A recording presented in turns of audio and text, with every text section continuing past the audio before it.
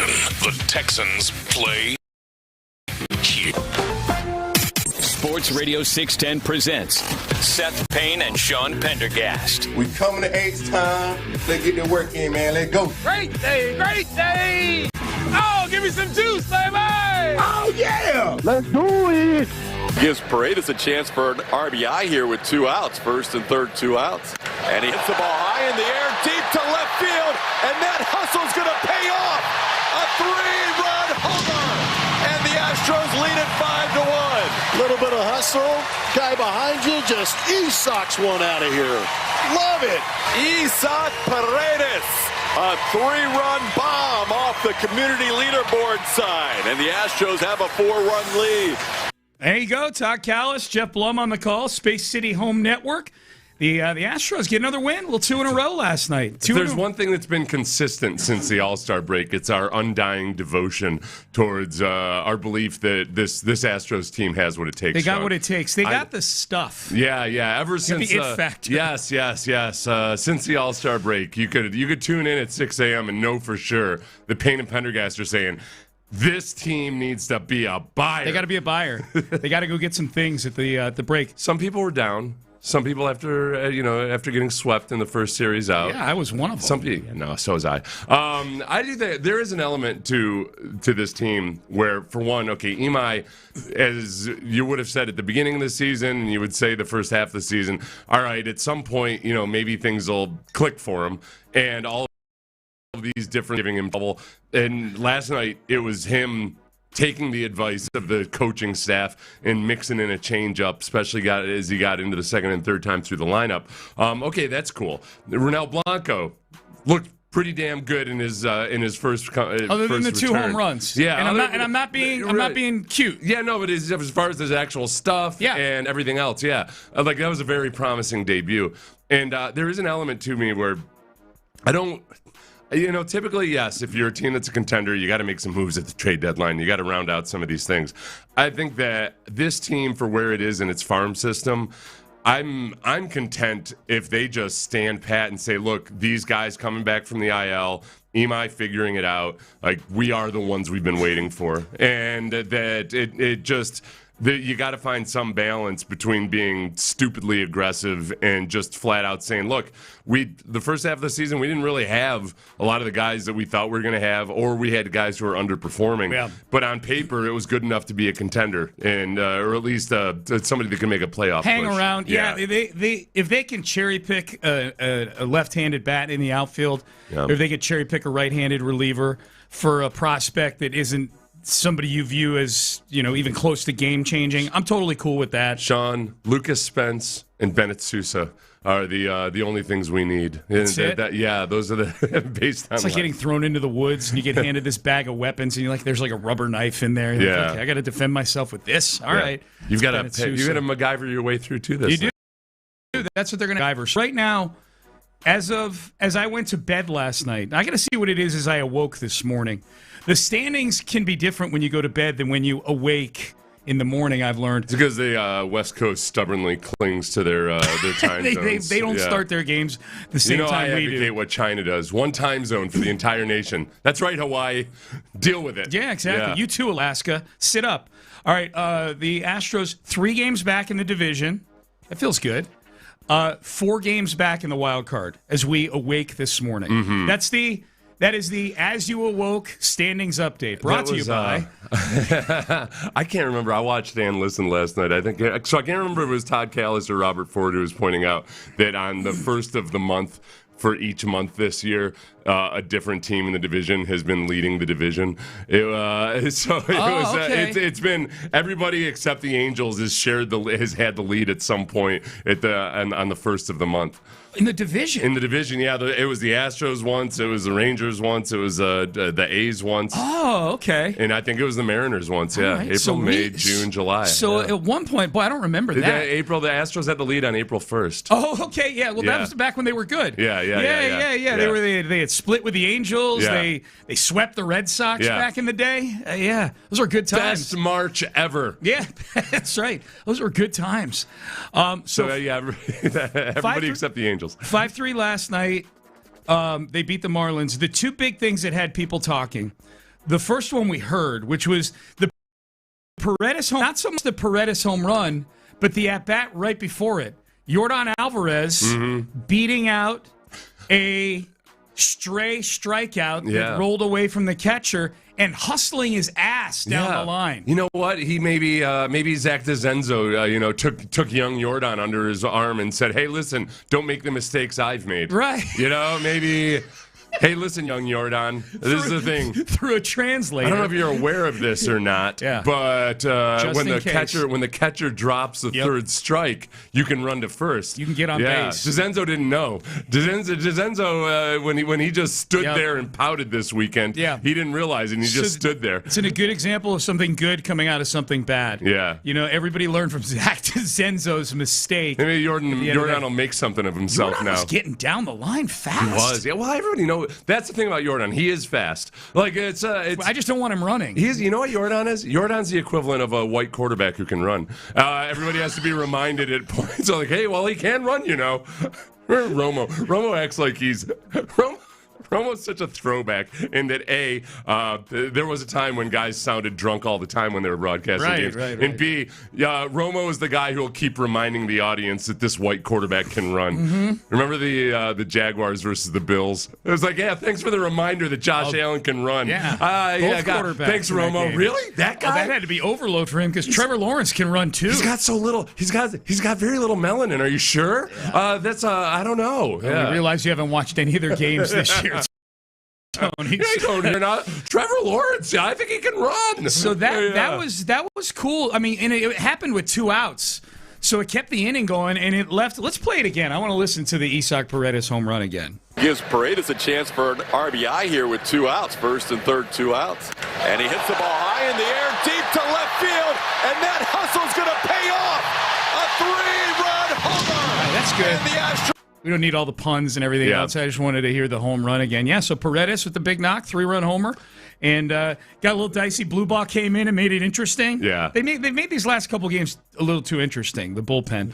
But yeah, it was it's been nice. Hader doesn't look like his classic, shut down self, but I'm okay because I like burn those performances on when it's also a victory. Yeah. So you're like, you're going to have a few of those, dicey moments. And somebody brought this up to me yesterday. I don't think he wants me to say who he is. Paredes in the field at times this year. Looks like, man, maybe if you were like 10 pounds lighter, he would have made that play. Boy. And I'm always with guys who are, some hitters just need a little bit of extra heft to be at their best. I think that's his optimal body type, man. Yeah, I think you can't, you lose a little weight and you're going to sacrifice something at the plate. Yeah, we're not all built the same. I know lots of skinny, wiry guys are really good power hitters, but still, just everybody's got their own body type. Yeah. But he also made this point, which is that that little bit extra pudginess might be why Paredes seems like he's 35 years old. Definitely. Even though he's actually like 18. Definitely. He's got an older face, too. Yeah. Him seems 35 years old. Yeah. Paredes. The other thing that happened last night in the 8th inning, Jose Altuve, I saw somebody make this joke. Jose Altuve got tired of grounding into double plays, so he grounded into a triple play. Runners on first and second, nobody out. Up comes Jose Altuve. Grounds this one to third. They might have a chance to turn 3, and they are going to get a triple play on Jose Altuve. Grounds the ball right to the bag, and the Marlins turn a triple play on Altuve. That's the 8th inning. We're good, Byron. That's hilarious. Jeff Blum's awesome. Yeah. The home run calls, there's sometimes where it feels like it's really getting, like he's really trying to pigeonhole something in there. That's hilarious. Yeah. Just, oh my. That's another one. I like seeing that in a victory. It's fun to watch a triple play. There's like an artistry to it, game recognized game and so forth. Yeah. It's Altuve. He's no off Kizzy. Would I say no Kizzy there, Byron? Probably not. Yeah. You could. No, I think so, because you're being serious about something. Because they said on ChatGPT yesterday that it's also sort of a synonym for I'm dead serious. Oh, no Kizzy. Yeah, Sean. no Kizzy. Yeah. Altuve hit into that triple play, but I'm cool with it. No Kizzy. We can't do that. I just did. Do you know the last time the Astros hit into a triple play? Oh yeah, it was 2000. It was 2021. 2019. Oh, okay. 2019, May 20. I didn't know if you'd seen it or not. May 22nd, 2019. No, I was throwing it. Yeah. I was like, Wow. oh, I totally remember. 2019, May 22nd. You would have had to sit and guess for a while as to who it was. Oh, really? Jake Marisnik. Oh, Jake okay. Marisnik hit into a triple play. I'm just glad that you put the ball in play. Yeah. Good for you, Jake. Yeah, that's why it would have been hard to guess.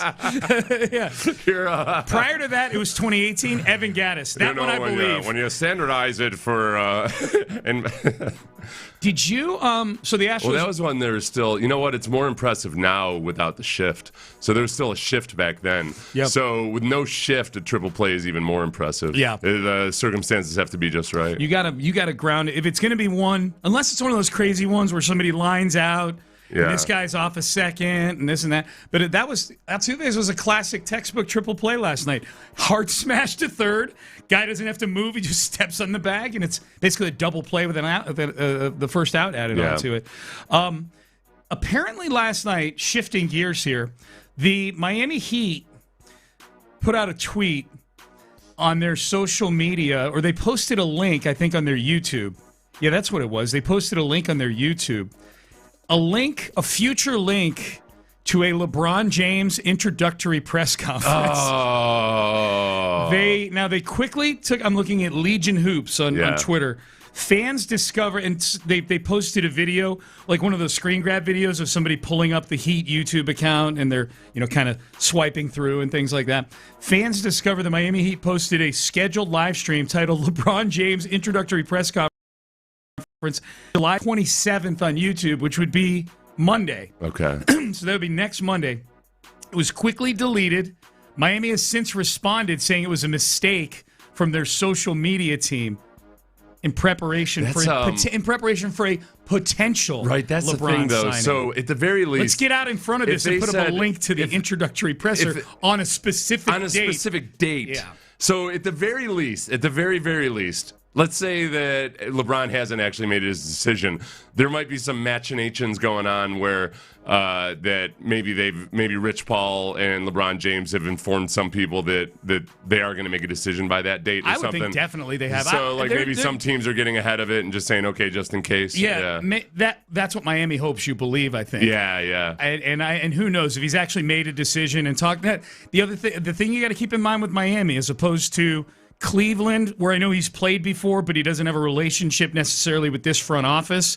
Or Philly is the other team that's believed to be in the running, where he's got really no, that I can think of, any existing relationships there with the front office in Philly.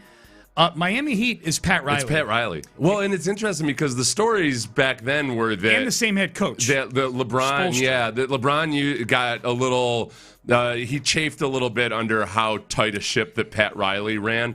And I wonder if it's one of those things where as you get older, it's kind of like when you realize, like, oh, now I know why my dad was such a jerk back in the day. I could have used that discipline. Yeah, now that I've got my own children. Now that LeBron's had his own basketball children and been the guy at all these places, they appreciate the way Pat Riley runs things. For what it's worth, Miami yesterday, before this link got posted last night, was the favorite on the odds board. Even money, plus 100. You bet 100, you win 100. Is it before that? Before that, yeah. Yesterday, the Jimmy Shapiro emails that we get where it says, hey, here's the latest LeBron odds. Yeah.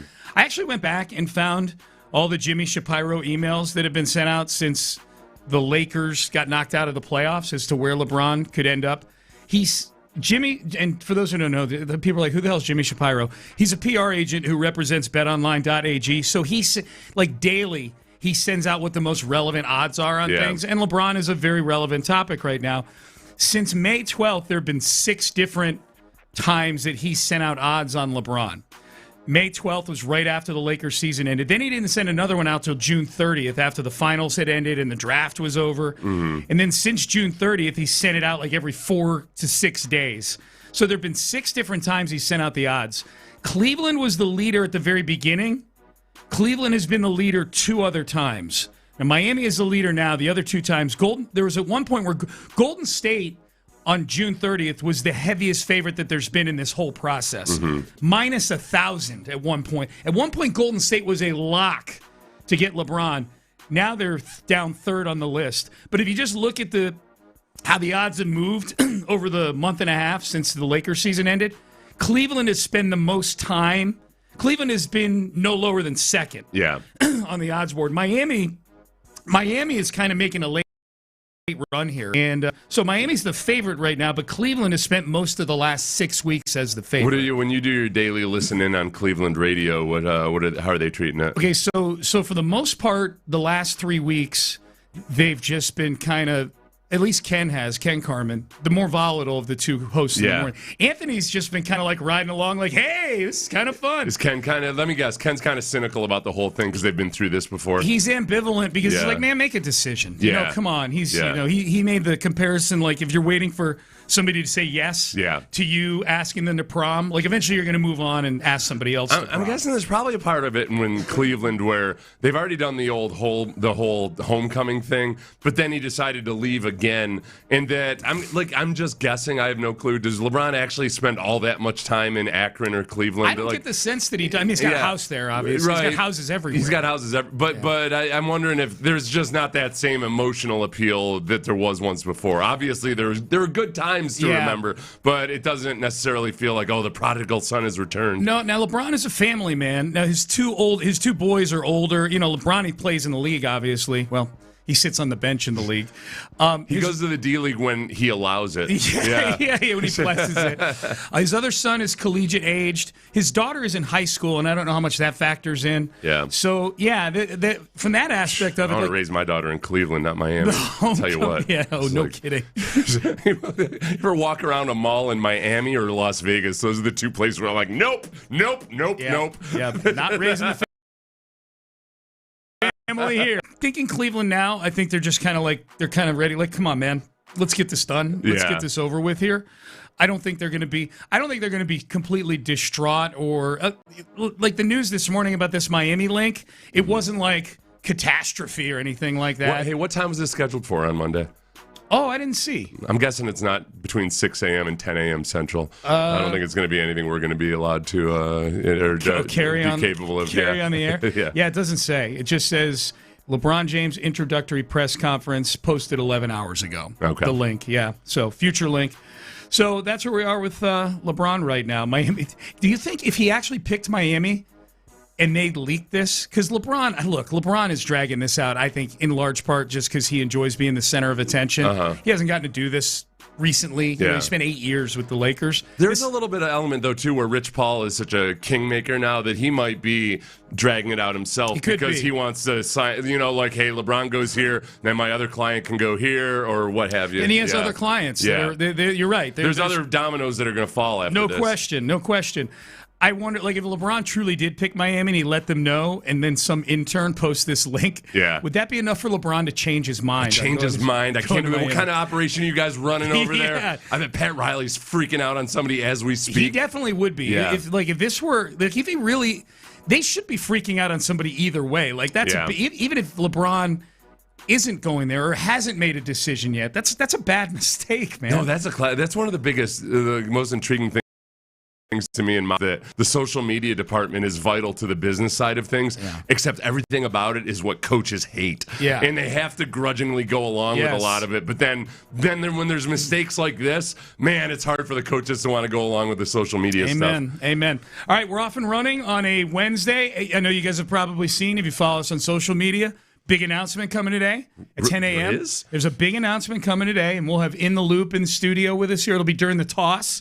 So it is no hyperbole, no kizzy. It is a big announcement we've got coming up at 10 a.m. So baseball talk, by the way, which we did a few minutes ago on Sports Radio 610, presented by Xfinity. Score the most reliable Wi-Fi, one price, 5 years, guaranteed. Xfinity, imagine that. 10 days until Texans training camp. We're doing a question each day. 10-day countdown began a few days ago. Today is question number 6. So we're down to 6 days until 6 radio days until Texans training camp. Question today that I'll bounce off Seth. What does the ideal tight end room look like for the Texans? They made a lot of moves at that position.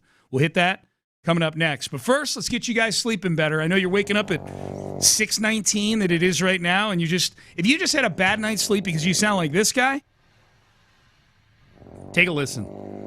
Listen to that clown right there. That clown is me, all right? And that's from like 10 years ago. Amy recorded it, played it for me, said, you gotta stop this, man. You gotta stop this snoring.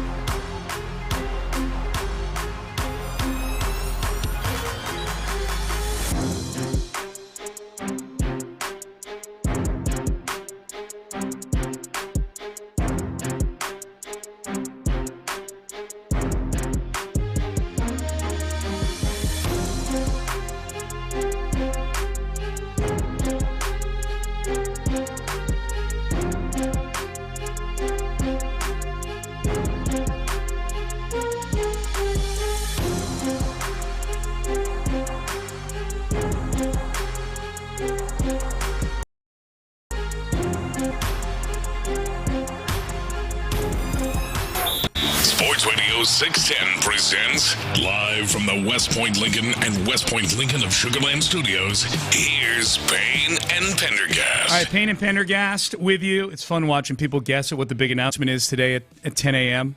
I'm not going to say one way or the other the guesses are accurate or the magnitude of the guesses. I'm just saying it makes me laugh. Yeah, we're not going to get into the game where we start denying every suggestion because then people use their powers of deduction. They go all Sherlock Holmes on you. Yeah. I'm not doing anything that's pulling myself in front of the bus, okay? That's right. Yep. I know. If I ever get arrested, I'll talk.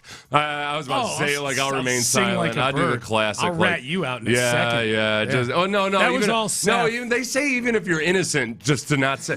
Every lawyer will tell you, even if you're completely innocent, don't talk to the cops. And I'm like, all right, I understand your theory. I know me, and there's no way in hell. I'll be like, no, I need to clear my good name. You know your good name, yeah. Or if you actually did it, your conscience. You'd be like, no. If I did it, that's a whole separate scenario. Yeah, I wouldn't. That's why I try not to commit crimes all that often. That's why, because I know, I'll buckle. I'd feel guilty about it, and I would just give it all up. All right, question of the day. But it's easier to tell somebody if you did it.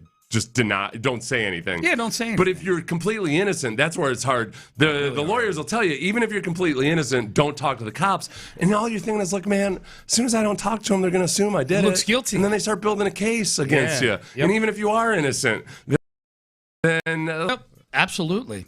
You do this segment by yourself. I'm depressed. Come on, no. I'm just thinking about my future. Ends. Oh, yeah. Tight ends. You love the tight ends.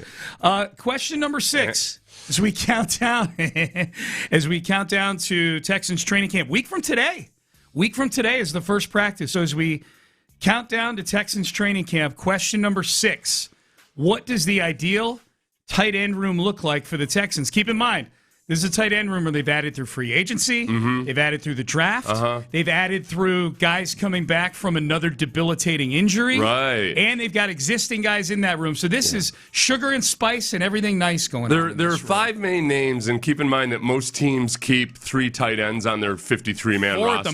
4 at the most, and especially I think that's going to be more common now because that's the trend right now. I mean, in the draft, there were more tight ends taken than any time in the last 20 years or whatever it was.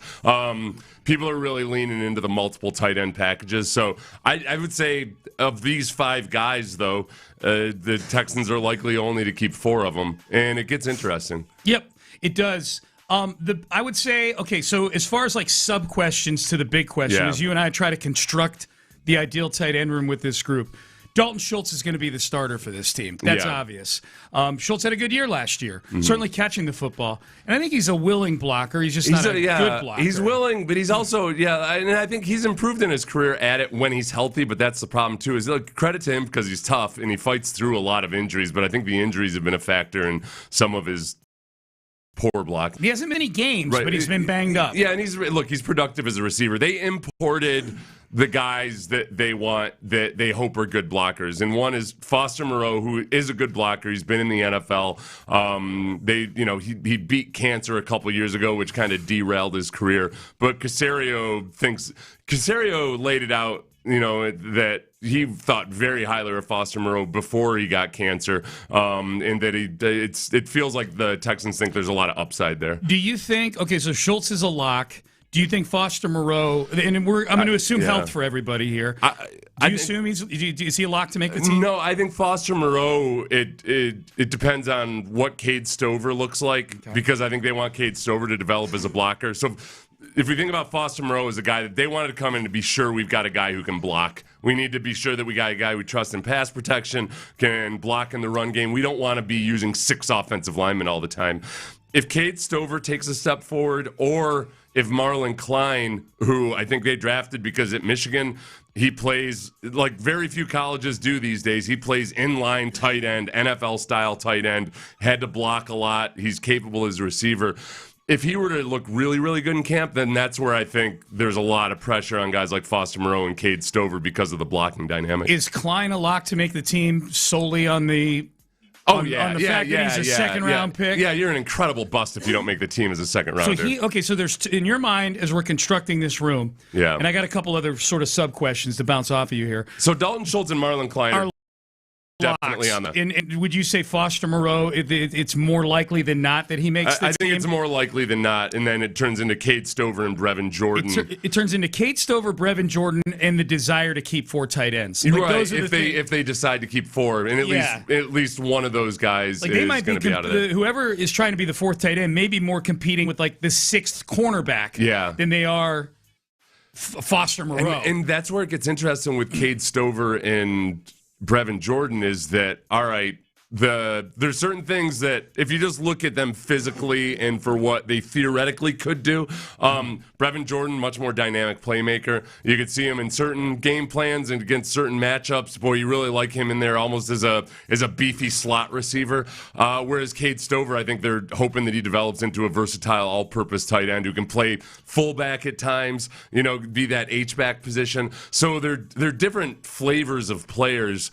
And I don't know if it comes down to like a flat out, meritocracy type decision. It's let's say both those guys look really good in camp. Yeah. They might just have to make a decision. All right, we want more of this guy or we want more of this type of guy. What type of guy do you think Nick Caley would like? I think Caley would like it if Cade Stover really came into his own. And they want to be able to run the football. And I think they want to have guys that when they go in there, you don't know if Cade Stover and Foster Moreau are in there because they definitely want to run the ball, or if they're hoping that you bite on the run and those guys are both out in patterns. I think Caley likes the Stover type, Matt. Yeah. There is something that would be intriguing about if it's a 4th tight end, because again, I think Schultz, Klein, I think Moreau makes the team. So it's down to Stover versus Jordan. I think there is something to Brevin Jordan's diverse skill set, and having something like that on the team. It's just that, man, the injuries have been such a dark cloud over him. Yeah.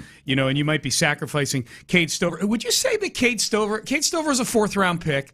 So, he kind of hovers around that line like, boy, if he turns into a contributor, you're winning with a 4th round. Like anything beyond round 4, it's like whatever.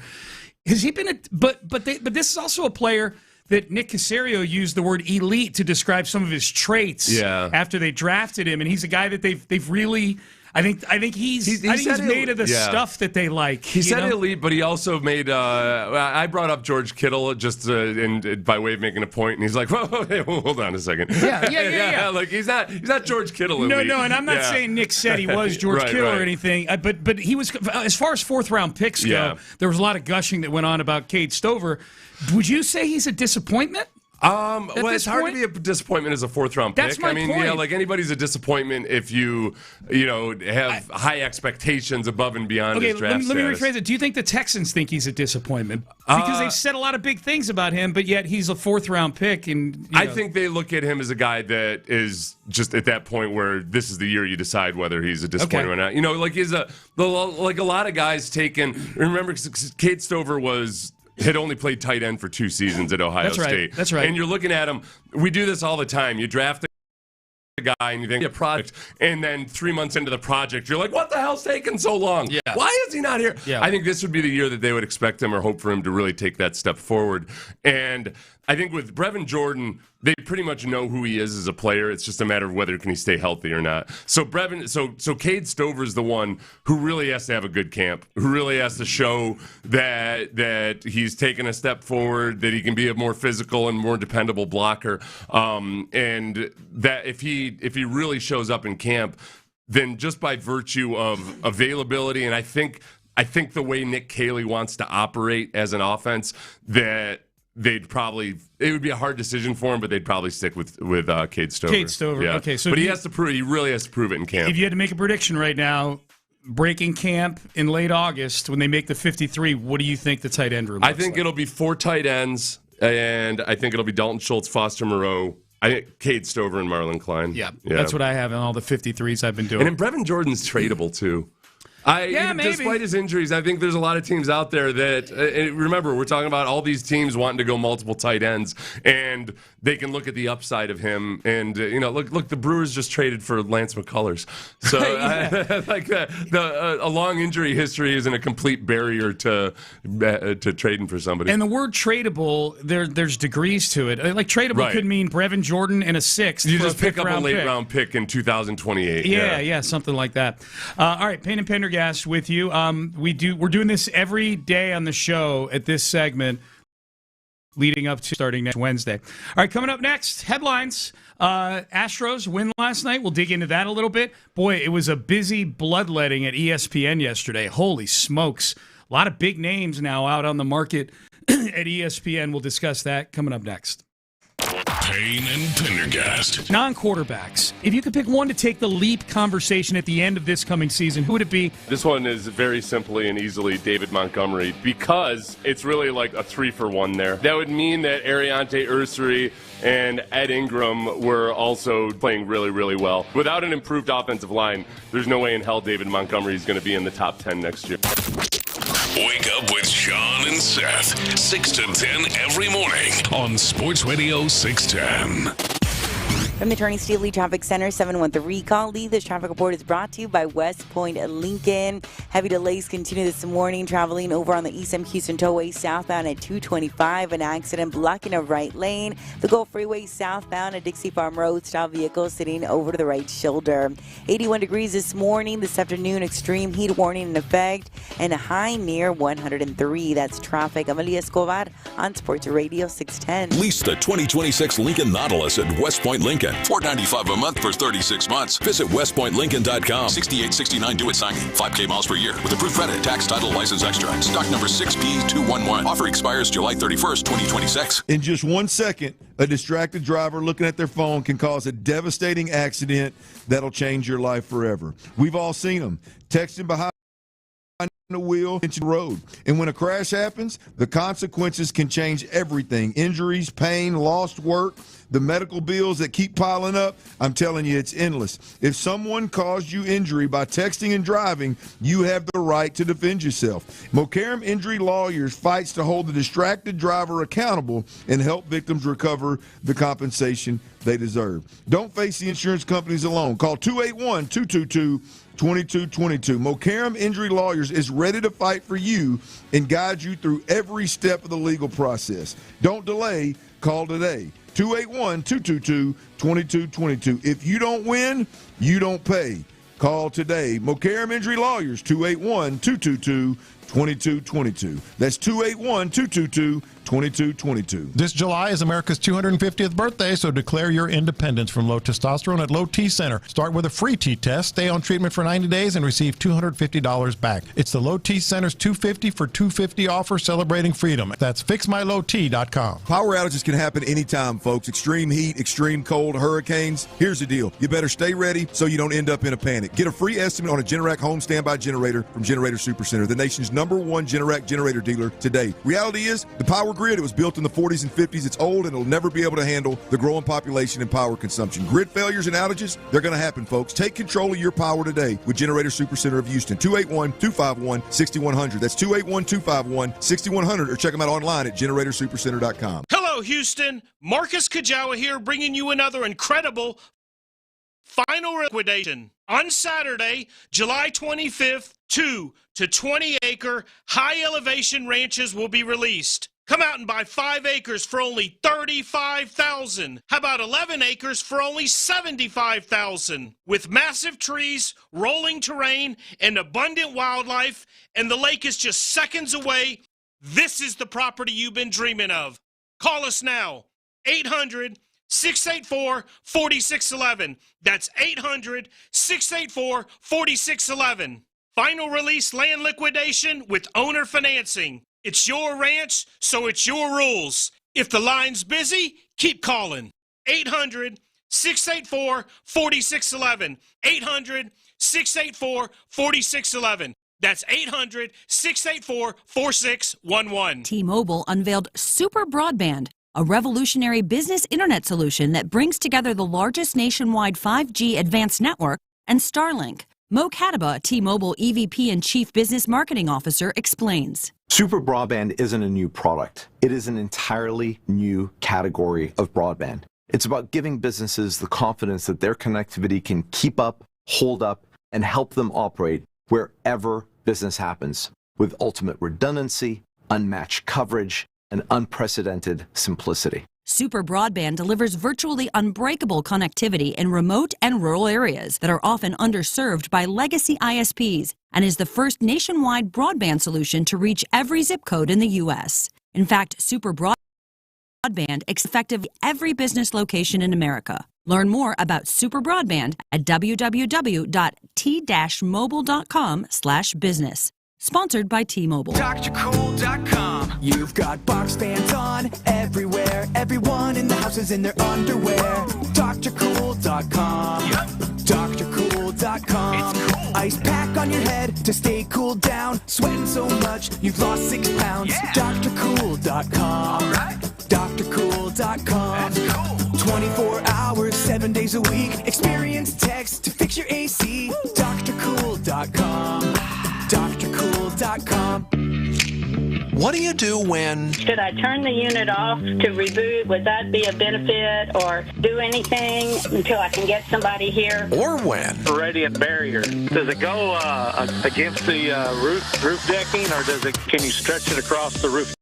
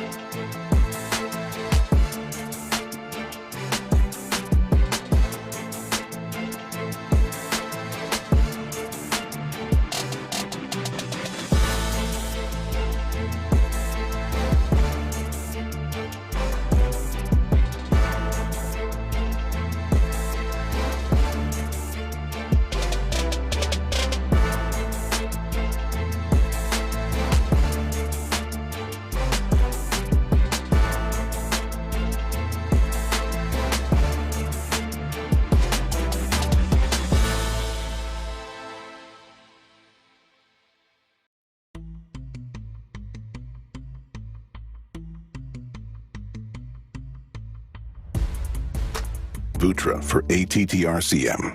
Injured? Call Mokaram Injury Lawyers, 281-222-2222. Payne and Pendergast with today's headlines. Pena sends one to deep left center field. Looking back is the left fielder Hernandez, and that is off the top of the wall and in play. Pena into second base with his 10th double of the year. I think that's a home run. I think it hit the railing above that signage out there in left center field. Joe Espada out of the dugout. He wants them to check. He's going to ask crew chief James Hoy. Took that off-speed pitch. After review, home run. There you go. The fireworks started early yesterday. Little Jeremy Pena just snuck right over the right there and got him off to a nice start yesterday. There's yet another moment where replay has been good for baseball. Yes. This is my favorite sport that they use replay Now, in. this is something, if I'm looking ahead, and by the way, headlines, the Astros win last night 5-3. Jeremy Pena led off the game with a home run. As I like to call it, a springer. Yeah. They did it. He pulled a springer. Lead-off home run, yeah. Lead-off home run in a game. The thing that I am going to be doing over the next couple months, I'm warning you because it might annoy you, is that I'm going to be rooting for Jeremy Pena and others batting in front of Jordan to not clear the bases or have the bases empty for Jordan. Yeah, exercise some judgment. Okay, yeah. Be on base because if you could have hit it a little lower and you get a double, and then Jordan comes up with some guys on base because I need Jordan to win the Triple Crown. This may be the only. Jordan going for the Triple Crown may be what sustains us in September. And you can do your cute little thing where you pretend that's what you're doing, but when you do it over and over again, I'm going to start to think that you're serious about it, and then it's going to annoy me. No, I legitimately was a bit upset that Pena hit that grand slam the other. What? Well, it's not a guarantee that Jordan's going to get up and hit a grand slam. But it's an opportunity. It's an opportunity. And by the way, he hit a home run the very next at-bat. I know he did.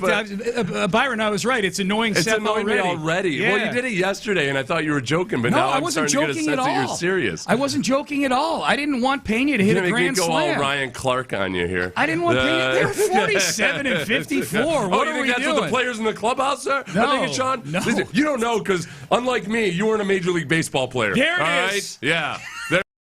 There it is. If you didn't play the game. There it is. All right? And this is where I'm Schrager. Jordan's upset. This is where I'm Schrager. Don't belittle me. You don't have to belittle me. So the Astros win, and in all seriousness, good job, Jeremy Pena. The big hit in the game was it involved Jordan, actually. It had nothing to do with Jordan hitting a bomb, but the sequence that really put this game out of reach for the Marlins last night was Jordan with 2 outs, striking out, but ball rolls away from the catcher. He hustles down to first base and gets on base. He did what Zach DeZenzo couldn't be bothered to do. Right. Yeah. Very next pitch, Paredes hits it into the Crawford boxes, and that made it 5-1. They go on to win 5-3. The other big story, Imai, a solid outing last night for Tatsuya Imai against a decent Miami team. That's not a bad baseball team. No, not at all. They're just like one of those many teams in Major League Baseball this year who's slightly above 500. Yep. For now.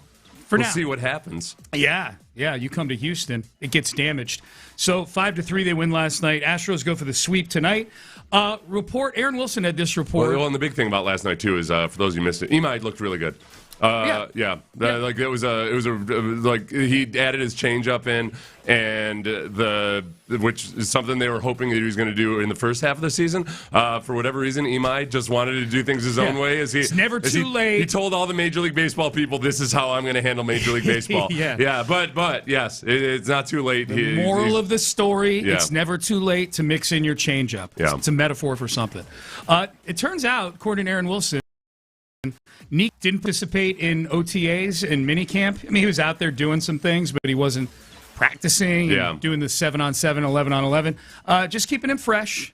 You know, Nico's dealt with his fair share of bumps and bruises through the years, so nothing to be too alarmed about there. Just the quote was fresh. That he had just said that's what the team told him to do, and that's what he was doing. I don't know. It might have been both. You know. Yeah. I don't know. The timing of it was kind of. As opposed to the contract thing. Is that was the. I thought that's why you were bringing it up. No, I was just bringing it up. You were the first one that speculated that. Well, wow, the timing of this was right before mandatory minicamp. They announced that he has a deal, so I assumed that's why you were bringing it up. No, I was just bringing it. Well, I was bringing it up because it was a headline. I was just thinking more. There is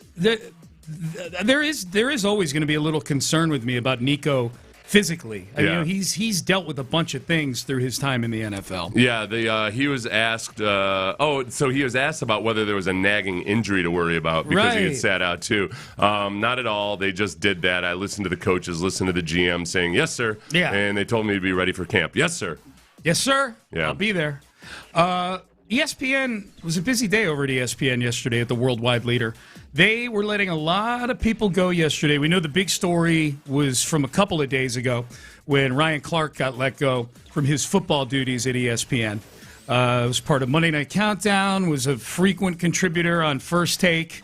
Somewhat controversial at times. We know that because he's had to apologize multiple times in the last 12 months for things he said. He's no longer with ESPN, which was very successful. But the reason they had to tell him when they told him is because there were other firings coming down the pipe, and his was about to leak in the media. So we got the list yesterday of who's getting let go. I would say the biggest names that ESPN let go yesterday were that our audience would know of. Carl Ravitch, who has been with them for over 30 years, largely tied to baseball. Mm-hmm. Carl Ravitch, part of the Sunday night broadcast and MLB, all their MLB, ancillary coverage. Cam Newton, let go by ESPN. He just signed a new contract with them. Is Drake May aware of it? Has anybody asked Drake May if he knows where Cam Newton is or not? Yeah that's right. Yeah. That was the one big Stephen A. Smith was incredulous that Drake May didn't know that Cam Newton was on First Take. Well, now he doesn't. Because all these Zoomers up watching, they're up watching ESPN all morning long in their dorm rooms. Yeah. Charles Davis, and we got to keep in mind too, they started dropping a couple names. I'm like, they can't fire him. He doesn't work for them. Yeah. All these NFL Network guys work for ESPN now. Yeah. They're part of the same family. So Charles Davis, I would say Tom Pelissero is one that maybe few of our listeners know. He's like sort of a second-tier Nugget hussy behind the Schefters and the Rappaports of the world. Bart Scott, former linebacker who is part of their First Take. He's on the ESPN radio affiliate up in New York as well. Those are probably the biggest names, I would say. I was glad that as of now, they kept Bucky Brooks and they kept Greg Rosenthal just because those guys have me on their podcasts. So I like them. They're good guys. Well, Bucky was a teammate of mine in Jacksonville. Charles Davis being let go was disappointing, and that's where I started worrying that they were going to let Bucky Brooks go, because those are two guys that are like they're informed. Yeah. Like, they really work at it. And like, I like games that Charles Davis does, because he's the classic guy where I feel like, oh, okay, this guy's teaching me something about the team that I actually cover. He's good. This is as opposed to so many of them where you're like, oh, you're completely wrong about this. Yeah, Charles Davis is good. I like him. We'll have to talk later. Cam Newton had some interesting things to say about his ouster at ESPN, about he's not too worried about it because he's got his own platform. Yeah. We should talk about that later. I think that's some interesting stuff. Emmanuel Acho had some weird take that he has and about Ryan Clark, and I saw a lot of people in the comments saying like Emmanuel Acho should be next. I'm like, he works for himself. He's been through this. He's got a podcast. Yeah. He's been through this process. Acho, nobody can fire Acho other than Acho himself. That's right. Yeah. That's right. All right. Coming up next, speaking of the NFL Network, the NFL Network experts weighed in on overs and unders for teams. Does the collective opinion on the Texans worry you or make you nervous at all? We will tell you what that collective opinion is coming up next. In the Loop. The Astros are at the All-Star break, so how are you feeling about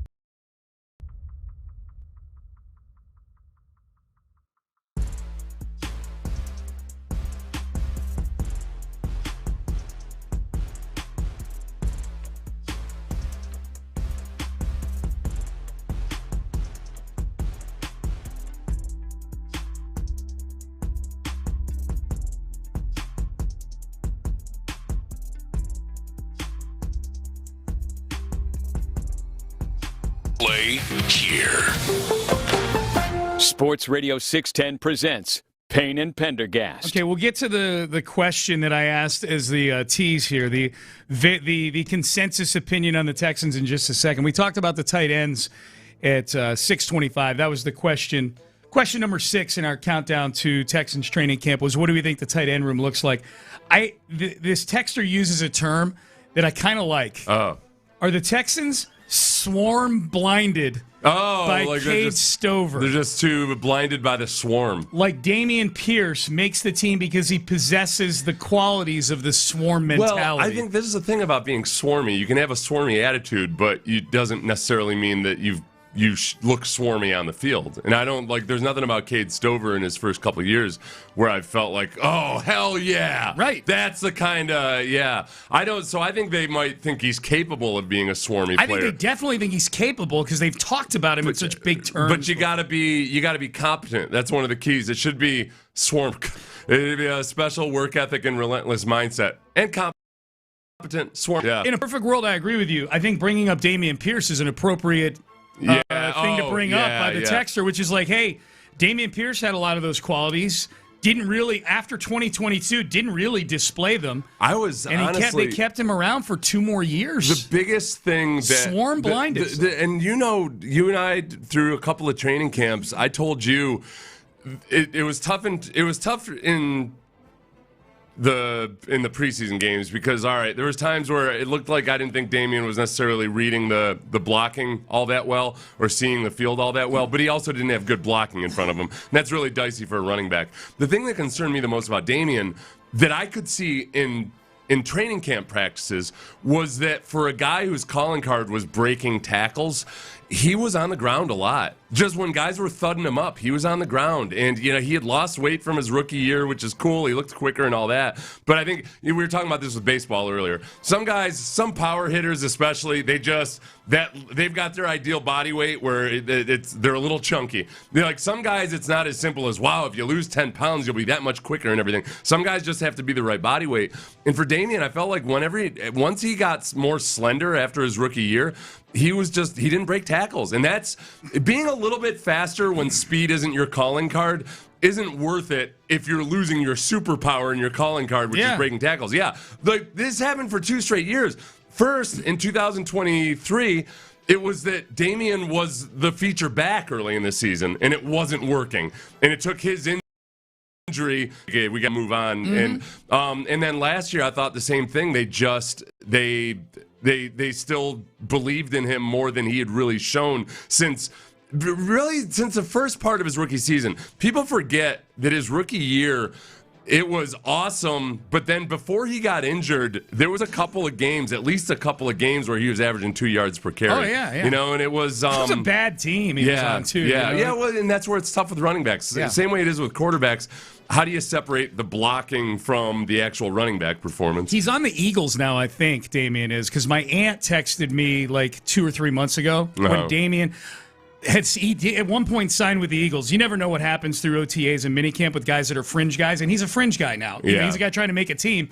And she's like, well, tell me about this Dameon Pierce. I'm like, it's very complicated, Aunt Barb. Yeah. It's very complicated. Not because Damien's a bad guy or anything. He's one of the greatest guys ever. Yeah. But he was a shining star his rookie year, and then it just never came back. And then there's an element, they might have been a little swarm blinded. And in certain types of... the thing is... He's a guy that he wants to be able to see the hole, run through the hole. Yeah. And that's hard in modern football, you know. Things are a little bit more hazy than that usually. And if you put a guy in who's only good with certain types of run plays, it gets pretty damn easy for the defense to figure out what they need to defend. Yep. And his inability to kind of see the field is what they were hoping was going to click at some point, and it just never clicked for him. I'm going to keep an eye out, Texter. I like that term, swarm blinded. When the Texans to 53, are there any guys that make the roster where I'm like, they're a little swarm blinded with this guy? Was there anybody? Well, it's always that mix, and this is whenever you try to emulate the way Belichick did it. Belichick did a really good job with the guys that were unheralded in terms of their athleticism or what have you. The Julian Edelmans of the world, that people start falling in love with that concept but you got to always check yourself and be like, all right, yeah, you can check off all those boxes in terms of the intangibles and everything else, but like at the end of the day, you gotta also produce. Yeah, and they fall in. Yeah, it's good to be concerned about the process more than results, et cetera, et cetera. But you always have to check yourself that, like, all right, you gotta be executing the process properly. Yeah, the final score matters. All right, so the NFL Network did an exercise last week where they took a cross section of 7 of their experts, all of whom I think are still with the company after yesterday, after the layoffs.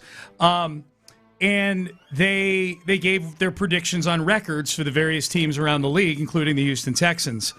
So this follows a trend that I've seen this offseason with the Texans, where, ironically, in a postseason where their quarterback completely collapsed in a game against New England, it is hard to find a negative opinion on the Houston Texans right now. At least, there's nobody. At least I haven't seen anybody of note saying, "Boy, the Texans are poised for a collapse because of their quarterback." Yeah.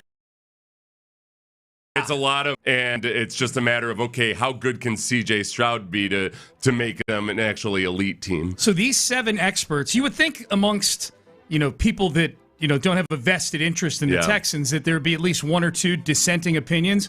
And I need to point out that the Vegas season win total for the Texans is 9.5. Yeah.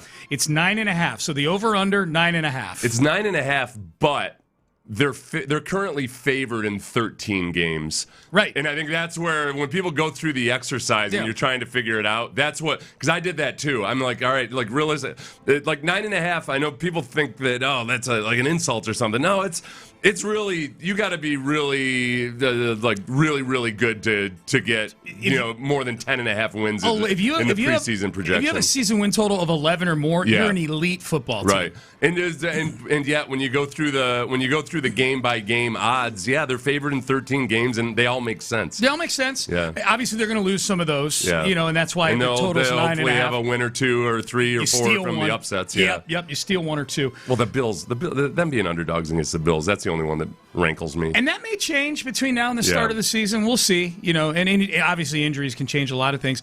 This is where I start to get nervous when I see it done empirically like this. It's one thing to see, like, Nate Tice did a video picking the Texans to go to the Super Bowl. Dan Orlovsky's really liked the Texans over the last few years. I'm sure he said nice things about them. I'm just cherry picking individual examples. When you see one person saying nice things, it's like, oh, that's nice. When you see set in one exercise, all pick the Texans to go over 9.5 wins, all of them. Yeah. The win total is designed to get people's opinions landing on both sides of the aisle. And these are NFL Network people, other than Lance Zierlein's one of them. He lives here in Houston, and he likes the Texans. He's the only one I would say, and I don't think Lance makes his predictions based on a bias or anything like that. But there's 2, Colleen Wolfe and Nick Shook, that picked them 10-7. Mm-hmm. There's 3, Lance, Grant Gordon, and Brooks Saracimo, who picked them 11-6. Your guy Bucky Brooks has them going 12-5. Yeah. And Dan Parr has them going 13-4. I get nervous when I see stuff like this. Okay. Where everybody's on one side. You know what, though? It's the gambler. They're all on one side. I think, though, that there's an element with the Texans, and this team specifically, is they've been in the preseason, they've been 9.5 the last couple of years. Yes. And the defense has been really, really impressive. Last year it was really good. And they bring back all their starters, plus add a couple guys to the mix defensively. I think it's more of a...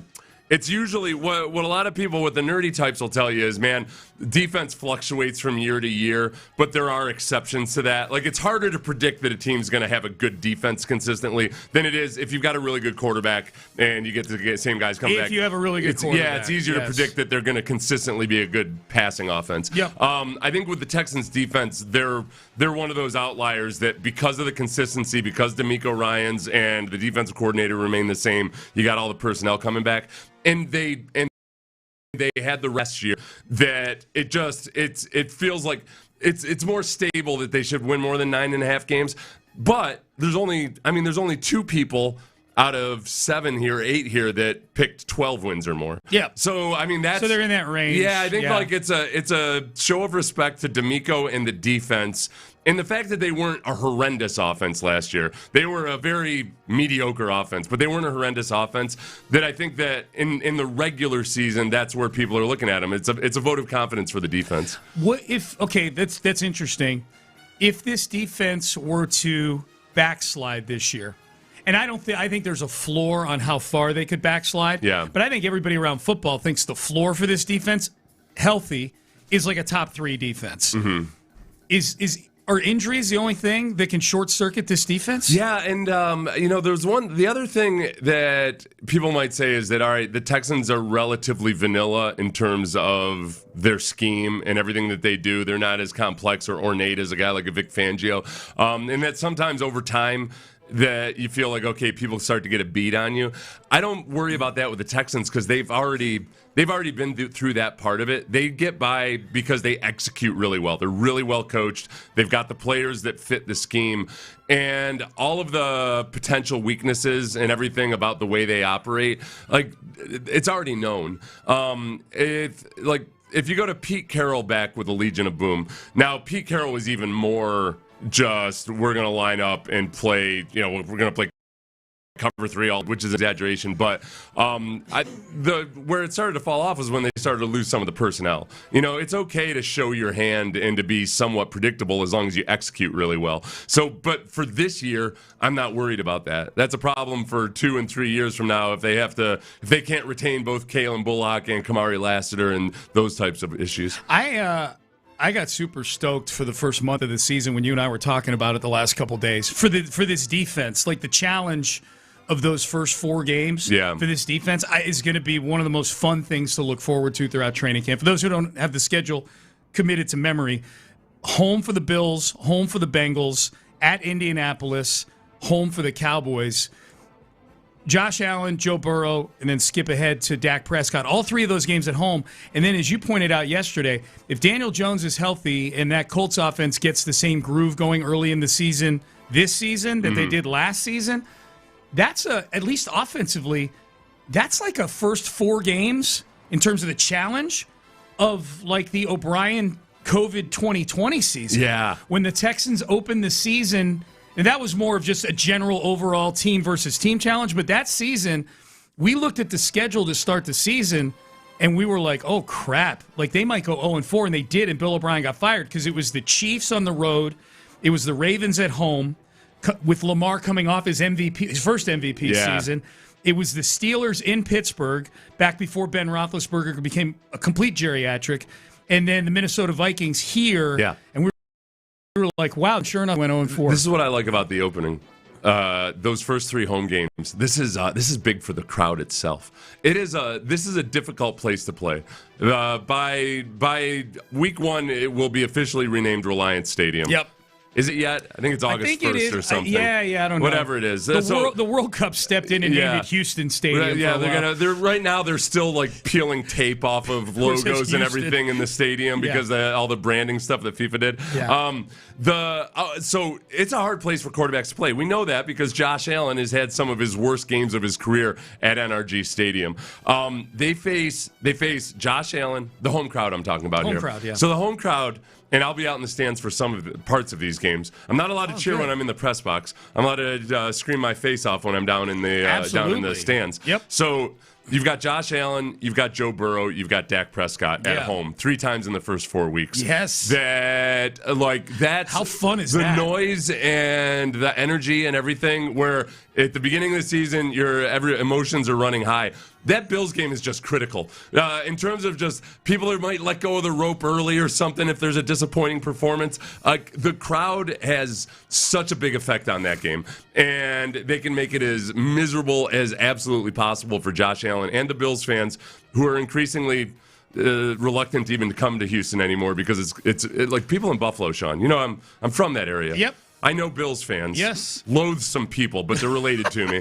And they don't like the idea of going to Houston. My brother-in-law, who travels to a lot of Bills games, not going in there. It's not a small sample sorry, size. I see you enough, Seth. I don't need to go watch my team get destroyed in Houston. The way the Bills have played, it's spanned the entirety of Josh Allen's career. Yeah. He came here as a rookie, and he got replaced in that game. Came here in a playoff game, got shut down in the second half of that game.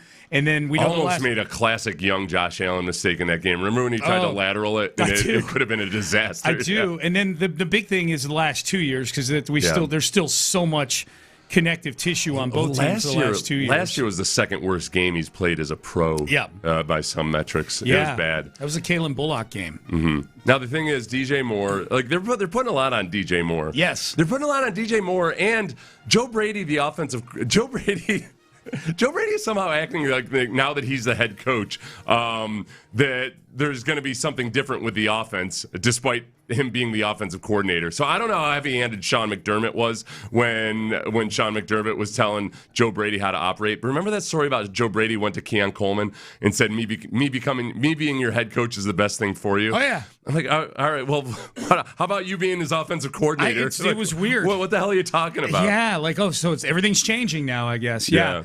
I started thinking about, too, the way you and I were looking at the first 4 games, and we were going through an exercise like, okay, well, if they were to go 3-1 in the first 4 games, but the football gods let you pick who they lose to, and I put up a poll, and most people said the Bengals, because that's the one that's got the least emotion attached to it. I would say if I could pick the one I least want to lose, Bills. That I least want to lose. Yeah. Like I might want to lose less to the Bills than even the Colts in the division and the Cowboys being Dallas. And here's why. 2 reasons. One, I just don't want to lose the opener. I just don't want to be 0-1 again. Yeah. They've been 0-1 to start 2 of 3 D'Amico's seasons. His first season and last year. And 0-3 was miserable, but 0-1, I don't want to start 0-1. The other thing is, if the Texans are what all these NFL Network people, or not all, but most of them think they can be, or what most Texan fans hope they can be, like a 13-win team. Yeah. The tiebreakers you're talking about have less to do with the division and more to do with your standing in the conference. In other words, we know the Bills are going to be a good team. Like the Bills are going to be, at minimum, if Josh Allen is healthy, they're a 12-5 football team at a minimum. There's a reason why they're the favorite out of the AFC to get to the Super Bowl. I believe they're the favorite. If not, they're second favorite behind maybe Baltimore or somebody. Ironically, probably not New England, who actually made the Super Bowl last year. Maybe Denver's in the mix. But the Bills are among the top 3 or 4 teams to make the Super Bowl. If the Texans are who we hope they are, and that would be a team that's fighting for a 1 or a 2 seed, you should be more worried about your head-to-head with the Bills than you are your head-to-head with the Bengals or certainly the Cowboys over in the NFC. The head-to-head with them means nothing. Or even the Colts. And I know people are going to say, well, that's a head-to-head in the division. Don't you have to win the division first? Sure, you got to win the division first. But the fact of the matter is, if the Texans are going to get to a Super Bowl, I felt, hell, Texans are going to get to a conference title game. They've never done that before. They've got to be a 1 or a 2 seed, in my opinion. They've got to be sure that they're playing that divisional round game at home. Enough of going on the road in the divisional round. And you go back to, all right, the strength of this team as of now is the defense. And where is the defense? Like the defense is a big. What you get out of this defense at home in that environment, especially because it's your pass rush that makes really everything tick.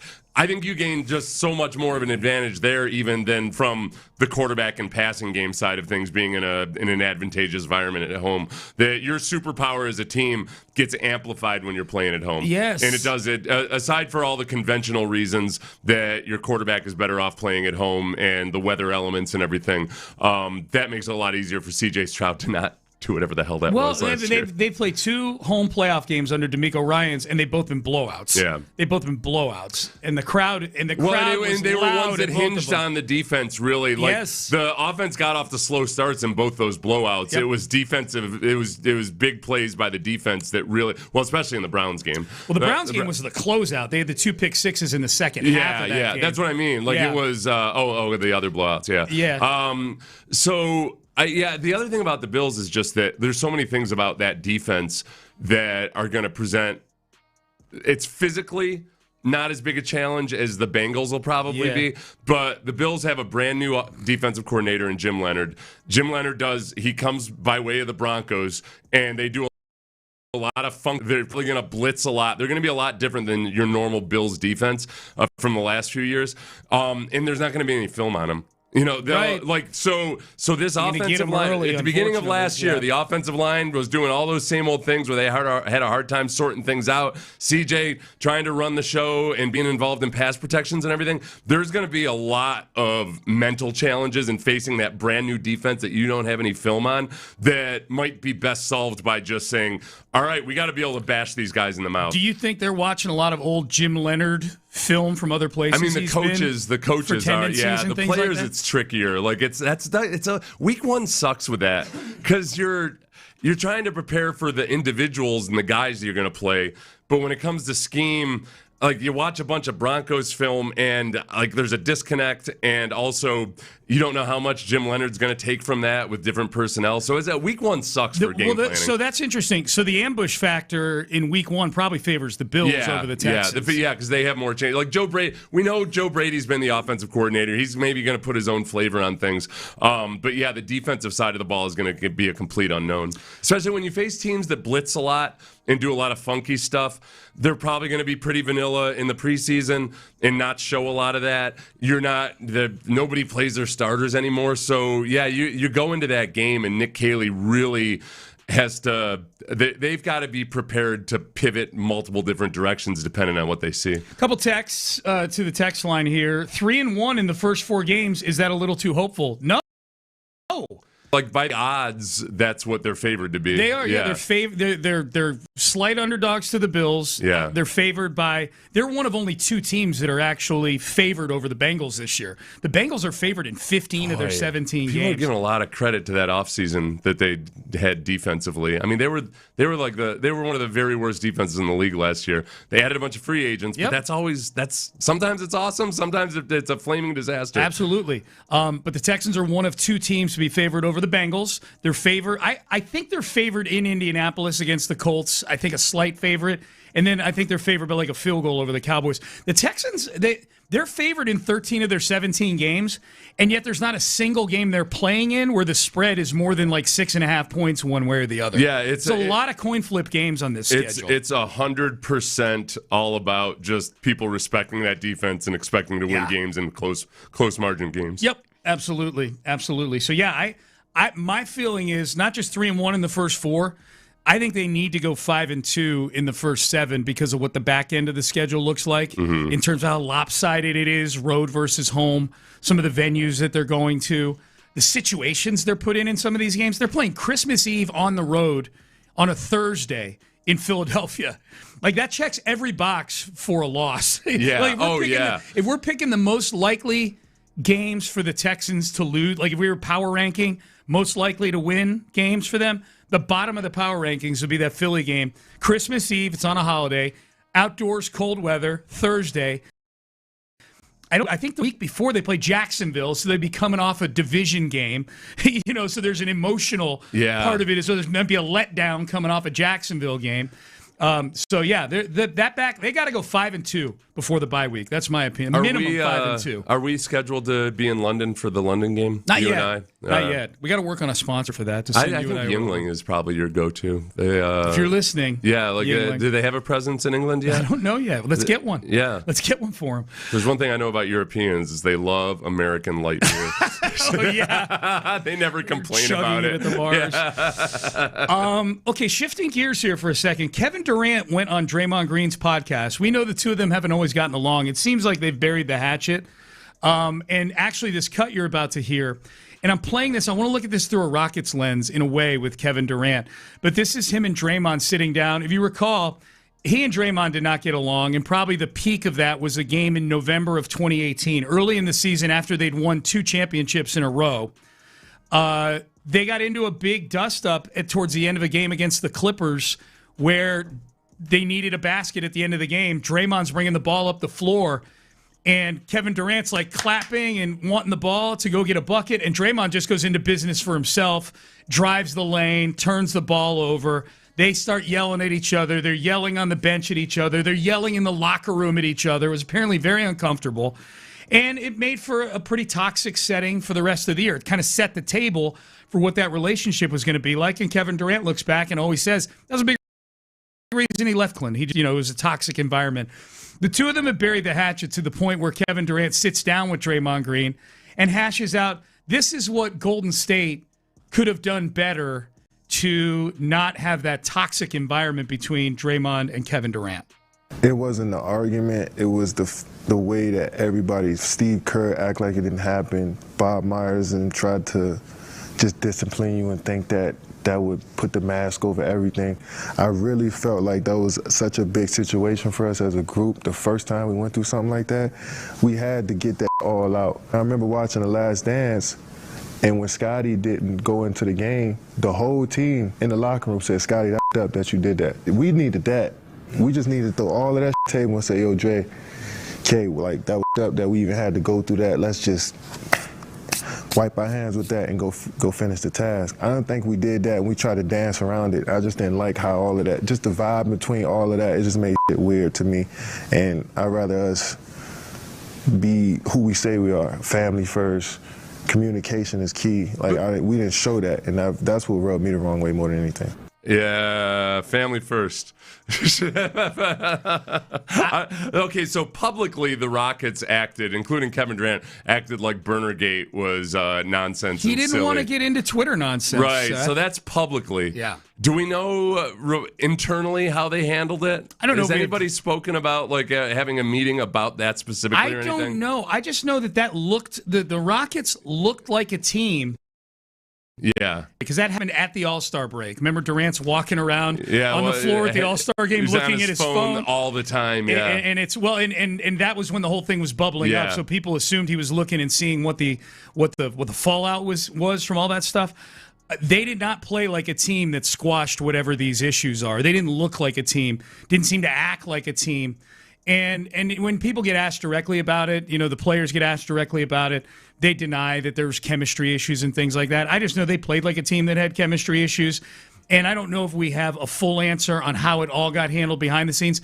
How did Ime Udoka handle it? Did he take it head on directly? Because that's what Durant's complaining about there. It's kind of funny to me, and it's a little off-putting to me, that Durant's almost complaining like, why didn't the adults discipline us a little bit more about this? Like, why didn't they take the reins on this? It's like, man, everybody you're adults. acted like nothing happened, and like maybe assuming that us two adults would figure it out. Right. Yeah. You're right. No, 100%. I'm glad you said that. Yeah. Like, wait a second. Like, why is it on? So it's Bob Myers' fault and Steve Kerr's fault. Right. Like, Steve Kerr, sure, he could have handled it differently, obviously, but also you've got some agency in that. Yes. You being one of the parties involved. Yeah, that cut made me, that as a Rocket fan, that cut made me concerned I guess not concerned. I mean, I think we know the kind of the deal with Kevin Durant going in, and he's never going to be a take the team by the lapels kind of leader that just takes the reins. He's a great basketball player. There's no question about that. And there's certainly, I'm sure, ways he leads by example. But this cut to me just kind of reinforces what we're not getting with Kevin Durant. We know we're not getting somebody that is this chemistry leader, force multiplier, like an ethos force multiplier, a culture force multiplier behind the scenes. Right. Has he been in complete denial about the Burnergate stuff? Like, did he just flat out tell everybody, no, it's garbage, I don't know what this is? Then this is the problem. This is where but the problem is, that's a hard denial to make because of your reputation as a guy that's on Twitter all the time and has burner accounts and all that. That you've been in positions before where you're totally innocent, but it looks like you're guilty. Right. And that's a hard way to talk yourself out of because all of a sudden you sound defensive. Like, but you're saying exactly what a guy would say if he was lying about his burner account. For me, I almost get it into my head that I did do it. Like all the circumstantial evidence looks like I did it. Yeah. And I know that as I try to explain this, I'm going to sound exactly like somebody who's lying about not having a burner account. Because he made his bed in that regards. Yeah, I don't have an appetite for Kevin Durant blaming management or Steve Kerr for him not getting along with Draymond Green. Yeah, that's what those are like your two veteran players that should be able to figure this stuff out. If you're gonna have a veteran-led team, you should be able to figure this out. Draymond and I were acting like babies, yelling at each other. It affected the locker room for the rest of the year, by all accounts, to the extent that Kevin Durant up and left the team and went somewhere else at the end of the year. Whose fault is that? Management's? Everybody but mine. Yeah. So I take no accountability. Does it make me more concerned, less concerned, the same amount of concerned about Kevin Durant, an outstanding basketball player? it doesn't move the needle for me very much because it's not like I thought they were bringing Durant in here to be this thing that the chemistry of the team was built on. Yeah, he's here to score 28 points a night. Nobody, and don't rock the boat. Nobody expects Durant to come in and be the alpha that tells everybody how it's going to be or anything. He's a good resource for the younger players and all of that, but he's not necessarily going to be the guy that just creates the emotional drive of the team. Yep. It was interesting seeing the two of them sitting down with each other and just kind of nodding their heads and talking. Draymond kind of agreeing with Kevin Durant that it was Steve Kerr's fault and Bob Myers. I mean, Draymond's one of those. He reminds me of a little bit is like if C.J. Gardner-Johnson just could control himself a little bit better, because C.J. Gardner-Johnson knows that he can be a bit much. And yet, he just always goes back to, like, even within the same interview. I watched a bunch of interviews of him last year, and, he's a guy that knows he needs to act differently, but then he just can't help but at some point, even after he's said he takes accountability for it, like, 5 minutes later in the interview, he's blaming somebody for why it didn't work out here or why it didn't work out there. Draymond has that tendency, but I think he's more self-aware. Like, he knows he's a pain in the ass, but he also knows that him being a pain in the ass is kind of part of what makes him, it's part of what works for him. Absolutely. And also works with him being on that Warriors team, or those great Warriors team. Yeah. So he's got more self-awareness of it than C.J. Gardner-Johnson does. Yeah, no, Draymond being a heel is part of what makes him, what has made him at times a great, I think he's still a good player. Yeah. What has made him at times a great player. Yeah. At least a great fit in Golden State for what he does. No question about that. All right, Payne and Pendergast with you. I want to get to this later. There was an article in the Ringer about the Rockets by Michael Pena, and I don't know where I was on the spectrum of hoping the Rockets would make a big move this offseason. I'm sure at times I probably said, look, if you're going to catch OKC and San Antonio, running it back ain't the way. He actually kind of talked me into the running it back thing. We probably don't have time to dig into it a little bit. If he says all the same things I've been telling you, I'm going to lose my crap. Well, he puts big value on Fred VanVleet coming back. Right, yeah. Which is what Sean might. But he put some numbers behind it of what they were last year that made me think, okay. No, this is where, honestly, like when you try to detach yourself from everything, it's that if you look at this team, running it back goes back to before Fred VanVleet got injured last year. People were very, very bullish about the Rockets. Yeah, Michael Pena said that. It's the exact same roster, by and large, that you were bullish about before Fred VanVleet got injured. Yeah. That's what he told me in this article. I know. It's what I've been saying this whole damn time. And that, and he probably also says, without Fred VanVleet, this young core that you're so excited about, were forced to play out of position. So certainly you didn't see the better version of those guys. He says simply a focus on clearer roles and fewer turnovers. Yes. Get it done. Yeah. No, in all seriousness, the part I didn't realize just how bad they were at some of these things. 27th in turnover differential last year, second slowest pace. When you got a bunch of young guys trying to figure out how to run the offense through themselves and they're not that good at it, you turn the ball over. Yeah, this is some of the things he's saying. Yeah. All right. He brought up some other things, too, about how well positioned they are going into this season to be nimble. We'll get into that later in the show. But I'm starting to go through. I go through this like Kubler-Ross 5 phases with all my teams in the offseason, like after they get knocked out of the playoffs. And I'm kind of at acceptance right now for last year, and I'm ready to start talking myself into the Rockets again. Yeah, no, I think that honestly, what took me a little longer to go through the phases. The problem is the whole thing about the Fred VanVleet stuff is it gets tied up with Rafael Stone's refusal to do anything about it. That you also, I think, just get sick of talking about it or using it as an excuse because it doesn't feel like, well, okay, an above average point guard, but not a star point guard. Should it really make that big of a difference? If that's the only guy you have. If it was the only point If that's guard. the only guy you have, yes, then it's a big deal. Yep. All right, Payne and Pendergast with you. What is it like to be chased around by a 2,000-pound bison? We have the description, the play-by-play from the guy who went through that from his hospital bed.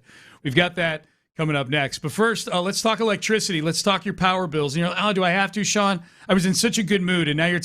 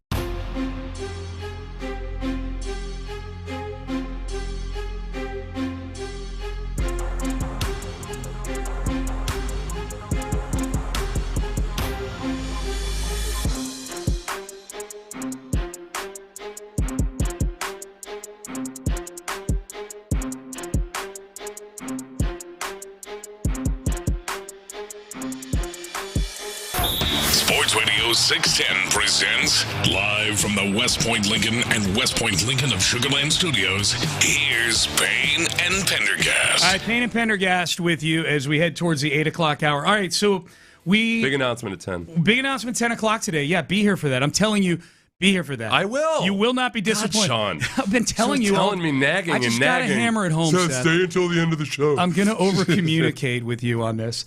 I'd also like the rest of you to be here for it as well, but damn it, Seth, you be here for it too. 10 o'clock today, big announcement. Can't wait. So last week, that really fit in perfectly for the week that was last week. That classic, there's no baseball, and there's no this, there's a lot no of people are on summer vacation. Yes. Maybe even taking a trip to Yellowstone or something, right, you know? Right, yeah. right. I feel bad saying this, and I can say it now, because he survived the attack. Yeah. But for content reasons only, it's kind of a good thing that this guy got attacked by a bison. This Carl Ison McDaniel. Well, because the outcome, he didn't get gored to death or anything. No, he's alive. If he had died or had been debilitated drastically, I would not be saying these things. But for those of you who didn't see it, I think most of you have, but go ahead. A lot of times you hear about somebody getting attacked by a bison, and you're like, oh, this is going to be pretty bad. Yeah. And then you watch it, and you're like, how is this possibly worse than what I thought it was going to be? This bison threw this, how old is he? He's like 75 years old. 75-year-old man who's not, he's got a little extra weight on him. He's not at his ideal body weight, and he's 75 years old. Yeah. Get jacked 12 feet into the air. Yep. And land pretty hard. After also, I was worried about him. He was dodging the bison pretty effectively. Yeah. Using the tree trunks as cover for a while. He But was he was doing a good job of reading his blocks. The guy's ticker probably isn't doing all that great by that point. So he survived, though. He survived. He suffered some leg injuries getting tossed in the air. He wasn't taunting the bison or anything. So it wasn't one of these stories where you're like, oh, you idiot. It was him and his grandson. Yeah. So his grandson, he's a teenage grandson who was there in a Dolphins jersey. And the two of them were standing literally all the way he had his iPhone out just taking a picture. You're right. Wasn't taunting him. Was, barely making, probably thinking, oh, good, he's not making eye contact with us even. But it being the beginning of the rut for bison up there, a lot of the males are getting kind of ornery. They're kind of agitated. Yeah, they're headed out to the club. Yeah, so he's like, well, that looks kind of like a bison. Let's go. It's got a lot of hair on his face. Thank God it didn't turn into that. Oh, jeez. So, yeah, right. The only damage was this guy. His name, again, is Carl Ison McDaniel. So one of the news stations caught up with him in his hospital bed. So if you're wondering a sort of a first-person account of what it's like to get attacked by a bison, here you go. Even though I was on the ground, he could have stomped me, he could have gored me, could have done anything. We saw the bison, and he was down. He wasn't showing aggression or anything like that until it picked a target. That target happened to be me. At the time, I had my grandson with me. It was like, you need to get up to the amphitheater. I will deal with this down here. They move faster than you could ever imagine. He just kept coming, and he was more aggressive. And as soon as he got off that tree, he launched me in the air. Yeah. Way in the air. He sounds, if I had to guess, I would guess that was like a 35-year-old guy. Got a very young-sounding voice. No wonder this guy's so resilient. He looks super old because he's got one of those long ZZ Top Well, gray he has beards. that long beard. He had like a flannel shirt on. He looked like a guy that might have, and even as he's talking about the bison there, it doesn't sound like he's like one of these idiots who thinks they're going to go feed the grizzly bears at Yellowstone. Correct. Does that, he sounds like a guy who's probably maybe even a little embarrassed that it happened to him because he's probably told other people, like, hey, wild animals they're called wild for a reason. He probably himself has said, hey, they move a lot faster than you think. Yeah. But then all of a sudden, you're like, oh, it really is moving faster than I thought. Yeah. I'm a little disappointed that this guy doesn't have his own podcast yet. Remember Haktua Girl? When she went viral? Yeah. She's making millions on her podcast now, or making a lot of money. I don't know if she is anymore. She might not be. She had some kind of a... She had a crypto scam. A crypto coin. But she's got a lot of followers still on social media. She's probably getting some little lanyard from Instagram and stuff. That guy sounds really young, and I would never guess that's a 75-year-old man. I don't know what his podcast would be about, but he was the viral thing for like a week. Go get that money, man. I'm reading a book. Okay, I'm listening to a book. Death in Yellowstone. And it was not about the show Yellowstone. Death in Yellowstone. That's a stupid show. I used to love it, and then it gored me like There's a lot of death. That's why. Death in Yellowstone. It's an account of various deaths from the 1800s until like 2012 in Yellowstone. And so far, I'm early into it, but there's a common theme, which is people doing stupid stuff at Yellowstone. Yeah. And more than anything, just like people, this is what it sounds like. People really, they go to Yellowstone and they think they're at Animal Kingdom. Yeah. Like they don't realize, like, no, they're wild animals will kill you. Oh. They'll kill you dead. They don't have this is not, and then. Oh, you mean like Animal Kingdom at Disney? Yes, yeah. yes. They really think like, we ride a tram and then we go. But like all these people, like there's signs everywhere saying, hey, these are not just hot springs. Don't go in them. And then you know why I got the book? Because a few days ago, a woman and her child decided to go off of the boardwalk and start walking up to the edge of this boiling hot spring. Oh, my God. Which people have died multiple times, as evidenced by the book, Death in Yellowstone. Death in Yellowstone, yeah. But this is the part that pisses you off about the book. How many of these people's families, after they die in Yellowstone being idiots, sue Yellowstone or sue the government or whatever? Yeah. Like, how could you? No, well, you need to explain further that boiling water can kill you. Do they win these lawsuits? No. Okay. They get thrown out really quick. Okay. Yeah. It's a kind of, it's like with when you eat raw oysters and you get food poisoning, the courts are like, that's what happens sometimes. That's what happens. Yeah, we know it's an aphrodisiac, but it's also a colon cleanser at times as well. Yeah, but that's the other thing that happens is like people just don't, like they think they're going to, they sit their kids on a bear, like they think that's a good idea. It'll be a good photo op for the gram. Hey, speaking of attacks and stupid things and whatnot, what do you think? This is according to Gemini, so I acknowledge that the numbers may be off. The percentage chance of surviving a bison attack. Surviving a bison attack. Just surviving. Okay. I'm guessing, the survival rates are always higher than you expect. Mm-hmm. Even like a gunshot wound to the head has a higher... Because I'd expect that to be zero. No, and it's not. And it's not. Yeah. That's but it tends to be like you don't want to survive it. No, it's Yeah.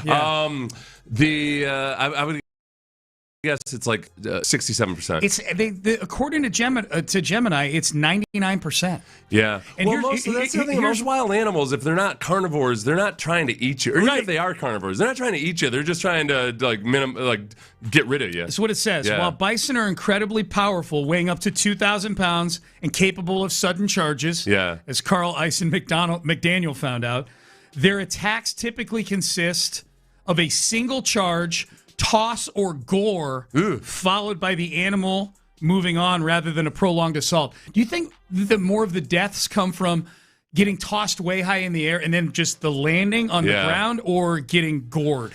I bet the gore is when they just jam the horn through you, right? They don't use, when I've seen I've only seen a couple of them, but it doesn't seem like they're trying to thrash you with their horns the way like a bull would or something. So I'm guessing it's the fall to the ground. Yeah, maybe.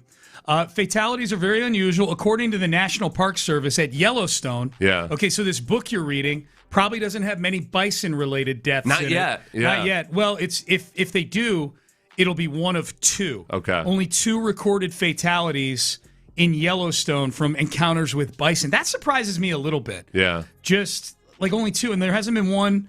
Boy, this Eisen McDaniel guy almost made history.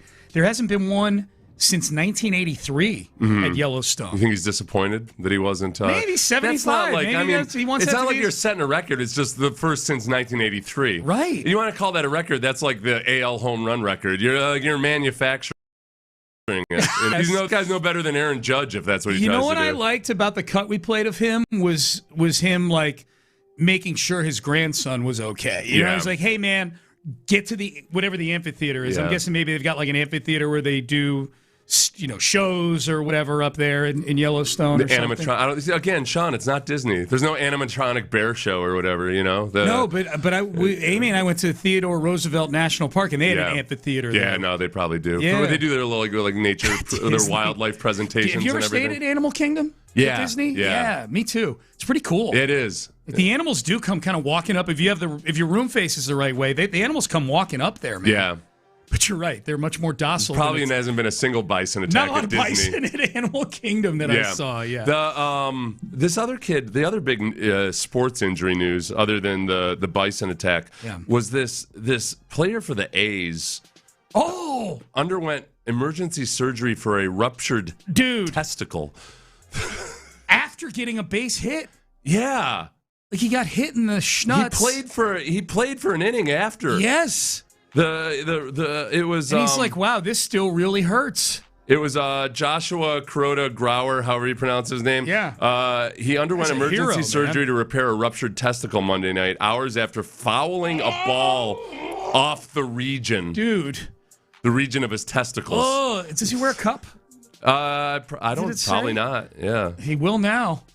An iron one. Not as many guys wear cups as people always assume. I know. People are. Some people that don't wear cups. Yeah, like nobody wears a cup. That'd be the dumbest thing ever. But I like sometimes Why people would are it be surprised dumb? because it chafes and everything. You got to run around and all. Yeah. I remember the first time wearing one like in Little League. I'm like, this hurts. Yeah. Like, it's awful. Yeah. No, because in football, like if you're playing, it's an incentive to play with proper pad level. That's true. Too. Yeah. Yeah. If you're playing low and in a Keep good it position, protected. you're kind of protected. You ever take one in a game? Like a knee ever laying there? No, I don't think I ever have. Not really? in football. Yeah, I can't remember a single time I took a nut shot. You know what that tells me? You play with perfect technique. No, that's definitely not it. Yeah, it's just not as common. Yeah. Everybody's trying to punch up around your torso. Oh, okay. Gotcha. I've never been in. I never had like a moment in the pile or anything where there was one time where here's stories. There was one time where I was fighting for a ball down there at we used to call it Reliance Stadium back in the day. Sean. Yeah. That's what they're going to do soon. It's old as new. We were playing the Chiefs, and there was a scrum. There was a loose ball, and I was trying to get my hand in and grab the football, and I grabbed and squeezed. Ew. And I was like, That's not a football. That's a flaccid forearm. And then I was like, wait a second, forearms aren't typically flaccid. And then I was like, and then all of a sudden I felt deep shame and inadequacy. I was like, what the hell is that? Oh my gosh. And I let go. And the person I was doing to wasn't all that thrilled about it. He thought I did it intentionally. Yeah. And I was like, no, dude, it was accidental. But by the way, good for you. Yeah, dude. What the hell? I didn't know this. That's not anything of the two that I've now held in my one is by far the superior one. I don't have a lot to go off of, but man, good job. All right. Coming up next, I can't wait to find out who it was. It's Tony Gonzalez. Well, is he going to be upset that I told everybody? No, yeah. That's great. I'll never look at him the same again. Sorry I divulged your details. He's going to sign an Amazon Prime deal for 20 years starting today. All right, coming up next, we'll get back to the Astros. We'll talk about last night. Is the percentage chance of these guys getting traded from the Astros as high as Jeff Passan thinks it is? We'll discuss coming up next. I'll tell you what. It was.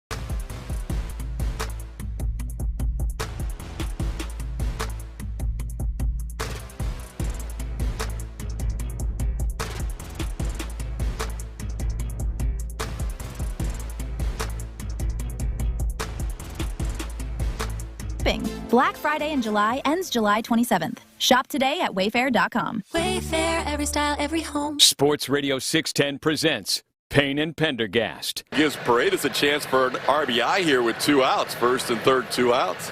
And he hits the ball high in the air, deep to left field. And that hustle's going to pay off. A 3-run homer. And the Astros lead it 5-1. Little bit of hustle.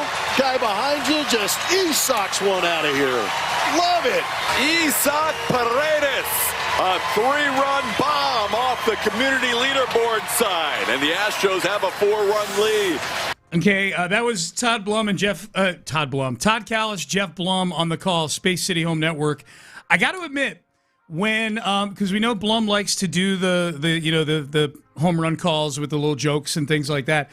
I thought that when they were talking about the hustle, obviously they were talking about, if you missed it, Yordan Alvarez, the at bat before Paredes hit that home run, struck out, but the ball got away from the catcher, and Yordan really did hustle down to first base. It took him a second to realize it. Yep. But he did realize it and hustled. And beat it out. As we all know, he can move fast. Yep, Yeah. when he wants to, for sure. He's like a bison, you know? Yeah. He moves faster than you expect. When he's motivated, he moves fast.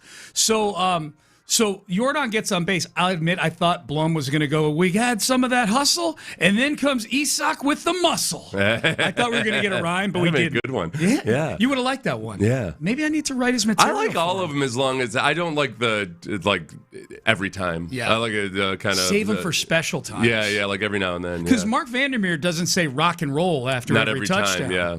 I don't know if he says it anymore. No, he does. He does? Okay. Yeah, I didn't remember one from the last year. He's probably listening. Vandy, if you're listening, and I don't know if Vandy, I've never asked him this, if he's got a criteria for it.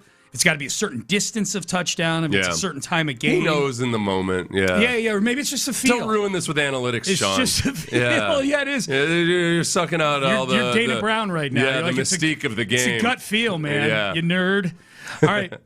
So the Astros win last night. So they've won 2 in a row. So 2 days ago, we're doing segments about who they're trading away, and now they win 2 in a row, and they're kind of back in the mix right now. I don't know what to make of this team. My feeling is they're just going to be treading water like this the rest of the year, probably. This is where, as I tend to do, and I know that I was going to do it. After they got swept coming out of the All-Star break, I couldn't have been any lower. And yet, me too. The biggest thing that we've talked about and why I shifted from wanting a left-handed outfielder to just wanting a starting pitcher is because there's just so many times this year where it doesn't matter what the offense does. If your pitching staff has a 6.0 ERA, Blanco looked very promising in his return. Imai has, other than his really, really bad performances. I'll say this. There's been way more good than bad since he first seemed to start to turn it around. You know what? There have been more good than bad. The trouble is that the bad performances have been horrendously bad. They've been horrendously short, too, which kills your bullpen. Which is one of the weird graphic they were showing last night was that if he does manage to make it late into the game or with a higher pitch count, he gets better as the pitch count gets higher. It's just a matter of actually getting to that point. He's one of those guys, like, if he gets to the 3rd inning, he's going to make it to the 6th inning. Well, you know what we saw yesterday was, he started to add the changeup in the 2nd and 3rd time through the order. Yeah. So, he's got that incredible slider. He's got that fastball. And you go through the first time through the order and you beat him with your go-to stuff. But then just by then adding that element in as the game went along, you can see why that's what they were hoping to get out of him, was a guy that could go deep into games. And I know, 6 games is like this era's version of the complete game. 6 innings. 6 innings. What did I say? 6 games. Yeah. That's a big mistake. So 6 innings, that was a very promising performance out of Imai. Absolutely. Well, and the other thing too is that a lot of the turnaround and the reset of the season, it coincides with the return of Josh Hader, and so on the pitching side of things, they're still one of the worst teams in the league in terms of ERA and everything. But it's been the trajectory on the relief side has been way better, and then on the starting pitching side, see maybe a light at the end of the tunnel if a few ifs come true. If a few ifs come true. Now, they're going to have to come to grips with what they are over the next, less than 2 weeks. August 3rd is the trade deadline. Trade deadline actually on the calendar is a few days later than it's normally been. It's on August 3rd. That's a Monday at 5 o'clock. So the Astros need to have sort of a clear picture, at least in their minds, as to what they are, because I know there's people nervous out there about them buying and what they might give up, and then maybe Jim Crane, who has a way more of a history of swinging big than standing pat, or at least greenlighting his GM swinging big. I mean, hell, James Click might have gotten fired because he didn't swing big enough when he was the GM here. So we know which way Jim Crane kind of leans in terms of buyer or seller. The problem is if they're not honest with themselves, if they truly are a seller, and there's more evidence this season so far that they should be selling than buying, they're 49-54, then they might miss out on an opportunity with a market that could be a seller's market if there's a lot of teams thinking we can make a playoff run. Jeff Passan of ESPN.com did his top 100 trade candidates. There's 5 Astros in the top 62. There's 3 in the top 23. Jeremy Pena is 7 on this list. Josh Hader is 21st on the list, and Isaac Paredes is 23rd on this list. You actually texted me this article yesterday, and your text to me was, man, and he gives a percentage of these guys getting moved of the top 25. Top 25 guys getting moved. The next 26 through 100, he just lists names, but he does deep dive analysis on the top 25 guys. 35%, basically a 1 in 3 chance he thinks that Jeremy Pena gets moved at the trade deadline. Yeah, that feels high. I agree with you. When you text me that, I'm like, I agree. That feels high. Not because there wouldn't be a great market for Jeremy Pena, but because that just doesn't feel like something the Astros would do. They've never done that in season. I mean, the biggest thing that's changed with Jeremy Pena over the last year or so is that he hired Scott Boras as his agent. And that's a big one. Yeah. And he's become injury prone. Yeah. That's another big one, too. Yeah, if you start thinking about, if the Astros are going to break their trend of not giving out long-term deals, is it going to be to a guy that's not just injuries, but a bunch of soft tissue stuff all the time? He swings the bat, and all of a sudden he's out of the game the next inning, So that's and I'm thinking more through the lens of does that affect his trade value? Are teams looking at Pena, and obviously other teams know this. Are they looking at Pena going, man, the guy's missed.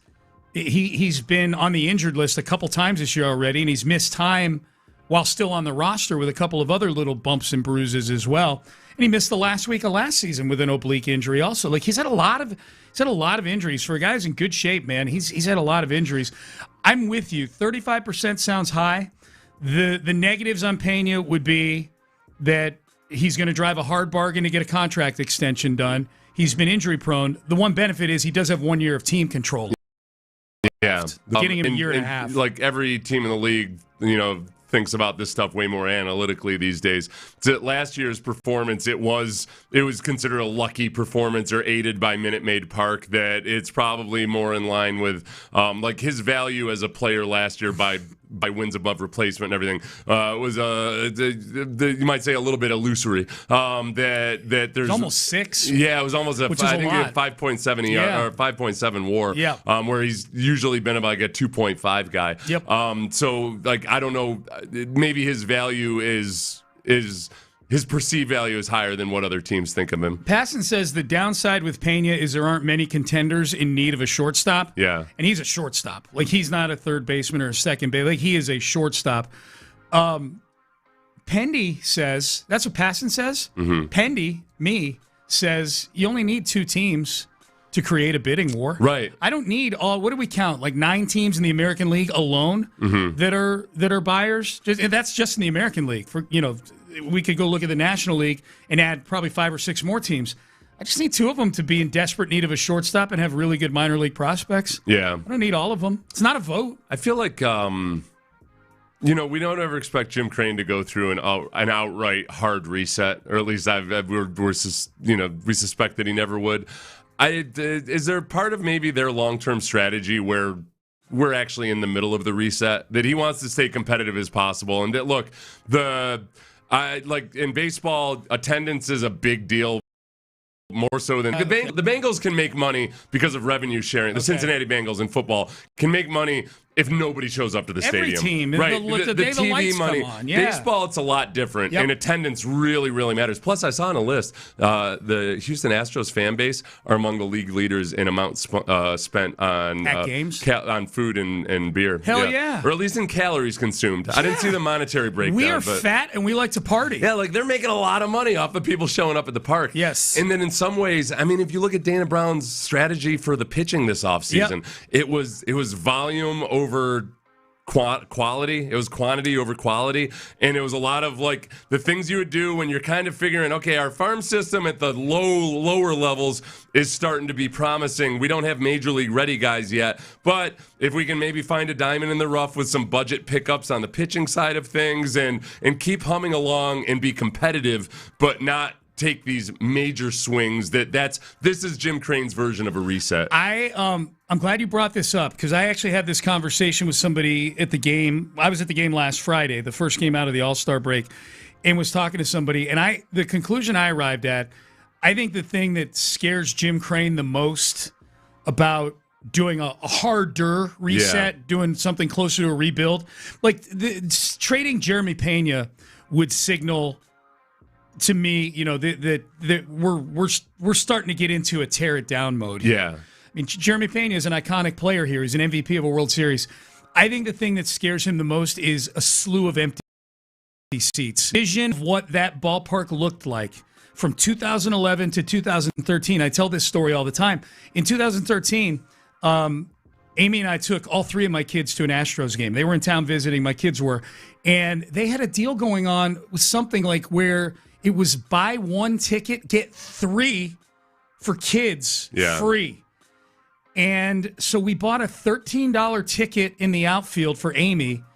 I got in with my media pass, and we brought all three of my kids. Now, we did end up spending like $150 at the concession stands. Yeah. Beers, helmet, sundaes, things like that. But I think that's the thing I don't think it's the losing that scares Jim Crane. I think losing would anger him because he's a competitive person. I think that as a business person, the thing that scares him would be the irrelevance again. Yeah. The 0 point. It's not going to be 0.0 TV ratings like it was, but that's probably burned into him somewhat. If they turn into a seller at the trade deadline, and look, everybody who's arguing that they should, I'm not going to argue against you that functionally in a vacuum, if these games were just played in empty stadiums and there was nothing to do with revenue of getting butts in seats, that the right thing to do with this team is to tear it down. Like empirically and pragmatically, the right thing to do with this team is probably to take a step back for a few years and accumulate some minor league prospects, some good ones. That's probably the right thing to do. But that's not the world we live in. And I think that's the scary thing for Jim Crane. The fact of the matter is Jeff Passan has Payne 21, Paredes 23. He's also got Walker and Abreu a little further down the list. They go trading all these guys. They are certainly, I will blindly say, they are way better off in their minor league system with whatever they get for those guys. It also turns into a situation where the only reason you're going to the ballpark is one of two reasons. You just like to go to baseball games. Yeah. Or you're watching Yordan Alvarez try to win the MVP. Right. That's it? Yeah. There's no other reason to go to the ballpark. The other, like pitchers put butts in seats, and you got Hunter Brown, and I think they were hoping that Imai would be a put butts in the seats type of guy. The other part of the organization as a whole, and if you're trying to recapture some of the greatness of the golden era, they were just much better with their Latin American prospects. They went full bore into Cuba when a lot of other teams were hesitant and didn't know exactly how to evaluate Cuban prospects. The Astros would end up with the most Cubans in their system of any other Major League Baseball team. And this year, they've turned their sights towards Asia. And they said in the offseason they want to just spend more time over there, explore that more. That I think they hope to figure out some kind of competitive edge there. So far, the sum total of the results with Imai have not been great. They've not been great, but are we at a stage now with Imai, with the performance that you and I have just cited over the last 6 weeks or so, where, I feel better about them dipping over and if anything, look, if you look at his contract, my biggest fear was that Imai was going to suck in the first half of the season, then the second half of the season was going to play well enough that he could exercise his option and get a bigger deal somewhere else. if you like get your toe in the water and figuring out, they now know, all right, at least with this one Japanese player that we brought over, we weren't prepared for how to handle how the drastic changes, all of these drastic changes are going to affect them. I feel like the Dodgers probably have a pretty good plan for what the transition is like for Japanese pitchers. Yep. The Astros did not. Yep. And like that, but getting those reps and maybe creating opportunities where they get more guys and onboard them more quickly in the future might be something that they could have an edge. All right, Payne and Pendergast with you. Again, a reminder, big announcement coming up at the station. A huge announcement coming up. You'll want to be here right at 10 a.m. Here listening to the toss between myself and Seth and the guys on In the Loop. So be here. Just stick around is the easiest thing to do. Coming up next, ESPN, boy, they let a lot of big names go yesterday. Who are the names that move the needle the most for you? And do former athletes, if they get let go from these gigs, does it bother them anymore, especially the two of the ones that got let go yesterday? I'll explain why I'm asking that question coming up next. Payne and Pendergast. Non-quarterbacks. If you could pick one to take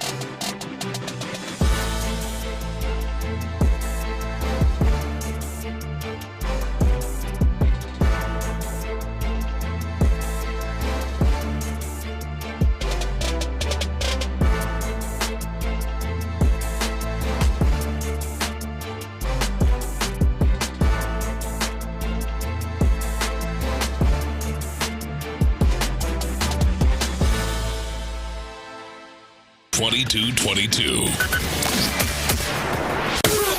Sports Radio 610 presents, live from the West Point Lincoln and West Point Lincoln of Sugar Land Studios, here's Payne and Pendergast. Sean, do a Pender poll. This is on the text page. Would you suck for 3 years for another 6 years of greatness for the Astros? 1,000. He always says, yes, I would totally take that. This is the problem. Somewhere in the middle of those 3 years, you're going to lose faith. This is why tanking, this is one of the biggest obstacles to tanking, and this is where I give Jim Crane a lot of credit. At some point, ownership loses faith. They get so many angry emails. People are calling them bums at the grocery store, because you know the way billionaires shop at grocery stores. That time I ran into Crane in the produce aisle. I was talking to Crane. I was like, I cannot pick an avocado that isn't spoiled by the time I get home. He gave me some tips. But there's like people lose their nerve, and like Crane, to his credit, kept his nerve through a really, really hard tank. I don't think you can really. Because it's one of these things where people love to say, like, oh, no, because I would totally understand the strategy and everything. There are a lot of people who out there right now, because I see them, who lie about how they were feeling in 2013 and 2014. There was, in hindsight, it made perfect sense. Look, they're winning all these AAA championships. That's not how people felt. Like, people were disengaged. People were just flat out disgusted. They weren't watching on television. Half the city couldn't watch. That was another thing that added to the misery of it. Issue, they didn't even have the TV channel. Yep. But that's the hard part. It's like, you say, hypothetically, sure, I'll suffer for 3 years if you're going to give me another 6-year window. The vast majority of the time, that's not what happens. So somewhere in the middle of those 3 years, you convince yourself that the process sucks and everybody's a bum, and that realistically, that most times teams do it. Look at the Browns. The Browns are on a different sport. The Browns are on their second round of tanking. Yes. They tanked hardcore by football standards. And it didn't work out. Right. Now they're trading away Myles Garrett. They're tanking. Yeah. And do you think people in Cleveland are like, well, this is the process. This is the way. No, this is how you get it done. They're not. Yeah, they're not. They are not ready for another process. And the other thing that kind of happened was that, like, for multiple reasons, tanking didn't become as effective. Partly because just more teams caught on to it and started trying to do it themselves. So all of a sudden, you're competing with other teams that are trying to suck too. And it's a road to nowhere. But there's more often these days it's a soft reset. You know, you gotta kind of, it's like just, tightening up your own personal budget for a couple years because there's a payoff at the end. I think that's what most teams approach it like now. Which firing by ESPN yesterday, because they let at least about a dozen or so front-facing on-air people go. Which one moved the needle the most for you? Okay, this one didn't move the needle in terms of it being a big name or anything, but I just really liked Charles Davis. Mm-hmm. I liked it when he did Texans games. I've just felt like he really studied the opponents and knew a lot about it. He's still going to be working for CBS. Oh, that's right. Oh, so I don't have to worry about that. Okay. But I never watch ESPN anymore, so okay. Or NFL Network. NFL Network. Yeah. I don't watch really much of that other than the clips I see. Okay, cool. As long as he's still doing color, that makes sense. Yep. I should have thought of that. Needleover is probably Carl Ravitch just because he's been there forever. I think it depends on age. I think Carl Ravitch, for guys in our age bracket, because he's been there 33 years, he's been as tied to one sport as any ESPN personality, baseball, obviously. I'm guessing the younger people might say Cam Newton or Ryan Clark. The only thing about Carl Ravitch is that I feel like he shoehorns the being better than everybody else scandal in sometimes into conversations about the Astros when he doesn't need to. Okay. Yeah. I don't want to say, well, good, I'm glad they fired him. That's bad mojo. Karma for you. I don't want to do that. I will say this about Carl Ravitch. All-time hairpiece team. Mount Rushmore. That's a hairpiece? Yes. Really? And has been since the early 90s. He passes the test there. I had no idea he had a hairpiece. Yeah, and has been since the early 90s. Does he wear it in nature or just on television? I think, I've never seen him out in the wild before, so I'm not sure. I would assume he's been wearing it for like over 30 years. Yeah. So that would feel to me, which means he was a young man back then. Uh-huh. That feels to me like someone who's wearing it everywhere he goes. They do pretty much as people, the toupees get a bad rap. I feel like it's all a matter of just how It's kind of like with clothes. It's like, if you wear crappy clothes, clothes are dumb. Yep. No, there's a lot of guys that have toupees. Like, Ted Danson. Yeah. You would never guess that he was a toupee guy growing up, right? Nope, I would not have. So Ryan Clark and Cam Newton are the two, and Bart Scott got let go too, but I think the two former players that move the needle the most for people were Ryan Clark. And I know there's people that like both those guys. I know there's people out there that Ryan Clark particularly may not be their cup of tea. Cam Newton's just kind of entertaining to me. He's got a vibe to him. Yeah. I think he says some silly things sometimes. But he also has, he's a performer. There's times where even if you disagree with him, he's saying it in an entertaining way. Well, this is what's interesting nowadays, and this is where I give both of these guys credit, the Kelceys credit, other guys credit, is that, I got fired from ESPN. Okay. I got this other platform. I'm making plenty of money over here. I can focus more time on that, whatever it may be. Cam Newton said this yesterday. The video's too long for us to play it, but I'm just going to read the money quote from this. He's talking about getting fired alongside Ryan Clark getting fired, saying that Cam Newton said he viewed his time at the network as an internship and holds no resentment towards the company. Quote, I want you to learn one rule about the times we live in right now. If you don't own your own platform, you're going to get overlooked, bypassed, and be extinct like dinosaurs. Like dinosaurs? Dinosaurs.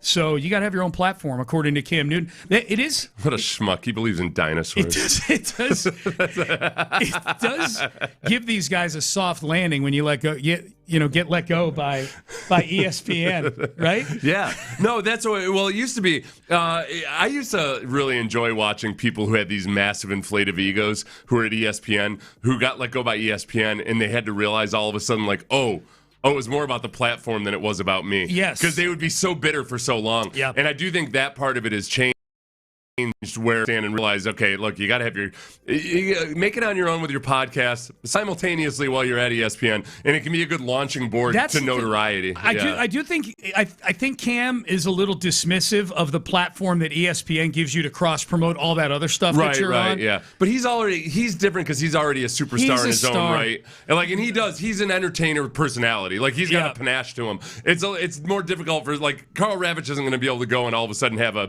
podcast that's worth $100 million within a couple years, most likely. Presumably the way that Cam or somebody else like that would, because Cam Newton was a star before he went to ESPN, but he said he regarded it like already doing this before he went to ESPN. He said the podcast, the streaming, Well, and he said he looked at it like a good like an internship, right? That ESPN, which is true. You learn a lot of just the fundamentals of being on camera and acting in a certain role, and you get a lot of reps. Yeah, you do get a lot of reps, and you're around a lot of people who've been in broadcasting, and you can be a bit of a sponge too. That's what McAfee, when he joined up with ESPN, the way he was framing it, I think it was very much almost like we'll see how it goes, but this is going to be really good for visibility. He had said, hey, ESPN, despite the changing landscape and everything, you go to an airport, you go to a doctor's office, you're sitting getting your oil changed, there's a good chance ESPN is on. All of a sudden, Pat McAfee, who was already really successful with his YouTube and podcast,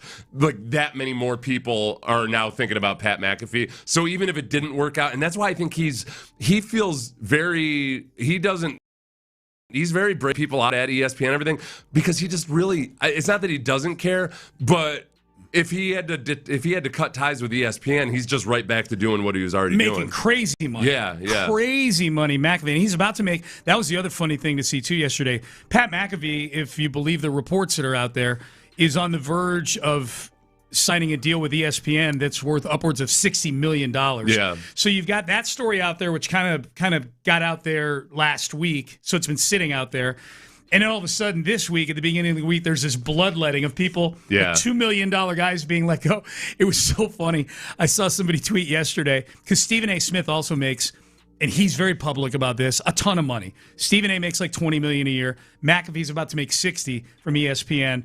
And somebody said ESPN's acting like they're trying to get under the second apron so they can fit McAfee and Stephen A. Smith under the salary cap. Actually, that does make sense. Yeah. Yeah. Well, it's a good lesson for any business. Like anybody that's any young people who are just starting your first real job, just never ever ever forget that the way your management is looking at you is, are they making this company money? Sometimes people lose sight of that. Like we see that in our industry sometimes, where there'll be guys that have like big egos or whatever, and they might be very very talented, but they don't fundamentally understand that, dude, you're not making the company any money. Yeah, like you're expendable. Yeah. Like when they go to fire you, if they have to say, wait a second, like there's 10 advertisers that really are only with us because of this guy, we can't fire this guy. They might be more talented or what have you, but like they're not bringing money to the table. At the very least, it's a huge risk to fire somebody. Yeah, it's a big risk. You got to replace all that. Yeah, or hope that somebody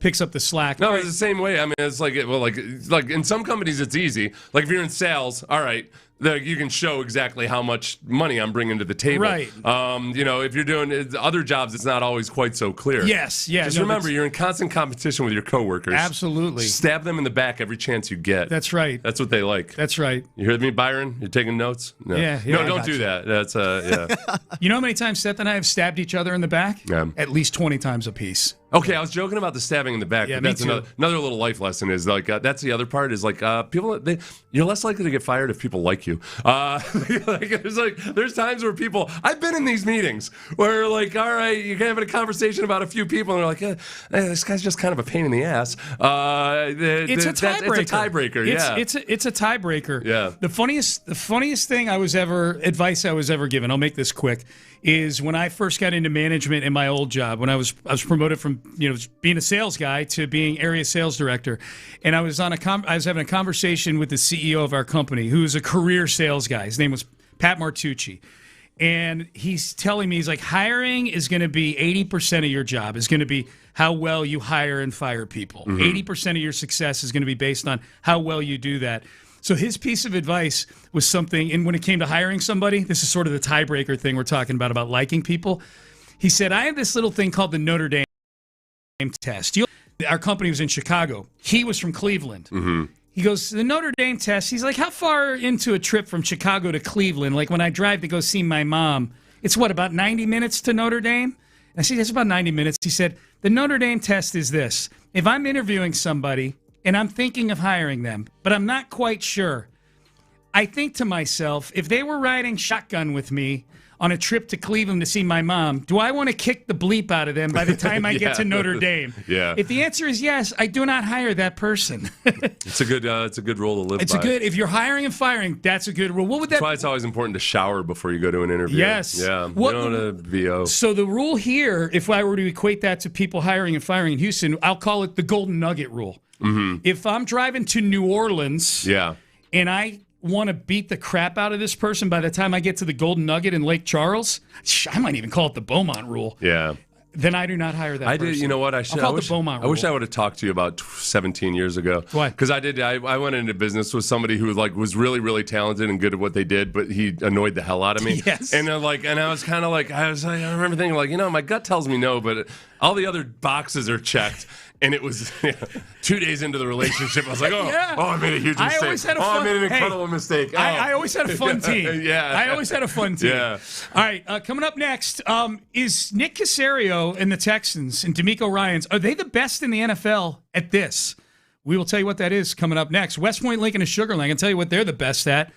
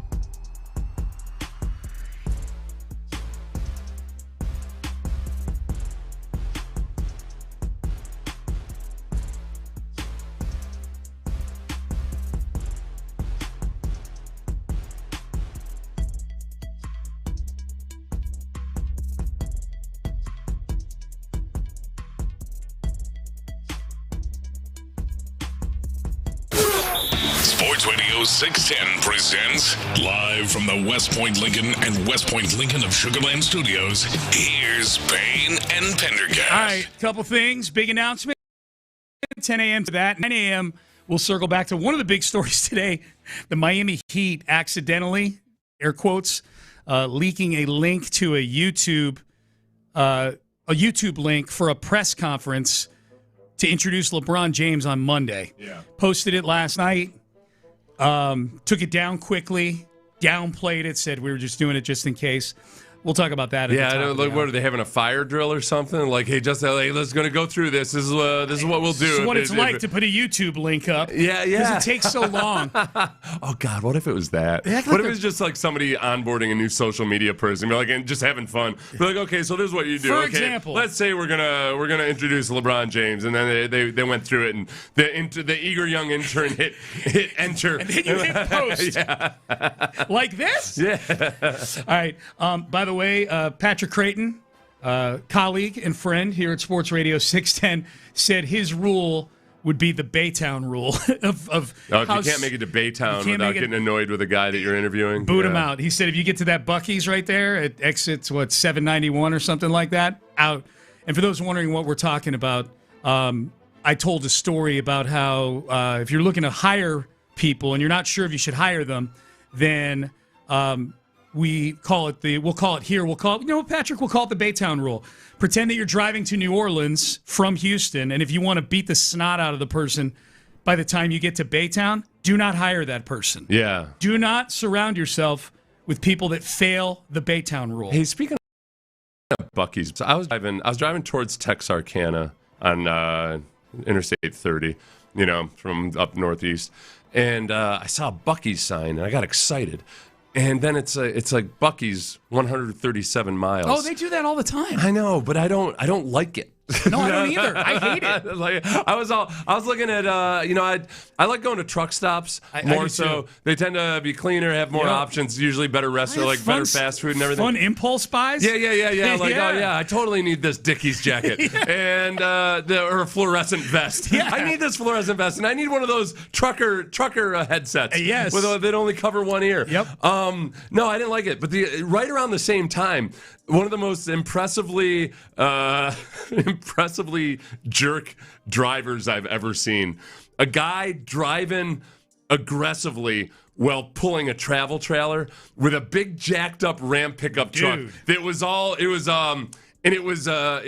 was adjusted to be able to roll coal. So every time. No, it was.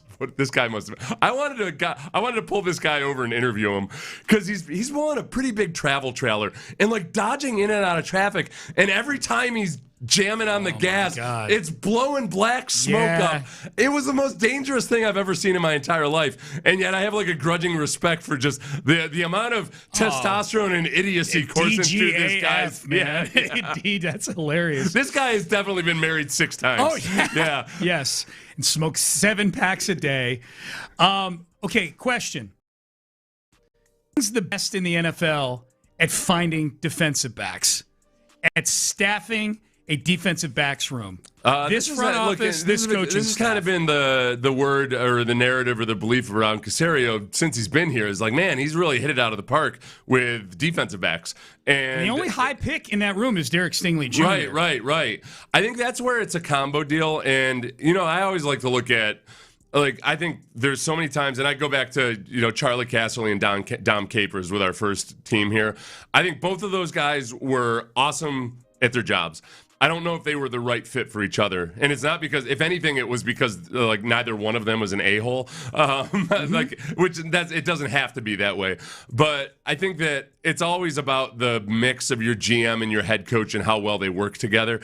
And I think that D'Amico and Nick work really well together. So I don't know how good Kalen Bullock would have been if he'd gone to other teams. I don't know how good Jalen Petrie would be if he'd gone to other teams and had different coaches.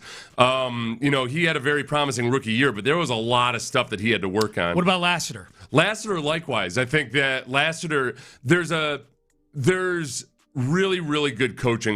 Dino Vasso does an incredible job coaching those guys. D'Amico and Matt Burke have done a great job putting together that defense. And one thing that it does annoy me when I hear from people outside of Houston say, well, they just line up and play because they've got such good players. And like, all right, look, they'll start reeling off Kalen Bullock, Kamari Lassiter, Jalen Petrie. I like redraft talking about these guys. Exactly. You know? Exactly. Like, wait a second. Aren't you the guy that said that Kamari Lassiter was too slow to go in the first round? Yeah. So it's a combination of identifying the right kinds of guys that fit D'Amico's system, but then also Dino Vasso coaching those guys up and getting the most out of them. It's a group effort. Yeah. Like it's like to have like there's plenty, like you don't want to get too married to draft status or anything, but to have that many guys who aren't first round picks, so don't have those high level physical traits coming out of college, to be performing as well as they are individually. Yeah, that's a lot of it's Caserio finding the right guys for the system. It's the coaching that goes on, and then it's the players themselves just kind of like having the right attitude and mindset to play this defense, which involves a whole lot more physicality than what they want out of defensive backs elsewhere. Yeah, Caserio has drafted 8 defensive backs since he got here as the GM. Most of them have been while D'Amico Ryans has been here. The 2 that were not were Derek Stingley Jr., who's the 3rd overall pick in the draft, and then Jalen Petrie was a 2nd-round pick. The others are Brandon Hill was a 7th-round pick. He's 7th-round pick. Kamari Lassiter, Pro Bowler. Kalen Bullock, Pro Bowler. And I know they're alternates, but they're good players. Yeah. Jalen Smith is a really interesting one to me. Drafted in the 3rd round last year. By the consensus boards, maybe overdrafted a little bit. Mm-hmm. He was seen more as a day 3 guy than a 3rd-round pick. Guys, his teammates this offseason about him. Yeah. He's had a good offseason so far. And he had a hamstring injury last year that basically just wiped out anything that you might have seen out of him. But they seem to like him a lot. Mm-hmm. And I think he's another one that when you watch him in college, okay, there's a lot of elements to where you see, okay, he's not afraid of contact whatsoever, makes a lot of plays behind the line of scrimmage. Yeah. The high level physical traits aren't there, but we've seen the Texans get the absolute most out of guys' physical ability by coaching them up real well.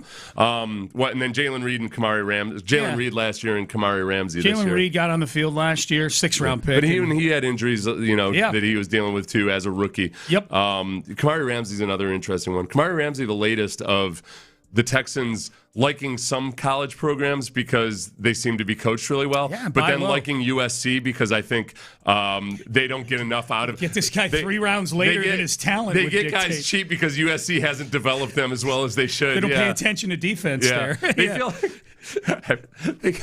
I think have they drafted more USC players than any other college in the last couple of years? There's at least 4 or 5 USC guys on the team, yeah. So because Nick and D'Amico have both said like, okay, well we know they love Matt Campbell and he does such a great job with the Iowa State guys. Yeah. They like what's his name up there at Minnesota. They'll talk PJ Fleck. PJ Fleck. Yeah. They'll draft some of these guys and they'll gush about the program that they come out of. And yet they draft all these USC guys and they never brag about the program. Yeah. They're buying low on those guys. Who's the best player that Nick has drafted that didn't work out? You know what I mean? And I'm not saying defensive backs. I'm saying just in general. The best player that they haven't that Nick has drafted. Nick drafted, but he's not a Texan anymore. I think it's Roy Lopez. Probably so. Is. Roy Lopez, the defensive tackle, who was the Knicks' last pick in his first draft. 6th or 7th round pick. Yep. He's gone on to do some good things. I was going through and I didn't find a lot of other guys who were drafted here, left, and then became consistent starters elsewhere. Thomas Booker did start 13 games for the Raiders last year. Okay. Like Garrett Wallow and Austin Deculus have had a few starts here and there, but they're just largely backups. Yep. And it's been.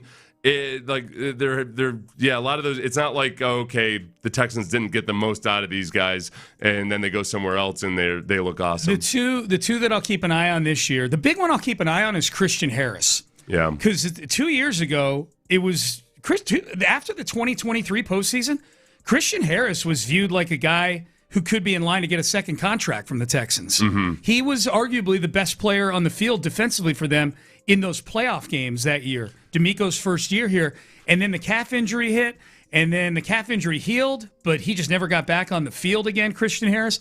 That'll be the one I'll be he's in Atlanta now, if I'm not mistaken. Yeah. And look, it may just very well be Christian Harris isn't going to be a good NFL football player. I think with him it would be that calf injury just ended up being some kind of lingering weird thing that happens with these lower leg injuries sometimes, where just the nerves don't come back the right way. I don't know, like it just whatever the hell Joe Mixon had last year.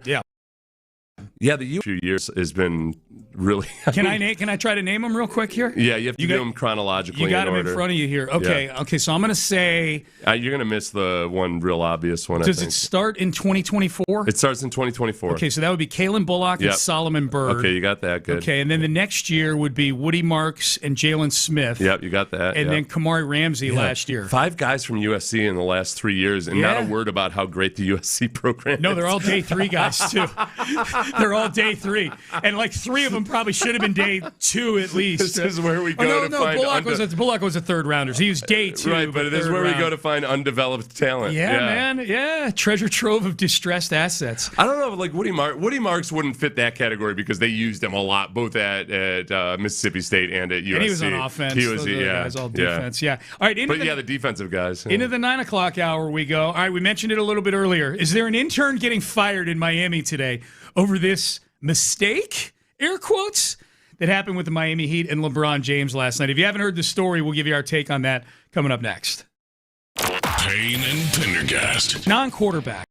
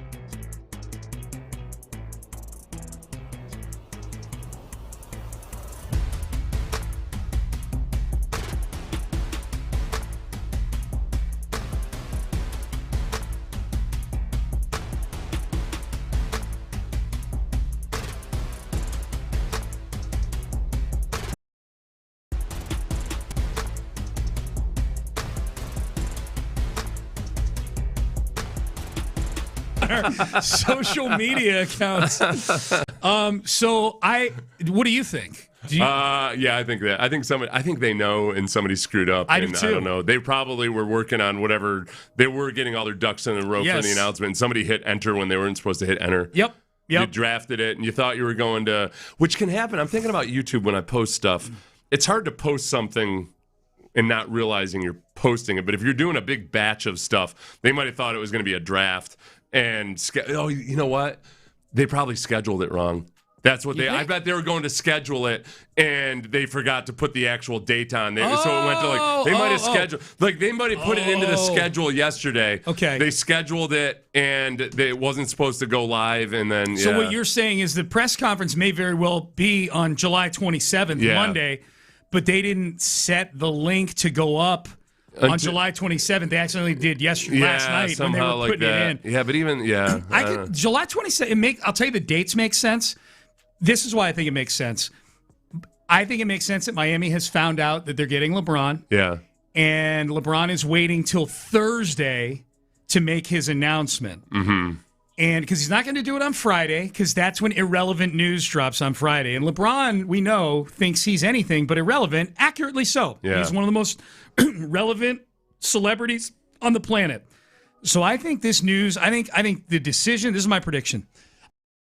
I think the decision tomorrow, if not to this afternoon, but more likely tomorrow, to let a little, maybe even put a little space between this accident with the link. But I think he announces tomorrow that he's going to Miami, not on Friday. And certainly the press conference wouldn't be on Friday, Saturday, or Sunday. That's not when relevant things have press conferences or people have press conferences. Yeah. Monday, he does the press conference, and we got all week on Get Up and First Take and shows like ours to play the audio, to talk about LeBron. That is the timeline. The Miami Heat messed up putting up that link. That press conference is going to take place on Monday. This decision is coming down in the next 36 hours, and LeBron James is going to the Miami Heat. That's my prediction. The interesting thing about Miami is that, for one, it would be, look, if you think about Antetokounmpo and Adebayo and LeBron, that's pretty exciting. But they're installing this new system that basically doesn't use pick and rolls at all. Oh, really? Yeah, okay, I haven't looked at any of Which this. is I don't know, that might be intriguing to LeBron, whereas this is a big rhythm changer. Oh, yeah. Late in my career, and take something that's been a staple of what I do well and just flat out just mix it up completely, kind of unleash hell and ambush people with it. It's intriguing. It probably appeals to him from the basketball nerd side of things. Okay, if you were LeBron, because it seems like the three teams that we're down to here are Miami, that we've heard are Miami, Cleveland, and Philly is still in the mix. I'll throw Golden State in there too. Yeah. Those four teams, if LeBron is purely about who you're partnering with, would you rather partner with Giannis? Would you rather partner with Steph and Draymond, I guess? Yeah. Would you rather partner with Joel Embiid, Jaylen Brown? Boy, they got a lot of star power in Philly. Tyrese Maxey, all that ensemble they put together. Which of those? What about Anthony Edwards and Rudy Gobert? Well, they're down the list. Yeah. Or James Harden. Oh. So I'll just do the marquee guy at each place. Yeah. Just to keep it simple. My answer is Miami already. You got to pick one: Giannis, Steph, Harden, or Embiid. Yeah, it's Giannis. Why? I think because he's still. I know he's getting up there in years, but I think the intrigue of that ethereal physical talent. Well, he's still, injuries aside, he's still in his prime. Healthy, he's the best of those four guys. Even Steph. Healthy, and I think they're probably with him. I think there might be a little bit of a mentorship that he would like. That LeBron would enjoy being a mentor to Antetokounmpo, who's already a made man and a full-grown star and everything, but still is also LeBron's gone through the transition at that age that Antetokounmpo is now, that he might really look forward to that opportunity to just kind of team up him almost from a philosophical and strategic standpoint. As a fan, a casual observer, not a hardcore fan of LeBron, but just an observer of the NBA, a fan of the NBA, which do you want to see him go to? If it's based on those four guys, do you want to see him partnered up with Giannis, Embiid, Steph? or James Harden? I know my answer. Is your answer James Harden? Yes. Hell yes. Oh, I got to see this. He might, you know what? LeBron might look at that as like, hey, you know what? You know, he's got a lot of experience having success in the playoffs. This guy. Yeah, 2 thumbs. And, yeah. Who's got 2 thumbs and has actually done things in the playoffs? This guy. Okay. I can be the guy that teaches young James Harden. Okay. No. This is a good. That's a good angle. Here's why. Because we know that LeBron is still in this struggle with Michael Jordan over who the greatest of all time is, over who the GOAT is. And we know LeBron thinks he's the GOAT. I think Michael Jordan thinks he's the GOAT. I don't know what society thinks. It does seem to be very age-driven. Yeah. The older people are like, I watched Jordan with my own 2 eyes, and that LeBron ain't Jordan. And then I think you can make a perfectly good case for LeBron. Jordan's always going to have the championships unless LeBron goes somewhere where he wins 2 more, and then he's tied with Michael with 6 championships. But this is where you can get something where you go, okay, maybe I didn't win 6, but I dragged one of the biggest playoff chokers of all time, James Harden, to an NBA championship. Yeah. That's worth like 4 championships, right? So maybe for his legacy, being able to drag choker James Harden to an NBA championship might be the best thing. I think that, look, LeBron's... he's done it in Cleveland and Miami before. This is the one thing, though, like, because you can fall in love with the story or the outcome or whatever, but I think realistically you get to that age, too, and I think this is probably how he looks at it with Steph Curry. It's like, there's a lot of things great together with, and it would be incredible and everything. But like more times than not, especially in basketball, you know, and you've seen people fall in love with these old guys who have big names, and that it's not the same. You know the limits of exactly what you can do with a bunch of old guys. Yep. And I think that the appeal of Antetokounmpo is still that element of it. It's I think that, and that's probably why there's going to be an announcement or a press conference on Monday. Press conference Monday. He's announcing it on social media or somewhere in the next 36 hours. My brother-in-law, you know, he played basketball in college, real good athlete. And this last year, I think he's 50 now. He dunks once a year, and the kids asked him to dunk this year when he was coaching. He was like, a couple years ago, he said, "I'm not going to do it anymore. I'm just done with it." Because he used to like kind of train for it and everything. He wanted to be careful. So he didn't do it? No, he did it, and he's like, "Never again." Oh, really? Never again. How tall is he? He's 6'5". Okay. Yeah. Is he the one whose son is a big Giannis fan? Yes. Yeah. And is he still a big Giannis fan? Yeah. Okay, he's so a very he's got good to basketball player. Does he like LeBron? I assume so. Yeah. These kids like everybody. Yeah, they don't hate people the way we used to. I know. It's their fatal flaw. They're really nice kids. Yeah. They ain't going nowhere. Yeah. All right. Jordan stayed in one city for most of his career. He didn't ring chase. Okay, I mean, LeBron's been a bit of a nomad. I mean, now we're getting into the whole debate about, like, okay, you know what? That horse is out of the barn. Yeah. Like, that's, he's texting that in response to you saying that, hey, what creates the best narrative for greatest of all time? Guess what? LeBron's not going to stay with the same team his whole career. So that part of the argument is already, if that's what wins it for you with Jordan. Like, so we're talking about what else can LeBron do to try to put a brick in the wall of his argument. Yep. Question. So since Matt Campbell is at Penn State now, is that the new hunting ground for the Texans? 1,000%. Yeah, I think there's. And it doesn't mean that they're always. I think that it's with better players coming in. I think they look at certain programs that they feel like these guys are better prepared to enter the NFL, and that they can accept a certain type of coaching. I think they like guys, like they might go 3 years without drafting somebody out of Georgia, but they still like somebody that Kirby Smart coached. Yep. There's just certain programs that they respect. Yep. SC alum here. You guys are killing me. Hey, man, we're just telling the truth. We're not being mean. We were just pointing out that they drafted a lot of guys from USC in the last few years, despite never actually praising the USC program. Okay, reaction to this. James Harden's ego is too big to get dragged to the finals by LeBron James. I think James Harden has a big. I mean, I think all celebrity athletes have a big ego to some extent. Yeah.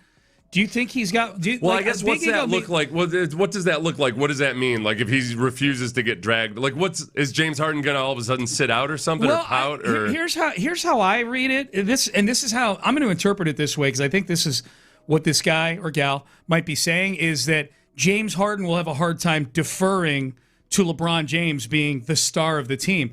I would point out James Harden's already on the team with Donovan Mitchell and James Harden has at various times in his career been fine taking a back seat to other guys, other stars on the team, and being a facilitator. He did that with the Clippers with Paul George and Kawhi Leonard. Yeah, when he was scoring 30-plus points per game, it wasn't because he was a ball hog and that's what he needed to do. He led the league in assists. He was the only actual NBA player on the court at that time. Yeah. So I think that's a mislabeling. I don't think it's a. So what you were saying? You said you don't think LeBron will have a hard time deferring to? No, I don't think James Harden will have a hard time deferring. This person, I'm interpreting this person's text as saying James Harden will have a hard time having another star come in and him not be the major star anymore. Yeah. That's how I interpret that text. And I'm like, we've already seen evidence that James Harden can mix in with other stars.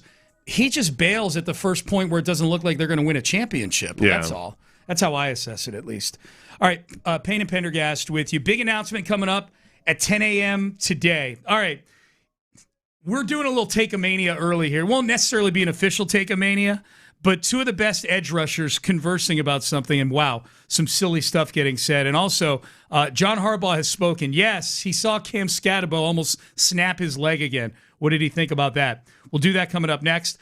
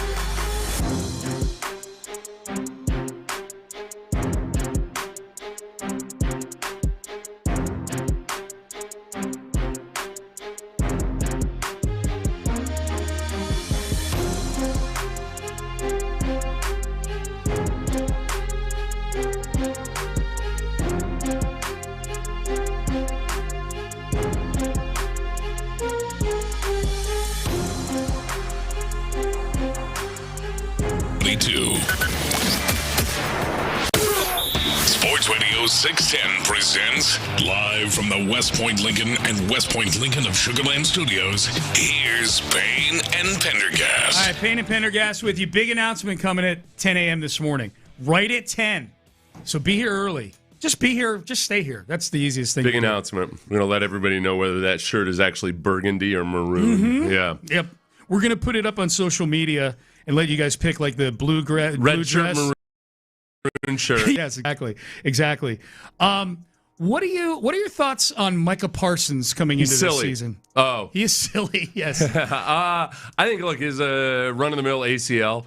We haven't had any clips of like Fred VanVleet saying he's going to miss some time, though. It sounds he like. will miss some time, but it was late in the year, right? It was very late in the year. The injury was late in the season. It was way later in the year than I had remembered. I had misremembered it, and I had to fact check myself last week when Luke was in. He played 13 games last year. Yeah. I think he'll be fine, but. Yeah, they're going to be careful with him. And it's just because you can come back from an ACL in 9 months doesn't mean that it's always the best idea to come back in 9 months. Yep.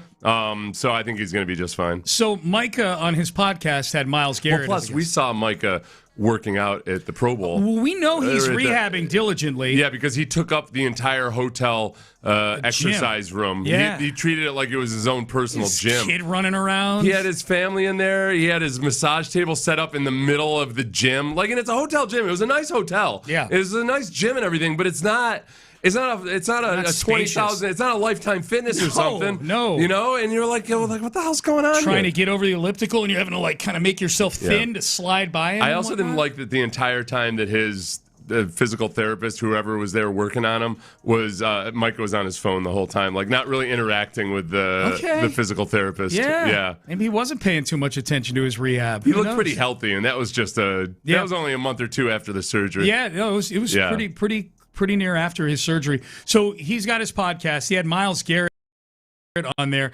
Myles Garrett, who now holds the single season sack record. Yeah. Broke the record last year, won Defensive Player of the Year.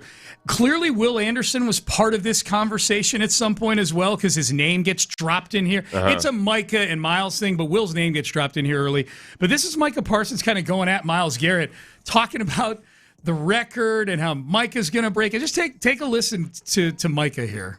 I think I'm still right here. Because I still do things that none of y'all do. Who's none of y'all? You, Will, rest of the league. Like what? Yeah, hold on. Thank you, bro. Hold on. Yeah, what are we talking about? Hold on. Yes, that record stands, and we're not taking that away. But we're talking about actual gameplay here, y'all. There's nobody in the league who can line up from left to right and play every position as if they got paid at that position. Facts. I have a sack at every spot across the line. You can have a sack at, I'm talking about truly play it at my weight. Facts. I can't be 240, bro. That's Facts. That's not what I'm asked to do. I actually got to set the edge. Go ahead and break it again. The league's been holding me back for years. Brother, if you're ahead of me in one stat as far as double team, it might be like a 0.5%. And pressures. Pressures? It said on the screen. I led the league in pressures. What you want? Sacks or pressures? I'm just saying, I played 13 games. To the quarterback. In 13 games, I had 18 sacks. I'm not gonna lie. That shit was suspicious. Myles Garrett. Didn't it sound like at the end, like Micah? That was Micah at the very end where he goes, I'm not going to lie. I thought he was going to do you're pretty damn good. Yeah. I'm not going to lie. I thought that bleep was suspicious. Was he talking about the sack? Yes. Yes. I like Micah Parsons. He's very entertaining. He's entertaining. He gets into these arguments and he gets so far out of his skis. Remember when he was arguing with CJ a couple years ago about how the NFC East was the best division? based on in a year where the NFC East was horrible, he was saying based on preseason predictions last year, we were the best. They're like, yeah, but you weren't. You were awful. Yeah. It was, you played a season after that. I think that CJ said the AFC North was the best division, and Myles Garrett comes in acting like he had an argument. Oh yeah. So like he just now here, okay, you can argue this way or that way about like he's got some points you could make about being a better pass rusher or whatever than Myles Garrett. But as soon as he starts in like who else can line up at every position along the line, I'm like, well, listen, look, Myles Garrett could line up at defensive tackle, right? And if it turns out to be a run, actually do something. Yeah. Like Myles Garrett is 240 pounds. That's not just because you can do it and you can rush the passer. Anybody in the league can do that. You do it really, really, really well. Yeah. But you're talking to a 285-pound freak of nature. Yep. Like he can do some things because of his body weight that you can't do. And you can't line up and play actual nose tackle, Micah Parsons. No. It's just no. But he does because he's smaller and faster. He can do some things at those positions that Myles Garrett or that Will Anderson couldn't do. Well, but it's because he's smaller, yeah. Which makes him, and he's not as imposing a run defender as Will Anderson and Myles Garrett. Well, I mean, it's a little like Romeo Crennel used to do this with Clowney. He did it with Whitney Merciless too, which is probably a better example than Clowney. Clowney's bigger and more stout. But they would line up if in certain situations, right? They'd line smaller guys up over the nose. And as like Will Anderson had that sack last year this last season where he just bull rushed the center, just shoved the center back. I don't even got a sack on that play or not. He just destroyed the center. I know the center wound up hitting the quarterback. I think that there are different types of guys, and it's funny because Micah Parsons is the undersized guy who's just so blisteringly athletic that it's scary. And a lot of his best work he does against the run is when he's just jetting upfield or knifing through a hole. But he can't set the edge the way Myles Garrett or Will Anderson can. And Will's kind of like in the middle of those two. Myles Garrett is like the extremely large freak of nature. Yep. Micah Parsons is the smaller freak of nature. Will Anderson is like right in the middle of like a hybrid of both those guys. I don't know what the conversation was leading into that. I just thought as a Texans fan, it was cool that when Micah Parsons started arguing with Myles Garrett, the guys he brought up were Myles, obviously, because he's sitting 5 feet away from him, and then Will Anderson, and then it was a bunch of other guys, that's what he said, or whatever it was. I'm like, that's kind of nice having our guy in that lofty atmosphere. I'll say this, though, too, that of those three, it is the same reason the Texans drafted up so high to get Will.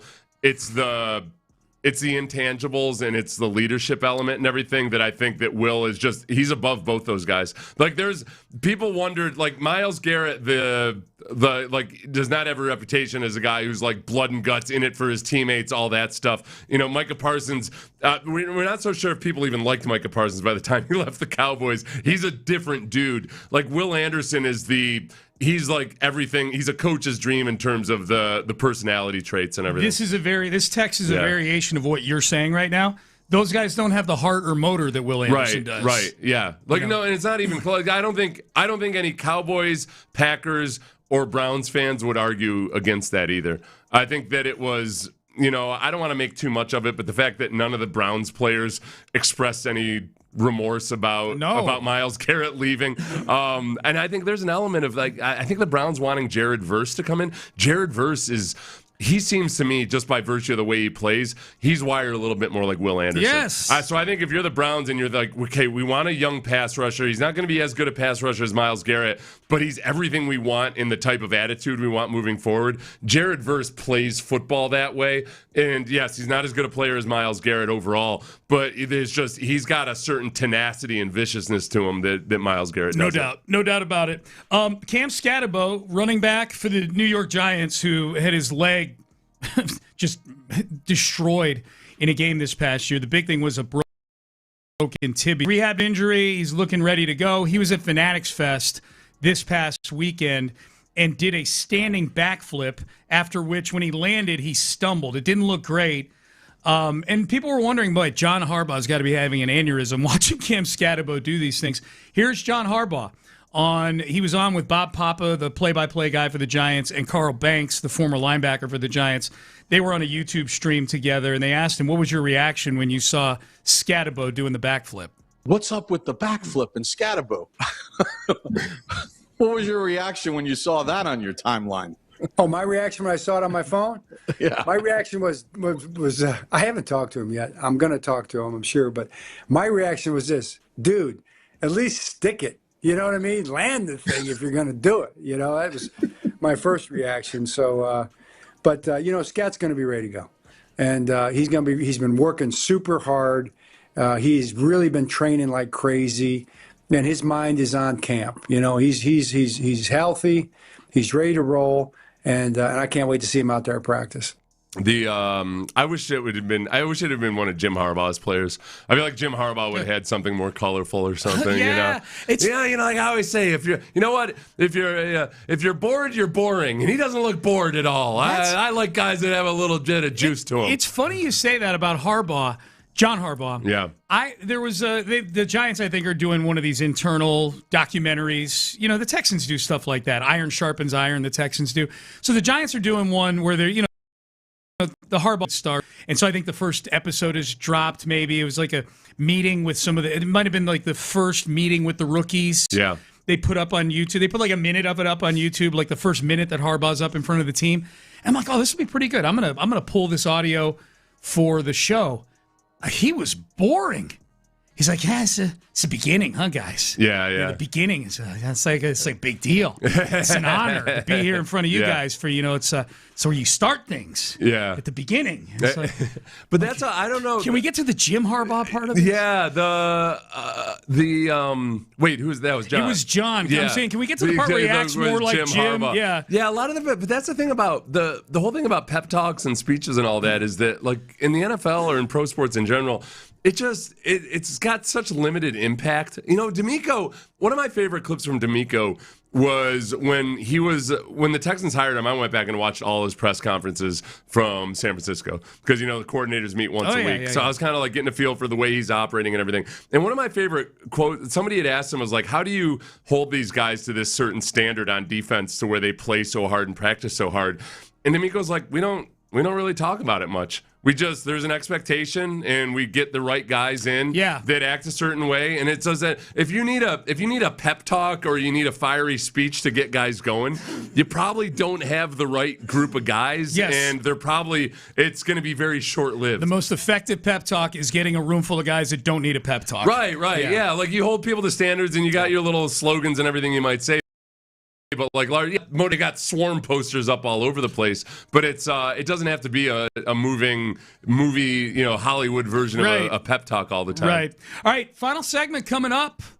Big announcement coming up at 10 a.m. I would say just stick around and hang out. It is a big announcement. It will not disappoint at 10 a.m. We'll find out what the guys got going on In the Loop as well. What's the question of the day? We'll do all of that coming up next. I was talking to Lincoln Stahl, the managing partner at Easy Honda, just yesterday, and he's an Army.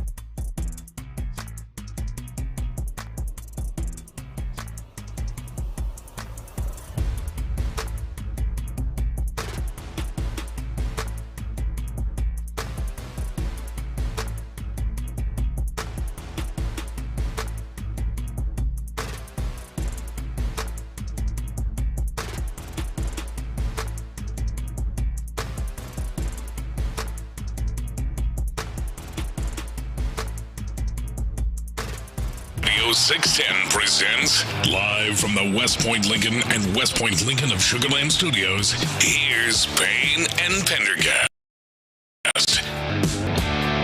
All right, Payne and Pendergast with you. Final segment here of the show coming up.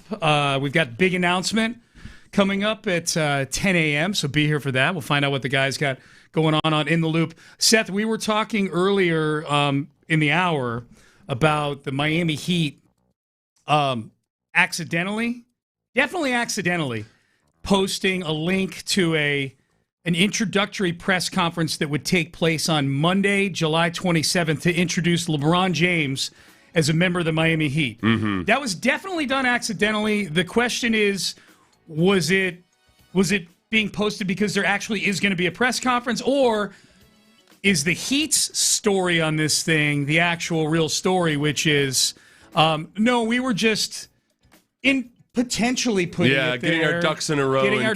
We don't know what he's doing yet, but boy, we better have that link ready for the press conference. Yeah. Our former web guy here at Sports Radio 610, Garrett Heinrich, said that sounds like a normal mistake in digital programming, and Garrett's obviously posted thousands of YouTube videos where you hit publish instead of schedule. He says he's done it before. Yeah. I said, so that means, this is my follow-up to him, I said that means they're probably getting LeBron, right? Like, you wouldn't do that unless there's a reason to do it. He said, yes, you do not set that up unless it's happening. Yeah. Unless you're trying to sabotage someone else, but that feels really, really weird. Yeah, so it's almost, in our minds, and according to Garrett Heinrich, money on this, take out of your 401k. Yeah. Garrett's telling you to go ahead and bet your entire life savings on it. I wonder if they've pulled it off the board based on this. Oh, yeah. If you can't bet on it. The odds came out yesterday that the Heat were the favorite as of yesterday to land LeBron. Even money. Yeah. Bet $1, win $1. Bet 100, win 100.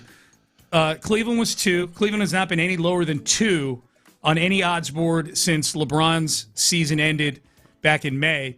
And then, Philly, Golden State, Minnesota's on the fringe. Those are the teams. I don't like any kind of gambling on things that are going to be determined before the event. Yeah, like where people know. There's people that actually know the outcome before, because that's right. Like, people can start with their conspiracy theories about NFL games, but like if like with award shows, like who's going to win the Oscar or whatever. Like, all right, I know Arthur Anderson keeps this all under lock and key, but whatever. The outcome's already been determined.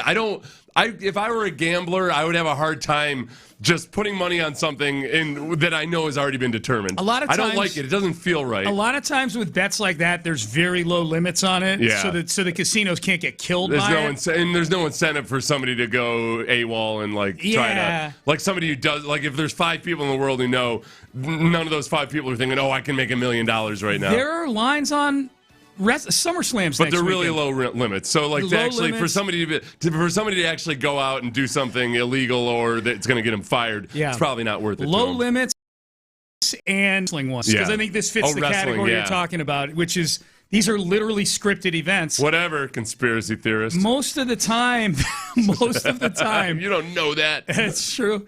Most of the time, the lines are so skewed to where the favorite is a heavy favorite. Oh, okay. So it's you. The only time I can remember a heavy underdog winning where I was like, oh, wow, was when Brock Lesnar broke. The Undertaker had an undefeated streak at WrestleMania. He was like 17-0 at WrestleMania. And Brock Lesnar broke the streak. And The Undertaker every year at WrestleMania was like a minus 1,000 favorite to win his match. And that year he was too. And Brock Lesnar was like plus 600. And he won. And I'm like, holy crap. I would love to know what happened in the betting markets with this. Yeah. Because it's almost like with wrestling, it's like you don't even bother betting on an underdog. If the line's that heavy, like that means somebody's talked to the script writers. Were people upset that Brock Lesnar won? Kind of. Yeah. People like the Undertaker, that somebody was going to break the streak eventually. Byron, you said you were? Yeah, I'm a big Undertaker guy. Yeah. That's my favorite wrestler. He's from Houston also, so I think we're a little biased. Where did he go to high school? He went to high school with Jerome Solomon. I think Milby, maybe? No, that's where Bruce Pritchard went. Undertaker High School, Houston. Where did he go? I know text will This come is in. the hard driving sports Yeah, news no, you need. Waltrip. He went to Waltrip, Oh, okay. Waltrip High School. Yeah, Waltrip High School. This has nothing to do with the big announcement. So coming up at 10 a.m. LeBron is almost.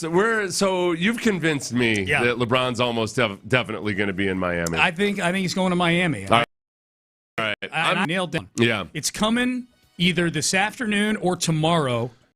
Because he wouldn't do it he's going to announce on social media with a video or something in the next 36 hours, because he wouldn't do it on a Friday, because that's when news that you're trying to bury drops. Yeah. Would definitely not do it on a weekend because people are busy. And then he'll drop it in the next 2 days. The press conference is Monday, so that all the shows can talk about it for the rest of the week. I like anything that's interesting to me, but that I can watch from afar. So, go do your thing over in the Eastern Conference, and it'll be fun. Yes. It'll be fun to watch. I am intrigued by Antetokounmpo and LeBron being on the same court together. I'm with you on that. I'm like, that's not a hot basketball take, obviously. Yeah. The Golden State thing would have been fun just because, wow, this is a really old core they've got there. You know what I don't like about that is that it ends up being depressing. Yeah. Because more times than not, it's just the old guys like Steve Nash and Karl Malone with the Lakers. When people got so excited about that Lakers team, and you realize 20 games into the season, all right, that whole father time thing that they always talk about is true. That's not Mother Nature being undefeated. Indeed. I think it's coming down. I think it's coming down in the next 36 hours with LeBron. That's my prediction. John Lopez and Reggie Atatula are settling in. We're settling in. This is not any normal Wednesday on the station. Reginald, I brought you oranges in case you want any. I don't know if you saw them or not. If you have, I didn't see it. I love it because I already have my normal oranges, and so today I'm gonna be real vitamin C'd up. Man. Yeah. Look at that. You should be embarrassed. I don't like the way. Save that clip. And it's good that it's just the audio clip, because what we actually did physically is he had the two in one hand. I had the other, and we were literally Clementine. They're over here in this. In this Clementine measuring contest. That's right. There's a couple of San Francisco Giants here. Bumping Clementines. Like a couple of Giants outfielders or something here. Yeah. Yes, it is not a normal Wednesday. No. In 7 minutes, LeBron James is going to announce that he is becoming a host here at Sports Radio 610. Yeah, Rossini and Lopez. Hey, what were some of the better? That was one. Some of the better guests. So you guys were doing for those Ryan who didn't Clark. You're doing wrong answers only. Those were good ones. Someone thought that my favorite one, because this was so pure of heart. Somebody was like, they're going to announce that Seth is a grandfather. And I was like, I love that you guys think that we make this whole big hoopla and be like, for me look being at the baby. A grandfather. Look, a baby. Days in advance. Posting on social media. I would be mad if I were Lopez. Dude, they were coming at me from every angle. No. I'm saying if that were the thing, Seth being a grandparent, like Lopez over here, like, I'm three times multiple over. times over, and I didn't get squat. And we're about to have a party for Seth. My thing was everybody kept going, is Lopez retiring? I'm like, come on, hey. Yeah, I said to you guys during the break, I'm like, boy, you really find out how people feel about you when the station posts about stuff like this? Yes. You got all the comments on Facebook. I should have started a rumor that I was going to be replaced with J.J. Watt. That's right. Just to really destroy my own ego. And then I want to see all those about time. So yeah. And then was it Figgy that said, no, they wouldn't make that big a deal out of you retiring? Was he serious? That's great. That's great. Just push you off on an ice floe somewhere. Yes. I'll have a Viking funeral. Give Lopez a Viking departure. Put me on a boat and set it on fire. Adam says, I swear to God, if something's happening to Figgy, I'm starting a riot. Yeah. Now, Figgy will be here. It's all good. Figgy will be here. Yeah, spoiler alert, Figgy will be here. Mm-hmm. As much as we can tell that anyone will be here. Right? Yeah. Put it this way. Be dead tomorrow. That's not the big announcement. Let's put it that way. So we got 5 minutes coming up till that, so we're counting down. Yeah. So prior to doing the big announcement here, let's do a little normal crosstalk. Mm-hmm. What is the hang on. What is the question of the day? I'm going to get the disclaimer in here in 20 seconds. But what is the question of the day? So you saw Joshua Kuroda-Grauer had a ruptured testicle. Yeah, we talked about that a little bit earlier. We call those clementines. Clementines. He had a ruptured clementine. And we're not necessarily saying injuries, but what's a term or a phrase that you absolutely never want to hear? Just as an example, so it's not necessarily ruptured testicle, because you Yeah. never want to hear that. No. You also never want to hear anal fissure. Those are medical things. God, but no. one that came R.I.P. immediately. Kaz Matsui. I just always remember being amazed that it's pronounced Fisher. Yeah. Like, why would you make it that easy to turn into something else? That would be a good prank to play on Blake Fisher. Like Yeah. if he doesn't play well again this year, like look, if you're in the bottom 20% on PFF, you have to change his not from FISH, but to the other version. On your jersey, you got to put Fisher. You know what? Okay, so do you want to did you do the disclaimer? Oh, thank you, Seth. You're listening to KLTM, KLTFM, HD2 Houston, and Odyssey Sports Station. Crosstalk brought to you by D&M Auto. You know what? That one thing I was disappointed in is that I got cut twice in my career. And I never got the old like, hey, can you bring your playbook in? Really? Yeah. No. you. Twice. Okay, I got cut twice. Once it was Gary Kubiak called me, and this was after my 10th year in the NFL. Gary Kubiak called me, but I knew what was coming. Yeah. And Gary, it was cool that Gary himself called me. I felt like, oh, that's nice. Yeah. You know? So that was cool. And when I was in the next training camp, like I wouldn't play again, but I was in training camp the next year. They called me in, but they called me at like, 6 a.m. on an off day. Yeah. So I think they told me to. I can't remember. I think I said, all right, you want me to bring my playbook, right? And they were like, oh, yeah. Because it's some intern calling me, I was like, yeah. I was like, don't worry about it. Don't worry about it, kid. I'm not sure I want to play anymore anyway. The one that I mentioned to Sean off air is, even though we feel as if we're all relatively well established and not in any trouble, at least until we get something wrong. But anytime my boss or anyone says, hey, would you mind closing the door? Yeah. I have like a half second of, oh, yeah.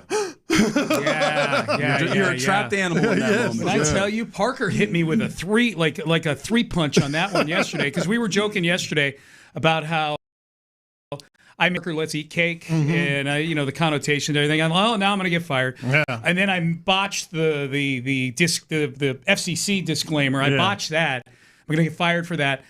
I go to Parker's office. He asks me, close the door. So I close the door, and he says, I'm not going to fire you for the cake comment. I said, okay. He goes, I'm not going to fire you for messing up the disclaimer. Now I'm like, okay. Once you get to that second there is one, a third. Once you get to a second one, you're like, then I am getting fired for something. And he just pauses, and I'm like, what am I getting fired for? He's like, you're not getting fired. I was just telling you, you're not getting fired. What the hell are you doing? I'm like, what the hell, man? For a second there. What the hell? For a second there, when you got to the second one, I was like, and now we get to our announcement. No, it's a good segue. Parker's here. Parker's here. By the way, real quick, to answer the question of the day, texts that say 2 words, call me. Oh, yeah. Because if it's from somebody that actually is allowed to do that with me, it means it's urgent, and I don't like urgent things. Yeah. If it's somebody else, you don't have the if you're telling me, I hate being on the phone. If you're saying call me, you better have a damn good reason to say call me. You better tell me why I'm supposed to call you. Right. With that said, we bring in the man who scared the bejesus out of me yesterday. And all of you also. Sorry about that one, Sean. Yeah, man. I like to have a little bit of fun with you. It's been a fun couple of days around here. Ticker, Yeah, it's been an awesome couple of days around here. Every time Parker tells me to close the door first, I start disrobing. I've never asked you to do that. Hold on. Let me be really, really clear. Yeah. I've never once asked you to do that. In fact, I immediately say, whoa! Easy, Seth. Good grief. Parker doesn't jump on the air very often. When you do, this is what you're jumping into right now. Look, is this whole thing? I'm used to it. I enjoy it. Usually when I jump on the air, it's because big things are happening, right? Yes.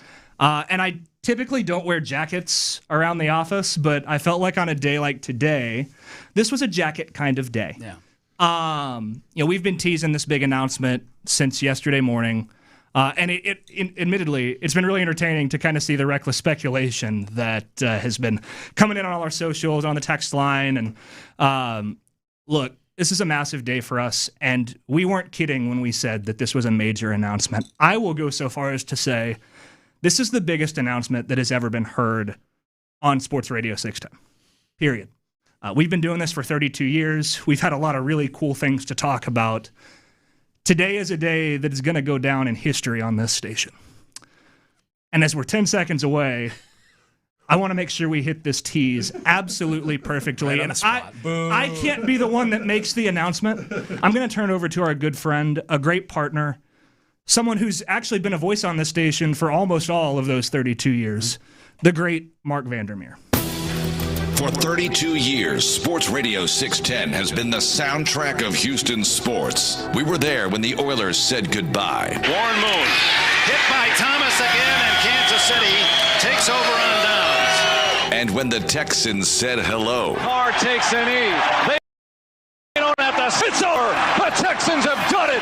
They have beaten the Dallas Cowboys on opening night in team history, 19-10. We lived every heartbreaking moment, every impossible comeback, every championship celebration, from the agony of a Game 7 loss. This crowd is stunned. The 65-win Rockets are knocked off. To 2 World Series parades. On a 2-1, Alvarez. It's a high drive, center field. Veerling's back. This game is turned upside down. For 3 decades, one thing has never changed. We've been right here with Houston sports fans. Every day, every game, every season. And now, after 32 incredible years, it's time for a fresh look, an upgrade, a new era. Thursday, August 13th, Sports Radio 610 moves to the FM dial. The voices you trust, the sports talk you love. Louder, clearer, better than ever, as 95.7 The Fan, Houston sports leader. With 100,000 watts of power behind us. Let's go! Welcome to the big league! 95.7 The Fan, coming to you, Houston, on August 13th. How do we feel, fellas? Dude. We got a Gen Z reaction. Gen Z reaction! Hell yeah! Yes! No, it is. It's really. It's funny. John Lopez the other night made some really good comments about this, and since John's been here the longest at the station, I thought this is something we've been talking about and trying to do, and we've had promises from various people for years and years, like, oh yeah, well, we're working on it. We're working on it, to the point where it started to feel like it would never happen. Look, man, I got here covering sports in Houston on January 1st, 1990. There was no sports radio at all. 4 years later, Sports Radio 610 came around. I got here in 2009, same as Sarah Fraser, who, by the way, we have to all recognize and applaud for spearheading this thing. But January 1st, 1990 was when I got to Houston. October 3rd, 2009 is when I got here. And we were talking about going to an FM signal on October 3rd, 2009. 17 years ago. 17 years. I got emotional. You can see my arm. I got goosebumps. Dude. I got goosebumps. I've listened to that, what we just played multiple times now, and I get emotional too. Similar story for me, John. I moved here from the Northeast. WFAN was my station up there. I listened to Mike and the Mad Dog every afternoon. And so I got to Houston in 1994 in September or October, and I'm like, oh, what's the all-sports station here? It's the 4th largest city. Yeah. There was no all-sports station. A week later, Sports Radio 610 was created. It was almost like this message to me. Like, Sports Radio 610 was my first friend in Houston. I didn't know anybody when I moved here. My first actual human being friends were all tied to the station in some way. They were all listeners, and now for me to be on the air today, on the day where it's moving over to FM, is a big emotional thing.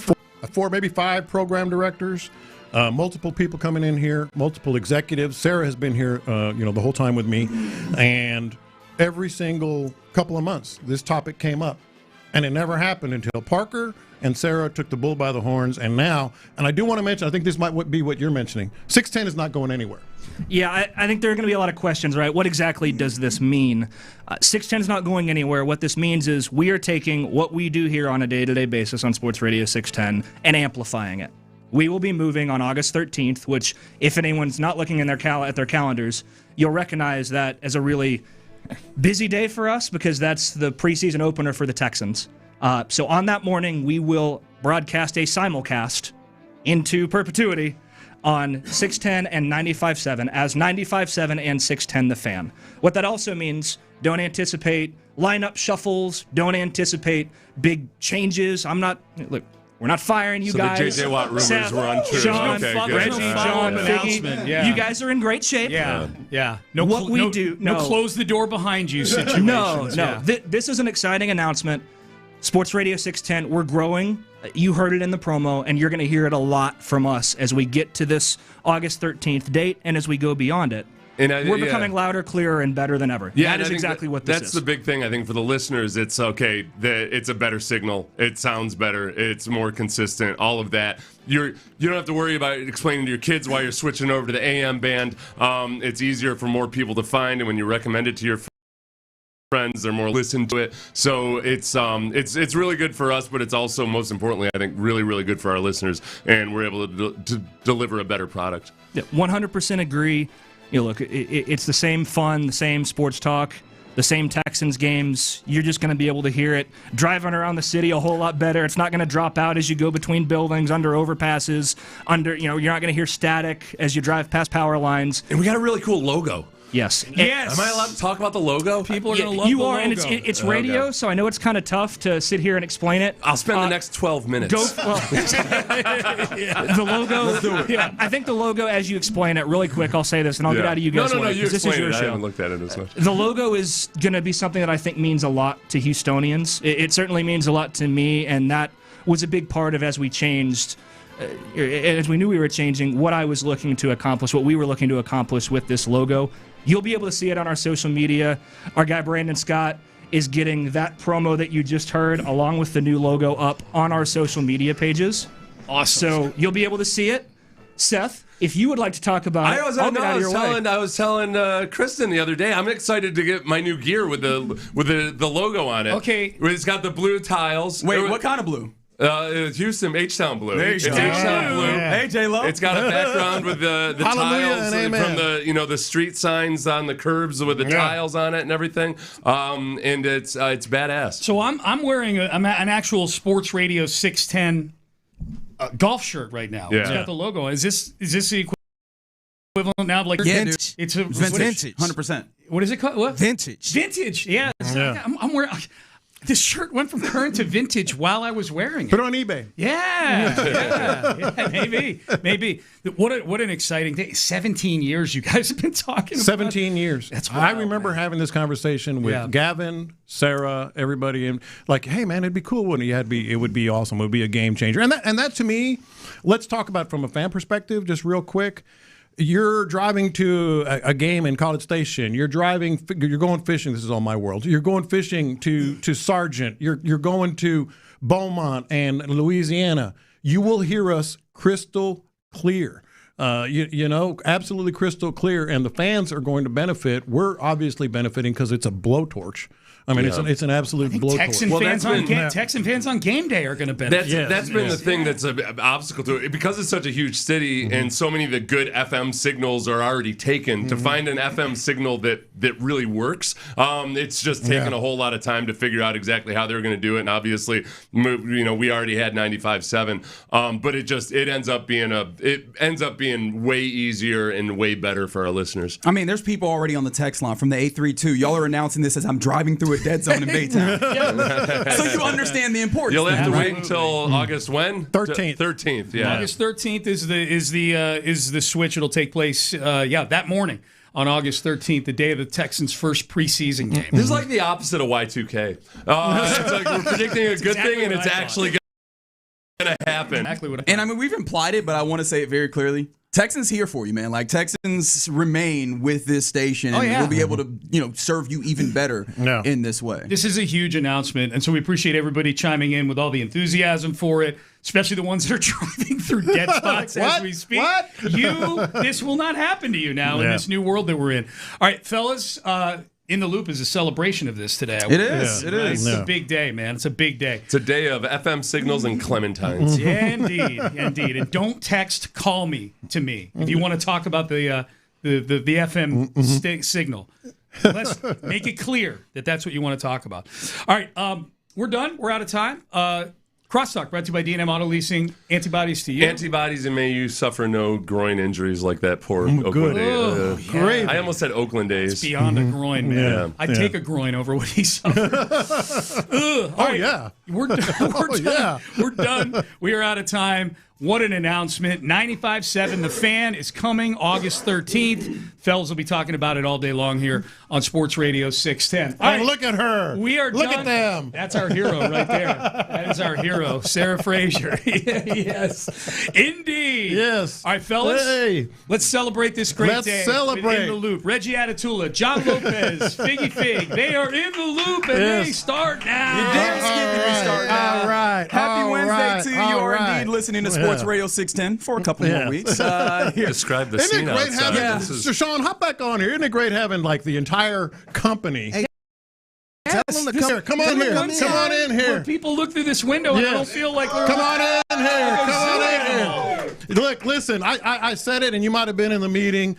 This has been something that's been in the works. Sarah, I don't know how you like microphones, but you might want to get on here because I was. She better like microphones. Hold on. Because everybody get in here.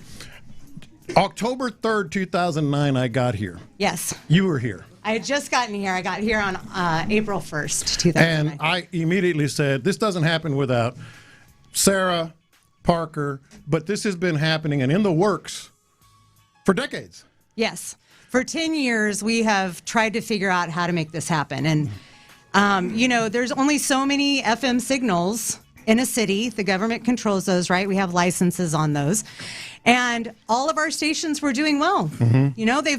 They've all been great radio stations for this entire time. But the time is now. Sports is only increasing in popularity, and we need to be on the FM dial where everybody can hear you clearly. So we're taking a big risk here, but we are all in. We are doubling down. Let's go. Let's go. Let's go. Thank you. I told you this the other day. I got goosebumps when it became real. Yeah. And me too. it's incredible for this station. So thank you all, obviously. Yeah. Thank you, guys, and congratulations. I'm so excited for all of us. Yeah. We are as well. I mean, it's crazy because you think about Sports Radio 610. This is a legacy station in this market. I mean, I've only been here for 2 years now on air, but it's kind of incredible the amount of people that I respect greatly. Kind of 610, and so to be able to take this brand and first and foremost for me, just try and maintain the level that you great fellas and people that are able to make this thing go have had is one thing, but now we get a chance to try and grow it. And that's something that you can't say very often in very many industries. And that's what we're hoping to do with obviously all the people that are in this studio right this moment, but more importantly, with every single one of you under the sound of my voice. And hopefully, as the voice gets clearer and more magnified by this signal 95.7. One more thing for you. Can you explain the logo to us? First of all, take that, Amy Adams Strunk. And secondly, explain the thought process behind the logo because it was brilliant. Yeah. Oh, well, thank you. We, the H-Town blue tiles are to give a nod to the historic address tiles on the curbs all throughout the historic parts of Houston. So that's why you see the blue tiles. That's H-Town blue. That's our blue. Yes, it is. That is our blue, and we are going to take that back. The fan is in the letters of the iconic Be Someone sign. So if you'll notice that, I think that encapsulates the spirit of our city. And then we're also going to be changing our call letters to KIKK. I'm so glad you said that. I wanted to say it. Yeah, I wasn't know if it was official yet. Right. And, if you were an urban cowboy back in the day, you know what kick meant to this town. But those were the call letters of 95.7. We're going to go back to that, and we're going to become Kick AM and FM. All That's right. amazing. And by the way, I think the original home of the Oilers was Kick. I believe so. Yeah. All right. It's a long love this, just all the there's all a lot of little winks in there if you Yeah. get it, and if not, it's just I think somebody said the other night the logo's sick. So hey, I don't care. Just I want you to like it. Long-timers get all the Easter eggs that go with it, and if not, it's just a badass looking logo. So this is cool. So we get to do this all again on August the 13th. That's right, we do. This is like the gender reveal, and then the birth is on August 13th. Multiple Yeah, only this time I don't have to be pregnant, which is great. Better, right? Yeah. So we give birth to 95.7 The Fan on August 13th. Yes, thank you for everything, Sarah. Thank you guys, and our team is with you, so we are And here. they seem excited. They are excited. Yeah. Good job. Good job. Awesome. We have the best team. We do. We have the best team. Well, thank you guys. Sure appreciate it. Thanks for having us. Congratulations. Yeah. Thank you. All right, so I guess we have to do the work now? Yeah. Yeah. 3.5 more hours. All right. right, there you go. Yeah, you're indeed in the loop right here on Sports Radio 610. If you missed it by any means, Sports Radio 610 will become 95.7 The Fan here on August 13th, Thursday, August 13th. But just so you know, like if anybody is curmudgeonly, like some of us can be, don't like change, 610 will remain there for you. It's the same folks. The lineup is not changing one bit. It's the same folks. It's the same sports talk. The same Texans. Houston sports leader, we will remain. And it's largely because of you. And in doing that, I would like to talk to you, John Lopez, Figgy Fig, about the Houston Astros. Because the Houston Astros got a victory last night, and they did it behind good Tetsi. This he just keeps getting better. Good Tetsi, my baby. It was. Yesterday I was talking about maybe they're just, they're one of those things like empty calories. But this was fun. Again, the Astros have been fun the last couple of days. Tatsuya Imai, we'll see, what becomes of it.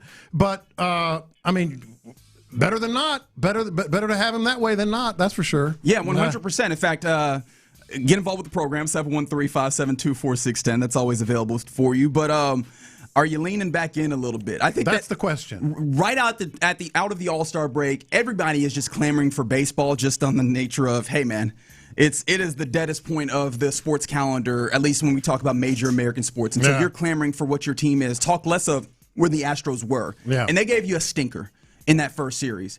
The couple of games that they've had since against the Fish have looked very different. Mm-hmm. And so I know for me, I had told myself that, all right, I'm finally, and you know me, I'm pretty optimistic. I'm trying to find the hope where I can find it. I let go of the rope. At least that's what I had felt in that first series. They're calling me. Every time I'm out, they keep trying to pull me back in. That's what these first two games have looked like, especially because, right, Tatsuya Imai has been a big up and down proposition. Mm-hmm. He was fantastic last night. And it wasn't just that, okay, this was a good flip. It was a change that happened. Apparently, during the All-Star break, the coaching staff went back into work and were like, hey, we need to convince this dude that he needs to diversify his pitch mix. Like, it can't simply be a two-pitch mix. Not gonna be able to again. He did. He added that splitter to it, and you see the benefits and the effects of it. Mm-hmm. He was pretty damn nails last night. He did issue 3 walks, but even that, like 2 of those came later on in the game. He's throwing strikes. I think this is the second best outing that he's had to date as an Astro, and I don't think that's nothing. But who knows what it means?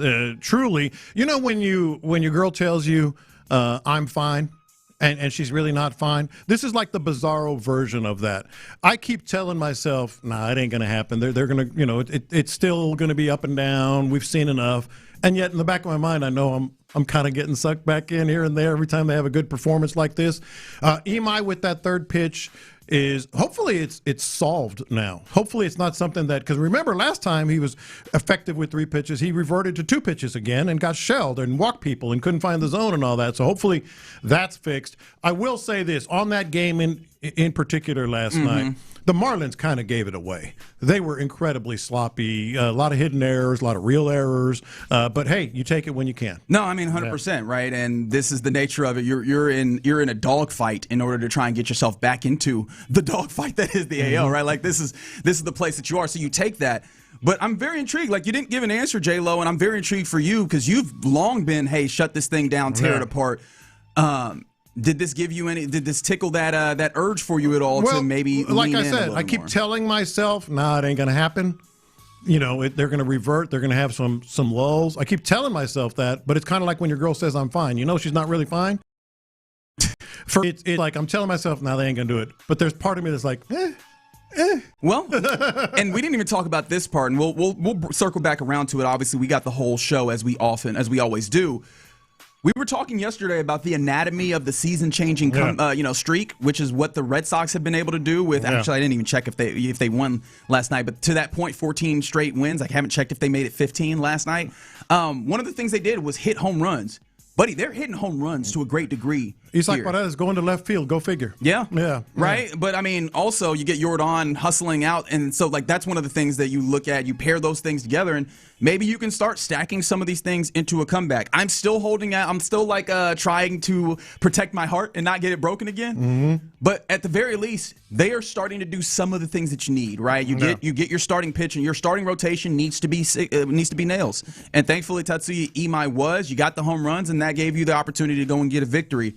But this is the thing. It can't be individual performances. You need to stack them. You absolutely need to stack do. them. And so that's where you look at today, July 22nd, where you want to see if they can do it again. And who's on the bump for him today, J-Lo? Would that be Peter, not Brady Lambert? Exactly. Yeah. Exactly. So, hey, man, you stack this together, you get a sweep, and you negate that the 3 games that you were swept. Now we might be back in a place where you can go and start winning back the fan base to that end. All right. You're in the loop right here on Sports Radio 610. And I want to remind you that baseball talk here on Sports Radio 610. Yeah, man, that's brought to you by, or rather presented by Xfinity. Mm-hmm. Score the most reliable Wi-Fi. One price, 5 years, guaranteed. Xfinity. Imagine that. All right, coming up next, let's talk about the Texans a little bit. Why don't we? Who are some of the under-the-radar players that could impact the Texans season, both for and against? 713-572-4610. That's the number, and we'll talk about it next. And we're going to talk.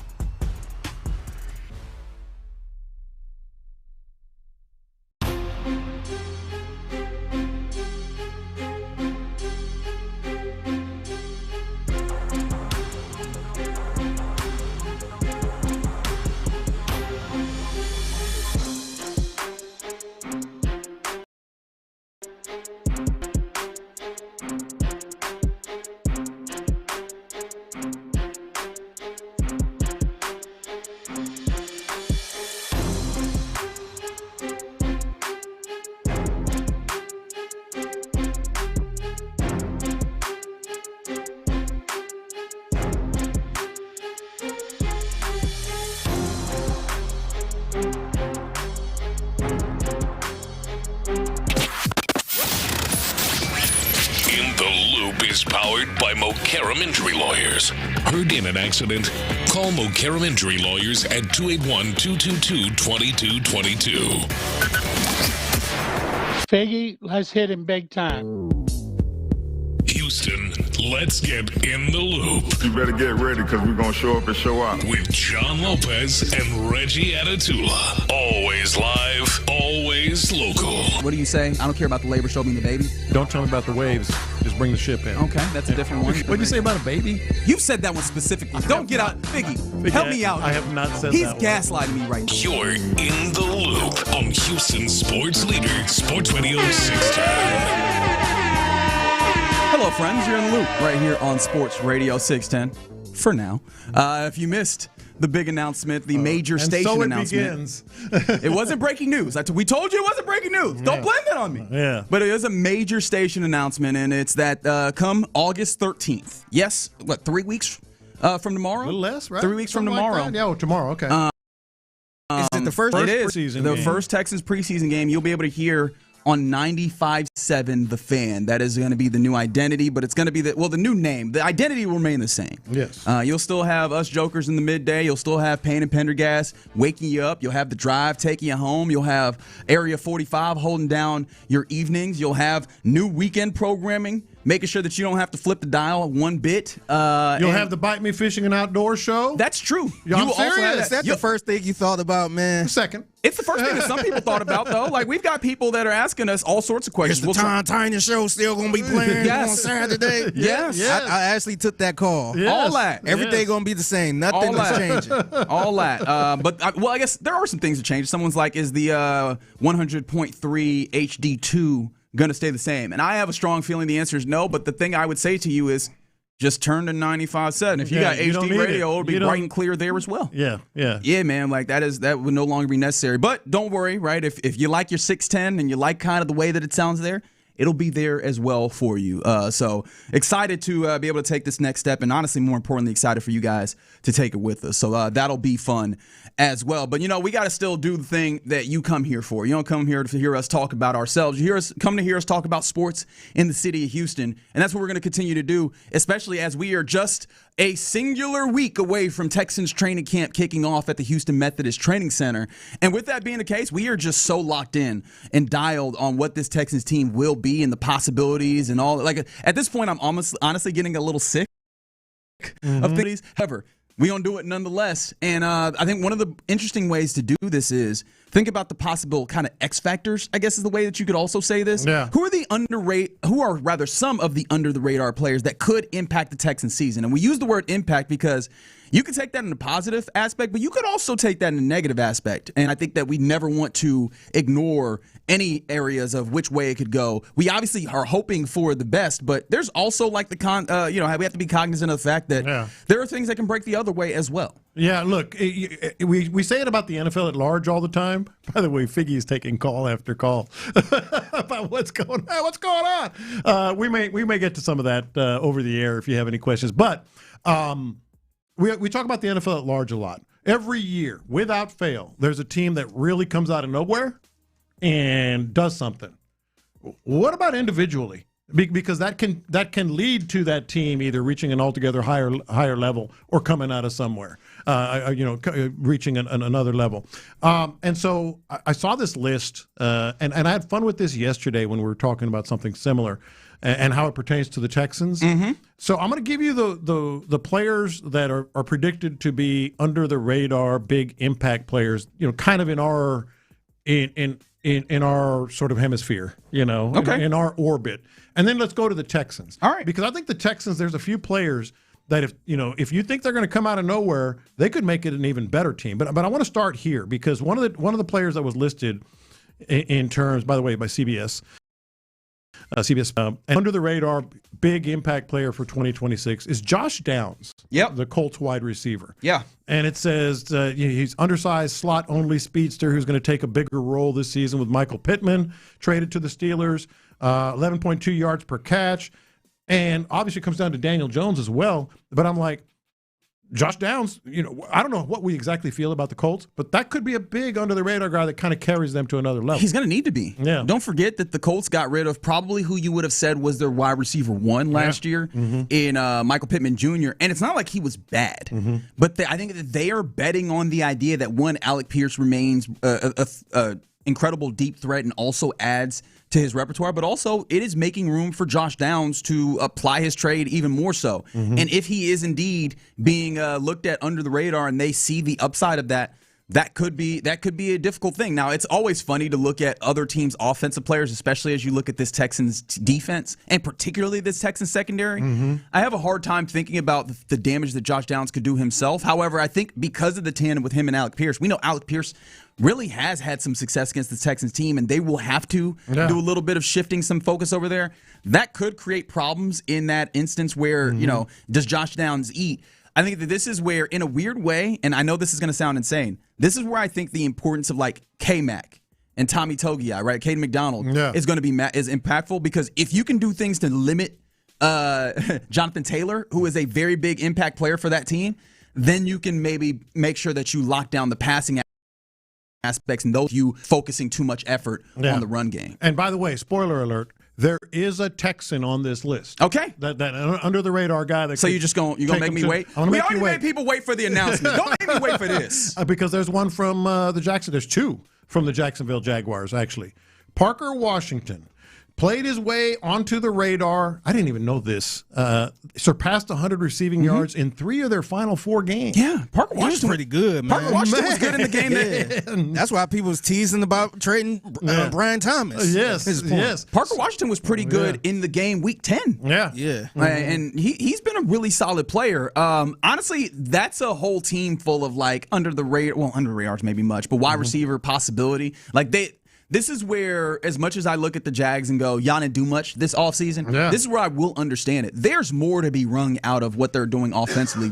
We can all point to the idea that BTJ was not the best version of himself, even that we've already seen. Sure. Jacoby Myers was solid for them, and I do wonder how much more you wring out of that, but Parker Washington is one of those places where you go, he could do more. No, we all saw it, but I was like, he got over 100 yards 3 of the last 4 games? Yeah. The other one from Jacksonville that they said could be an under-the-radar guy that carries them to another level is the running back, Chris Rodriguez Jr. It says he came from Washington, right? Came from Washington, 2-year deal. Said they expect him to slide right into the starting role. He won't have much in the way of explosive plays or reception, but 53.1% rushing success rate. Kind of what the Texans are looking for. Yeah, that's actually a lot bigger. Because I know that Bashal too was the guy. He was the running back 2 last year behind Travis Etienne.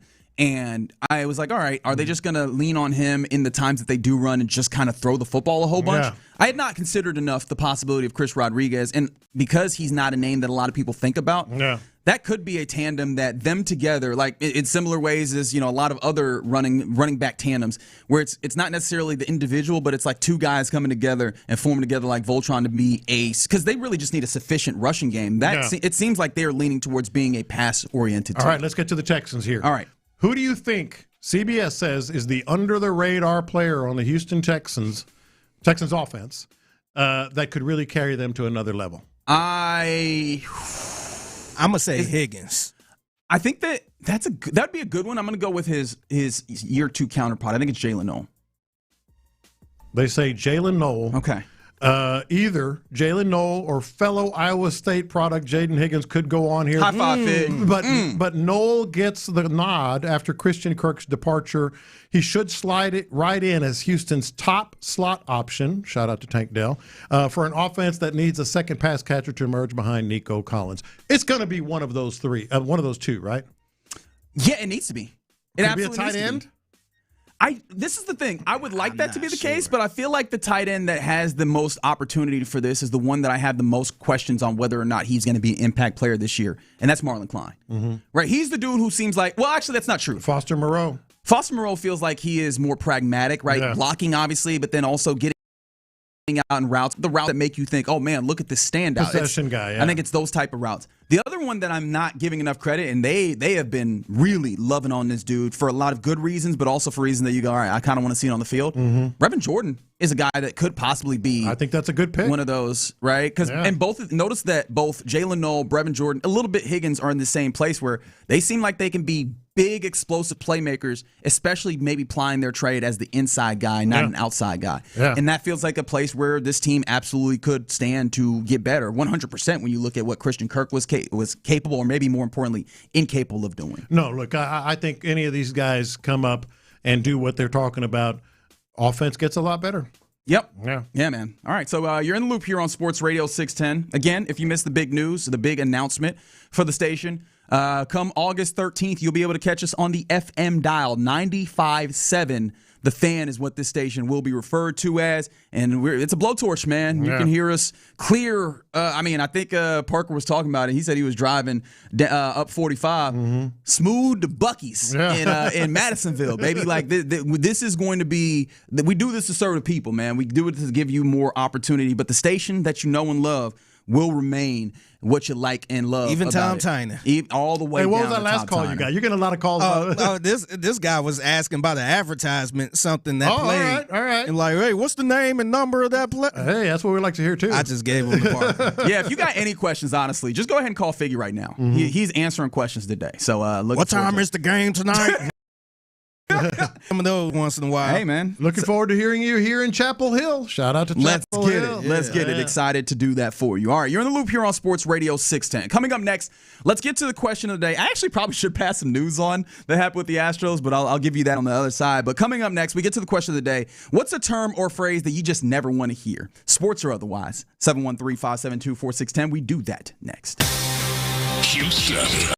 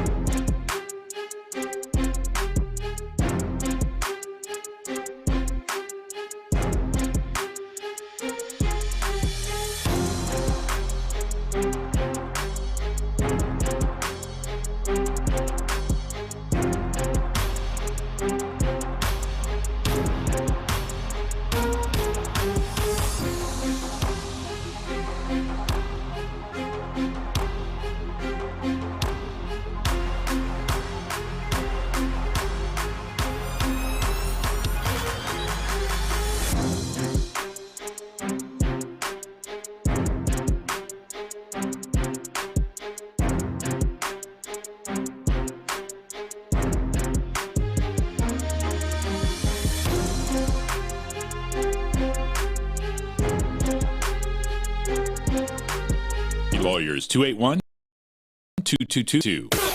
Sports Radio 610 presents live from the West Point Lincoln and West Point Lincoln of Sugar Land Studios. Here's In the Loop with John Lopez and Reggie Atatula. That's right. You're in the loop right here on Sports Radio 610. Soon to be 95.7 The Fan. Let's get our question of the day. Actually, some of the questions of the day are just pursuant to the major announcement that Sports Radio 610 on August 13th will be simulcasting, because 610 will still be here for you. You'll still be able to hear us on these airwaves, but we'll also become 95.7 The Fan. You'll be able to hear it on that signal, which broadcasts. 100,000 watts, if that means anything to you radio-wise, but it broadcasts far and wide. You'll be able to hear us loud and clear. No static that you have to worry about, so that's going to be really fun. But we've had all sorts of interesting questions around the nuances, like, am I going to have to download another radio app? No, we're still an Odyssey company. Yep. We're going to come to the same building, same studio. Ask your questions, man. Yeah, do. Honestly, ask your questions. We'll do everything we can to answer as much as we can. But I hear you in Brenham? Yes.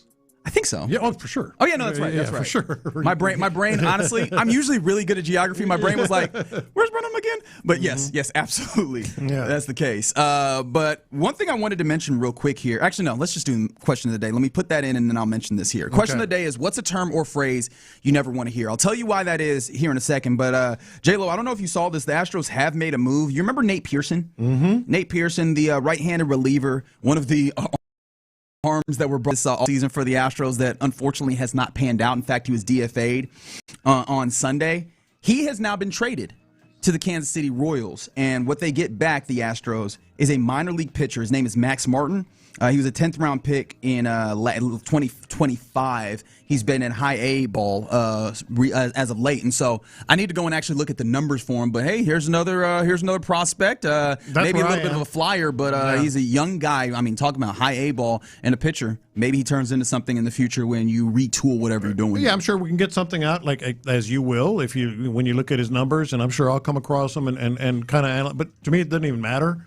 Got another prospect. You got a prospect for basically nothing. In essence, I don't think Pearson was going to really do much more up here. So, yeah, I'm good with it. Yep. So, interesting little nugget there. Seems like Dana Brown trying to clean up some of the things that have happened there. It's another one of his guys. It is. Yeah. It is. But at the very least, right, you make a mess, you clean it up. I got a little respect for that, right? Mm-hmm. All right, let's get to the question of the day. Like I said, what's a term or phrase you never want to hear? This comes because of Joshua Kuroda Grauer. Now, I'm going to be honest. Rookie. Okay, there's a good reason why I don't know, because I was like, buddy, I don't know. I thought I was doing a decent job trying to keep up with baseball. He hit his first home run earlier. Earlier that day? That day. Because I know that he hit a single after this happens. And when I say this, you're asking Reggie, what happened? He had a baseball hit him. Yes. But it hit him in a very delicate spot. There. Where you're thinking about. You're thinking there is, you are correct. I typically, in an attempt to be, kind of clean and couth, will call it in the manhood. Yeah. And this wasn't any, run-of-the-mill rack, so to speak, as people like to say. This one, the diagnosis was ruptured testicle.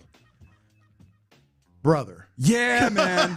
And then he hit a single while that thing was, and then had emergency surgery. Yeah. After he hit a single, had emergency surgery with a ruptured testicle. You never want to hear that, ever. Or emergency surgery, honestly. Yeah, or emergency surgery. So, and it doesn't have to be sports related or health related or whatever. But what's a phrase you never want to hear, a term you never want to hear? Immediately I had like 3 or 4. I'll just pop mine out there, and then you guys tell us. And of course, 713-572-4610 if you want to weigh in. Anal fissure. I never want to hear anal fissure. Which you have now subjected everyone to, so we appreciate that. Calm down. Yeah, it never works. And that's the thing. Whether it's earnest or not, same result. Calm down. What do you mean? The hell you mean calm down? And is it any better if someone says, like, take a breath? I feel like take a breath worse. is... Really? Yes. Okay. All right. And the proverbial, hey, who'd you vote for? Don't ever ask. Don't ever ask, hey, who'd you vote for? I mean, you got to know that. Who you vote for? Who you vote for, I feel like, goes over in the same way. I think it goes in the same category as proposing. You got to know what the answer is for the most part when you asking it, I think. Or how about your aunt asking her nephew and girlfriend, when y'all gonna get married? Or when y'all having kids. Or when you're having when kids. y'all having kids is a terrible. Yeah. Because this is the thing. If we ain't had them yet, don't worry about it. Yeah, that's like, right. Because this is the thing. It's not even just like, oh, man, y'all dilly-dallying. Sometimes you get to the real uncomfortable thing where you go, yeah, we're trying. Yeah. Not really going well. Yeah. Thanks for bringing that up. Yeah. Or who gonna take care of these kids with us? you got kids' money? Yeah. Actually, I have a sports one that I think is actually really apt. 2 words. The yips. The yips. Right. A lot of the things that you'll hear in sports, because I'm seeing some people bring up some sports ones, whether it's like compound fracture. Don't love that one at all. Right. Obviously, we talked about, ruptured testicle. Somebody said testicular torsion. I feel like there's a kind of a theme there. Yeah. But a lot of these, you can maybe at least try and figure out what you're going to do in some level of way of trying to fix it. The yips get you. I don't know what to do with you, big dog. Like, we just got to hope and pray. We are literally turning to deities at this point and maybe seeing if, like, some level of therapy can get you back right. But the yips. Yeah, that you don't want to hear that. We're in a bad place. And you know what's funny? I think that you really look at this at pitchers, kickers. Big time. How you feeling about Kaimi Fairbairn right now? Good. Okay. Yeah, very good. All right. Go ahead, Figgy. Yeah, the ones that came to my mind, and I'm thinking of my wife with this one. She'll shoot me a text. We need to talk. Yeah, we need to talk. Why would you text me that? So just tell me what we need to talk about. Right. What's going on? What happened? That's actually mean. Yeah. Like, just say what you're thinking. And then right? the thing is, Yeah. whenever we do talk, we just need to talk. Because that was just so awful. And Why don't you just say that? I'm like, just start with that. Yes. Or can I ask you something? Mm-hmm. Like, don't just ask me. Don't say, can I ask you something? Right. Now I'm going to say no. Mm-hmm. Like, no, don't ask me nothing. No. Don't say, you know how much time you wasting? I like Can this. I ask you something? I like this one. Throwing off flat ground. Especially with the Astros, yes, baby. He's throwing off. That doesn't mean a damn thing. It makes me feel worse. Somebody said detached Achilles. I think detached anything. Retina. Detached, muscle. Detached, detached anything. What about this one? Reggie might like this one. He's in the best shape That of was the his one I life. was about to say. Because it also feels like not only are you possibly lying to me, likelihood is you lying to yourself. Like, brother, is the you worst. 37 years old. Yeah. There's no way in hell you in the best shape of your life. Right, there's no way. And this is the thing. Sometimes best shape of your life doesn't even matter because you know when you're in the best shape of your life? Yeah. When you were 12 and you bounced off everything and nothing hurt. That was when you were in the best shape of your life. Hey, shout out to Fred VanVleet. You know, he said he felt just like he felt as a rookie or something. Oh, a best shape of his life? It was kind of. I think we categorize it in that same place. Yeah, 100%. He said, I haven't felt this good since I was a rookie or something like that. I'm like, all right, man. There's so many scarred Astros fans. Another one said he's playing catch. He's playing catch. You can do that with a 2-year-old. You can do that. Yeah, there's a whole sub-Astros catch. All right, so real quick before we go here, let's come up with the top one for each of the Houston sports teams. Yes. What is the top one? Or I have a candidate. I will open the bidding for tech you just don't want to hear. Yeah. We'll let you know. We'll let you know that's got to be one of the leaders in the clubhouse or because it has to do with the injuries and everything else. We'll let you know as a leader. But it's not even the injuries themselves. It's just we're not going to tell you. Mm-hmm. We're just not going to let you know. Yeah. You want to come up with? We have the Astros. Is there a Rockets one that comes to mind for you first and foremost? What is a good Rockets one? I don't know. Has something to do with the offense, maybe? Yeah. Yeah. Maybe. Yeah. Another turnover. Oh. Another turnover. All right. Are we going to the phone line here? Yeah. Let's go to Andre real quick, man. All right, Andre, you're on In the Loop. What's happening, man? Hey guys, I just want to say thank you guys for everything. I appreciate you always being here every day. I'm 32 years old, but I've been listening to you guys for like the last 15 years, and just through the ups and downs. I know one thing consistently, I could come and listen to Sports Radio 610. So I just want to say thanks.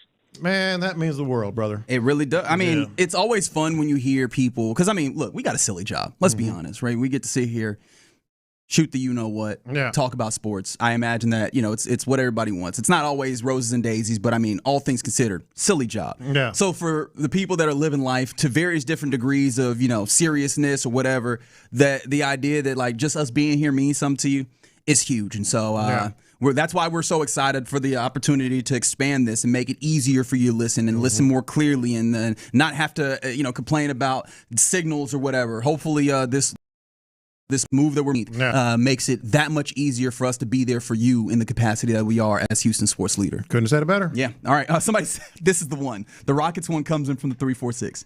Maybe it's just not our year. All right. You're in the loop here on Sports Radio 610. Keep those coming in on the text line. But coming up next, let's go around the NFL. John, I know that you are sick of this top 100 list. Another quarterback came in. Oh, baby. Let's talk about it next. All right. Let's talk about D&M Auto Leasing.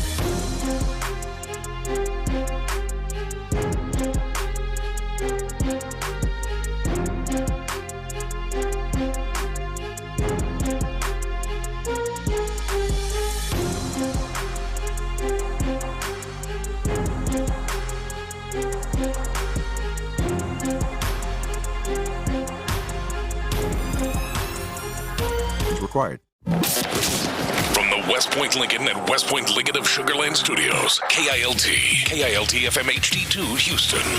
On Odyssey Sports Station, the Texans play here.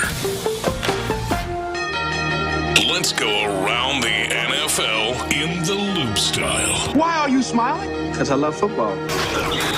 Here's John Lopez and Reggie Adetula. I'm going to tell you all about how much fun you're going to have this season. On Houston Sports Leader, Sports Radio 610. All right, you're in the loop here on Sports Radio 610. We're about to go around the NFL, but I'm sorry, my brain is pulling in like 13 directions right now, which convenient that that's the number. Yeah, that's fair. Convenient that that's the number that I came up with, because August 13th, you'll be able to hear us on an FM stick. 95.7 The Fan is what you will be listening to. Shout out to Andy at that point. But shout out to our what do I call it? Engineer emeritus, I would say. I don't think I have the and weatherman. Yes, and that's right. I don't think I have the leeway to say that, but I'm gonna say it anyway.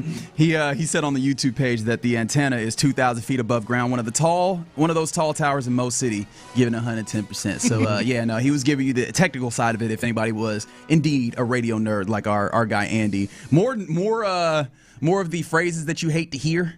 Coming in, and somebody said when it comes to the Rockets, they're a young team. Oh, the young team does kill you. Are we going to use that next year? I will, just to annoy you. I was going to say why. Just to make you sure. Just to make sure you know, just to annoy you. Yeah. And then somebody else said they just hate dink and dunk, and then it reminded me, hook and ladder drives me up a wall. It's hook and lateral. Correct. Correct. Yeah. Surprisingly, that doesn't bother me as much. I think it's just become part of the vernacular, so you let it happen. Like ain't should annoy me, but it doesn't. It's a word now, it's pretty just, much. Fair enough. Yeah. Nah, and that's one of those I recognize. It annoys me. I try not to talk too much about it. That's a me thing. That's not a you thing. Go ahead and live your life. What about first annual? Oh, God, don't get me started. You knew that was going to trigger me. At that point, it's inaugural, right? Yes. How do you know there's going to be a second? What if it's a flop? The first annual. Nope. They're like, no, we're going to be back by hook or by crook. This is not around the NFL, but I just wanted to get this out.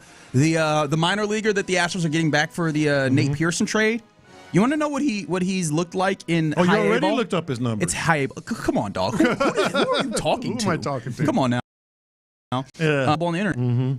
And high A ball, in five results, I don't know how many games this – actually, no, this is 12 games. 4-1, 1.40 ERA. All right. It's high A ball. Yeah. I'm not getting too much. That's going to be one of those Jordan trades. This is an interesting prospect. So the Astros won the trade.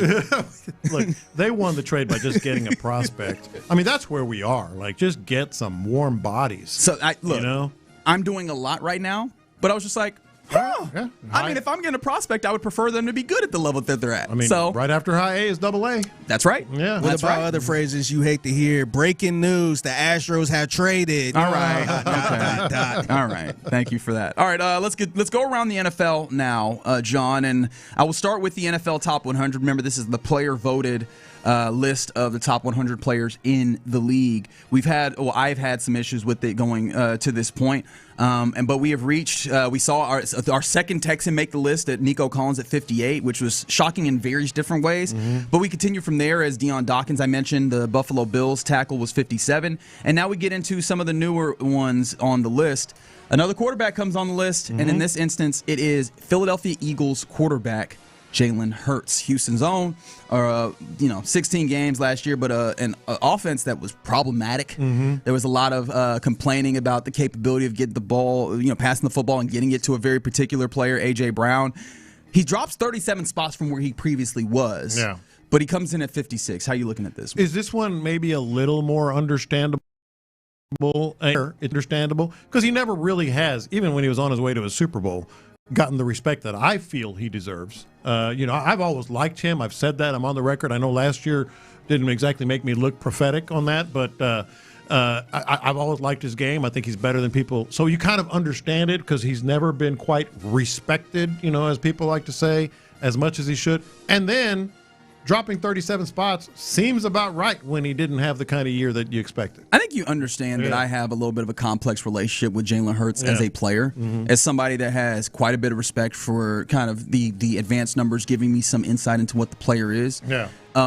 he ends up being a little interesting while also having on the other side, I think the people that really want to prop him up, and I'm not saying this as like a negative or trying to knock them. I'm just saying the people that are more positive towards him lean to the kind of more intangibles. He's a winner. He's a leader. And I don't think that the leader thing is is wrong or anything, but the winner part, like how do I quantify this? And it gets us to places where we start talking about Tim Tebow, right? Like that's the thing that hurts me. And so I think that he probably was set up to fail here by being so highly rated last year. Yeah. And that like a result like what you had this year feels like it was still within the realm of possibility, but then there's a nosedive in the way that people view him in an interesting way. I think that he is somehow the Schrodinger's quarterback of overrated and underrated sometimes. Yeah.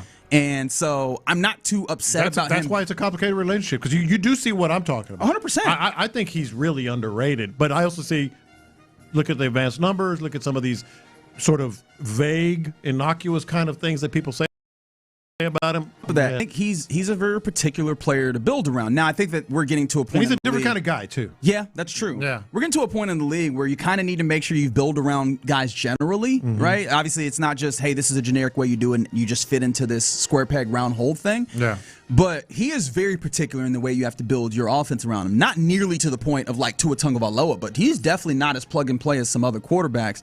And I think that you're seeing a team that's had a lot of talent but also struggled to figure that out. That raises questions for me. Yeah. But he still comes in above all of the other quarterbacks that we talked about. We've talked about Bo Nix. We've talked about Trevor Lawrence. We've talked about Brock Purdy. We've talked about all these other quarterbacks, and this is where Jalen Hurts falls. Yeah, and so not as egregious, would you say, to drop 37 spots? No, the drop isn't. Now I'm thinking about where does he fall in the grand scheme of all this. One of the insights that was given in this list is that he gained a league low 39.6% of his passing yards via after the catch. So he was actually throwing for those yards as he was doing it, as a credit to him. Coming in at 55 on this list, wide receiver for the Cowboys, CeeDee Lamb, who had a big drop himself. I think that's just obviously there was another wide receiver to be able to feed in that, and that's George Pickens, who I'm trying to remember, has he shown up yet? Is George Pickens being rated higher than CeeDee Lamb at this point? I don't think he has. Unless he's not rated, but I don't think that's going to happen. This list has enough of those where you go, hey, man, this guy... It's not even surprising if he wasn't. It wouldn't be. That's why I was laughing. Yeah. Yeah. All right, we continue around the NFL here. Have you noticed that there's still some free agents that are kind of odd or intriguing or whatever words you would like to use? I guess... I'm going to take this from a more generic place because the Texans are very particular in the way that they're built. But if you are just Team X, so that we don't have to get too specific about it, that might have a potential need at this place. Are you interested in this player? You want to play that game? I would love to. All right. Here, I'll close the list so I can just get... I mean, it's fine. No, so I can just react. All right, I will start at the top of it.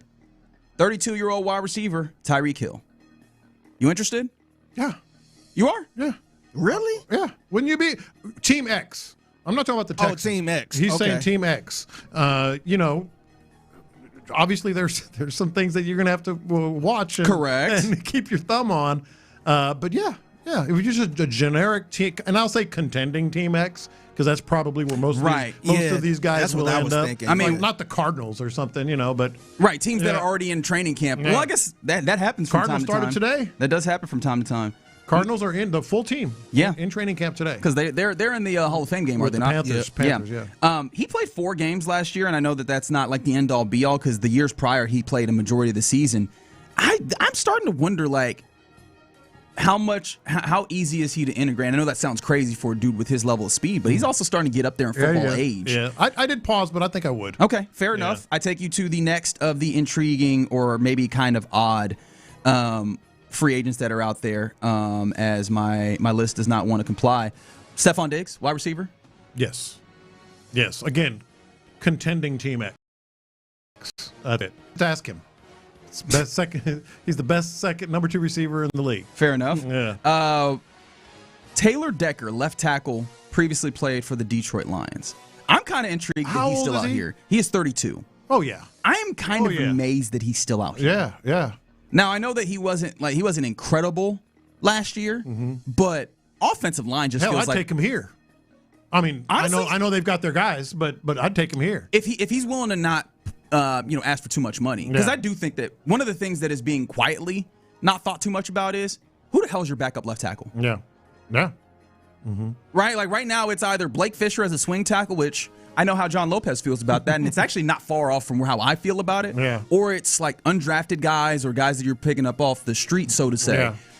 That's not a great way to go about things. No. Anything happens to Ursary, I mean, are you going to move Trent Brown over there? When was the last time he played left tackle? When was the last time Braden Smith played left tackle? They'll do some moving around for sure. Well, they've been known to do that, though. Yeah. But, I mean, you're talking about we're really pushing against the current of what these guys do in order to do that. So, no, I just can't imagine. I feel like if he's out here to this point, I feel like the Texans would have shaken the tree a little bit. I imagine that he's either the value that he wants is probably higher or, maybe he's just like, because he did misread the market. Like the Lions, he ends up not being there because of kind of negotiations here. Right. I don't know that he has hat-in-hand response to this at this stage and just goes, I'll take, minimum type pay. I think he probably tries to find something in the media. He's waited a long time, though. This is going to be a real... He'll go somewhere. I'm actually very intrigued now. Yeah. How about this? Another wide receiver for this one, last played for the Commanders, Deebo Samuel, age 30. I don't think so.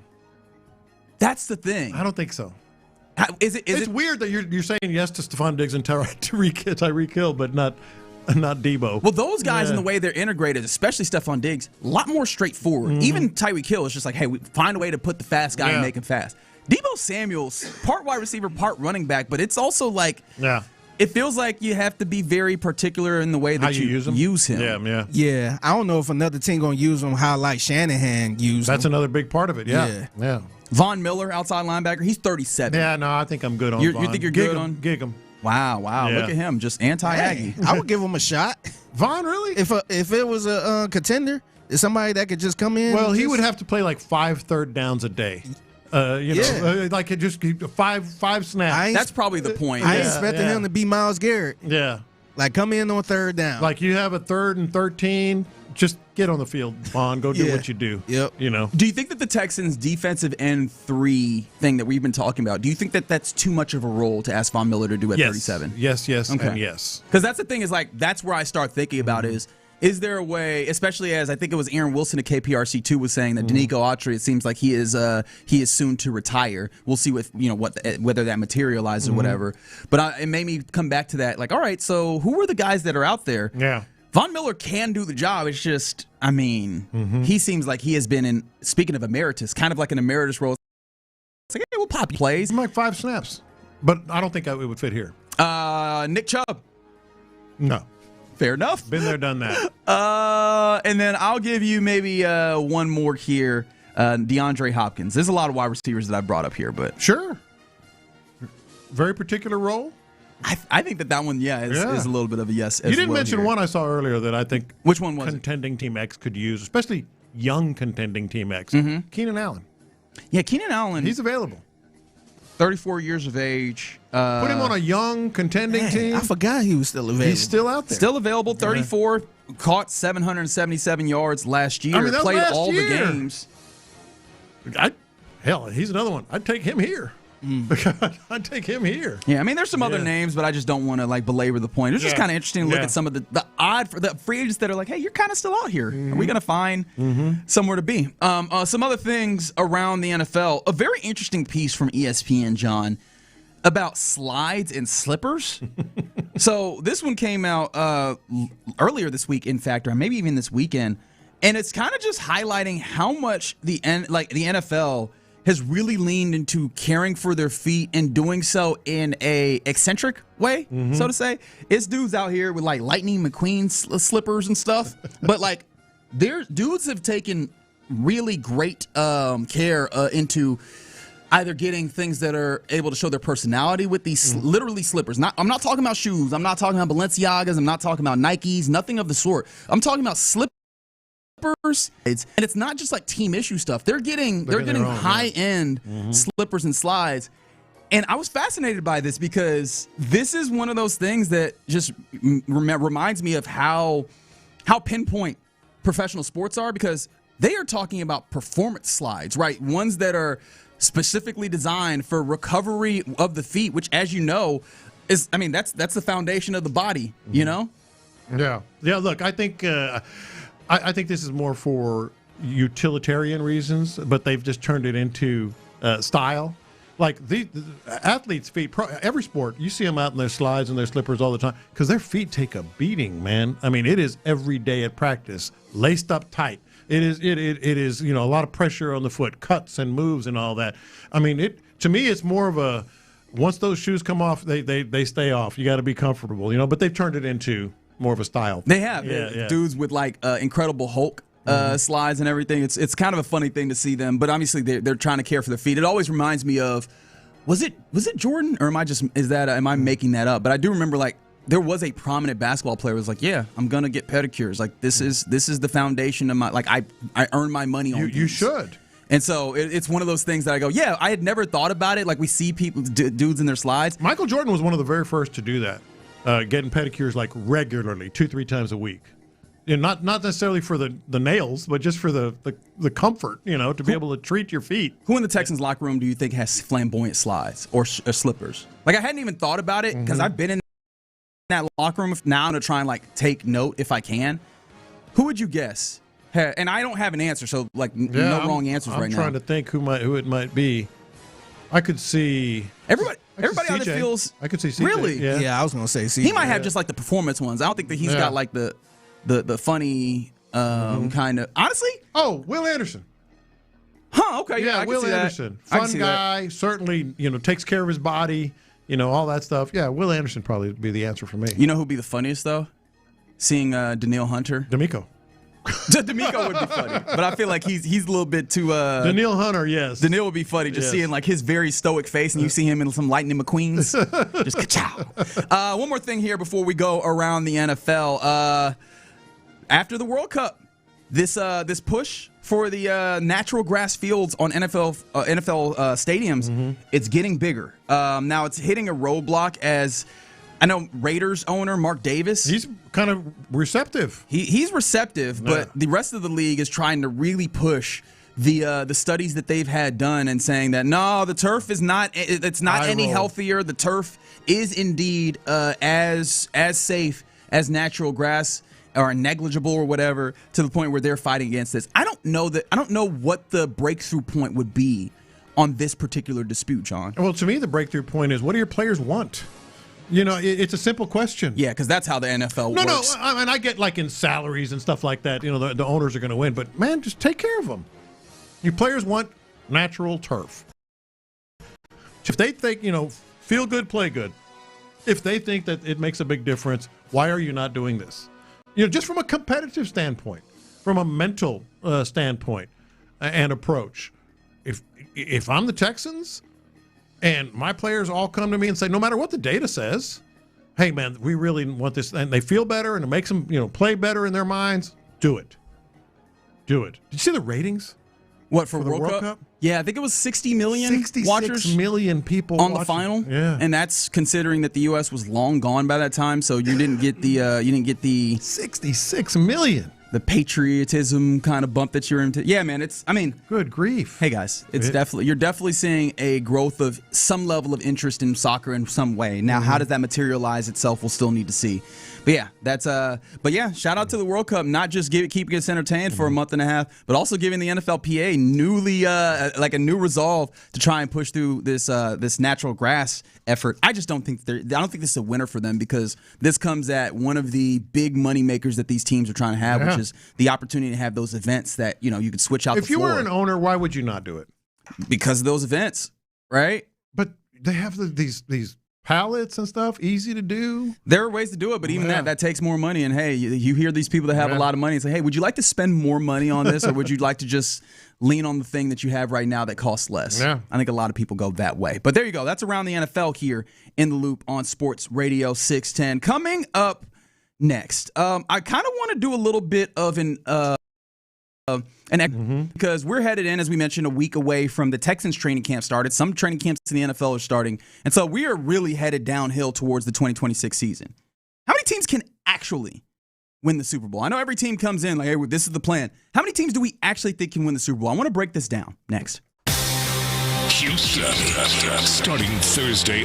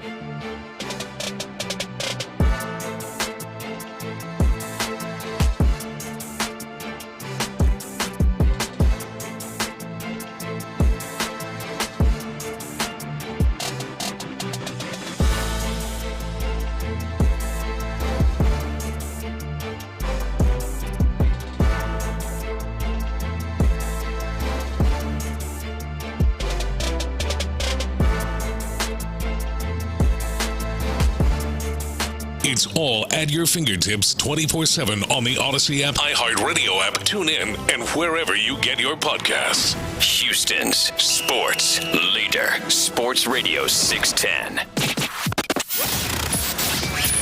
In the Loop is powered by Mokaram Injury Lawyers. Heard in an accident? Call Mokaram Injury Lawyers at 281-222-2222.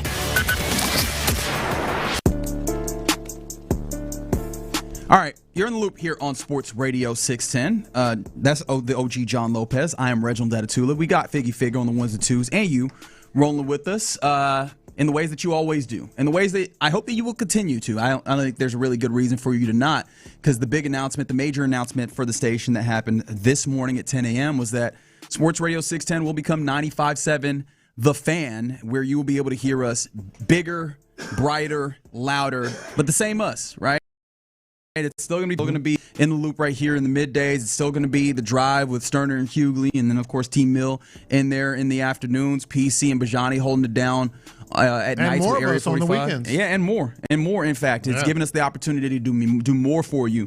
And so hopefully that will make your life better as a sports fan here in Houston as we continue to try and grow what is Houston's sports leader here for you. And check out the logo on the Instagram, I just put it Instagram, on Twitter, Facebook. Yeah. Now, you might be looking for Sports Radio 610.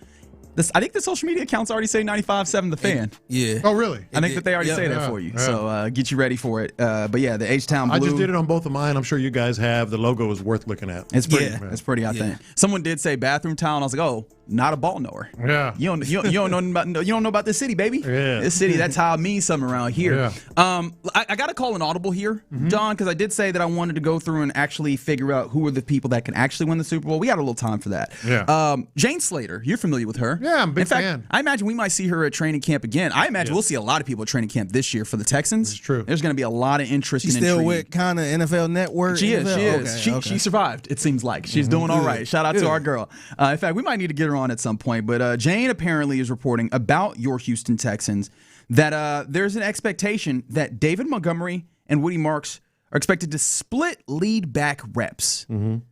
How do you feel about hearing that? Because it felt like we were leaning more to the other way, whether it was kind of the scuttlebutt that was happening or, obviously David Montgomery's clear desire to have a bigger role. And then also the running backs coach and associate head coach talking about how, or is it assistant? Am I changing his title? Anyways, talking about how David Montgomery has the capability of being that. That felt like that was a hint. But here you are having someone reporting from NFL Network that actually there's an expectation that they split lead back reps. And I read that particularly because this ain't just we're going to split reps and we have to figure out what the number is. Yeah. Split lead back reps sounds like it's pretty 50-50. Yeah, look, if I had to bet right now before we get out to training camp, I would bet that David Montgomery would carry the lion's share pun. The lion's share of that stays here too. Congratulations. That was an accidental pun. I'm kind of proud of it. Oh, you can actually say no pun intended. Yeah. Can I tell you I hate it? It drives me up a wall because you know it was intended. When people don't know that like literally means that you weren't trying to do that. People are like no pun intended. No, you just say pun intended in that instance. You get the same feeling, but you're actually right. Sorry. Yes. Sorry. So true. Honest, accidental pun, but back on track. I would bet that David Montgomery gets the lion's share of carries. But my hope, as I've talked about as recently as yesterday, is maybe we get that split backfield more. Maybe we get that sort of tough to sort of strategize against two backs in the backfield. Maybe that's why.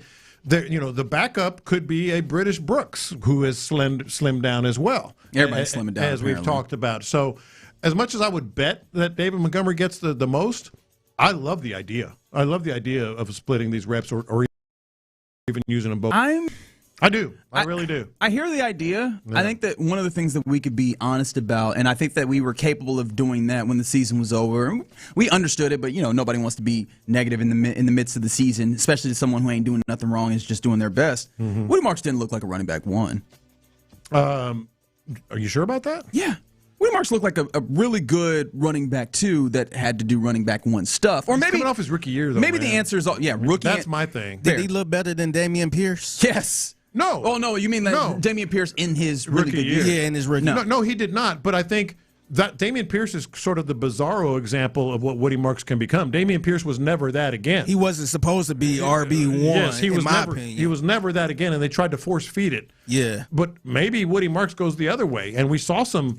What did he have? How many yards did he have? 500 and something, 600 and something. Why can't I remember off the top? I'll get you that. In but maybe he develops, and they see him developing into something more. To me, it seemed like when Reggie said this, it seemed like they trying to give him the chance. Right. It seemed like it's not going to be just the D-Mont show. Mm-hmm. It's going to be it seemed like maybe in training camp they're going to give him them split reps and all that stuff and see what he can actually do. 703 yards. That was 703. Yeah. Which, interestingly enough, that's not far off. I saw, one of these football analytics accounts that I'm fond of did a projection of their 2026 stats. Now, of course, this was before the thought of them being maybe a more equal split. What they had from David Montgomery as a projection in this upcoming season was 955 yards to Woody Marks' 414.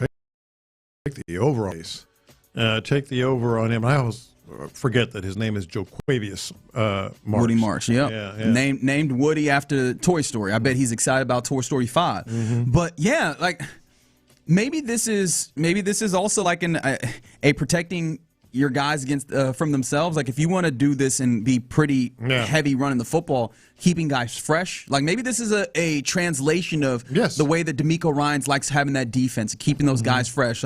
We talked about trying to find a way to merge that identity that the defense clearly has that DeMeco wants to the offense. Maybe this is it. We can continue to batter your head in by constantly keeping these guys fresh and running the damn ball. Yeah, and I think that, certainly not the youngest running back anymore either. Certainly, got, I guess, demoted is the technical term, to running back 2 in Detroit. And then the other thing is, I like what when reporters do this, good, solid, real reporters like Jane, the way she worded it is there's an expectation.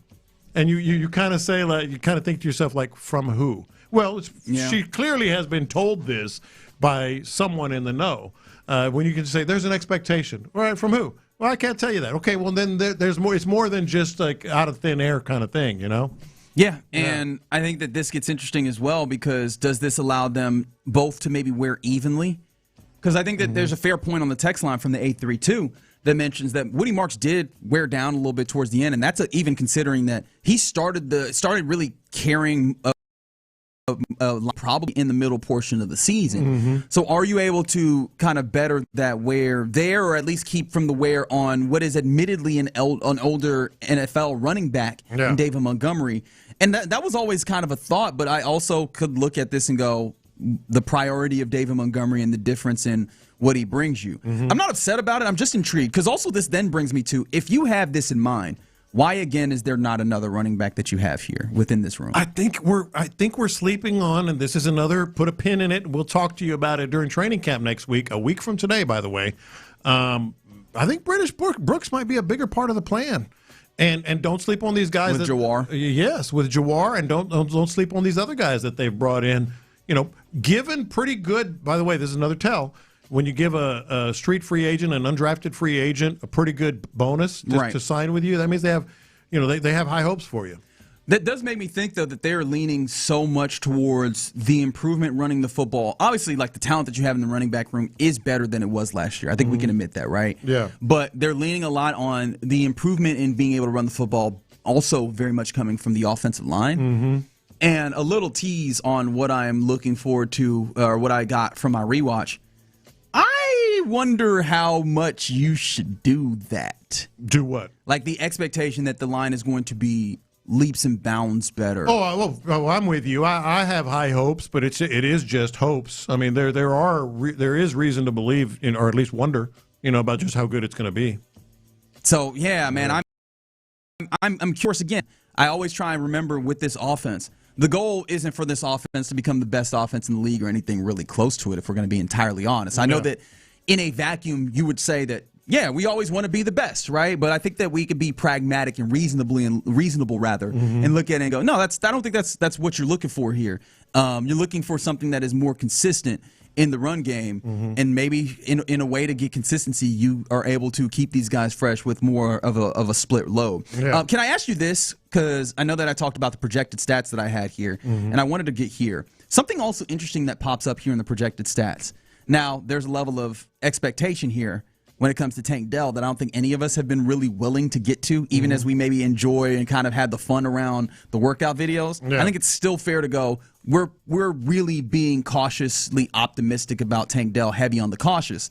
They have a projection of Tank Dell playing 14 games and amassing 45 catches, 584 yards, compared to Jalen Knowles' 52 catches, 36 catches and 343 yards. What would that do to you if you had that kind of split amongst your, I guess, third wide receiver in the system? I mean, you cannot help but love that, right? Really? 14 games? 14 games from Tank Dell? Yeah, I mean, we all hope for the best from the other guys, but Tank Dell's proven. Tank Dell is a proven, if he plays 14 games, you saying? Yeah, sure. I'm hoping that with Nico. That's not give me 14 unfair. to 15 games. 14 games and how many catches? They have Tank Dell at 45 catches. Hell, sign me up, man. With the projection. Sign me up. That's interesting because I got kind of locked in on just Jalen Knowles. We were just talking about this a second ago. I mean, fingers crossed, good luck, hope for the best. But Tank Dell is a problem for defenses. You give me 14 games and 45 catches, I'll take that. No, it's fair enough. My brain immediately went to, Jalen Knowles was boxed out last year, and then you end up with another circumstance where arguably one of the most explosive guys that you have in your wide receiver core outside of your number one wide receiver, again, gets boxed out in this circumstance. That's immediately where my brain went. But you're right. Like Tank Dell and the explosive plays and the ways in which he can force a defense to have to consider things.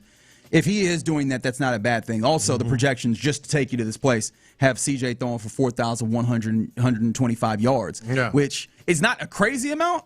Because also, if he plays all 17 games, that's not far off from where his projection probably would have been, maybe an extra couple hundred yards from last year. But it would be awesome to see him have that kind of consistency across all 17 games. Anyways, just an interesting thing that came up here in the Loop on Sports Radio 610. Coming up next, let's get into what's popping, including a little bit more on what happened in this Astros game, and also. We got a lovely remembrance of Janice McNair from John McClain that I want to talk a little bit about, and we'll do that next. Houston.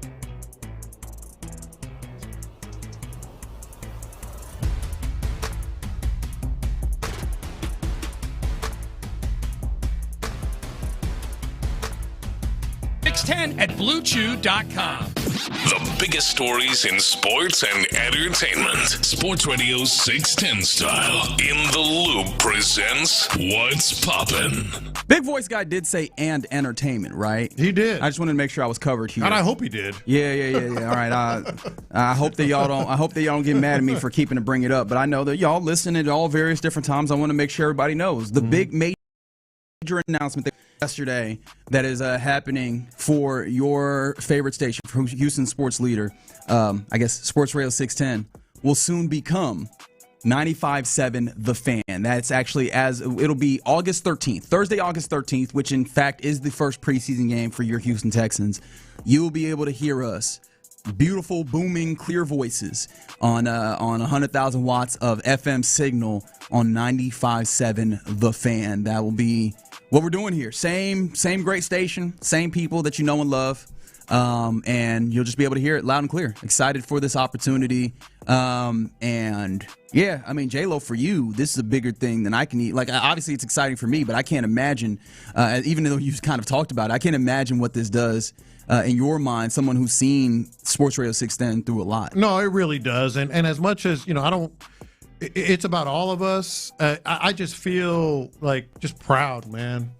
Just proud that I've been here almost from the very beginning, certainly the last 17 years, but from the very beginning in Houston. And I said this earlier, when I got here, my first day covering sports in this city was January 1st, 1990. There was no sports radio, period. There was none. I mean, think about that in today's world. Even in the 1990 world, it was popular, sports radio around the country. And then 4 years later, in 94, Sports Radio 610 came on and just changed the landscape, changed the landscape of sports in this city. So, yes, it's certainly about Sarah Fraser and Parker and just their incredible way that they have grown this station and now is growing it more to 95.7 The Fan on the FM dial. But we all sort of personalize this. I'm sure Figgy you have. I'm sure Reggie you have. Like, isn't this cool for me? For me personally, it's just pride, man. I said this in the meeting the other night when we were talking about this and really just for the first time heard the official sort of thing that we were going to have this announcement. I got emotional. I mean, like, we've been talking about this for literal decades. And here it is. And I just called up the coverage map, to be on the FM stick. We are. You can hear us in College Station on 95.7. You can hear us as Huntsville, LaGrange, Victoria, Port Lavaca. Oh, that's gonna be great for you when you go fishing, ain't it? Beaumont. I'm gonna be listening to you guys all the way down on the drive to Aransas Pass. It is truly. Again, it's a team thing, it's a leadership thing, it's a station thing, it's a very personal thing as well. And I was telling my family, like, this makes me proud. So it's a good thing for the listener. It's a good thing for everyone. You don't lose anything with this. 610, this frequency will still be here. If this is nostalgic or more pragmatic for you, it's still there. But you gain clear signal, as you just mentioned, stronger signal. You'll notice that we're getting more programming for you. Obviously, weekend's going to be bright, easy here all the way around. So, yeah, man, this is all available to you as Sports Radio 610 becomes 95.7 The Fan come August 13th. And you can hear us on that signal. And also, I know that there's people that, interestingly enough, are like, does this mean we're losing the 100.3 HD2? Don't worry about that. Don't worry about that. You worry about the wrong thing, baby girl. Come on over to 95.7. You hear it. Just click that dial a couple of times. If you had that HD, if you got the HD radio, it'll be nice and HD radio for you with 95.7. I promise. So we're looking forward to being able to do that for you, the listener. And somebody asked, is there a reason a lot of sports stations are called The Fan? Yeah, because that's what we got in mind, man. Like, we are fans. We are doing this for the fans. And that's what we want, man. That's why we're doing it. At least that's what I've been told. Yes, it is why we're doing it. Yes. All right. And I appreciate all the people that for some reason are concerned about our money. No, we'll be all right. In fact, I imagine that this will help us be better for you and better for us too. All right. Some other things that are popping. The Astros. second straight victory. Saying straight is kind of funny on back-to-back wins. But, I mean, hey, I appreciate it. An opportunity to sweep the Marlins comes tonight, but that comes after a pretty solid 5-3 victory for the Astros that it looks closer than it feels, really and truly. And shout out to Tatsuya Imai. I think he's the story of this one, right? That he ends up going 6 innings. He uses his third pitch, the splitter, in addition to the fastball and the sliders, kind of, because I know his slider does some weird things at times. But he was effective. I think this is his second best outing. The only other one that I think was better was the one where he issued maybe 1 walk and had 10 strikeouts. Well, and then he had he was 12. He was okay, maybe so third. But he went like 5 or 6 then. But even in the no-hitter, remember, I think he walked 5 guys. Yeah, that's what I'm saying. Yeah. It's the not issuing too many walks. He got some strikeouts. He did use that third pitch. Yeah. Man, he was pretty electric for a good amount of time there last night. He had trouble with 2 outs. He did. Inning after inning, he would get the first 2 outs, and then all of a sudden there was a hit or a couple of hits or a walk, the 1 walk or whatever. But no, look, this is where we can all be a major league pitching coach or manager when it comes to Tatsuya Imai. Let's all pretend, Tatsuya Imai comes into our office. Here's our pitch, no pun intended. See, I knew that one was coming. Thanks, buddy. Here's our pitch. Hey, Tatsuya. You do really well when you use all 3 pitches. You don't do so well when you don't. What do you think we should do for the rest of the season?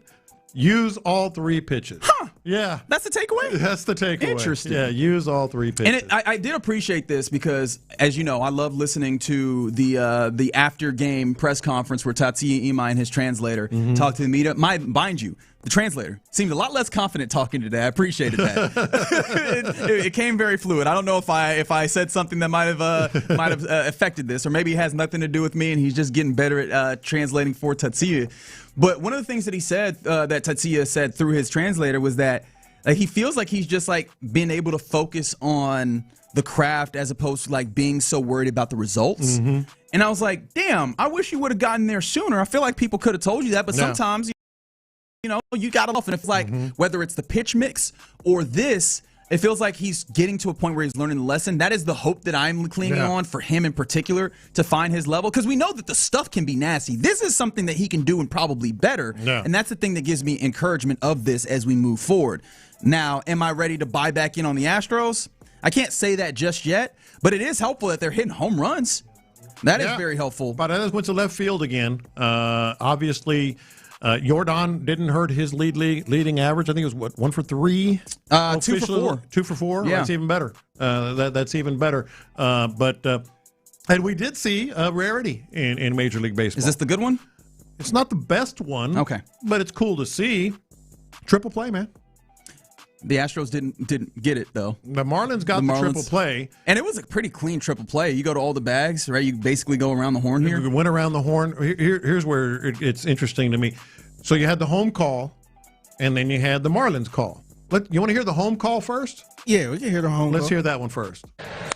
Rounds this one to third. They might have a chance to turn 3, and they are going to get a triple play on Jose Altuve. Grounds the ball right to the bag, and the Marlins turn a triple play on Altuve to end the 8th inning. All right, so that was a triple play. I mean, I thought that was fairly... It was okay. It was good. I think that I love a broadcast team that can put aside allegiances and just be like, hey, this is a really cool thing, and I'm going to call it as they didn't quite go that far. They didn't. I didn't get that at all. That's my point. It's like they didn't do that. Now let's hear the Marlins. Ball third. Oh, baby. There's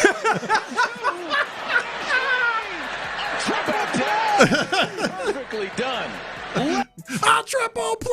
Oh baby. Oh baby. My boy got apologies if this is bad for anyone. My boy got turned on there. He said, "Oh baby, oh baby." That was like the complete opposite. Anytime there's a play like that, I love listening to both sides. It's like, oh my, and then oh baby, oh baby. This wasn't no national game on ESPN. No. This was clearly the home call. Yes, it was. That is hilarious. It was cool. We'll actually talk more about that triple play as we go because of who hit into it. Some other things though that are popping.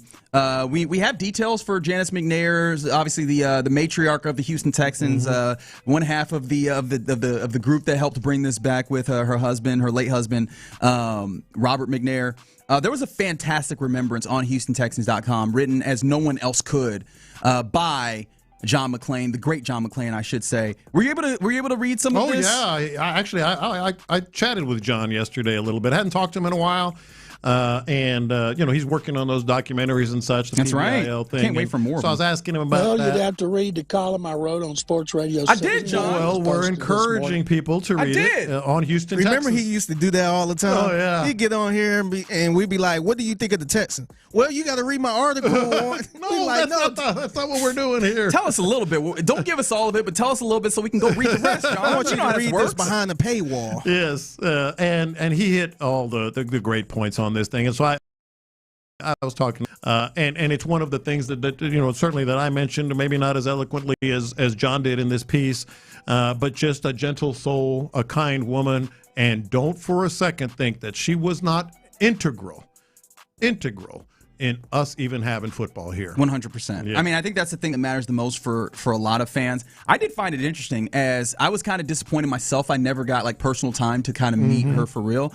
However, there's going to be a couple of instances, before I get there, the thing that I found interesting was learning a little bit about who Janice was, not just her demeanor, but also I didn't know that she loved hoop like that. She used to play ball back in the day. Yeah, she did. That's a great point. Yeah, that was fun to find out. Apparently, there's opportunities to honor Miss Janice McNair's life and legacy. There's a public visitation happening on Thursday at G.O.H. Lewis and Sons in Houston, Thursday 5 to 7. Then there's also the funeral service that will happen at 11 a.m.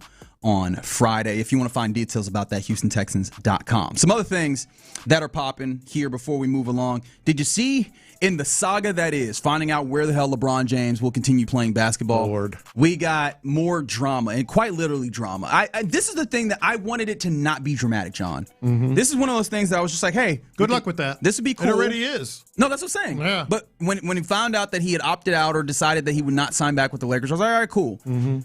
Find the next place. So where are you playing? I'm excited. I'm excited to see what happens. Legitimately, I am not somebody who goes. I go too far on either way on LeBron, but I'm like, oh yeah, I would love to see. He's still a factor in the NBA. He's going to the fortunes for one of these teams in a positive way, 100%. Yeah. As we saw front and center it's just become dramatic. Here we go to the point where now we see that the Miami Heat have on their YouTube page. Was that yesterday? Yes. A link stream, a link for a live stream that pops up entitled LeBron James Introductory Press Conference scheduled for the 27th of July. And so a lot of people take this to mean, oh, so maybe has he made this decision? Did they start scheduling this? And now is he just dragging this out for the sake of dragging this out, which only makes people mad? Yeah, and they immediately took it down and walked it back a little bit, saying it was just, and I could see this. It's certainly very plausible that every team is, hey, he's considering us. They're talking with him. Let's get our announcement ready, and they just sort of did it a little too quickly, or maybe not. Yeah, maybe not. See, I don't know about that part because, I understand when in the NFL where you had a schedule release or something like that. They know what the schedule is. Yeah. So they just trying to prepare for it to drop directly at 10 or whatever like that. Right. This one, you have no clue, or unless you do have a clue. Yeah. And that's what I'm saying. Maybe not. Yeah. So I think either they know something. To me, I think it's kind of silly to schedule something like that and you have no idea. Yeah. I mean, yeah, that's the thing. Because also, how hard is it to schedule? And I ask this genuinely because I have not scheduled a YouTube live stream. How hard is it to schedule when you find out? Assuming, because we're trying to make the argument that they don't know yet. Takes 30 seconds. Yeah, I think 30 seconds. I think we've all done that, right? You could do that in real time. I can do it right now. I don't think you have to do that a week ahead. No. For a press conference to schedule something like that, unless you already know what's going on and you just trying to get ahead of it. Yeah, that's right. So weird things happening, but just please put us out of our misery. Yes, please end it. End it now. Just go to the team. I mean, we can actually talk about the possibility of what it looks like with Miami, but yeah, we just go there. Just go and do it. You think that this blunder can change LeBron's decision? Like if he was going there. He's like, oh, okay, you won't play that game? Because remember the way he wouldn't left. be the first. Remember the way he left. He was upset with some stuff that got out, I guess, from Pat Riley. Yeah. Yes. Do you think there's anything that's Pat Riley trying to get back at him? I think that would be absurd, but it's just kind of funny to think about. I don't think this changes his decision though, because I can't imagine you take all this time to make this decision and let something like this be like, you know what? Now I'm going to Philadelphia. You lost it. You lost the shot because in theory he's making this off of more decisions or more ideas, like more factors, right? Where you want to live, who you want to play with, who you want to be coached by. I feel like it'd be wild to have all that figured out and then be like, you said it too early. Yeah. He might be pissed, though, because he is recording a lot of stuff. So maybe he's trying to do this whole documentary thing, and they totally blew it. Oh, boy. Maybe. That's his fault. Yeah. Because why are you trying to Why are you taking so long, Come man? on, man. You don't got to commodify all this, And by the way, kind of bringing this full circle before we get out of here to the next segment, I'm switching to FM. Soon enough. Oh, we ain't got to hear that. I'm done with shirts stream. Yeah, I'm switching to FM. Yeah, you have to update a little bit, because if you didn't know, Sports Radio 610. By the way, you're in the loop here on Sports Radio 610. Soon to be 95.7 The Fan. Yes, it is still an Odyssey station. That's not going to shift. We are still with the parent company. All right, coming up next, it's about the time where we have continued to dive into my rewatch of the Houston Texans in the 2025 season. Yesterday, I got into Week 12 versus Buffalo. Let's have a little fun with my observations and questions next. Houston.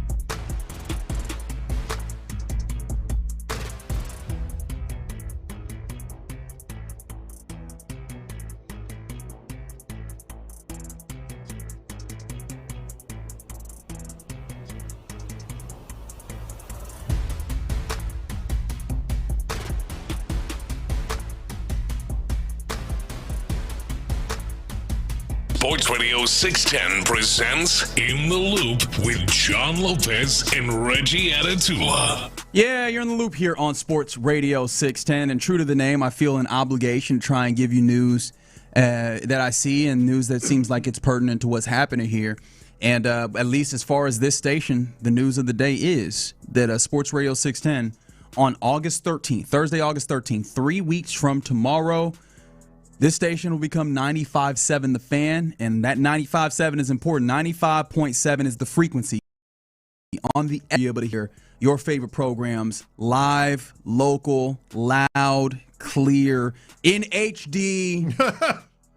If you got the HD radio. Yeah. I don't mean to sound annoyed, but I was just amazed that so many people were like, so what about the 100.3 HD2 signal? You don't have to worry about it. Yeah. 95.7 got you covered. It's going to sound clear, too. About 3 clicks to the left. It's going to get you. It's all going to be clear. Don't worry about it. It's going to get you. Yes, the company is still the same. It's still an Odyssey sports station. Yes, you'll still be able to use the Odyssey app. Yes, the Texans will be right here where you want them. In fact, on that day, August 13th, you'll hear a Texans preseason game. Which is real cool, by the way. On those airwaves. Yeah, man, all those things are happening for you. So, definitely wanted to make sure that we paid off on the major station announcement tease that we were giving you. That is it. It is 95.7 The Fan. Get used to hearing it. And you're probably already hearing it if you're listening to the promos that we've got running. And we appreciate you as you do. Speaking of us teasing it yesterday, so I got a text from one of my aunties. Shout out to my auntie Fonda. Mm-hmm. She said, what is this? She texted my wife. What is this news about some big announcement? Yeah. Is Figgy taking his talents back to Cleveland? Oh, wow. I'm like, look. That's a new one. I'll give her credit for that. Yeah, absolutely not. Yeah. You know what? She not even close. She wants you to come home. That's what's happening. Yeah. I'm like, is my baby Figgy going to be near me again?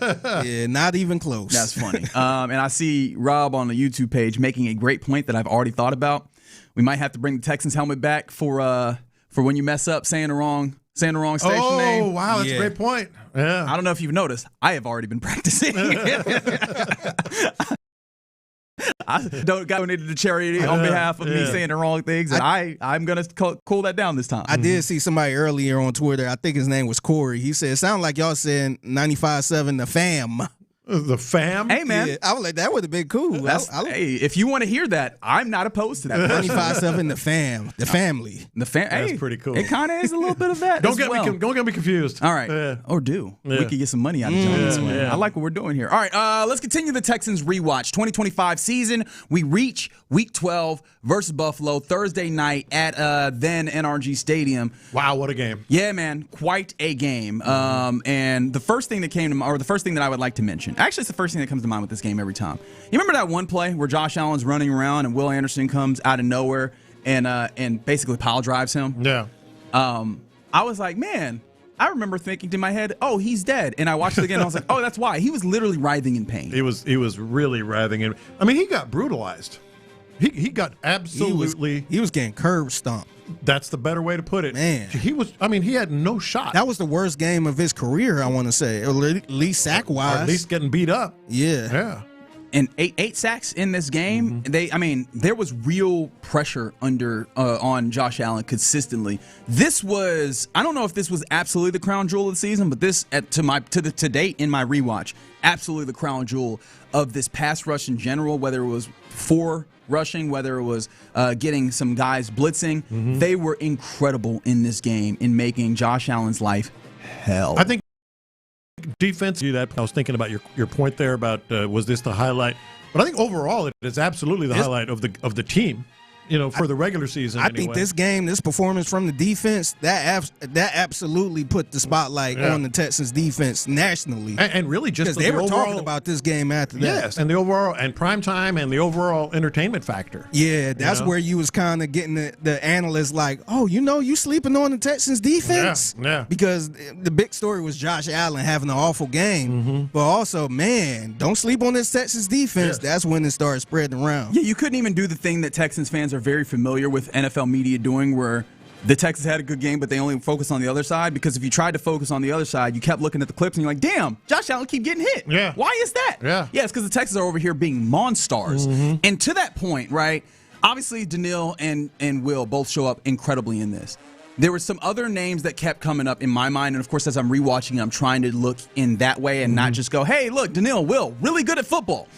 Tommy Togiai in this game was bananas in my opinion, and that's because remember what the actual fear was in this game. Because I know that they had Khalil Shakir this year as opposed to what they had at Week 5 the year prior, so they had a little bit of wide receiving threats. It's that James Cook is back there in that backfield, and Tommy Togiai, with more and more reps as the game went, just demonstrated even more so he is a rock in the middle of a run defense.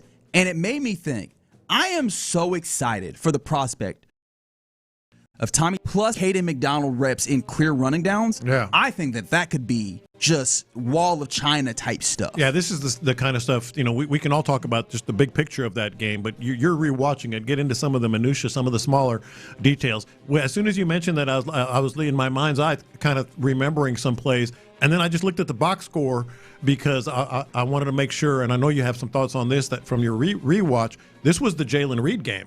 Correct. That was my next Jalen point. Reed game. I was like, wasn't that the one where he actually played well? I was like, and so this brought me to, because Tommy Togiai is the one that I think we know coming into this year what he is. The only thing that we don't know is if and when he gets his money, because he has played at that level well above what his actual contract is right now.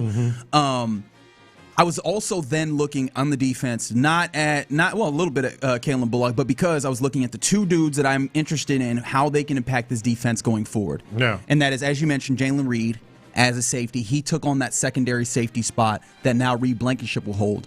But then also Dylan Horton. Because Dylan Horton is the guy who is, I guess he's the leader in the clubhouse right this moment to be your third edge rusher behind the two very clear guys up front in Danielle Hunter and Will Anderson Jr. And my thought process was, as you alluded to, man, I really like what Jalen Reed does. Now, he's playing more as the strong safety to Kalen Bullock's free safety. And in a way, he kind of looked like he was kind of playing a little bit of Jalen Petre's role. The problem is he does not look as physical as Jalen Petre, which ain't really a detriment to him. But there's enough there of him making good plays, being in the right place, compared to Miles Bryant, who did hold down more of the Petre role. And he played in this game as well. Miles Bryant in this game, there's a number of times where he is overrunning plays and he's not in the right place. And I say this not to bash on him, but it's just the fact of what was happening. Jalen Reed didn't have those moments. In fact, you remember the game-clinching interception from Kalen Bullock late in this game? Now, I'm not trying to make it seem like Jalen Reed made that play. But what happens, and as I'm watching the play in all 22, is that Jalen Reed does nothing exceptional, but is absolutely doing his job to the highest ability, which is recognizing what's happening in front of him and signaling to Kalen Bullock, hey, that way. This is where you need to be. That's what's happening. And I'm sure that it's not like him telling him in the way that sometimes you see. Well, they were but it's the communication. It's the defensive back communication. And I think that that's notable for a true rookie to be in that space in the first time that he's really called upon and being able to signal in a way that is apt communication that creates an opportunity for Kalen Bullock to make a play where he is all over this interception. I don't even know that there was a real opportunity for anything else to happen. That felt so good to me, and it really brings me back into the conversation that we're having this year of there's a lot of safeties, and they're going to have to make some decisions on how they do this. Is Jalen Reed the leader in the clubhouse to be the backup safety on this team? Is he going to play some sort of Petrie role, perhaps? Or give them the flexibility to move someone to that Petrie role, as well. I think if I'm going to be honest, my immediate thought, and I don't think that it's not inspired by enough for me to say it with my whole chest as if this is absolutely what's going to happen. Yeah. I think pursuant to one of the questions that I asked, was it yesterday or the day before? What do you do in the unfortunate event, mind you, that Jalen Petrie does not play? I think especially with how Reed Blankenship plays, I think one of the answers might be Reed Blankenship kind of does the star role things, and then Jalen Reed takes over the Reed Blankenship things, because it feels like he does some of those things. He played in the box. He came up and made hits. Now, it did not look as physical as Petrie, but you know what it did look like? It looks like when Kalen Bullock comes up and plays his brand of physical, because Kalen Bullock is long, lanky, and his physicality is not the big bruising one that looks like a linebacker, but it does look like a safety given his all, and that's what it looked like with Jalen Reed as well. So I'm very intrigued. It gave me a good eye on, okay, I'm interested in see what the year-over-year step up is for him. But the other one is Dylan Horton, and I'm trying not to be too negative because it's not like he was bad, but I keep seeing him, and it just feels like, just a little bit off, right? It looks like, hey man, didn't have any tackle, one quarterback hit. Exactly. Like he gets close. He seems to be generally in the right area, but it doesn't feel like what you see when you see Derek Barnett. It doesn't feel like what you saw when you see Danico Autry, especially when he slid outside. Yeah. And so that's the thing that I keep. Maybe I'm just unnecessarily anxious or scared or whatever words you want to use there. But I keep looking at Dylan Horton, and I don't see the defensive end 3 that we have gotten accustomed to. Now, that's a little bit of a luxury, and I'll acknowledge, but it's not the guy that I go, even with him in, I still feel good. I still feel good about him getting to the quarterback and actually finishing off these plays. The pressure is cool, or being around it is fine. I want playmakers. Right. I don't want dudes around the play necessarily. No, I think that's fair, and they're counting on him. And the other thing about this game, you dominated them in so many ways. Certainly their offensive line with 8 sacks. It's just incredible. But they did have their moments. They were successful running the ball with James Cook. They obviously you harassed Josh Allen, but he threw it for 254 yards, and there was a crazy dipsy-do play, that led to the final interception. It wasn't technically a hook and lateral, but it was kind of weird. It was in and lateral at the end of the game to kind of give them an opportunity to get close. I will keep moving forward. So it was trying to be a big person. That you took in spurts when they weren't on their back. You took their best shot. Well, it's funny that you mentioned this because I will say they shouldn't have been as close as they were. And maybe that's a bold thing to say against the Buffalo Bills team that was pretty good last year. But there was a lot of missed routes, missed timing early on in this game. I'm like, there's big plays that are here on the table for you that it just felt like, and I don't want to make this exclusively about Davis Mills, but the offense just was not clicking enough early on with things that were available to them. And I don't really have a good eye on why, because Davis Mills was throwing high. Remember how I talked about C.J. Stroud and you felt that there was some times where it's like, hey, you just missed that throw. Davis Mills, who had been better in that first game he steps in, the second game, he was missing throws early. Also, not looking at Nico Collins, which I thought was kind of the big thing that he did. That's funny you say that, because I was looking at some of these numbers. 3 catches, Nico Collins. First target came in the second quarter. In fact, he was looking more at Jaden Higgins, which gave Christian Kirk had a game. He did. He did. It did give me an eye on Jaden Higgins, where early on you saw him rookie. Like he had one where he snags the ball, he hucks his knees, and he does not get his legs down in order to get his feet in bounds. There's a back shoulder fade that is thrown where he's not able to play the ball, and then there's also, it's a little shallow. And then there's another kind of wheel route where the ball is thrown short, but he does not do the veteran or more veteran thing, which is play through the defender and get yourself a DPI. You did see him grow immediately in this game, but it made me think, how much growth have we seen since then, week 12? Through the offseason now, I'm very intrigued to see how much of the veteran, maybe not veteran, but how much of the savvy that you gain and experience that he'll be able to demonstrate, because the raw ability is there, and this is the polish that we need from Jaden Higgins. No, 100%, and this is why we're facing these questions now about the receiving position. No, for sure. Some other things that I wanted to make mention of. Speaking of rookies, there's a lot of things that Tay needs to get better at. Ariante Ursary, was I just wearing rookie-colored glasses last year? There's a lot of plays where I'm like, hey, actually, Tay was not good in this moment. Not to say that he was bad overall, but was I just grading on the scale of this used to be an bad offensive line and he's rookie? Yeah, I think that's what it was. Bad offensive line and the best of the bunch, at least one of the best of the bunch, among them. But that does lead me to, again, there's a lot of room for growth there for him at left tackle. And I think that gets to be an interesting big thing, because when we talk about can this offensive line get better, left tackle is a place where there's still a lot of growth to be had here as well. There's some more things that I thought were interesting that maybe I circle back around to. But, just some of the things that came out, observations from what was Week 12 versus the Buffalo Bills last year, as I'm rewatching these. Making me wonder, we're going to dip a little bit into training camp with me with these rewatches. I did not time it out properly, did I? We'll get it done. We'll get it done. All right, very good. All right, you're in the loop here on Sports Radio 610. Soon to be 97 The Fan. I love it. Coming up next, let's do our lunchtime confessions. All right, let's talk about fishing right now. Let's talk about going fishing at really, really, really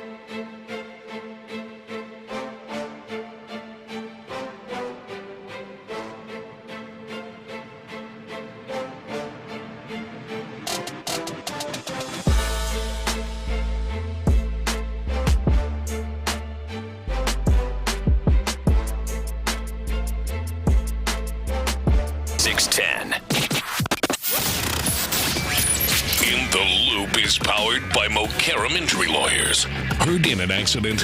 Call Mokaram Injury Lawyers at 281-222-2222. Sometimes it's not. Whatever it is, Reggie and John are keeping it real. It's In the Loop's Lunchtime Confessions on Sports Radio 610. Watch this. These are my confessions. All right, so I gave y'all, I'm talking to the listeners right now. I channeled Tay-Tay. Did you see me channel Tay-Tay, Taylor Swift, yesterday? Yeah. Yeah, you figure picked up on it. You did not. Yeah, because So actually, I didn't pick up on it. See, yeah. I didn't pick up the clues, and I will give you credit because that was kind of creative after I found out. I'm like, oh, okay, Agreed. Yeah. But So, I did not pick on it. on pick up Instagram and Instagram and Facebook, I like a lot of us, tweeted a little short video. Hey, man, big announcement tomorrow. Big announcement tomorrow. I am not retiring. That's not part of the equation. But big announcement tomorrow. Tune in at 10 a.m. I did it facing down to the floor so you could see the ceiling fan, one of the ceiling fans in my house behind me. The fan was on. The fan was on. There you go. You know what you should have did? Maybe this would have been too much of a clue. You should have started right there and be like, wait a minute, it's hot. Let me cut this fan on. Big announcement, guys. Big announcement. Big announcement. So I thought for sure. I actually was worried that Parker or somebody say, don't do that, because I thought it was too obvious. I thought for sure you guys would know what it wasn't obvious at all. Is that right? Honestly, now you know how your wife feels when she's like, I gave you hints. We were like, what? Hey, no, I was actually sitting there like, why would? Hey, cut the phone up a little bit, man. This is the worst angle for you to be doing the video. I was staring at the floor. I just assumed that this was Boomer stuff. I was I did too. It's all good. He don't know how to angle this. It's all good. Let me set the phone up a little bit. Set the phone on the counter. Set the phone on the counter. Why has he got the fan on behind him? No, that was creative though, man. I was channeling Taylor Swift, man. Little Easter eggs here and there. I appreciate that.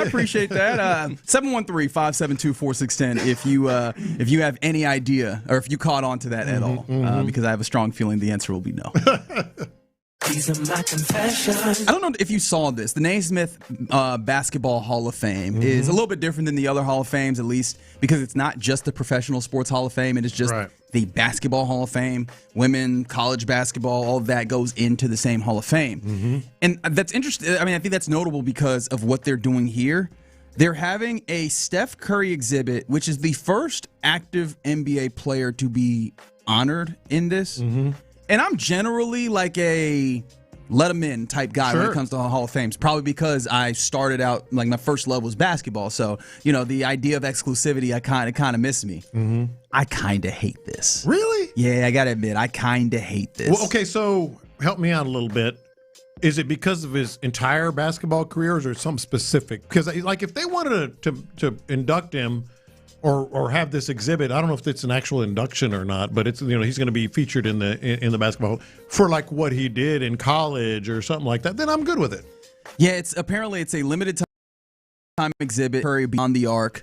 And it's added to its newest gallery called The Vault, whatever the hell that means. But I take you to a segment I like to call Reading, saying that it's developed as the next iteration of the Hall of Fame's acclaimed gallery. He inspired a generation to dream bigger and shoot further. Now, for the first time in nearly 75 history, they have a feature dedicated to honoring an active player. So the idea is just, I don't mind that. The idea seems to be, we all know he's going to be in the Hall of Fame eventually. And he has a particular place as kind of helping usher in a whole new legacy of shooting in the NBA. I kind of hate it because what's the point of one having like any criteria whatsoever, right? But then two, I think that the idea of this should be like more history focused. And I just kind of hate like taking this into a modern era. As much as you say it's limited, like this is going to lead to more modern looks of guys in this place that's supposed to be I think it's supposed to be looking backwards. And I think that these things, and maybe this is an unfair way of looking at it. The Steph Curry exhibit is going to take away from somebody going and learning about other folks. I think maybe that without question. Maybe. Because and maybe this is just a unique thing. Yeah. I kind of love places like this and going and learn about someone that I was like, damn, I probably would have never given this person enough thought in this place. But the new shiny thing is Steph Curry, and you can't tell me that someone that visits the Hoop Hall of Fame isn't going to be drawn like a moth to a flame to the Steph Curry exhibit rather than going and seeing some of the. I kind of just feel like we are doing this unnecessarily. If somebody's coming into the Hoop Hall, like it'd be one thing if we're like, hey man, we're trying to get people into the Basketball Hall of Fame. The people that are coming to the Basketball Hall of Fame want to be at the Basketball Hall of Fame. Sure. Right. Fancy Whopper that Burger King is having to try and get you in the door. The people that are here want to be here. I don't think that there's a need for this, and it feels like it kind of skips the whole line of what we're trying to do here. Okay, I can see it. I think it's just another nice little exhibit. These are my confessions. So, I mean, we had the big announcement today that Sports Radio 610 will be flipping over to 95.7 The Fan. And I know everybody is super excited about it. I know the listeners are probably going to be super excited about this when it happens. I got to confess, I'm a little bit nervous about this. About what? From a personal point for me. So y'all know I use this platform to kind of use it as my journal a little bit. I let y'all know what's going on. Sometimes when me and the old lady have an argument or something like that, I might vent to y'all a little bit. Yeah. I might not be able to do that anymore, man. She's listening. Not because of the content, but because she'll be listening. Yeah. Because at first I was going to say, who cares? We're going to do the same shows we always do. But see, this is the thing. Oh, she was not an AM fan at all.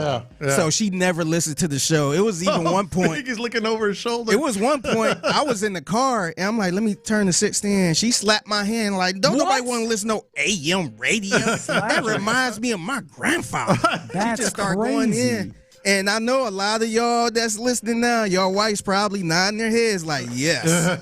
But I think with it being on an FM station, I think she might be more intrigued to, just turn it on the listen. Biggie, raise your right hand and promise you ain't going to change, because that's part of the fun. I'm not sure, man. I'm not going to make you do that. Nah, protect your peace, big dog. It's a reason. I know, Lopez, you kind of, you will give your wife a hard time. Oh, yeah, I don't care. Yeah. But it's a reason why a lot of people don't criticize their wives as much on this station, because they be listening. So I had the luxury of doing that because I know my wife ain't listening. So now I'm a little nervous about this, man. I'm a little nervous about this. I'm trying to see, is there a solution that we can find here? Like, can we keep doing what you do. Well, no, man. J-Lo, not everybody's just going to put up with your crap like Jan does. Because, look, sometimes I'll be putting it out there, so man. What? What you mean, so what? Just keep doing it. I'm doing it because I know she ain't listening. You have to condition her. You have to condition This her. isn't a good advice. I'm not married. I have not been married, but I can already tell. That's bad advice. Yeah. That's bad money there. This is confessions. I'm a little nervous, man. Forgiveness, not permission. I gotta test the waters a little bit. I'm gonna see if she really gonna listen. Do a couple little. Yeah. Hey, you gonna listen to the station now that's on FM? Yeah. And kind of get a feel for it. But you got to be careful, because if you ask like that, she's gonna be like, what have you been talking about? No, not even that. I think that you might kind of encourage her to listen to the station. I know, and it doesn't seem like you want to. You got to find the right way to do it. I just want to make sure. I just want to see if she going to listen. Like if she don't care or nothing like that, because she's not the biggest sports fan, but sometimes she do be. If I have it on the YouTube, she'll sit there and watch it. Chuckle a couple times, listening to the drive and all that. But that's a show that'll make you chuckle. I know, but I'm a little bit nervous, man. Yeah. I think you should be. Like I'm not here to minimize what you're talking about. I think that this is a fair concern. Yeah, I'm a little bit nervous. I might have to dial it back a little bit. Nah, you're fine. You're fine. From the 281, Lopez isn't scared to talk about his wife after all the concussions he's given her. She won't remember anyway. Right. She won't remember anyway. These are my confessions. All right, I hate what's going on with the Houston Dynamo, man. Oh, yeah. I hate the fake outrage. People with fake outrage. Fake. We have national writers, not even soccer writers and reporters, like national pundits. Look what the Dynamo. They're taking advertising money? Well, and that that partnership working beyond all expectations. If you don't know, the fake outrage police was out in full force yesterday and still today because Dude Wipes is the first back of the jersey sponsor of the Houston Dynamo, and one of the few, I think, really anywhere in MLS. It's definitely other places because I know the Dash have a back of jersey sponsor. Yeah. I bet if I go Liga MX, the Mexican league, there's probably a ton of those. But regardless, so Dude Wipes is a back of the jersey sponsor, and they have this whole thing about. What was it? We have Uranus and what was that? We got your anus covered. We have Uranus covered. What? And then they put a picture of a jersey with the number right over the dude. What? I'll go back to the old movie Stripes. Lighten up, Francis. Lighten up, Francis. This has already been. So what are you mad about? I haven't seen anything. I tried to stay away from. I saw it from some ESPN writers, some other. What are they saying though? Like this is supposed to be a great moment to capitalize on the World Cup buzz, and they're doing this. Yes, they're doing. It's working. It's working. My thing is, what's the difference if they have, let's say, Shell or some type of other sponsorship? Is it just Dude Wipes? Yeah, I think it's because they did toilet jokes. They think it's poor taste. Guess what?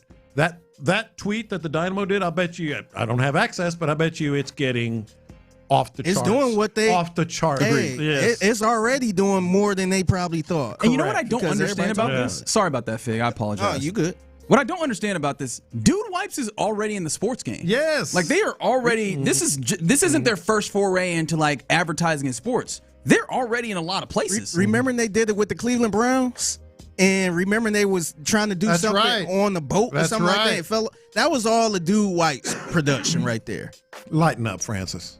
And shout out to the Dynamo getting a little bit of money. This is brilliant. Good for them. The logo was a little big, though.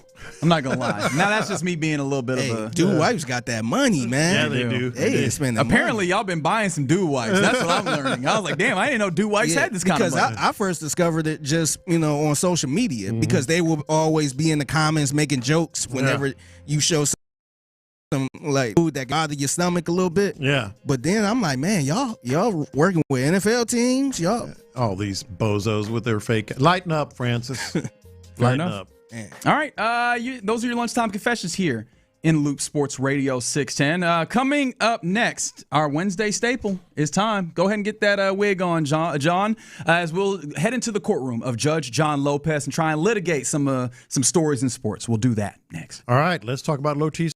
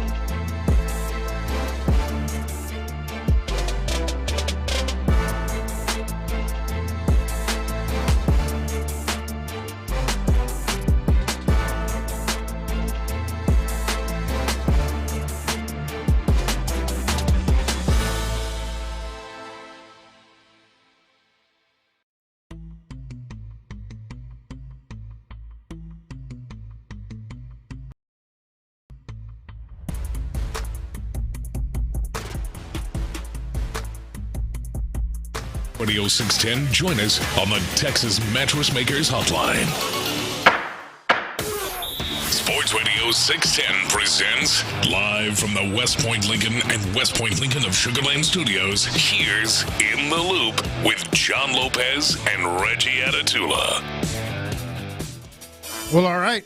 Hear ye, hear ye, hear ye. The court of the Honorable Me is now in session. By the way, I guess we're going to be moving the court as well to 95.7.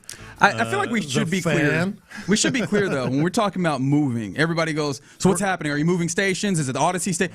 Everything stays the same. We'll be sitting right here. Everything stays the same except for the signals. Yeah, we won't see a difference, honestly, outside of the signals and verbiage. Yeah. Yeah, man. And keep your questions coming in. We're trying to answer your questions as we get them. Because, as best as I can. It's all good, man. It is all good. All right, let's get to the first case here. That's the judge exhaling. LeBron James still has not made a decision. Has he? Or has he? That's not what we're going to ask here. Let's go ahead and answer the question as best we can. Figgy, you are up first, and this is a fill-in-the-blank case, and I want to hear your, the case you make for it. The best landing spot for LeBron James is? Cleveland, Ohio, Your Honor. You don't believe that. You doing that for your cousins and uncles and aunts? I'm trying to. Although I think they're getting tired of this nonsense, too, so I think they get to where he go because he taking too long. But I think that's the best bet for him to end his career. And I'm not saying this is his last year or anything like that. But I think LeBron, I think he really in his heart realized that it's towards the end. And he really wants that poetic type of ending. And I don't think he's going to get this anywhere else outside of Cleveland, Ohio. Hell, he got that when he played in Cleveland, Ohio this past year when he came back with the Lakers. And he would never get that anywhere else, not in Miami, even though he played in Miami before. He won't get that in Golden State, nowhere. And I think that's the perfect way to end it, man. I just don't see. I mean, I'm sure there's other places he can go to win a championship, and I'm sure he won a shot to win a championship. But I think LeBron, I think no matter how many championships he get, I think the conversation is already made up for whatever side of the aisle you stand on. I don't think him winning another championship is going to change the narrative, and I think in his heart he knows that, but he want to go out a poetic way. So I think Cleveland is the best place for him to do it where it all started. Strong case there, sir. So I turn to the other sir, and that would be Counsel Reggie Atatula. LeBron James, where? Narratively, as Figure's talking about, I actually think narratively the best place for him was L.A.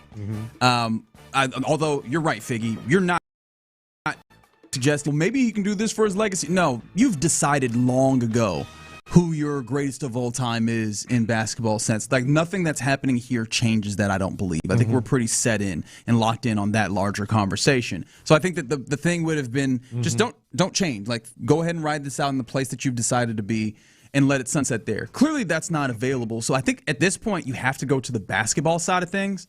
And I would love to say Philly is the answer.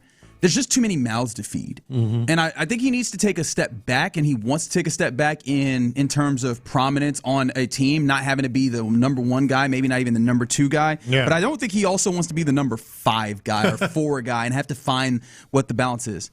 In a weird way, and I know that this might just be Reggie's going with the tea leaves that were dropped yesterday, I think it is Miami. I think that you have a very clear hierarchy of who's the best player, who's probably the second best player, and a place where LeBron can slide in as the third best player that can, in instances, step up. He brings something different than those other guys. I know Bam's gotten better at shooting threes, but LeBron's a little bit more outside than those two guys are. Yeah. Plus, I think the system that the Heat have integrated, where it's a lot of cut and move, it's a lot of movement offense-like stuff as opposed to pick and roll, which is all over the NBA. I think it makes it so that they can be less focused on point guard play, even though LeBron can be a pseudo point guard sometimes, but it's more about, hey, individual players and playing within the system that I think helps him kind of show off what he does well, but not have to lean too much on a point guard, and maybe they could find a way to stack those 3 guys on the floor at the same time. I think it works on the court, even though it might be a little awkward for him back in mind. About this is it depends on, we're all getting into LeBron's head, so to speak.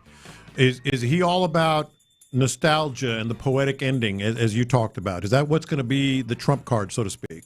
Or is it legacy, in terms of winning a championship and helping that team in Miami or whatever team? Or is it, something altogether different? I can't get into his head. So really, I'm actually, this is the first time ever on this. I think this is almost like a hung jury kind of thing, because you both stated real good cases, and it could be something else altogether different. He might end up, I think he loves that poetic ending, that sort of just dramatic, poetic story. He likes his legacy, all that stuff, and protects it. But I think he also wants to do what you're talking about. I think he like this is, it's about basketball. He's a hooper, man, at his core, and maybe win another championship in Miami. Give me one more argument, both of you guys, and I don't want to be waffling here. I want to make a decision. No, you can waffle if you want. Yeah. I was just going for the same team or for another team? For the same team. I was going to say, honestly, I think in his heart, LeBron, all his career, he always wanted to be the good guy. Mm-hmm. Like, he tried to go to Miami to be the villain. Yeah. And that only didn't work. Yeah, that didn't work.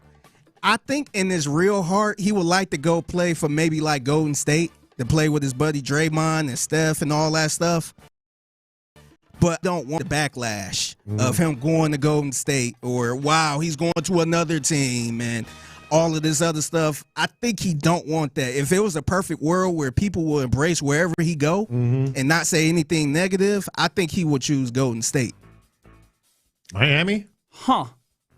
I was like, I think it's just on the court. Well, I guess here's the other argument. Who is the best coach that he's been coached by? Yeah. It's probably Eric Spoelstra. And so I do wonder, and we know that LeBron is a basketball junkie when it comes to the mental side of it.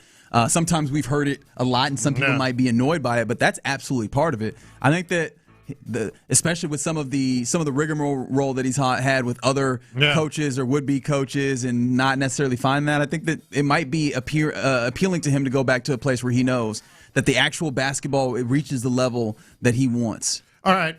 I've reached a decision. I was going to say, that sounds like Steve Kerr to me. I've reached a decision. That's also a good point. That's also a good point. Ultimately, I'm going to side with Figgy here, and the reason is I don't think he wants to hear, oh, there he goes chasing a championship again. Or wants to hear that less than he does, hometown hero, you can always go home again. Yeah. Yeah. I think that's ultimately the decision. It's a great story. Good job, Fig. Yeah, you can always go home again. All right, another one for you guys. So Baker Mayfield he's in the final year of his deal, huh? He is. Tampa Bay should go into the season, because there's all kinds of discussions about that, into the season without extending Baker Mayfield in the final year of his deal. Figgy? Yes, Your Honor. I'm going to say they should not go into the season. I think they should extend him. And look, he's a solid quarterback. I'm not sitting here saying he's a top 5 quarterback or anything like that. But I think Baker Mayfield proved that he can be a average or above average quarterback in this league. I think he's pretty solid. And I think this year, and we know Baker Mayfield like to play with a chip on his shoulder. I think if he goes out this season with no contract right now, no contract extension, and prove them wrong, I think they will probably be paying way more than they would have paid if they would have got it done before the season. Or will they be paying? Could be someone else. It could be somebody else. But I think right now, I think Cleveland kind of messed up with that too, by just kind of letting them go and not really keeping them.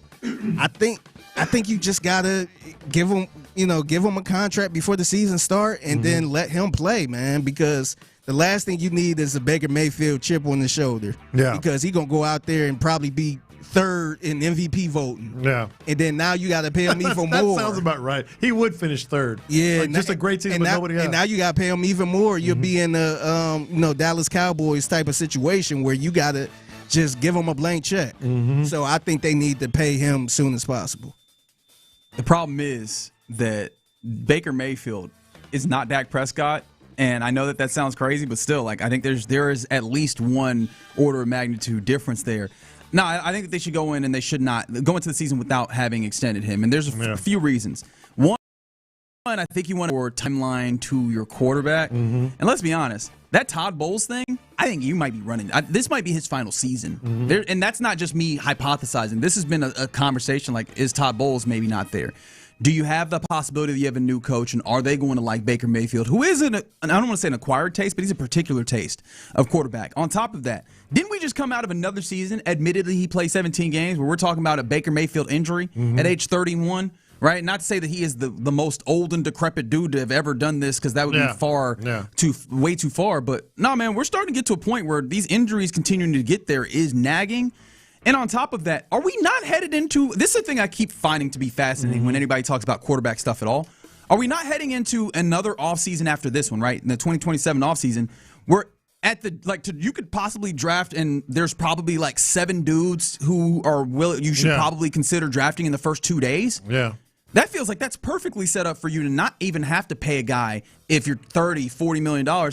You get a rookie contract of a dude that looks like it's going to be a really talented guy. I mean, you could possibly get the type of player that it seems like other teams would get in other years in the top 5, top 7 picks, maybe later on into the first round in this draft. And so, yeah, man, I wouldn't want to hamstring myself, and I know that it sounds kind of crazy, but I wouldn't want to lock myself into Baker Mayfield, who admittedly can go on his runs of FU-type play, but also is probably decidedly a pretty average starter in the league compared to the possibilities going forward, or even just figuring out what your new dynamic is under what is probably going to be a new coach next year. Yeah, I'm going to go with Reggie on this one.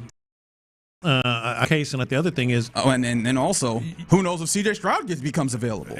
Well, there's that too. But I think the other thing is, I want angry Baker Mayfield. What does he say? Wake up dangerous. Yeah, I want Baker Mayfield to wake up dangerous. So that's when he's at his best. So and then let the chips fall where they may after that. So if he do become his best, let's say he do finish, let's say third. Top 5. Let's go with that. Third. Like, that's a great season. Are you comfortable paying him that money? But I think the thing that is interesting is maybe not, but there are options.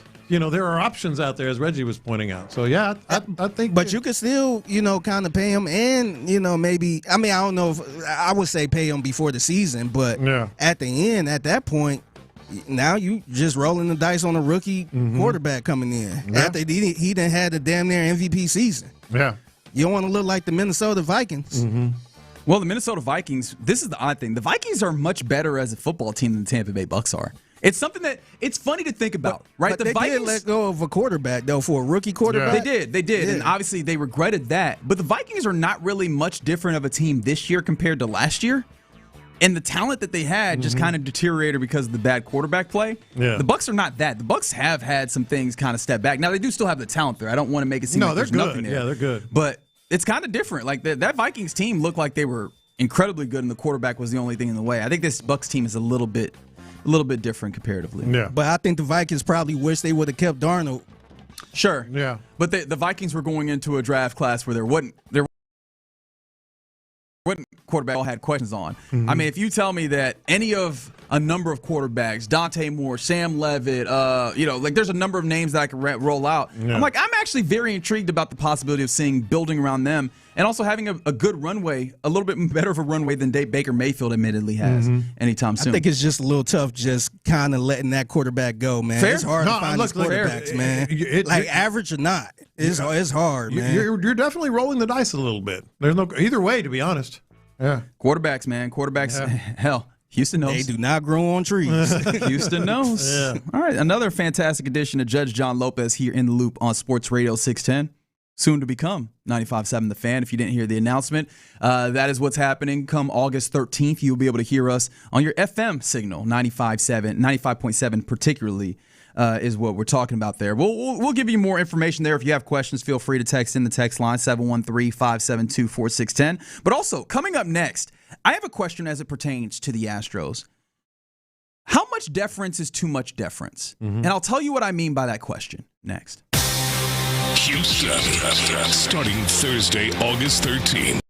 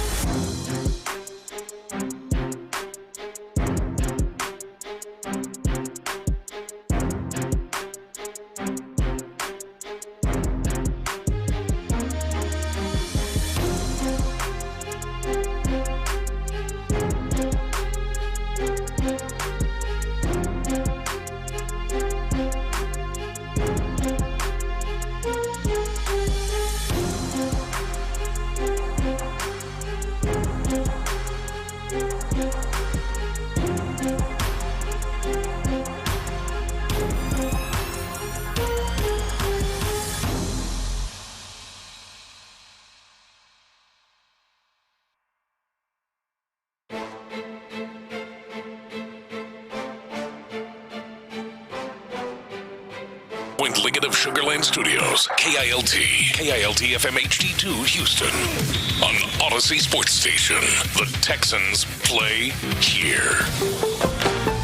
Sports Radio 610 presents In the Loop. John Lopez and Reggie Atatula.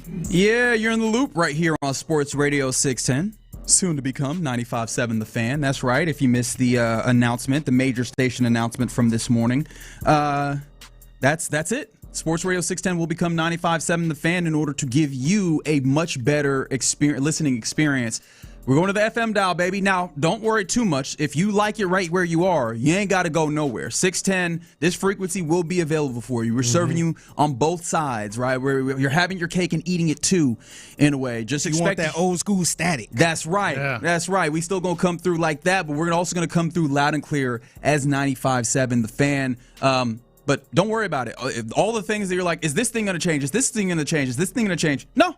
Nothing. No, I mean, there's probably some things that will have to change. Like some people are asking, does the text line number change? And I'm like, yeah, maybe. We'll figure that out. Website, like the website and stuff, will be automatic, I'm sure. I mean, hell, the the social media accounts have already changed. Well, they've already, I didn't even know that until you said they that. They actually changed before their announcement. Did they? Yeah.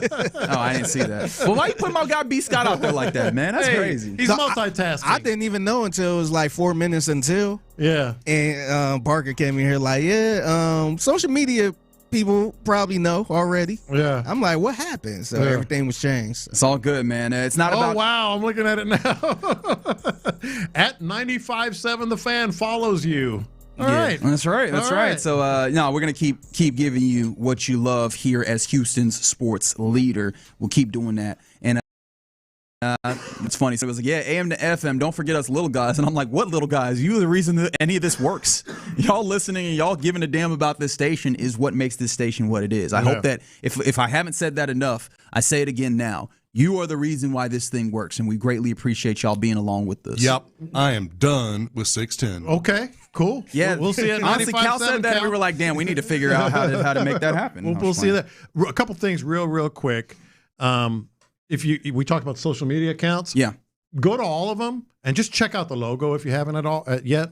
It is badass. And it's Houston. That's the thing that's really cool. It's got everything. It's perfect. It's really cool. Including, if you didn't notice, and Sarah was on the show earlier talking, even the font of where it says The Fan is the same font as the Be Someone sign that we all know. I mean, it's sweet. It is. It's so sweet. Excited to see and they bring a kickback. Kick. How about that? Yeah, which is a fun Easter egg for those who are big time Oilers fans from back in the day. An urban cowboy. Yeah, that's right. You'll remember. You'll remember that the Kick carried Oilers football, and so somebody posted the old school shirt of the Kick 95.7. Oh, nice. It looked fly. Man. I'm like, I got to find this shirt. That same energy of carrying Houston football is retained here, as you know. All right. Obviously, Houston football, care about it a lot. Here in a week, we will be out there at the Houston Methodist Training Center for training camp.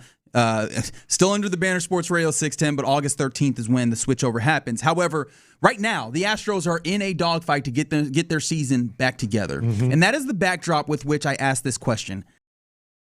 How much deference? As in? Deference to the greatest Astro to have played for the organization. That's Jose Altuve. In the midst of a 5-3 victory last night, Jose Altuve went 0 for 4. Jose Altuve hit into a triple play, which is pretty unusual just generally for baseball, but is also fairly unusual for the Jose Altuve that you used to know. Right. But it's clear that Jose Altuve isn't the Jose Altuve that's playing right now. So why the hell is there I was about to say that in a disrespectful way, and I want to reel that in, John Lopez. I'm trying to be better. We know why. But this is too much, isn't it? Like we're doing too much in the benefit of we respect who you are and not doing things that benefit you need right now to try and win, and you still your proclaimed goal of wanting to always be in contention is being hampered in some ways by that level of deference. No, look, we know why there is so much deference given to Jose Altuve. But I think most people, especially when he got this last contract, were very, very grateful and appreciative and happy that he got this contract. But I think you're kind of lying to yourself if you didn't wonder, well, when is this thing going to start looking bad? It's not quite all the way bad yet, but it ain't great. and it's not the same old Altuve. I was talking to you guys before the show. He's had 2 entire seasons, where he didn't hit into a double play more than 5 times. He hit into a triple play yesterday. Somebody said he had a reverse. But that says something, right? The guy doesn't even hit into double plays ever, and then hits into a triple play last night. That says something. We know the numbers. I say slump, but it's not even. It's just like a year long. He's just not quite the same player. And how many more years does he have on this contract? Yeah, and to be clear, I'm not saying get rid of him, because this is a fair point from the 713. The night before, 2 for 4 with the home run. Yeah. But this is the thing. This is a Jose Altuve that's batting .235. Mm-hmm. I know that WAR is somewhat all-encompassing, but it doesn't tell the whole story. However, last year his WAR was the same WAR as his first season playing with the Astros, and this year he's on pace to have that. You know what I mean? Mm-hmm. And so the question I have is not, why is Jose Altuve playing? That's not right. Like I think know why. You want to help him get to 3,000. He still can be impactful in games. The question is, why is he batting cleanup? Mm-hmm. Right? Like, that is the question that I think is really necessary to ask. Why is he so prominently featured in what you're doing here? Obviously, you can still have that kind of performance, the 2 for 4 and a home run, if you're batting a little bit further down. But it feels like, man, there's so often he's put in pretty premium places, and he's not delivering to that level to be there. I think one of the reasons is he has been so clutch for this organization, and you get the better, bigger at bats when you're in that position. But at what cost? I mean, it's like what you're talking about. Yes, we love him dearly. He's the face of the franchise, the greatest player in the history of this franchise, World Series, all that stuff. And I like the way you put that. So he gets deference. He gets 100%. He gets the benefit of the doubt. Absolutely. But there's got to be some ground in there where you go to him, or he comes to you, because he is that type of player, and says, hey, maybe we should move things around, take a few more days off. Still wants to try to get to 3,000, still wants to be in the big moments and all that. They're paying him this season, next season, the season after that, and the season after that. And that's kind of old school baseball, ain't it? Right? Yeah. Let's be honest, he's being paid for what he has done rather than what he's doing. I call it lifetime achievement contracts. Correct. And we've kind of phased that out of baseball, and I'm okay with being a little old school right now with that. Mm-hmm. Maybe I shouldn't be, because of the ways that in accordance with some of the other places that your money is tied up, mm-hmm. is not helping you put together the best team right this moment. Mm-hmm. I'm still in a pretty moderate place here, where I'm cool with that. I still want him to be a part of this team. I'm not even too mad about him playing second base again, even though we went through the whole rigmarole and moving him to left field, and that didn't work. I'm just try and mitigate this a little bit more, because I get it. He has moments where he can pop up and do really good things. More often than not, it's not enough for the places that he's put and the things that he's given. And I think that in a year like this year, where it's clear that the margins have been so thin for this team, mm-hmm. I think that these are the places where, and maybe it's just too much of an indignity to have him hitting lower in the lineup, but it just feels like, hey man, this is something that you need to do. What is the actual goal here? Is it just making everybody feel good about things? Because we can do that. Do Cole with his last year with the Lakers, where they're awful, but he scored 60 in the last game. We can do that. But let's say that that's what we're doing. Mm-hmm. Well, here's the other part that's really, really tricky. I mean, this is not an easy answer. We're just kind of talking about it here, because I don't think I have the answer. I don't all that much, besides hitting him a little lower. Because he's hindering your rebuild, and you're not even sure you're rebuilding yet. You're not showing us that you're rebuilding. Is he hindering it in this way, preventing your general manager and your owner from maybe going all in on a rebuild? Because what's the message it sends to Altuve? What use is he if you're going young again in other places? You know what I mean? I think that I think he gets a little bit less of that, because I think the real hindrance, or the people that you're giving deference to, at least in that way, mm-hmm. is Jordan. Right? You can't have a dude that's MVP caliber and not contend. I think that's the argument that happens, mm-hmm. less than you owe it to Altuve to keep contending. I think that's probably within the argument, but the Jordan one looms larger. And I think there's probably some level of reason to saying that. My big thing is just, I'm not saying throw Altuve out in the trash heap. I would be mad at myself hearing myself say that. I'd be mad, yes. I would be mad hearing myself say that. Mm-hmm. What I am saying is, does he have to hit third, fourth? as consistently as, especially when the numbers are very clear. This is not the same Altuve by any stretch. He probably is playing maybe like a 7-hole hitter. And that's not a terrible thing, especially when you look at the lineup and go, hey, the days that he gives you something, that would actually be very helpful in that portion. And he is of clutch, the lineup. and he is the veteran, and he is all that.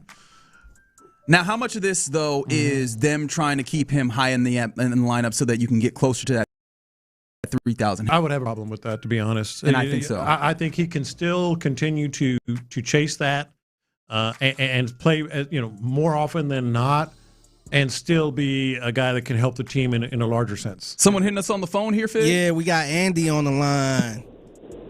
Yeah, well, Andy, you're on Sports Radio 610. What's happening, man? Oh, just listening to the discussion on Altuve, looking at, from the standpoint of how many power hitters that we conceivably have, they're all up in front. Normally the power hitter is going to be in that cleanup spot, but the people ahead of them, they're wanting to get people on base. So, who would you put in that cleanup spot other than Altuve or Walker? The rest of the lineup, the rest of the players don't have the experience level to be able to address certain things. If I was going to say anything of any kind of criticism, I would say, could you move a little closer to the plate? He does have a tendency to stand away from the plate more than anybody else. And I'd say move a little closer, and then those little sliders that go outside, you got a better chance of hitting them on the outside corner. But you understand what I'm saying? You've got all your power hitters, Pena and Jordan and Isak. These guys are up in front, which would be traditionally that cleanup. No, that's fair. That's because we've talked about it often. The bottom half of this lineup has been mix and match, and secondly, not exactly overwhelming. I mean, my thing is more with Altuve. To your point, the too much deference. Sit him a little more, get him down, move him around in the lineup. Maybe it shakes up his bat a little bit. And then ultimately, you're going to have to make a very big decision on him. If you want to keep him around for not just this year, but 3 more seasons after this, he might be a hindrance to any rebuild that you are going to make, just salary alone. He goes $33 million this year, $33 million next year, and then I think it goes down to like 13, 14. So it's dicey. I think that conversation is one that comes when you try and figure out what those, the 27 and 28 teams actually are and what the goals are, right? Because that you're able to answer it a little bit more. I think it's a fair point to look around, like just looking at yesterday's lineup, not to say that this is everything. Lamont Wade Jr., who bats after him, it has a robust OPS of 699, right? Mm-hmm. Christian Walker has an OPS of 764. That is better than Jose Altuve's 702, but by how much? And we know that Christian Walker has had some issues here and there. Trammell, 654. Lucas Spence, who has not been up for all that long, but 610. Like, you're not talking about a whole bunch of dudes that are incredible swinging the bat. So I hear you there, and this is probably a bigger issue. But I do think that, Christian Walker needs to be able to perform a little bit more. And I think the larger point is, this is just, it points to where you are with the remainder of your lineup. And the idea that, the necessity for him to be there is a problem as well. But it's probably a good point just if you could get him to adjust. But that's the thing is Jose Altuve has never been much of an adjuster now, has he? No. And maybe that's the larger idea is like, hey, man, can you get him to adjust? Now, he did take on the left field experiment. How much of it was his idea to try and get back to second base? How much of it was the organization? I don't know. But it feels like, hey man, this is then his play is declining. Yes, that's a factor. It's an active decline. It's because it's not also just like this is what he is now. Yeah. It's an active decline that's happening. You're seeing it happen. So I don't know. It's not like that's the problem that I always come to is whenever we want to criticize whether it's not asinine anymore, right? It's an asinine conversation. Really? What's up, really? PC? Whenever the conversation comes up for like a Dana Brown or Joe Espada, and I think criticism is fair, sometimes you look around and you go, damn, there's not a lot of good answers either. There's not. Yeah, absolutely not. But you're in the loop here on Sports Radio 610. Astros back in action tonight. Peter Lambert on the bump, hoping to help usher the Astros to a sweep after kind of being swept is what I was looking for over the weekend. It is a 7:10 first pitch at Dyken Park. All right, you're in the loop on Sports Radio 610, soon to be 95.7 The Fan.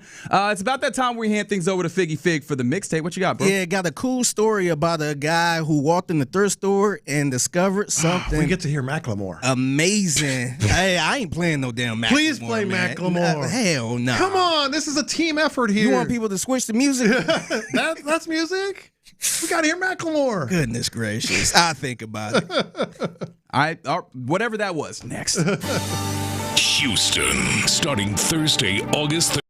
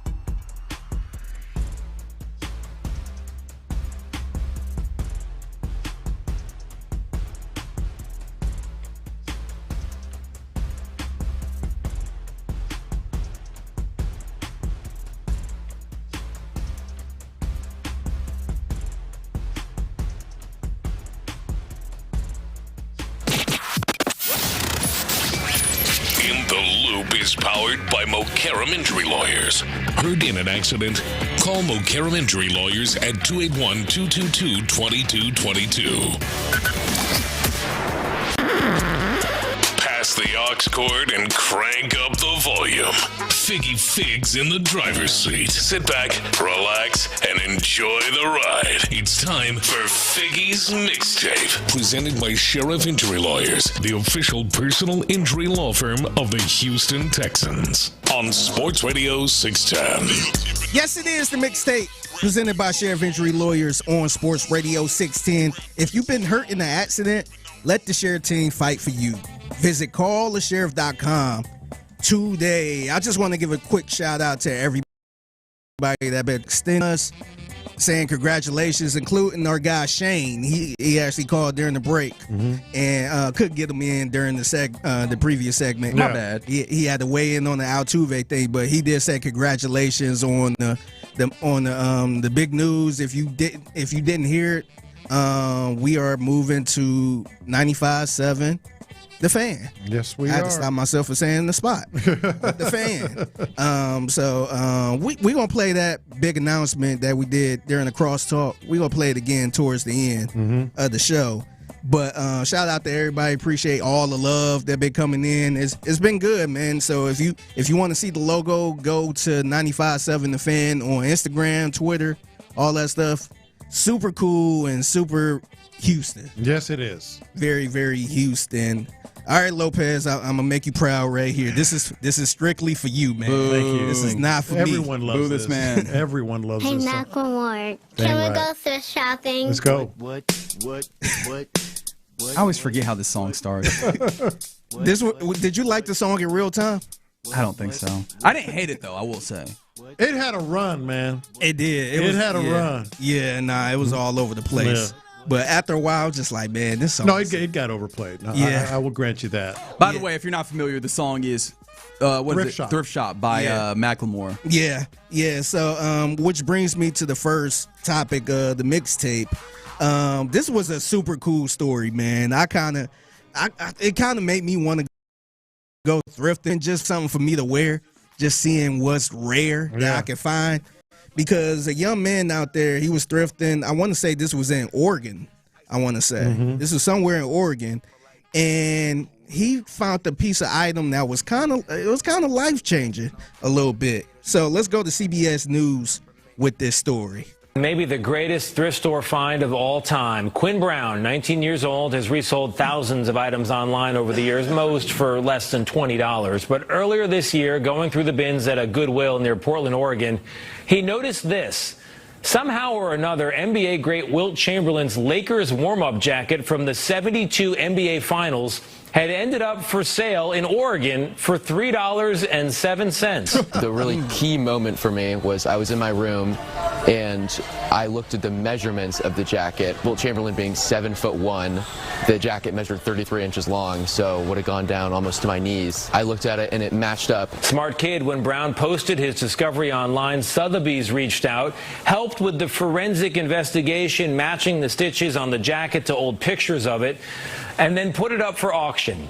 And that $3 thrift store find just sold for nearly $90,000, putting the jacket into the pantheon of bargain finds, including a Declaration of Independence copy found at a flea market, and this 1,000-year-old Chinese bowl sold at a garage sale, both worth millions, by the way. As for Brown, he says he plans to put most of his windfall into savings, but also celebrate by taking what he calls a cheap vacation.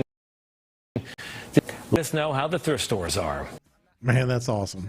That is so awesome. Man, that's one of them stories where I'm kind of jealous a little bit, because usually if I go in the thrift store, I'm looking for something for me that look cool. Yeah, just something to wear. Yeah, but I'm like, man, maybe I need to be going for a different reason, man. Maybe I need to try to find something that's vintage. I don't think you're going to be alone. Yeah, which is funny, though, because I have been telling myself I need to hit some thrift stores around Houston to find some art. And now I'm like, Let me be careful about just throwing this up on a wall. I might need to ask somebody about it before. Yeah. You know? And it's Wilt. And not only is it Wilt, it's the 72 championship. Dude, yeah, that's not that one. I would have considered, I know he's 19 years old and all that, but I'm like, damn, I would have kept that. Yeah. But that 90 grand, what was it, 90 grand? Yeah, 90,000. And he bought it for $350? Yeah. $3.07, and they needed that 7 cents. $3.07, dude. And then I'm surprised it was that cheap. Even because even the original store, price, yeah. Because I think actually this shirt I'm wearing right now I got from a thrift store, and this bad boy was like $12. Yeah, they go $10, $15 on something. Yeah, I'm like, damn, y'all charge it, and that's when I become cheap too. Well, you know why? Because it's big. Who else is wearing this? It's big as hell. Yeah, it's like buying a size 16 shoe. Yeah, they were like, look, not a lot of. I thought for the simple fact it had Lakers on the front of it. Yeah, I would imagine it would have at least been $10. But here's the thing: I'm really glad that it didn't sell for so long because this, like the idea that it's really big, but it has that Lakers logo as you mentioned. I feel like there's the people out there that go and buy stuff like this and like remake it. Oh yeah. I feel like this easily could have become that she it went to the right person. Right. Yeah, but salute to that young man. That's that one I was a little bit jealous. That was very cool. That was really cool. So salute to him. As I continue on the mixtape presented by Sheriff Injury Lawyers on Sports Radio 610. From one cool story to a weird story right here. Involving I guess I want to call this maybe a cat burglar. Literally. So this happened to, I guess, a young man who decided to go in the bank and hand them a note. But this one was a bit weird. A man in Maryland grabbed a cat from a pet store and then allegedly tried to use her to rob a nearby bank. Listen to this very confused police dispatcher. Number one male, mid-20s, wearing yellow shirt, black beanie, unknown color pants. Possibly has a cat with him? Yeah, he apparently asked a bank worker to hold the cat, then wrote a note asking for cash. Officers got there just in time, thank goodness. As for the cat, her name is Magnolia. Magnolia is doing fine and is still available for adoption. Hold my cat while I rob you. By the way, this is a robbery. Yeah. Do you think the cat put him up to this? No, I think he's a strange person, a very strange person. I'm going to rob a bank today, but you know what? First, I got to go get an adopted cat. Is that the weirdest way somebody ever robbed a bank? I would like to go down the rabbit hole and see the weirdest way somebody tried to rob. It's got to be up there. Is that going to be our first mixtape investigation? Maybe I got to do some investigation and come back to y'all on that. I can't that wait. Was strange. Even the cop, if you hear the cop. Like a cat? He sounded confused. Here's what the cop did again. Number one male, mid-20s, wearing yellow shirt, black beanie, unknown color pants. Possibly has a cat with him? With a cat with him? He's like, I just work here, man. Like, I'm just reading what they said. You know who disliked this the most? The cat. Like, if there's anything I know about cats, they are not trying to do what you're trying to do. Like, they want to do what they want to do. So he's probably like, can I go now? Like, you know what? Can you get off of me? I just want to be on my own. What if the cat all of a sudden like played the role like, started scratching? Well, then he would go to jail too. Yeah, I don't think he wants those problems. It was a she. It's Magnolia. Oh, that's right. Maggie. Yeah. I forgot Maggie the cat. Yeah. I already in my head gave the cat a nickname. Or do you do that when you hear other like your friends' names for their pets? I immediately create a nickname that is not that name. Oh, really? Yeah, like I have a friend whose dog is named Mozzarella Stick, and so I call him Moswit Bentley. I have a friend, well, as you just heard, with Maggie. Oh man, I can't remember some. See, this is the thing. I come up with nicknames and I can't remember all of them. But I'm immediately like, oh, whatever name you gave, I'm gonna try and come up with a better one because I'm better than you. I'm still stuck on the mozzarella stick as a name, man. Right. You just went past that, like you said. Yeah, some people have some strange names. But is that not like that? Feels like a great name cool. for a pet. Yeah, it's something absurd. Yeah, no, that's kind of cool, man. Like I'd rather that than the people that name their pet like George. Yeah. Nah, see, I'm the other way around, man. I like those. Yeah. Stanley, Jackson. Yeah, I would definitely name, if I had another dog, I would name him George. I want him a real name. It's a little too. It's like, oh yeah, Adam's in there, and I'm gonna walk in there thinking that Adam's a human being. Like, no, that's part of the family, man. Yeah. Hey, where George at? It's like, where's that? Why is a guinea pig in there? Oh yeah, that's Adam. Like, what you mean, you Adam? can come to the house. It's just me, Christina, and George. Captain Caleb's dog, Steve. What? 100%. Steve is his dog. I like that, man. I do too. I like that a lot, man. All right, I'll get y'all out of here on this. It's the mixtape presented by Sheriff Injury Lawyers. So, Lopez, I know you got some things, some items that you probably don't want anybody to touch no matter what.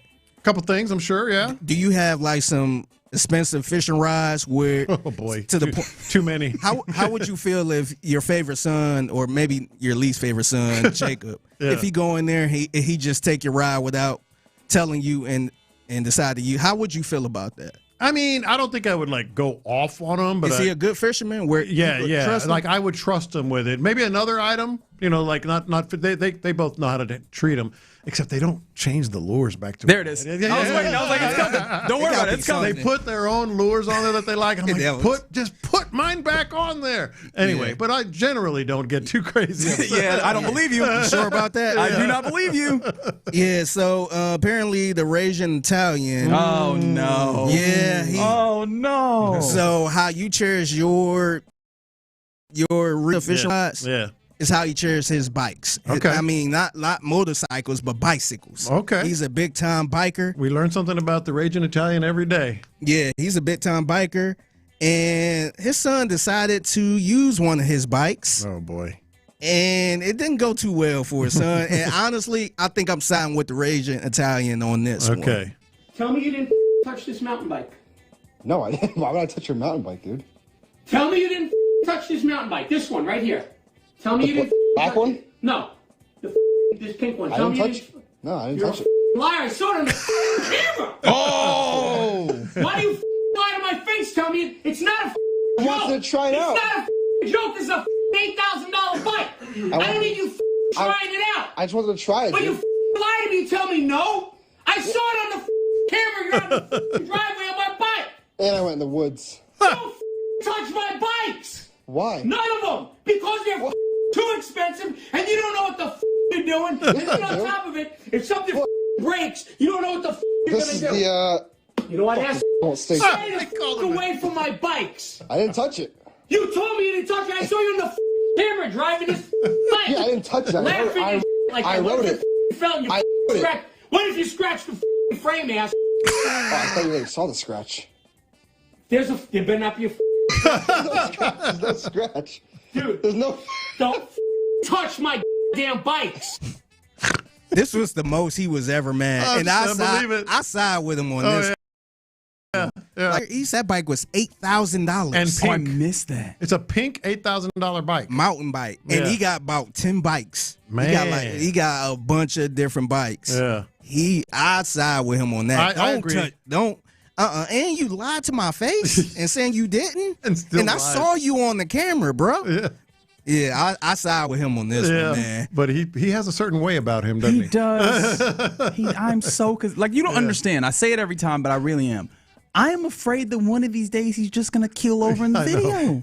He called his son an a-hole twice. He's not wrong. I mean, we've heard enough of these videos to know this is accurate. Yeah. No, this one, I side with the Raging Italian on this one, man. Oh, $8,000 for a mountain bike? Yeah, they're out there, man. Man. They are out there.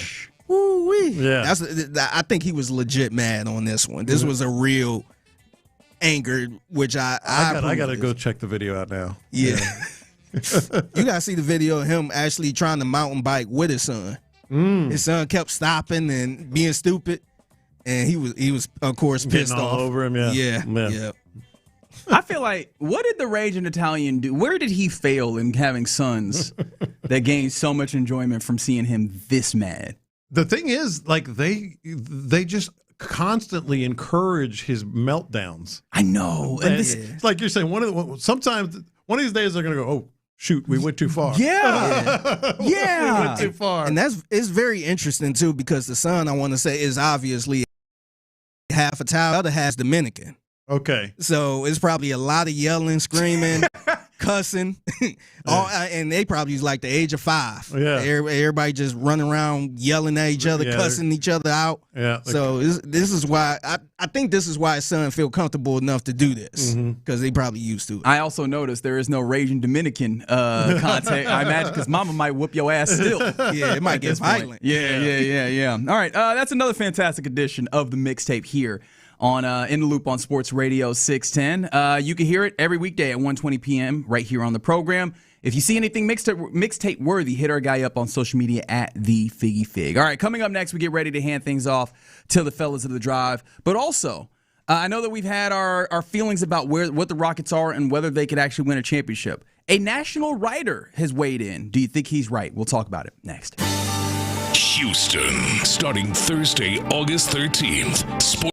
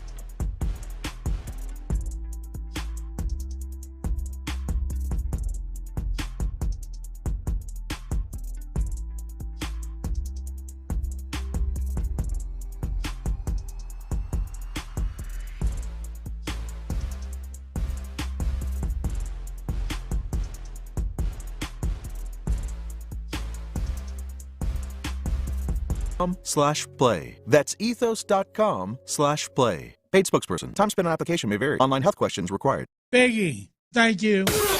Sports Radio 610 presents live from the West Point Lincoln and West Point Lincoln of Sugar Land Studios. Here's In the Loop with John Lopez and Reggie Atatula. That's right. You're in the loop here on Sports Radio 610. Appreciate you rocking with us on this. All right, cool. We are a week away from Houston Texans training camp kicking off. You'll hear that on these airwaves because, we're still Houston sports leader. We take care of you in every way that we know how.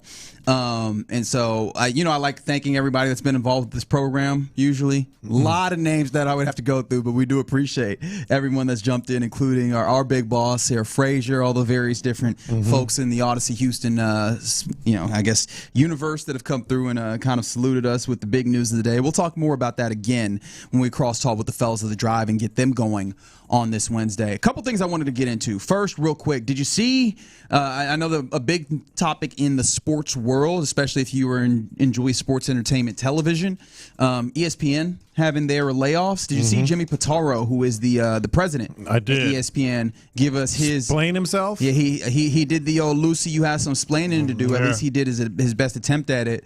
He explained the reason for the mass layoffs, and he seemed to get to what I had hypothesized and what a lot of people had, not that I was novel in that, but, kind of saying that over the past several months, they made progress integrating the assets from the NFL Network acquisition, and then they said during the process that they took thorough time to carefully evaluate their collective teams, resources, and organizational structure to best position them for the future. Basically, hey, man, there were redundancies, and they just tried to figure out the way to split that up.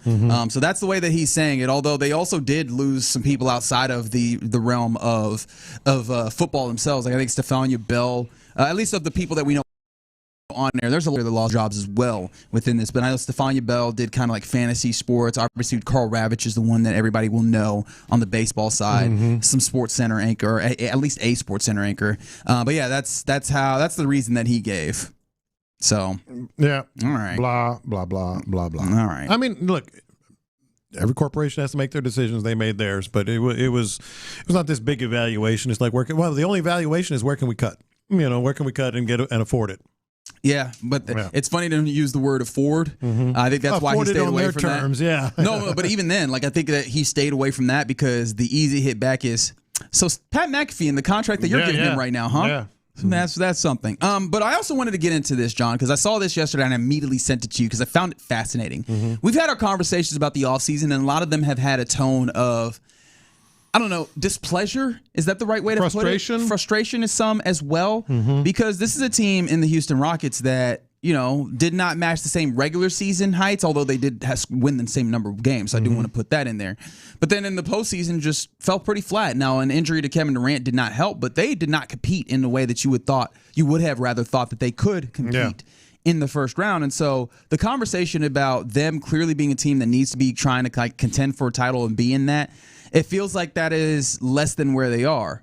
Except Michael Pena of The Ringer, who is a pretty good basketball writer, to be clear, wrote a column that is entitled, "Why Can't the Rockets Win the Next NBA Title?" Right. And so I found this to be very fascinating. I wanted to kind of run this by you. I know that you took, and I don't have the capability to read the whole damn thing, but I will give you a segment that I like to call reading, right? You're very familiar with this. Actually, let me see. Where was the one that I wanted to read? I lost which segment. At least let's get this. He said, anyway, the starting five, Van Vliet, Thompson, Jabari Smith Jr., Durant, Şengün. Some spacing questions exist, but that's still a unique a collection of complementary and interchangeable talent that most teams won't be able to score on or slow down. Thanks to Şengün's playmaking ability, they can run stack pick and rolls with any position on the ball. They'll pound the offensive glass, which we know is the case, and with Van Vliet at the helm, can run more than one action in a single possession. So that's, the very basic aspect of the basketball. He talks about some other things, including a potential acquisition that I found interesting. But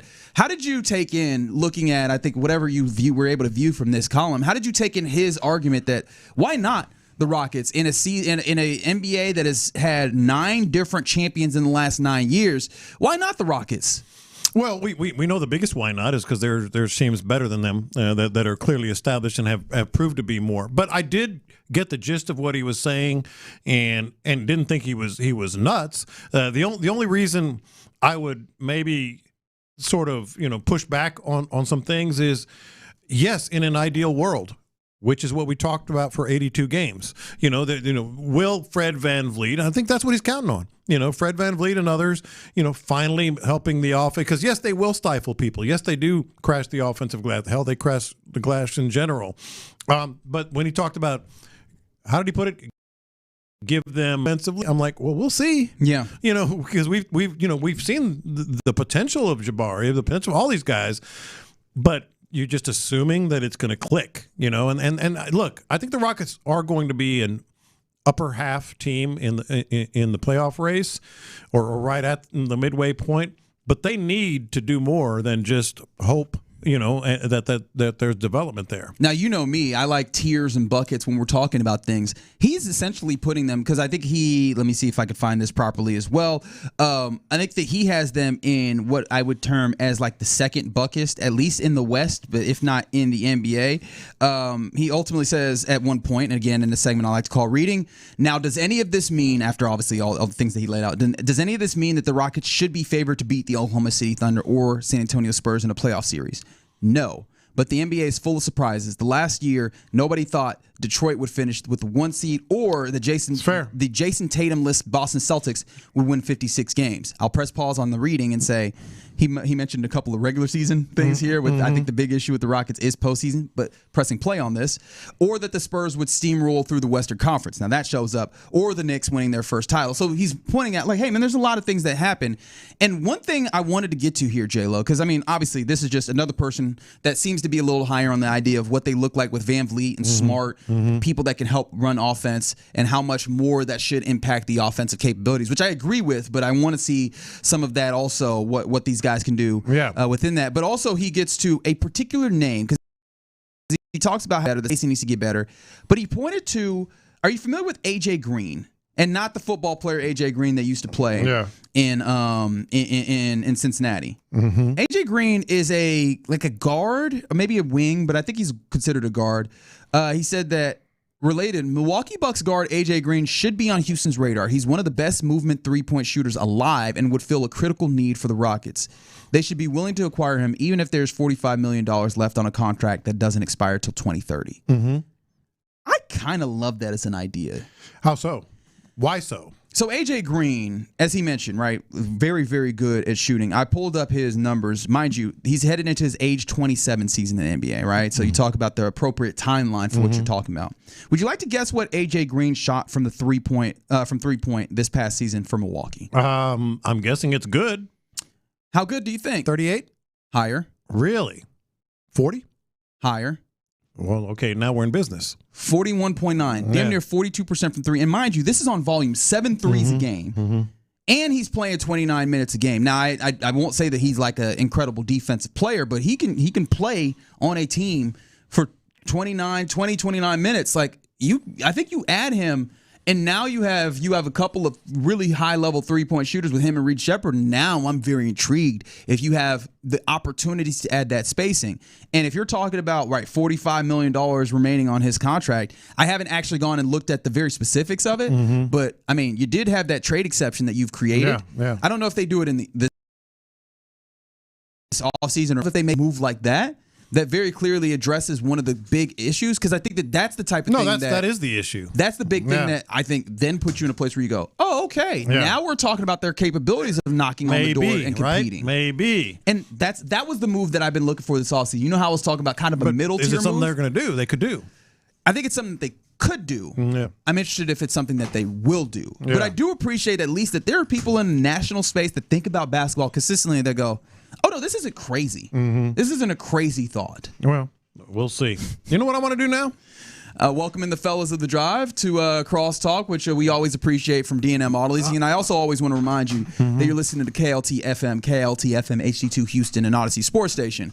But fellas, I don't know if you know, there's some big happened on the station earlier today. I feel like that welcoming us the drive into this show was not what J-Lo was just talking about. No, clearly that's what he wanted to do. It was a big part of it. Okay, my bad. It was a big part of it. I wasn't real sure. I thought you was over shrugging his shoulder. I said, "Damn, J-Lo must have something going on." No, you know what I want to do? What you want to do, Bob? I want to relive that moment this morning. I want to relive. I want to get y'all's reaction here in studio. And we also remember that not everybody that listens at 2 listens at 10. So yeah. So it was. I mean, the ones that have great taste do. Of course, this is true. Of course, this is true.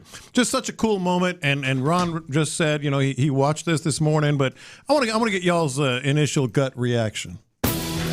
For 32 years, Sports Radio 610 has been the soundtrack of Houston sports. We were there when the Oilers said, Moon, hit by Thomas again, and Kansas City takes over on downs. And when the Texans said hello. Carr takes an E. They don't have to snap it again. It's over. The Texans have done it. They have beaten the Dallas Cowboys on opening night in team history, 19-10. We lived every heartbreaking moment, every impossible comeback, every championship celebration, from the agony of a Game 7 loss. This crowd is stunned. The 65-win Rockets are knocked off. To 2 World Series parades. On a 2-1, Alvarez hits a high drive center field. Veer leans back. This game is turned upside down. For 3 decades, one thing has never changed. We've been right here with Houston sports fans. Every day, every game, every season. And now, after 32 incredible years, it's time for a fresh look, an upgrade, a new era. Thursday, August 13th, Sports Radio 610 moves to the FM dial. The voices you trust, the sports talk you love. Louder, clearer, better than ever, as 95.7 The Fan, Houston sports leader. With 100,000 watts of power behind us. Let's go! Welcome to the big league! 95.7 The Fan, coming to you, Houston, on August 13th. Let's go indeed. Yeah, man, it was really cool. Even though we all knew it was coming. It was different. It was cool, Yeah. and I was glad you were in here to be one of the first voices. Being that everybody else. You made that happen, didn't you, Bob? Yeah. How about that? Hey, squeaky wheel, baby. J-Lo didn't even wait till the meeting was over. My man said, hey, I think it's what happened. No, it wasn't a squeaky wheel. It was just kind of like. No, it was the truth. It should have been thought up before. But you said hell with it. If they ain't gonna plan it, I'm gonna go ahead and plan it. It was the right move. Absolutely, 100%. You better believe it. It was cool when you brought everybody in and a lot of the staff that a lot of people don't get to see that do a lot of things were able to come in and celebrate. No, it was cool. Here's the reality of this thing. I almost boys. thought about coming in, and I thought. Well, we don't like to go places we're not invited. Wow. Hey, here's the deal, though, boys. The reality of this thing, being the market that Houston is, 5th rated, was 6th when we all started, moved up to 5th, right? Mm-hmm. This is something that the city of Houston should be extremely proud of. All the sports fans. Yes. Young, old, male, female, don't care what part of the city you're from, east, west, north, south, doesn't matter. If you're a proud Houstonian, and I don't even care if you've been here 6 or 7 years, Ron, or you was born here, this is a monster moment. Mm-hmm. To have. There's only so many. There's only so many 100-watt or 100,000-watt amp sticks, whatever you want to call it, that size stick to have that kind of power. There's only so many of them in each city. Yeah. Right? And when you've got one of them, you've arrived. And to have sports talk, or really, to be honest with you, to not have sports talk on an FM stick for as long as we did it was a crying-ass shame. Yeah. I mean, the sports talk in Houston – has taken a huge step in the right direction, and it's great for us, obviously, but it is huge for all the sports fans in the state of Texas and in the great city of Houston. Now the expectations are you can be seen and be heard on the same scale with some of the other top 5 markets. Yeah. The top 10 markets in America. And so this is big for us, but it's big for all the sports fans and listeners out there as well. And listeners had something to do with it, right? Of course. The interest of us at this station felt the need for the decision makers to make this move happen. And it's a difference, Jack. I drove up in this parking garage. And generally, when I drive up in this parking garage, I lose you. Second turn. I turn. Yeah, I put. I know exactly what you're Second talking turn, about. yeah. No, that's exactly right. Yep. Maybe I got newer cars. I got that 16. You lose as soon as you enter, huh? As soon as I roll through that meter. But I flip it over to 95.7, and it is. Yeah. I mean, you can see the difference, and. As you said, man, I think we're ready to get to kind of the big boy area, and ready to compete with the best in the city. And I mean, we're already the number 1 sports station. I mean, that's just going to get worse. Well, you just, and I've just for the others. I've just never believed. We've all had the conversations, right? Of being a big market, but here's the reason the sports talk radio isn't rated or isn't viewed the way it is in these other big markets, and here's the reasons, and here's the that people just don't fan and don't react and don't listen the way that they do. We've all heard the song and dance, right? The reality of it is I've never bought that. Now I understand you got some crazies up in the Northeast that just, I mean, they'll punch their car windshield going in because of something somebody said, and I'm not saying that we ain't a little bit slow motion and we just ease through things. But damn it, the sports fandom is on the same damn level. Yeah, 100%. So I mean, this is big, boys. I'm excited about it. It's gonna be fun. Yeah, man. Very, very excited for it. August 13th is the date that you're looking for when you'll be able to hear us loud and clear. But we're doing the same thing, being Houston sports leaders. You guys were talking about, and I can't wait till a week from today when we get to be out at training camp to really work our way up to this big move. That's right. Yeah, man. It's right around the corner. It's boy, you get in the middle of that off season and it's a little bit of a drag, but once you blink and the damn season's here again, ain't it? So thank goodness. Yeah, man. It's a big one, man. We talk the Texans to death, no doubt about it. But the reality of it is we got a team that's got some championship expectations here. And everybody I think acknowledges that, and it's good to be doing what we're doing in this city for sure. I feel like the number one. Y'all talk about Jose Altuve like that again. I'm more. But did I lie though? You just have to be y'all over here. Did All the problems the Astros got, and y'all talking about Altuve. Altuve's batting average. He's one of them. Yeah, man. I told you, man. Hey, but as long as talking you know what talking about your 5-hole hitter, man. Man, come on, what we doing, man? He was a 1-hole hitter the other day when Jeremy went down. That's because your 1-hole hitter, he's wound too damn tight. And his ass can't stay healthy. He hit four yesterday. I love Altuve. Altuve hitting the 4-hole. Well, yeah, they moved him up. That's Joe. There's another problem you can talk about instead of Jose Altuve. Joe Espada. That was a no-brainer for me. Christian slid down there. All of a sudden, Christian Walker getting the Diaz treatment. I just said, man, we just got to understand what he is, man. I told you, he's a 5-hole hitter. Side dish. He's a 5-hole hitter, and damn it, he's the best Astro to ever put the uniform on. Well, hell no, he ain't. You ain't the same, Lopez. It's potato salad. How do you know? Well, wait a minute. Hold on. What are we doing right now? I've known you for 10 years. Hell, I'm telling you, he's not a jalapeno popper. Green beans. He's a side dish now. Green beans. He's side dishing. Green beans feels a little disrespectful. I don't think it's a side dish. Green beans can. No, that was the whole gist of it. It's just. Who doesn't love him? Iconic, all that good stuff. Boy, I'm about to spit my coffee out. I said, here these two mother. I mean, you got to be. I got to listen to Tyler and Ron do this from 2 to 6, and then I'm driving in trying to enjoy a little sports talk, and y'all two start talking about it. The only thing is, we're all saying the same thing. You're just mad. You all know you're talking about a 5-hole hitter. Yeah, I know it. A side dish. let him ease on into that 5-hole and be a 5-hole hitter. He ain't the leadoff guy that's gonna carry you no more. That's fine. Let him be that 5-hole hitter. It doesn't matter where he hits. He's not a carrying player anymore. Been easing to that 230 average is what he's been easing into. Don't short him his points. He's 235. Now he's not an appetizer. He's not an appetizer. No, he's a side dish. A good, solid side dish. Y'all bring that 230. Hits a couple home runs. I'm here for it. Or when Pena can't stay healthy, he jumps in that leadoff spot and he has his own base 3 or 4 bats. Y'all give me that talk then. What are you gonna do if all that happens and he does what he's been doing all season? Which is what? 1 for 4.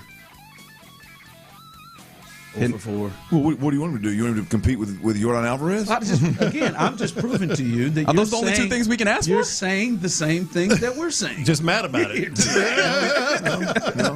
Y'all are disrespectful with it. All the problems the Astros got, and you want to talk about an aging Altuve. Well, we got to talk about all. We've talked about all of them. No, I mean, obviously we. You led with it, Reg. You led with it, Reg. Really mad at you. Wait, hold on. You led with it, Reg. You son of a. I want. No, you know what? I want it. I want the smoke. I mean, calm down, Reg. It is game. What game is it? I mean, they tried to put my man in left field. They should put my man in left field. Yeah, they tried to play my man in left field last year, and then he got put back to second base. I mean, that's who's running this. That's who's running this show, and we want to talk about 230. And we want to talk about 230. Left field. That's the guy. That's what the decision makers are doing, and we want to talk about 230. But why? What was the logic behind it? Behind what? Not quite none in the left field. Well, there was some. That boy. They had some. Come on, man. Well, we've had 42 center fielders this year. He is well deserved to be in the 5 spot, though. He's better than anybody else. That's right. Right now, which is part of the Lamont's on his trail. No, they would never. They wouldn't. His spot will get fired. No, they wouldn't. His spot will get fired. You know, I mean, Jose Altuve already told him who Jeremy Pena was discovered to be a great leadoff. Is that not kind of the point? Like Jose at this, I mean, something about who he is. Joe Espada ain't moving other people ahead of Altuve, boys. Kind of the point. All right, you're listening to KLTF. Actually, I already did that. But appreciation to D&M Auto Leasing for the crosstalk, fellas. Very excited for Wednesday's show for you. J Law, I'll catch you tomorrow for Thursday. Right now, the drive is live. That's right. The drive is live, and again, if you're just tuning in. Someone texted in just now, what was this big announcement? The big announcement, if you missed it, you can go back on YouTube and check it out. It happened at 10 o'clock between the toss from Payne and Pendergast to In the Loop.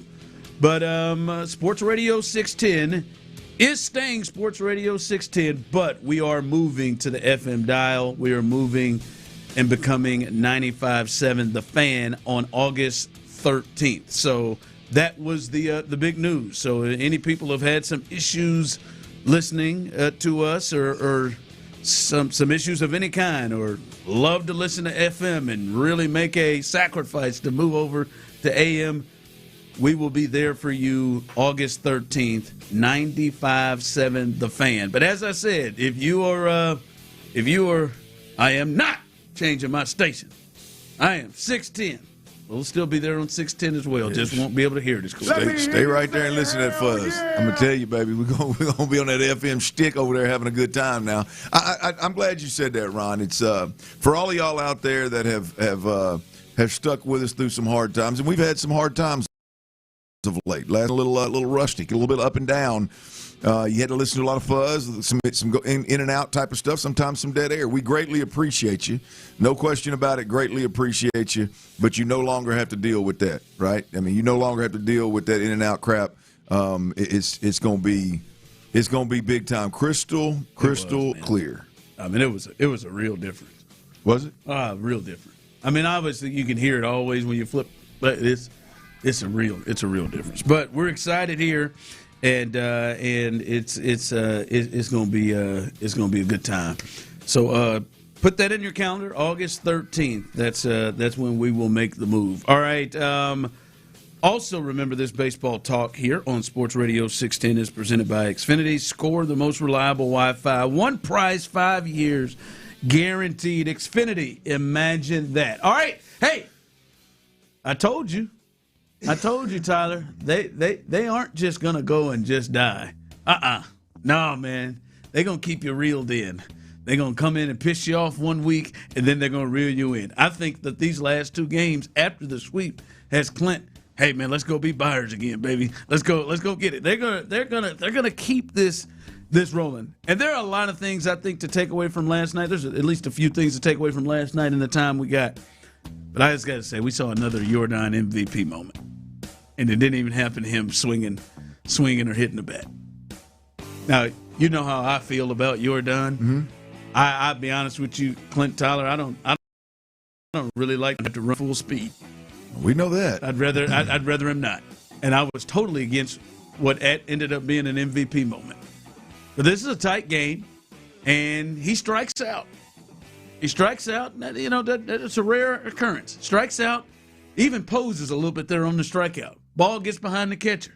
Then he realizes, there are a lot of guys that would jog that one out. And I'll be honest, that's what I would have wanted him to do. I would have been like, hey, man, let's not. No. He got on his horse. Mm-hmm. And he did the thing that scares me the most, Tyler, that lunge.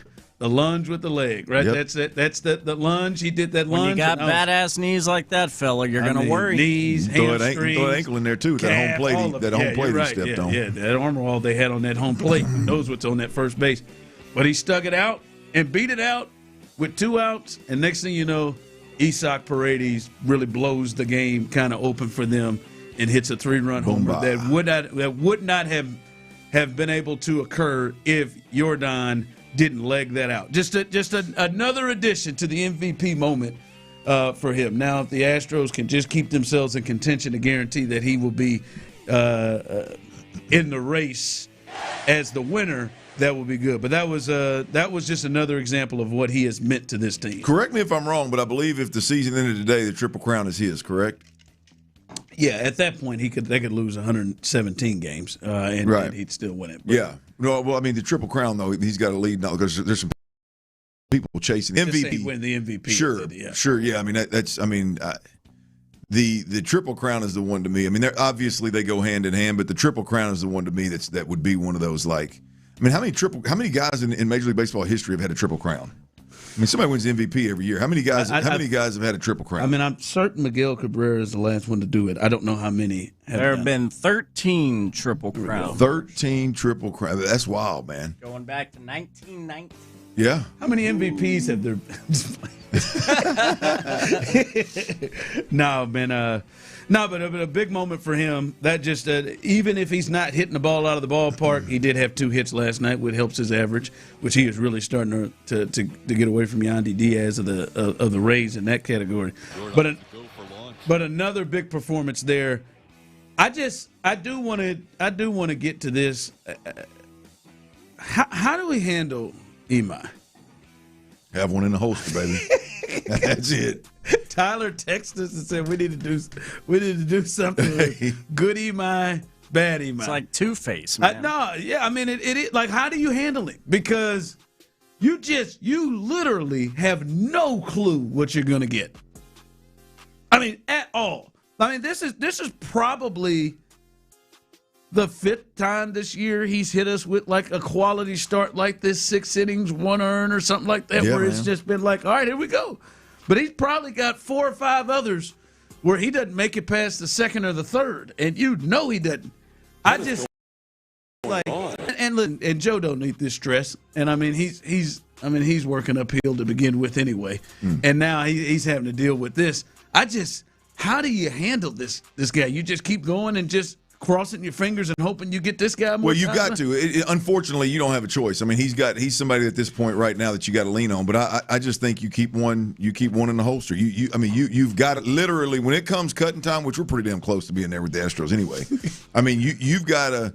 The plan has to be whatever days MI is pitching, you lean over to Javier and say, "Hey, bro, I need you. And make sure you get stretched out a little bit. I need you to wake up that morning with plans of pitching." And pitching several innings, not just giving us 3 outs. I'm pitching several innings. And if MI comes out and he's dealing the way that he was last night, the way that he's shown that he can, then you let it ride. If not, then you've got everybody knows the plan and everybody's going to jump to Javier or whoever it may be. I don't know who it's going to end up being, but I think you just got to keep one. You got to keep one on deck, man. You got to keep one right there ready to rock and roll. Yeah. I mean, do they have to? Because they've got Hunter, Spencer, Pete. Sorry, Pete. They've got Hunter, Pete, Spencer. I want to give credit to Pete. He should be named after Spencer. No doubt. I mean, I feel like Ronel Blanco is going to get another start with what he's done. Does Christian Javier get another start with what he's done? Well, he might be the piggyback guy. There's Kaiway, and then we'll see Hayden Wisniewski gets a start tomorrow. We'll see what the move is with him. So, I mean, there was a point where they had to. There are at least potentially some decisions there with him. Well, when he's got his best stuff, I mean, he's got to be behind right now. He's probably better than all of those, potentially of all those other options. No question, right? I mean, I would go if you told me he's got his stuff right now. I'm going Hunter Brown, Peter Lambert, and then MI with what we've seen. Now the question is, you don't know if he's going to have his stuff or not. But I think his stuff is good enough. He don't know if he's going to have it. I think the potential to give you 6 and double-digit strikeouts. I think that's good enough to where you use it. You have a plan for it. You just better be ready to call an audible if need be. Does he have a? It ain't like we're not used to this. We've had just give me 3 guys in there before. But does he have a bad EMI tail? I want to go back and watch. I want to go back and watch some of these bad starts. Is there something that he does? I mean, it shouldn't take. If he's got one, it shouldn't take you going back and watching. Hell, Joe ought to know about it. I'm just saying. I want to go back and look like. You literally got no clue on what the hell he is going to bring to the table. And last night, he was like, "All right, man. That's why they went out there and paid him what they paid him." We'll see, but yeah, I think you're right. You got to have guys ready. By the way, I think he should start pitching maybe an hour before the game starts. Did you see that stat they put up there? When he throws more pitches, he gets better as he goes. He gets better as he goes. When he throws more pitches at 76 pitches or more, he's almost unhittable. Finds his groove. Well, yeah, because he doesn't get to 70 pitches on his bad nights. Yeah, on his bad. But I'm just saying, or if the mounted. He's had points, but even when he gets to 50 and when he gets to maybe he throws like 2 innings in the bullpen before the game starts. Yeah, like a simulated game, like for 2 or 3 innings. Yeah, bring them bench players from Sugar Land up who ain't doing nothing. I love that idea. Bring Jake up here, who ain't doing nothing. Sorry, Jake, but bring Jake up here who ain't doing nothing, and just let him come up there and give us 2 innings. So when he gets on the mound, he's on the mound. He's 45 pitches deep, and now that slider's really shaking. Now you're definitely gonna need Javier early. That's fine. That's fine. Hell, you never know. You might need Javier down 9-0 before he gets done with it. All right, coming up. Woo! I think even Clint has to step in on the potential disrespect of C.J. Stroud and the Houston Texans on this one. And I don't know if this is more on C.J. or more on the team, but wait till you hear a category that I would think the Texans and Stroud would have an argument to be a number 1 in, and they're not in it at all. We'll discuss that and talk about that coming up next. Houston, starting Thursday, August 13th. Sports Radio 610 is moving.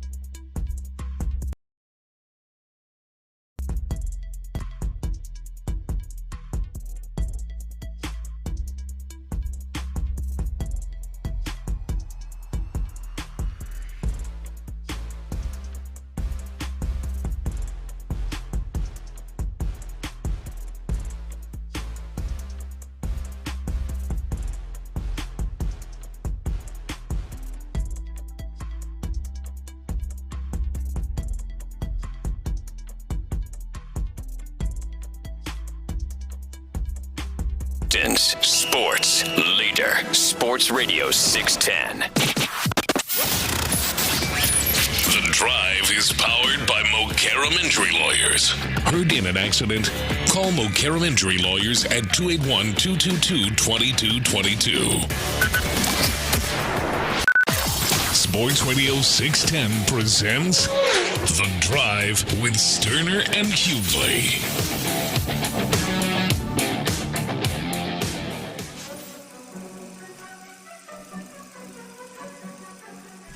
All right, welcome back as we are live here on The Drive on Sports Radio 610.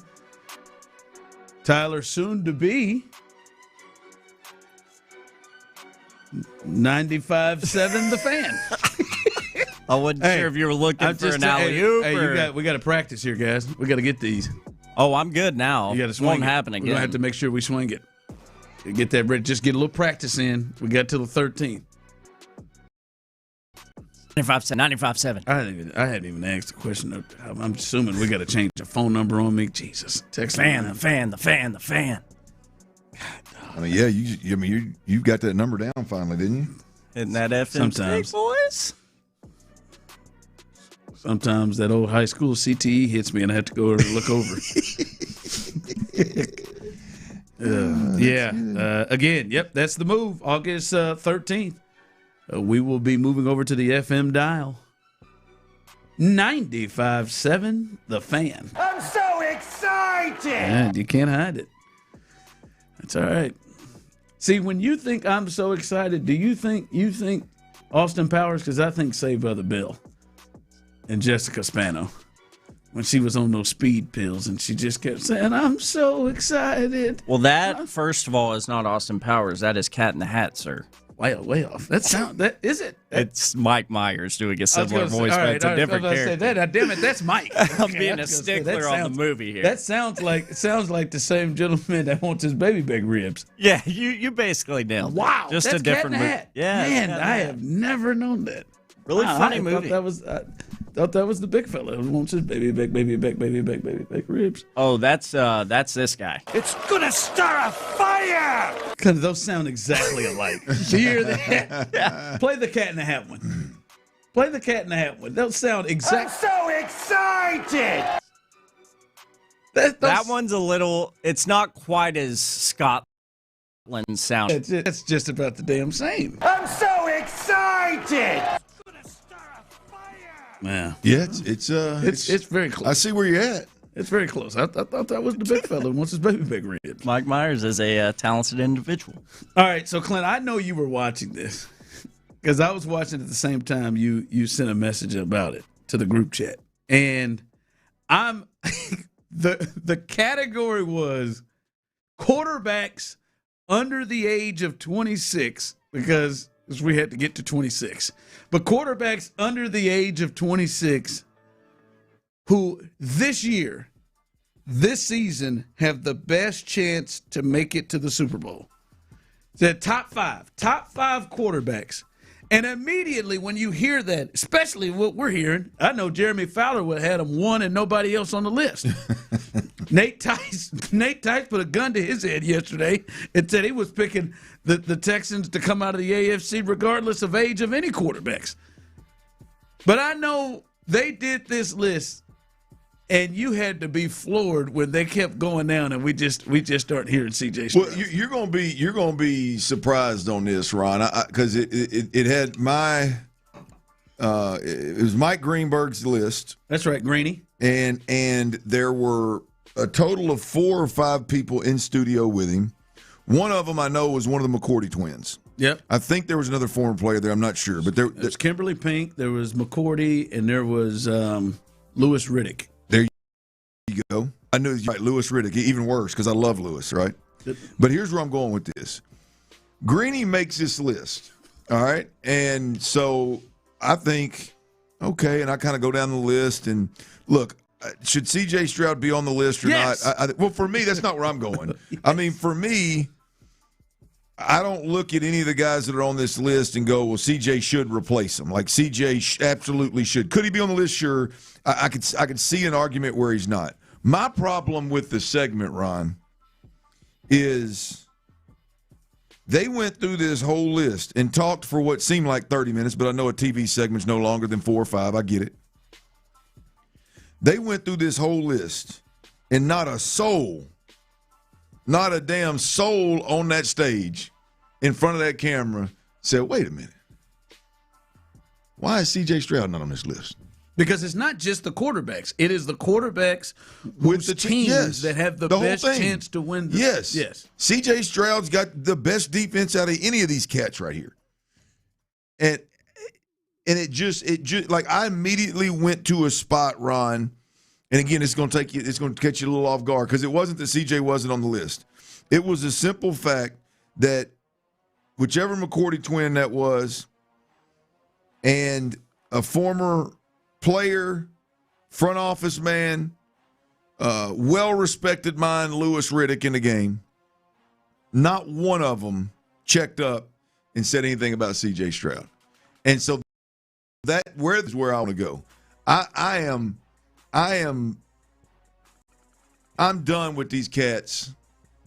Anybody out there that wants to minimize the situation that C.J. Stroud is actually in. Wow. Everybody out there wants to talk about, I'm tired, I'm exhausted with the C.J. Stroud conversation. Man, get the hell out of here. Anybody out there that talks about, the C.J. Stroud thing's getting blown out of proportion, get the hell out of here. Anybody out there that thinks, it's not a big deal, the playoff thing and everything's fine with C.J., get the hell out of here, right?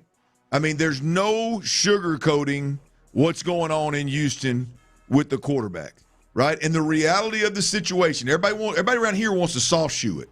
And I think everybody's got different motives of soft shoeing it. But the reality of it is C.J. Stroud letting down Houston and C.J. Stroud letting down this particular iteration of the Houston Texans is a major, major talking point in NFL circles and in the NFL world and should be, story number one leading into the season.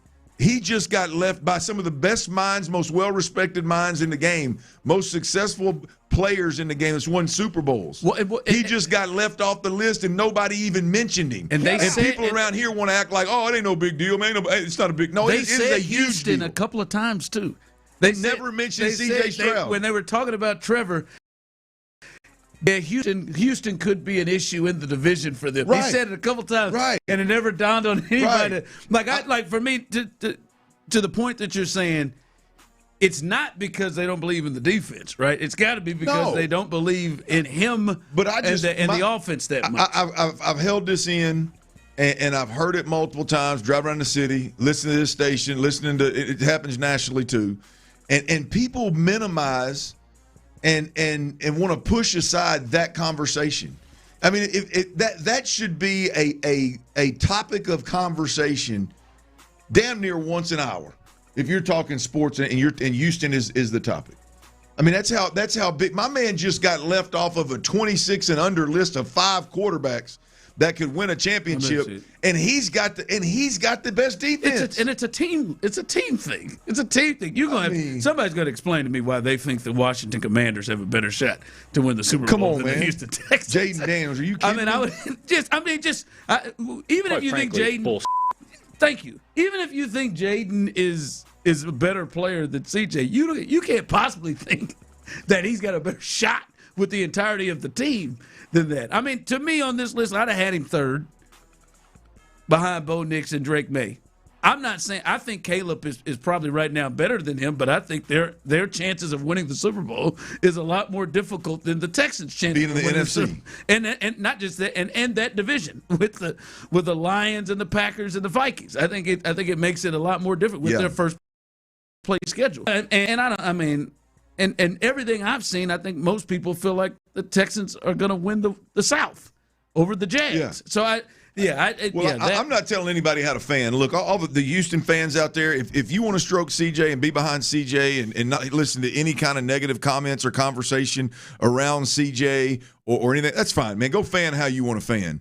But covering this team or analyzing this team, reporting on this team, and in any way, shape, or form being exhausted about the C.J. Stroud conversations or minimizing the significance of what's going on in Houston right now is plumb-ass silly. I'm sitting there, I'm blown away. I saw the list just like you, and I was like, well, that hurts.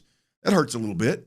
And then they did a whole segment without mentioning C.J. Stroud. I'm thinking, wow, how bad has it gotten? I just think if you look at everything that's happened, I think if C.J.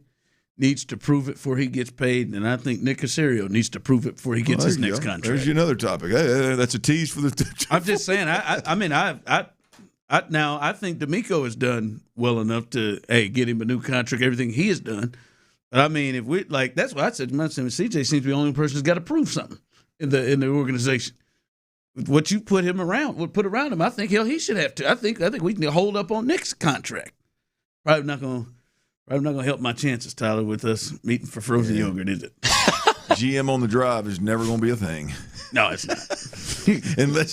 unless we go to a morning show and it's good morning. Unless I don't make it to August 13th. Join Clint and Rob. Or maybe tell him it is Rob. Tell him it's Clint and Rob, and he may come on. All right, coming up, believe it or not, these stories that have been hyped and talked about going into training camp about the Texans. Woo! There's one right here that has really been hyped. And it better not be right. And I don't think there's a chance it will be. We'll discuss that coming up next. Hey, y'all, we are dead in the middle of the days that are known as the 100 deadliest days of summer. And this time of year, man, look, the days are longer. The pools are full. The vacations are happening left and right. The highways are getting more and more packed as we speak. And reckless and drunk drivers flood the highways as well. A lot of folks out there, a lot of folks being not being responsible on the streets, man. And unfortunately, we got to get out there among them every single day. And here's what I want you to know, man. One bad decision can change a life forever. Here's the deal. Hope you never need it, but this is the info you need. Mokaram Injury Lawyers want you to stay safe this summer. But if somebody in your world, somebody you love, somebody in your family is involved in a tragic accident, obviously you call 911. But after that, it's 281-222-2222. That's Mokaram Injury Lawyers. They're going to fight for the rights of the injured. They're going to do everything they can, everything in their power to get you the compensation that you deserve. If you don't win, you don't pay, baby. Mokaram Injury Lawyers, 281-222-2222. We keep it 100. Houston.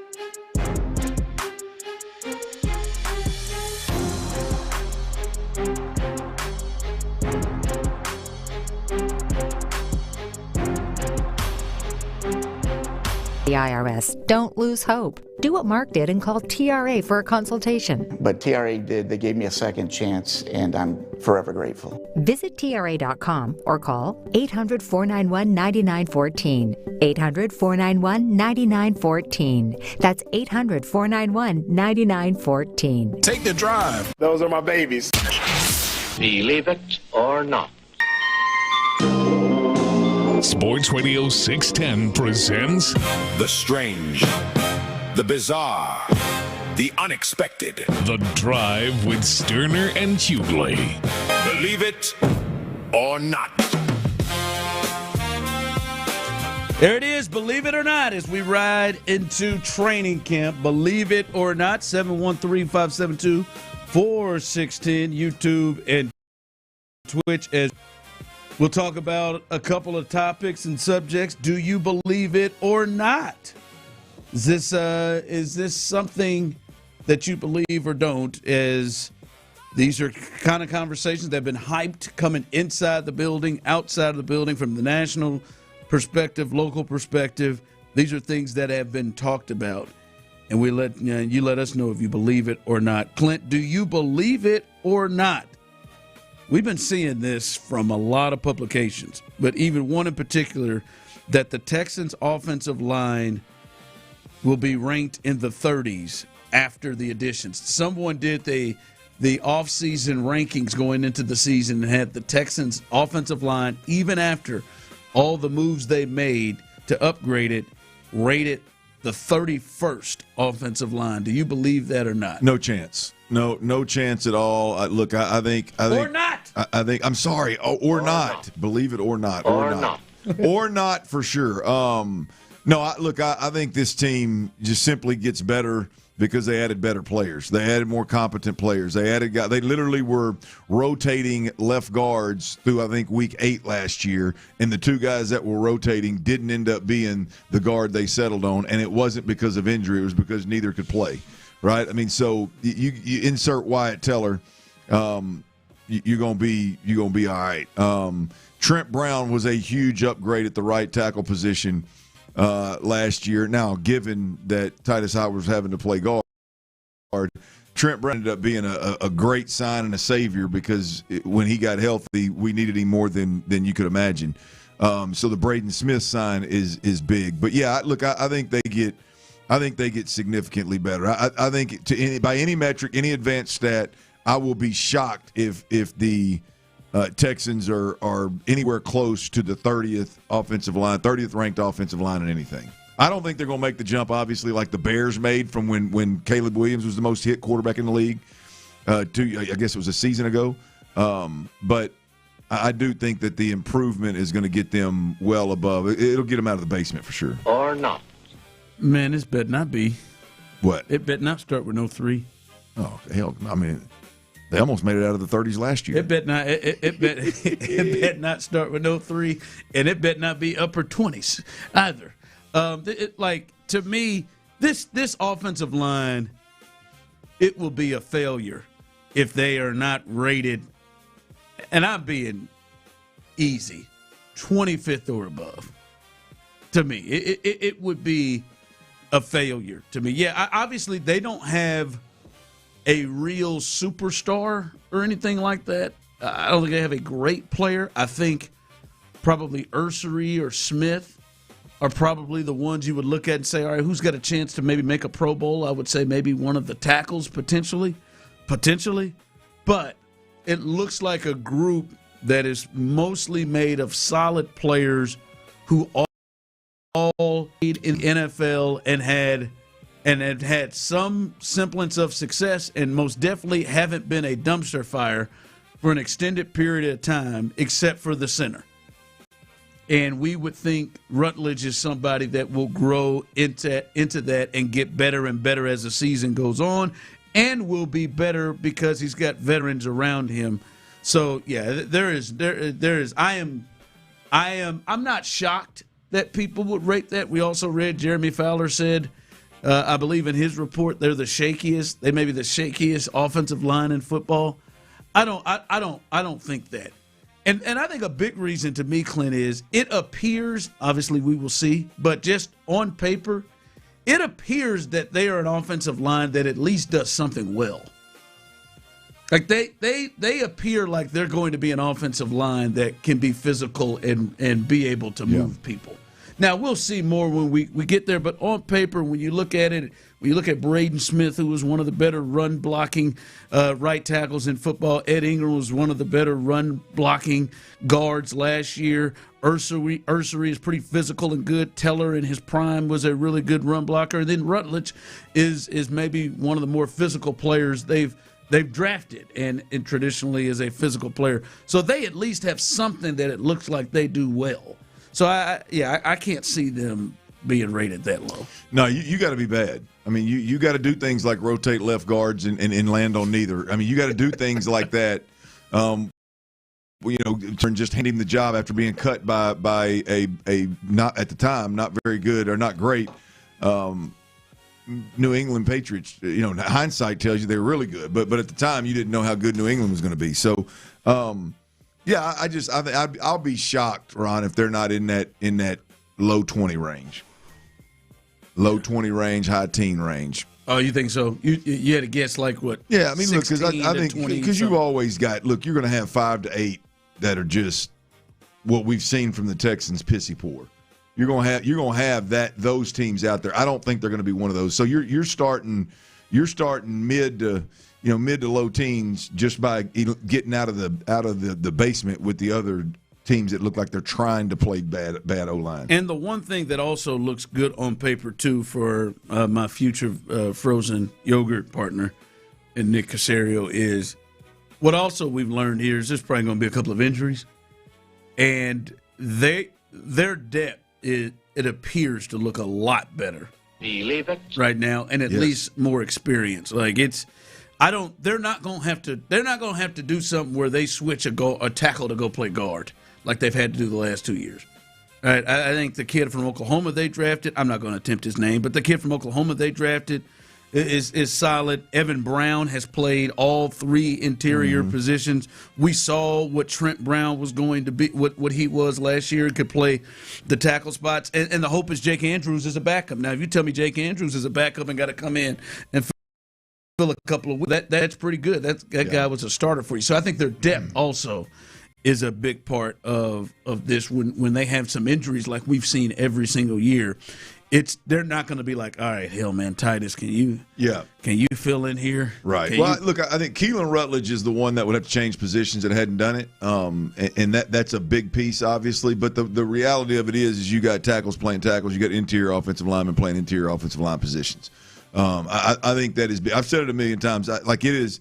We talk about, the move from tackle to guard and guard to tackle, totally different, right? Larry Allen was viewed back in the day for many reasons, obviously, as one of the best offensive linemen in the game. But the reality of it was he was great at 4 positions. The only one he didn't play was center, right? His ability, he was a rare breed because he was a guard that could move out and play tackle in a pinch and be really, really good. Oh, buddy, that was at Kansas City. That was a guard that moved out and played tackle. Joe Tooney. I mean, that is the rare part. We act like a tackle moving inside and playing guard isn't a steep hill to climb. Titus Howard did it to the best of his ability. Not ideal. I love the fact that they've got. I mean, it's crazy that the bar is set this low, but it's how they operate. I love the fact that you've got interior offensive linemen playing guard center, and you got tackles playing tackle. Yep. As I look at the text line, I must have said on paper a lot. I feel like a lot of people are rolling through here. It's on paper, on paper. I must have said that a lot. I got to rolling on the on paper. Notice. I feel like I'm pretty critical of you. I'm pretty critical of Ron and my wife. I got to be better. I don't remember. I would like to. I thank you for your honesty on that. I don't remember. I did. On paper, this is an offensive line that will take the mentality of D'Amico. On paper, this is I must have said that a few times. I apologize. Yeah, on paper, they know they look. He just went from an apology for doing it to doing it immediately. Yep.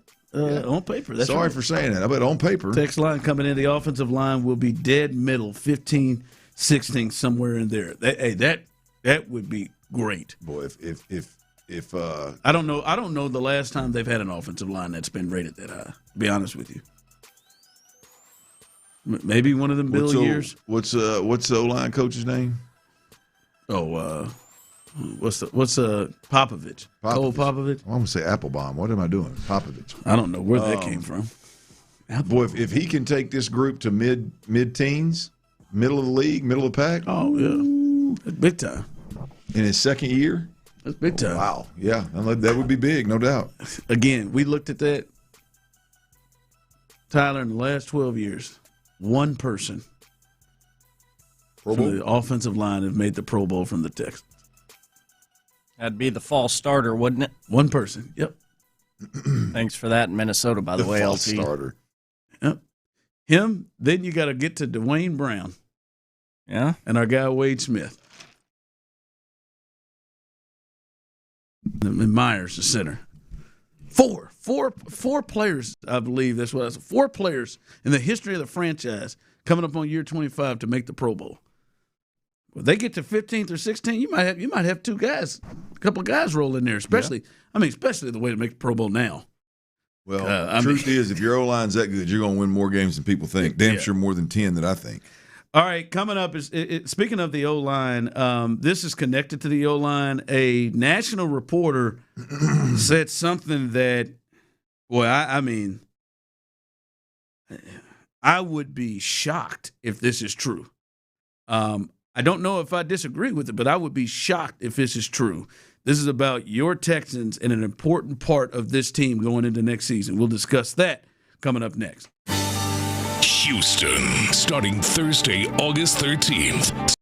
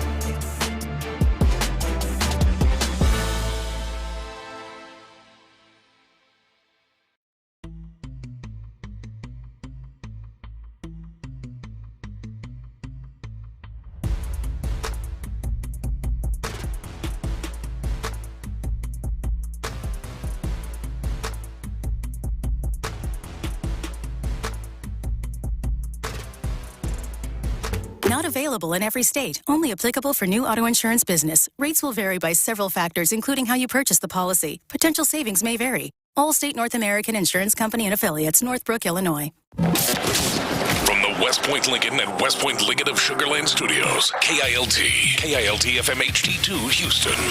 On Odyssey Sports Station, the Texans play here. Sports Radio 610 presents The Drive with Stoerner and Hughley.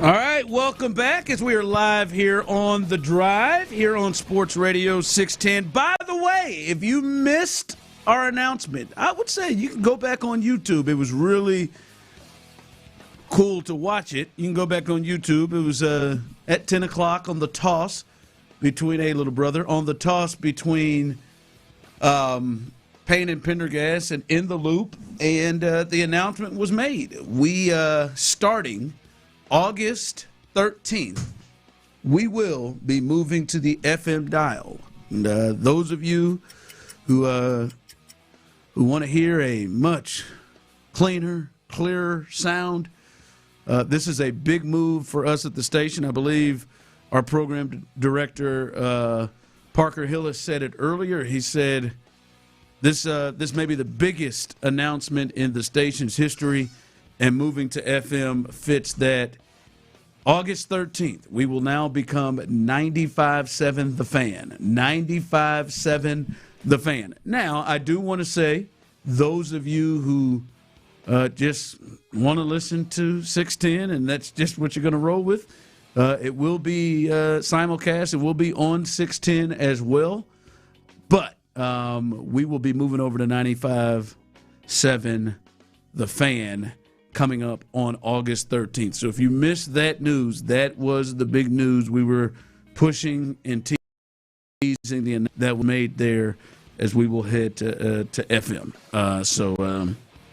Appreciate everybody who was rolling with us. I saw a lot of people on the text line, YouTube, and Twitch showing their excitement about things, and we appreciate that. By the way, on YouTube, let's calm down now. Rocky, we don't need to be calling people chumps. That's weird. Stop calling people chumps over people's sports opinions. Who's a chump? Cornbread. Your language is offensive. Oh, they're going at it on the Call chat. him a chump. Hey, I'm telling you, man, that offensive line talk will get you.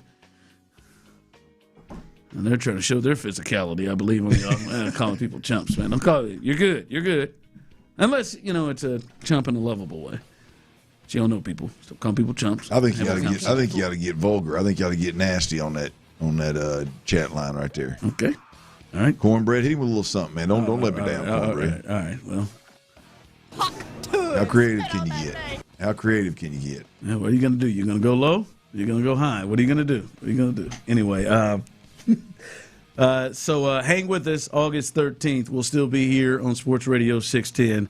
But August 13th, we'll head over to the FM dial. I think we'll be sitting in these same seats, but we'll head over to the FM dial 95.7. Y'all should switch it up. The Fan. We should. Y'all should just switch spots. Completely. It's a new era, huh? A new era here. Jane Slater, reporter for the NFL. So I think it's based out of Dallas. Does some work for our sister station up there in Dallas, 105.3 The Fan. She does some work up there, but her main gig is she is a reporter for the NFL Network. And according to multiple sources to her, she is reporting, Clinton, Tyler, and the listeners, that David Montgomery and Woody Marks expect to split lead back reps this season, according to Jane Slater, reporter of the NFL Network. Multiple sources to her. She says David Montgomery, Woody Marks expect to split lead back reps. Now, I had a source that I will not give away that I think is pretty close there. And I believe, Tyler, the source responded back to me with, when I asked him, is that accurate? Is that accurate that David Montgomery and Woody Marks would indeed be splitting carries? The response I got, 3 texts. Hell no. And they say no. I've heard nothing in that regard, and then to stick it at all. Get out. 3 different texts right there. So you take that how you will. I mean, no. Jane Slater has heard that from somebody, and she said not just somebody but multiple sources. But that Clint, I would be surprised if the game plan is they're splitting carries equally. Well, I'll tell you a couple things. Jane Slater, there was a time when she'd respond. There was a time when she'd speak. The time has come and passed, has passed us. She would. There's a time she would respond. Yeah. I mean, just communicate, Ryan. Communicate. Oh, okay. I'm sorry. And with you? Yeah. Well, no, with you. Yeah, with me, Chief. I'm trying to understand it. There was a time. There was a time I didn't know when there was she'd a personal agree. relationship with Jane Slater. Well, there at one. I don't know if it was personal as much as professional, but there was a communication. Okay. That has. I mean, I guess you get on NFL Network, and that falls by the wayside. And I think I've walked by and made eye contact at Super Bowl Radio Row a few times, and hell, I might as well not be there. Yeah, but nonetheless, she's moved on up. I think she's got some bad sources.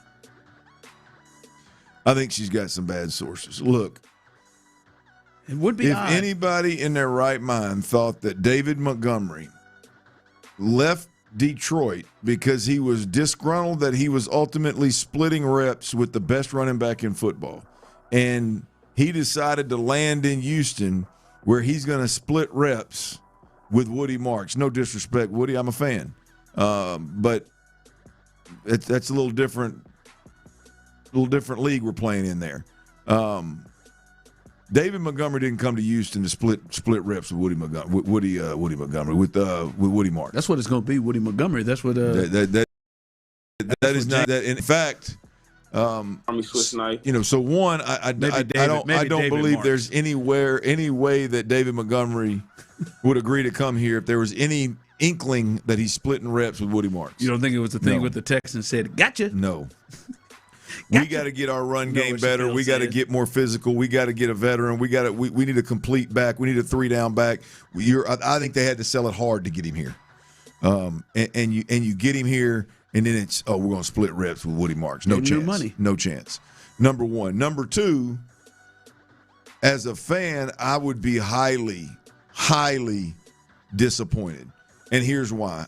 And I'm not. Look, let me rephrase that. As a fan, I'd be disappointed.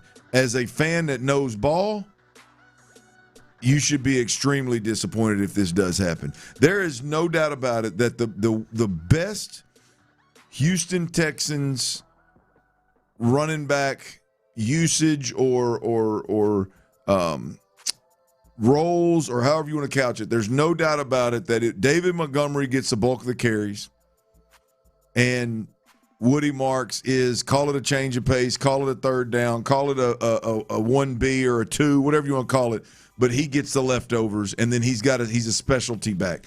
That is without it. If you want to win football games and you want to deploy your units the best that you possibly can, that is, from a football perspective, without a doubt the way to do it. We go into this thing and it's a split carry deal with Woody Marks. I think it's your mistake by Nick Caley. I want to make this clear, as I see some people jumping in here on the text line, saying similar to you, David Montgomery would not split to come here.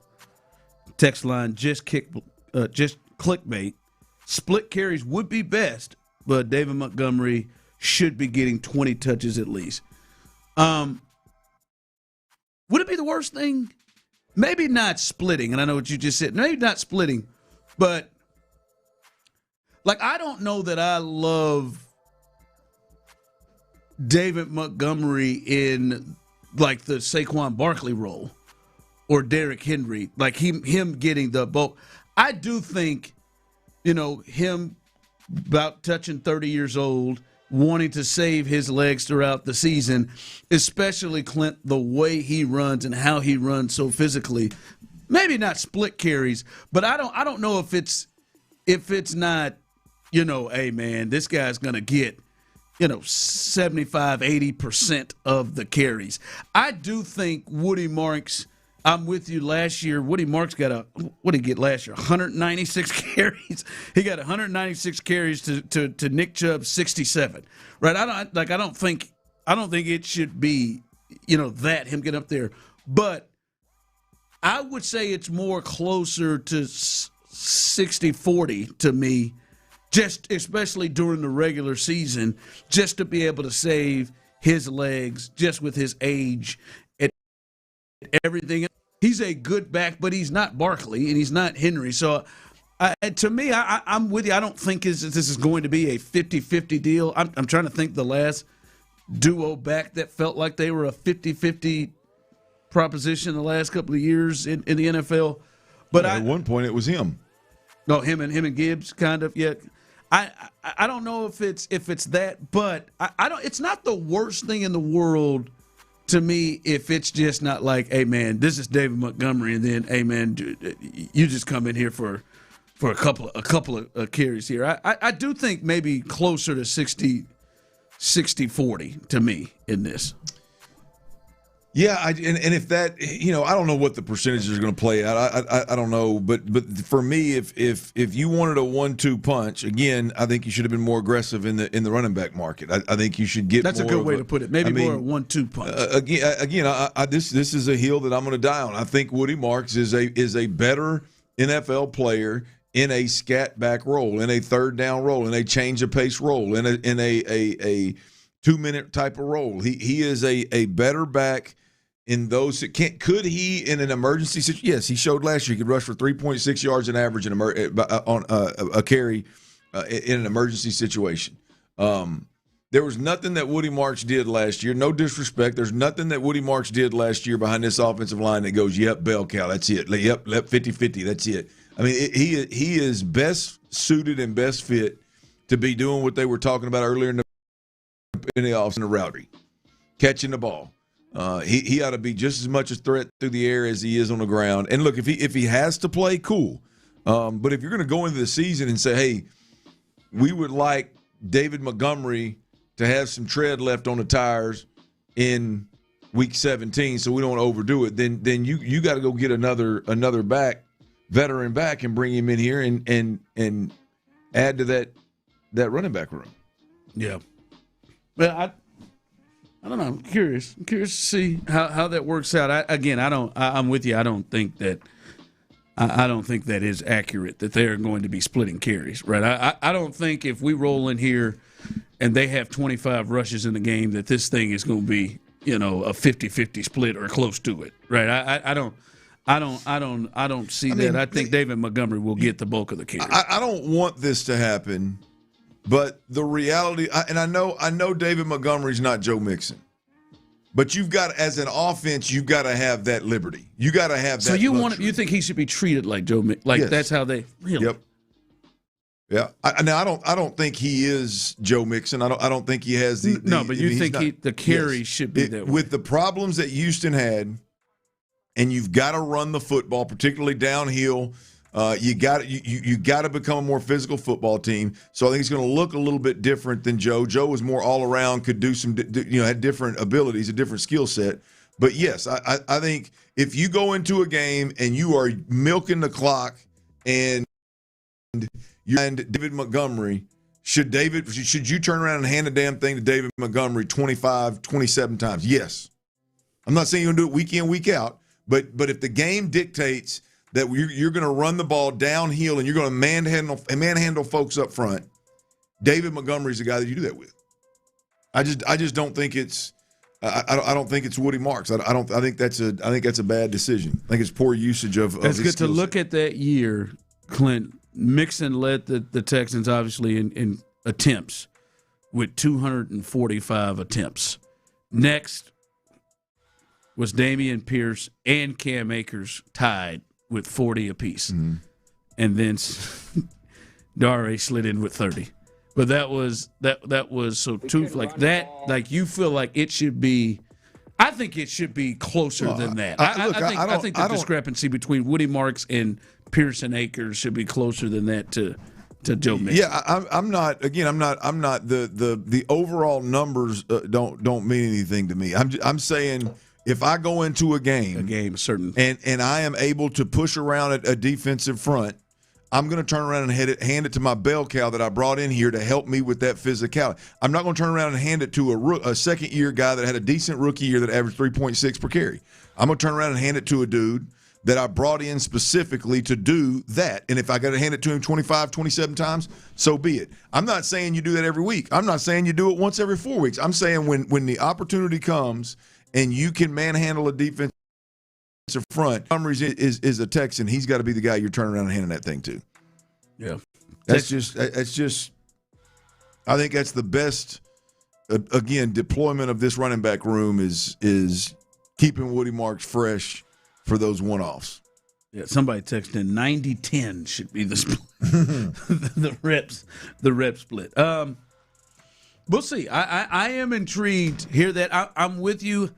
I am surprised that Jane Slater is hearing those from people, from sources. I would imagine for her to go to reports of that she feels pretty good about the multiple sources. I feel pretty good about the source I got, Tyler, that again said hell no. Text line said put a name on it. Well, it wouldn't be a source. Exactly. All right. I feel pretty good about it. But now I'm intrigued to watch. I'm intrigued. If the thought is to preserve David Montgomery, because, Clint, I do believe they are higher on Woody Marks than most because they did not go out and get another back. They didn't draft. They didn't do any of that. They feel pretty – I think they feel really good about him as a second back. But, I mean, do they feel this good that this is 1A, 1B? I don't believe that to be the case. I never thought about it until I saw this from Jane, who you used to know professionally. I never thought about that, but it's interesting. It's going to be interesting one-to-one. Watch. I'm saying, splitting them carries. All right, it is a Wednesday. Let's do a little stock up, stock down.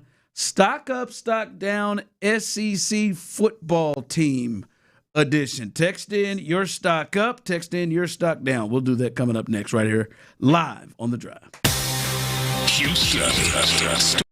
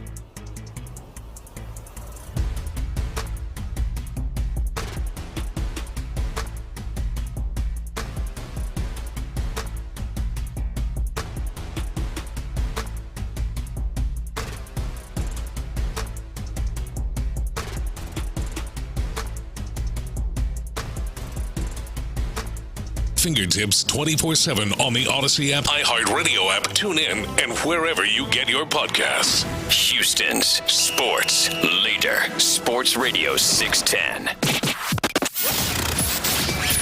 The Drive is powered by Mokaram Injury Lawyers. Heard in an accident? Call Mokaram Injury Lawyers at 281-222-2222. Every season brings highs. I'm in my drop top, cruising the streets.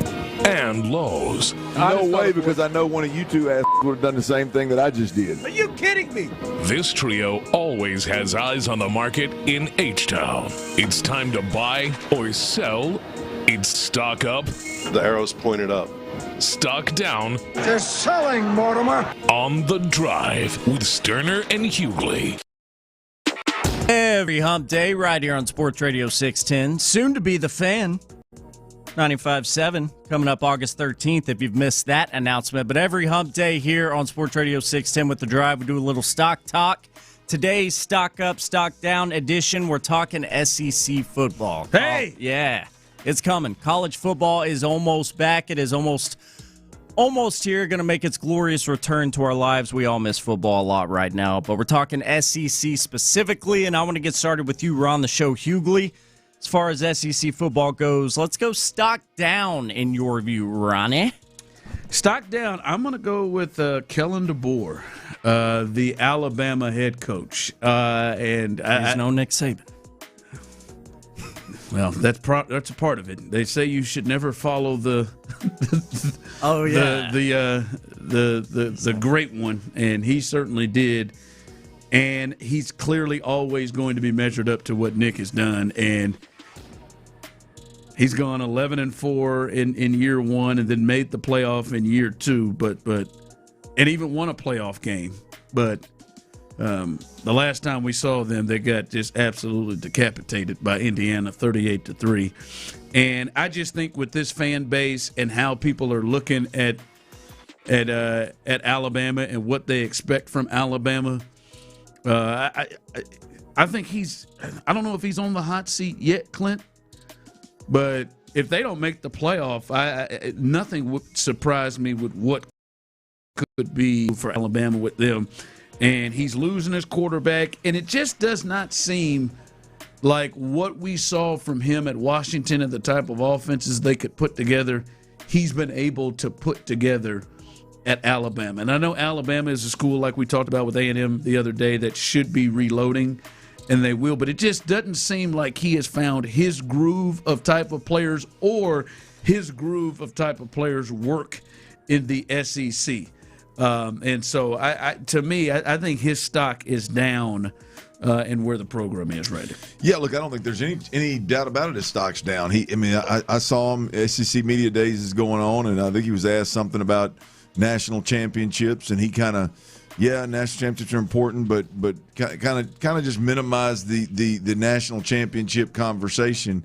And boy, he made waves, all over the place in the media doing that. And so, when you follow Nick Saban, the expectations are unrealistically high. And so, I don't know how Kalen DeBoer, after making it to a national championship game at Washington, in his current spot right now at Alabama, the stock is definitely down. Yeah. So that is a Roll Tide stock down for Ron the Show Hughley. We are talking SEC football, college football, very close to returning. Over to you, Clint Stoerner, a conference you should know a thing or two about, given you were slinging it around in that conference. Two-time. Point. All second team all SEC right there. Yeah. Love them pigs. Yeah. Clint, stock down for you for SEC football heading into this new season. Didn't have much luck in Gainesville. In fact, I think I said it sack down there, and I was the one getting sacked. I'm going to go with Florida.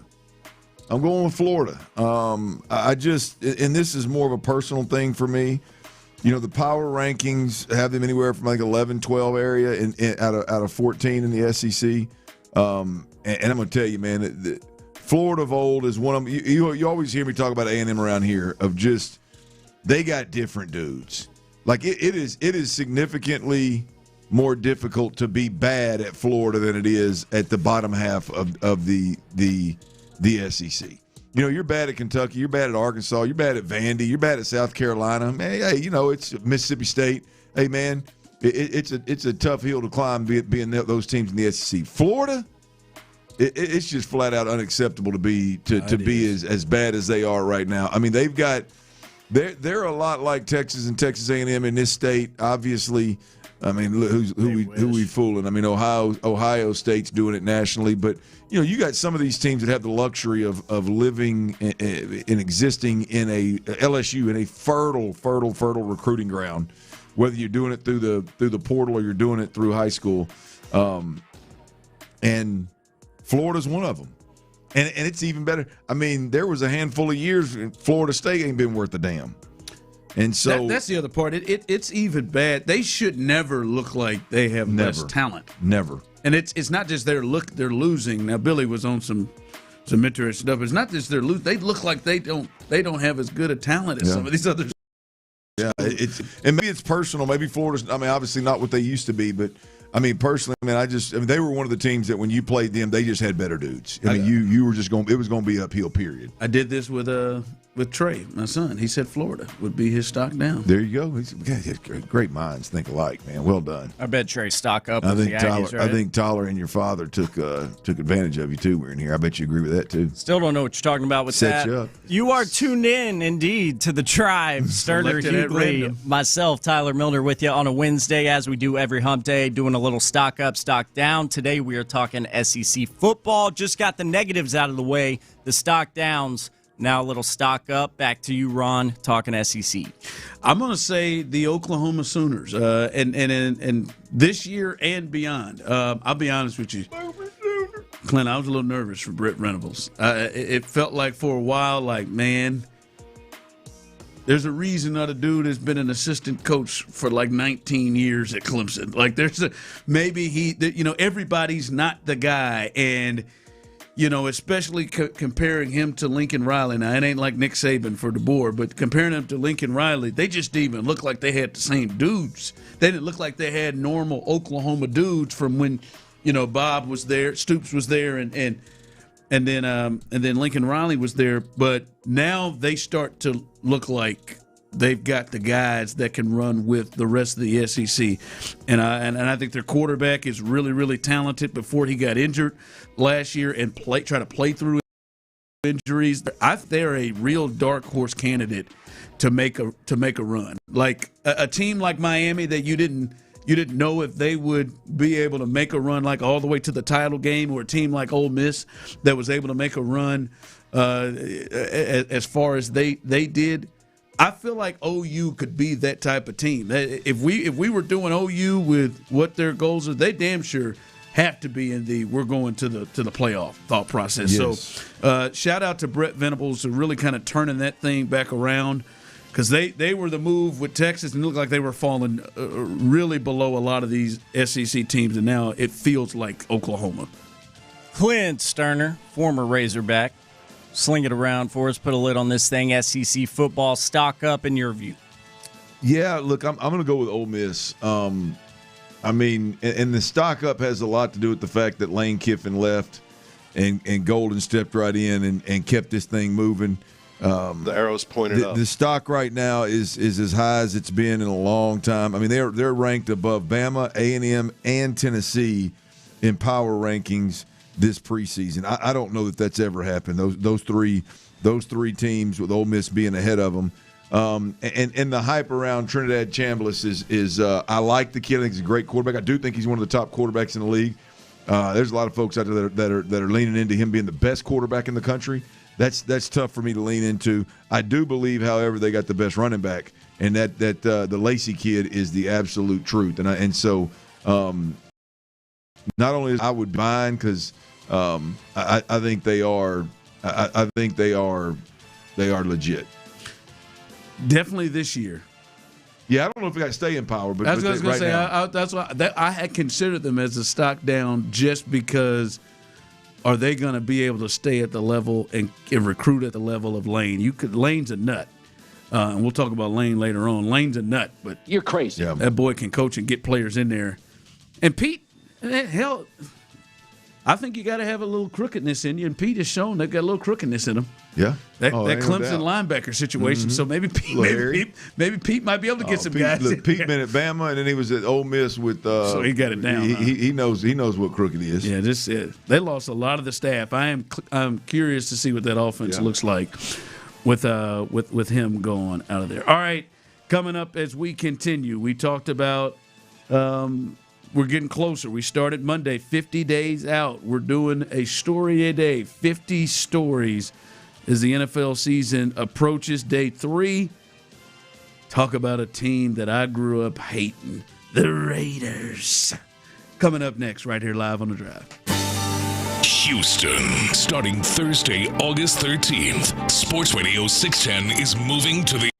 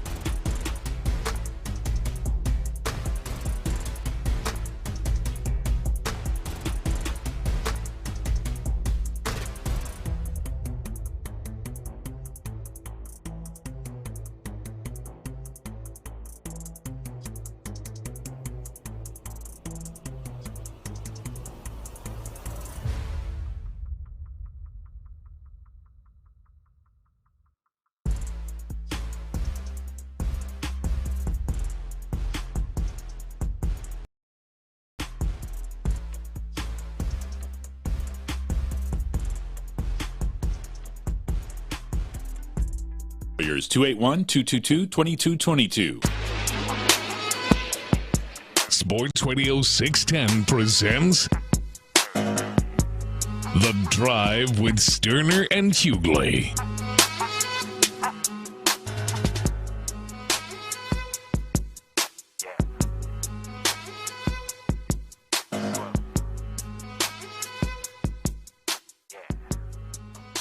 All right, welcome back in. I do want to get to our 50 question in 50 days a little bit later on in the segment.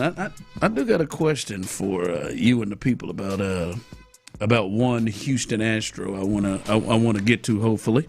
Remember a busy packed day as Brandon Scott joins us in the 4 o'clock hour at 4:40. So stay tuned for that. But we're doing our countdown.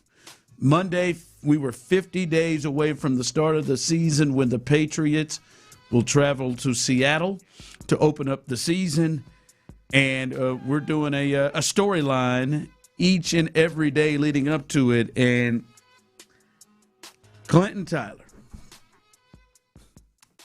day 3, are the Las Vegas Raiders going to be the next big turnaround? We watched the Texans become that. We've watched the Commanders become that. There are several. The Patriots went, 2 and something, and then went to the Super Bowl. We've watched teams, big turnarounds. Do you think a team that's been bad for a long time, the Las Vegas Raiders, are the next team to do it? I really like what they're doing. I hate to admit it. I really like what they're doing. So, problem is they play in a tough-ass division. So that doesn't help them any. Unless it's true that the Kansas City Chiefs are what some folks seem to think they are, like the AFC is going to be down again, and Pat Mahomes and Andy Reid aren't going to be competitive. But look, I love what they're doing drafting their quarterback. I love the fact that they paired him with the arguably the best center in football. Took a lot of pressure off his shoulders. I love the fact you keep talking about the middle of that offense. You know, drafting the running back early last year, Ashton Genty. So you're putting him with. We probably got to see maybe the best game he had. Ashton Genty. We saw the talent here when they played the Texans. So yeah, man. I mean, I really like what they're doing. The only drawback is the division that they play in. That I for one think Denver's better than people are giving them credit. I think it's just a matter of time. Kansas City will be back.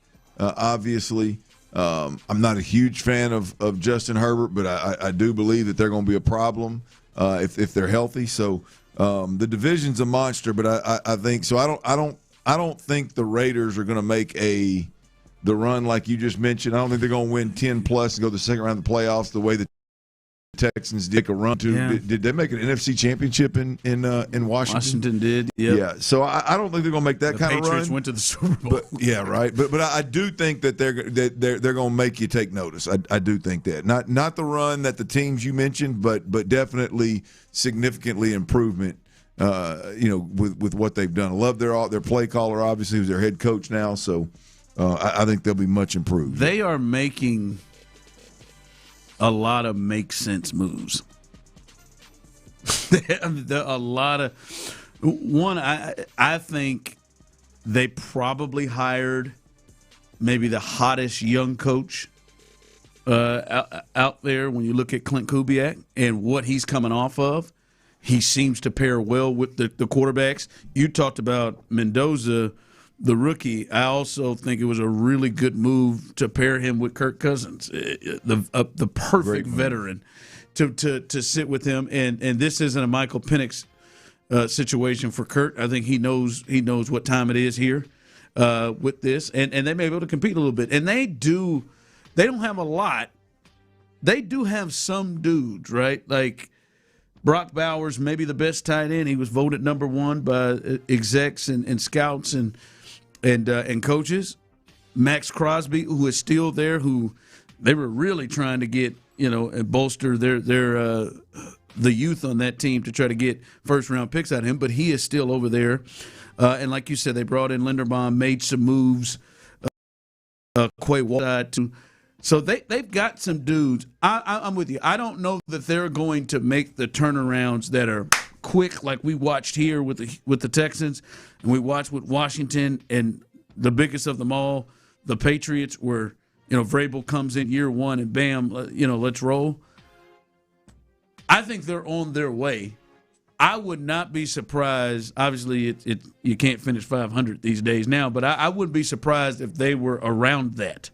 If they were in that range of the 7 and 10, 8 and 9 type of range. I wouldn't be surprised if they were in that. But they feel like they could be 2 years away from being one of the better young teams coming through. Yeah, I do think we talked, I guess it was a couple of weeks ago, about the Mendoza and the pairing of him with Tom Brady as well in the building. I do wonder how much. That part too, yeah.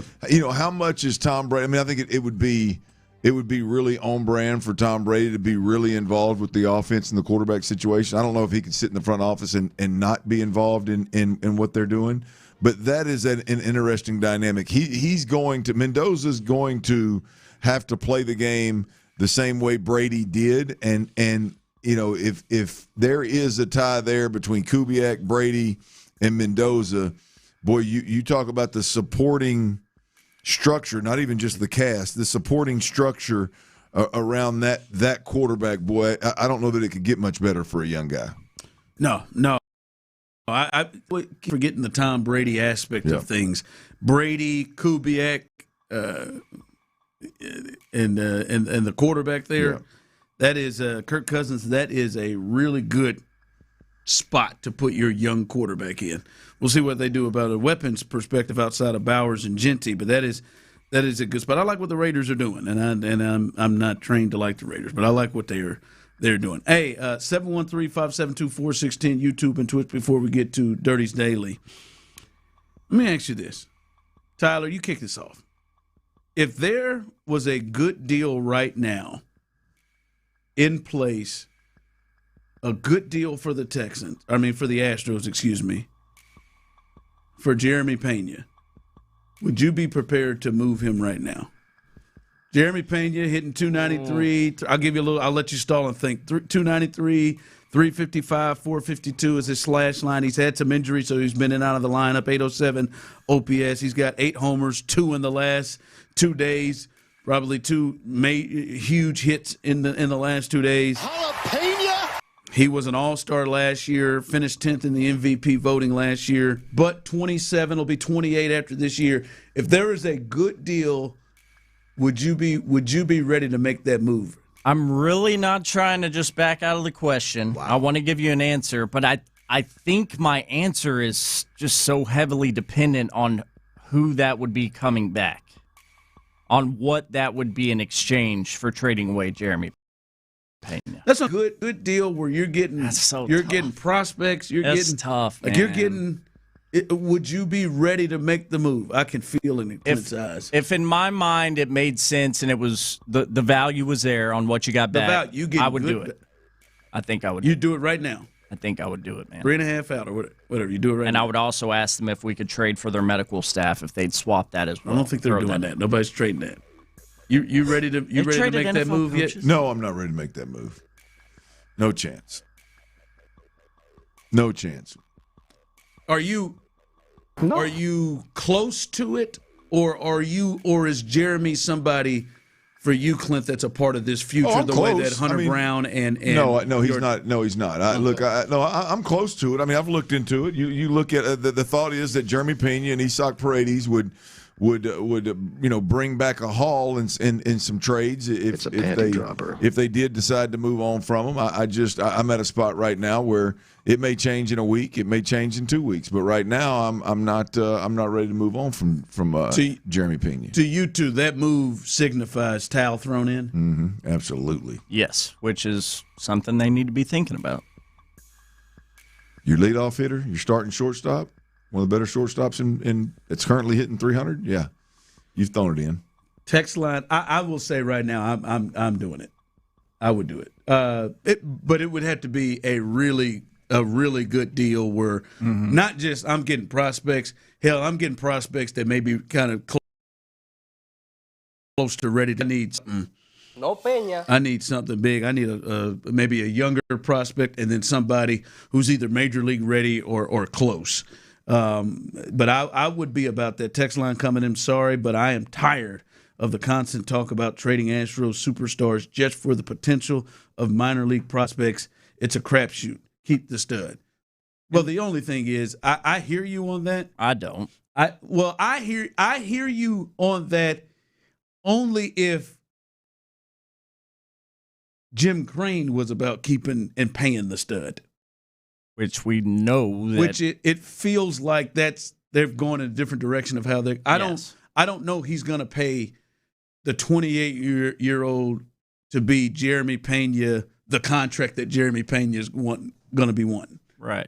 So if you want Pena here and you want to enjoy mediocrity and not being in first in the worst division in baseball, yeah, man, keep everybody. And a thing in which how it seems like they're switching on how they're operating. I mean, you start thinking about all of the great players that the Astros have had. How many of them did they get something back for? Tucker? Right. They didn't get nothing back for Framber. They didn't get nothing back for Bregman. They didn't get nothing back for Verlander the first time. They didn't get nothing. And hell, they had to trade. They had to trade their second round pick to get their first round pick to get Verlander. At what age? to come back at 40-something. Yeah. George, they didn't get anything for. Osh didn't get anything for. Who's the pitcher you hate? Garrett Cole, they didn't get anything for. They can't be under 500 not get nothing for all these guys. So that's well said. But I can understand if you're not there yet. About a week and a half though. Got to be there. What you got coming up at the 4? The C.J. Stroud disrespect appears once again, and I'm going to tell you, the minimizers out there, you need to kick rocks, man. And what is ESPN doing? What is ESPN doing? It is unbelievable. We'll discuss both next right here on Sports Radio 610. Before we do that, though, I tell you what, I know what Fielder's Choice Sports Construction.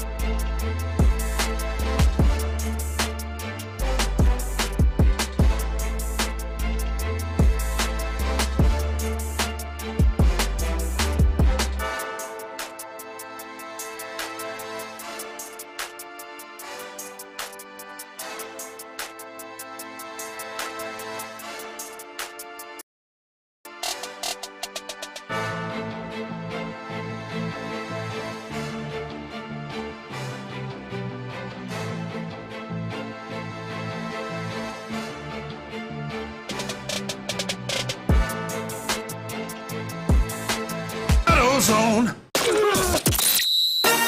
Dive into the mind of former NFL quarterback Clint Stoerner. I was thinking about coming out of the chute here and telling y'all about my new boots that I got on, but y'all want to talk about puppy chow? What is that, ostrich? Hell no, that's python. It's Sturdy's Daily. Before we get to that boner. On The Drive with Stoerner and Hughley. Yeah, today's Dirty's Daily is powered by Kick FM 95.7, The Fan, ladies and gentlemen. If you hadn't heard the news, the announcement is out. SportsRadio 610 is making the move to an FM radio dial, 95.7, and that will happen August 13th. Right. So coming up in about 3 weeks, roughly 3 weeks, that move will happen. You will still be able to hear Sports Radio 610 on 610 on the AM dial. We'll just be able to move over to the FM dial as well. And tight.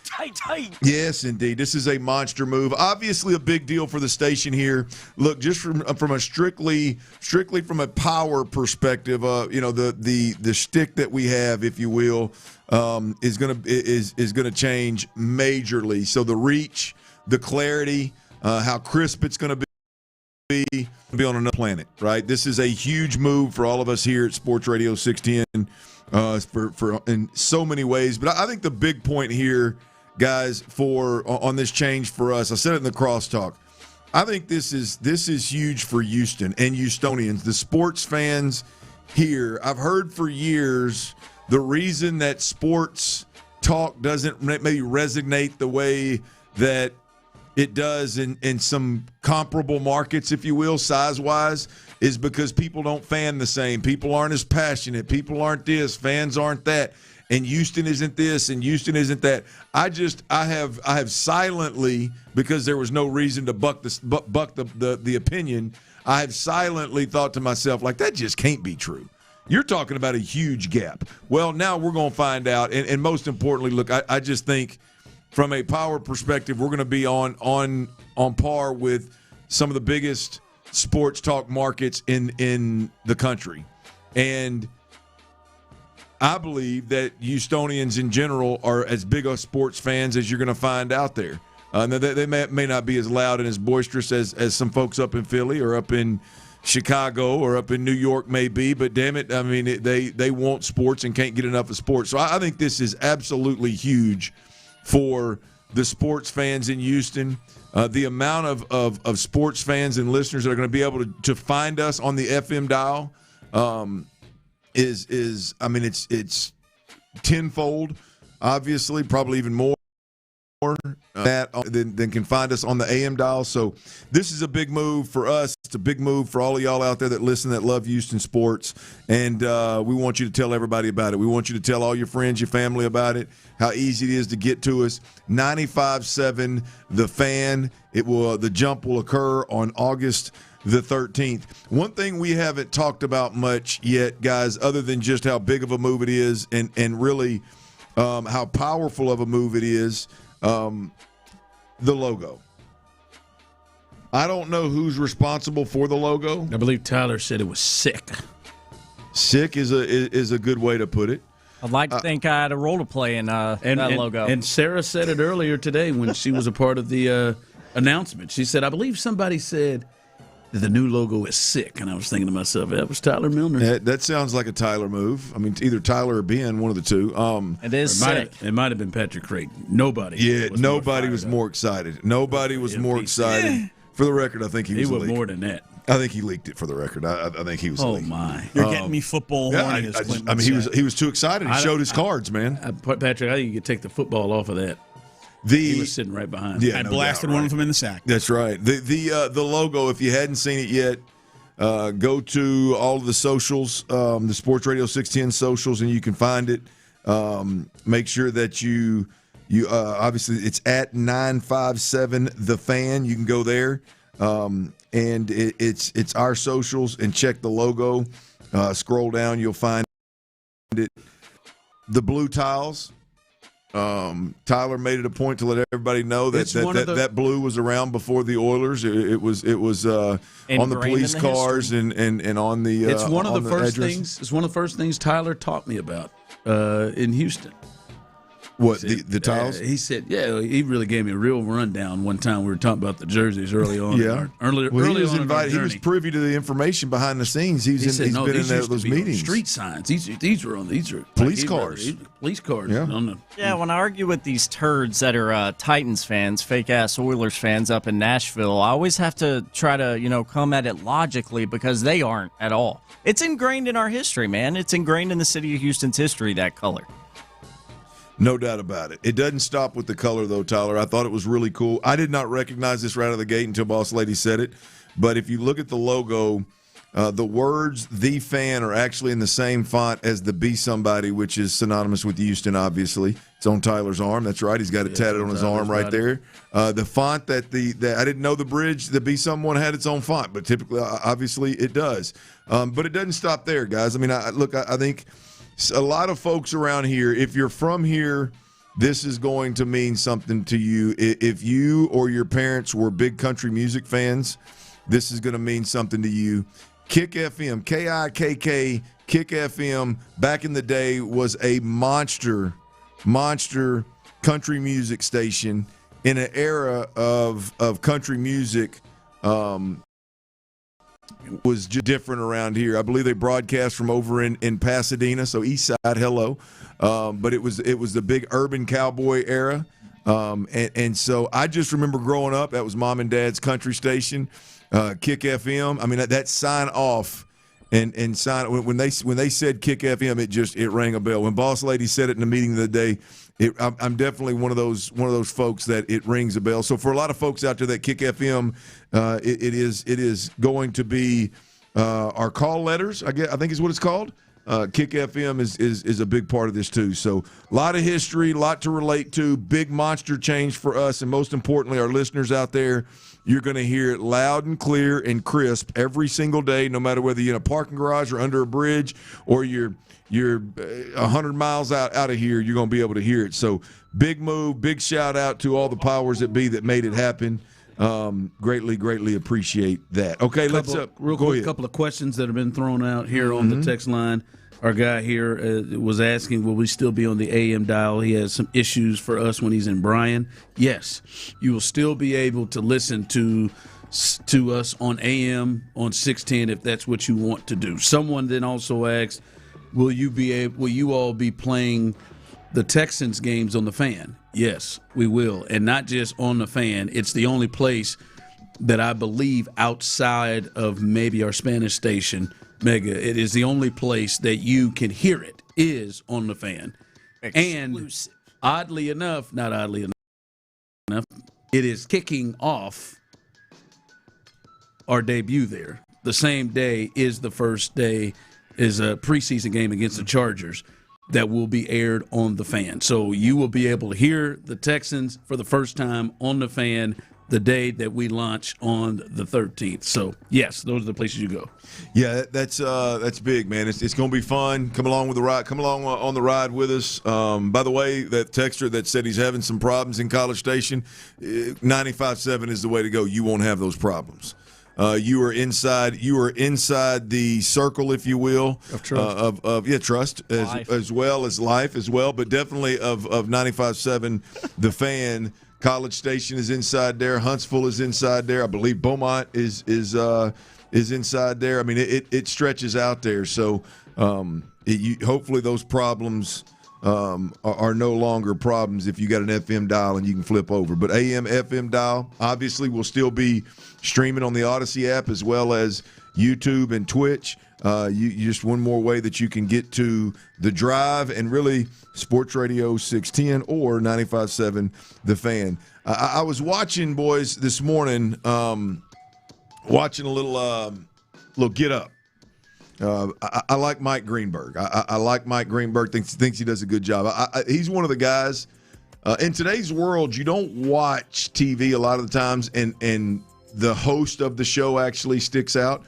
The way that Ron, you can relate to this being a driver, the way that he bounces ideas and topics and questions around the room when sometimes he's got 4 people up there that he's bouncing them around. Yeah.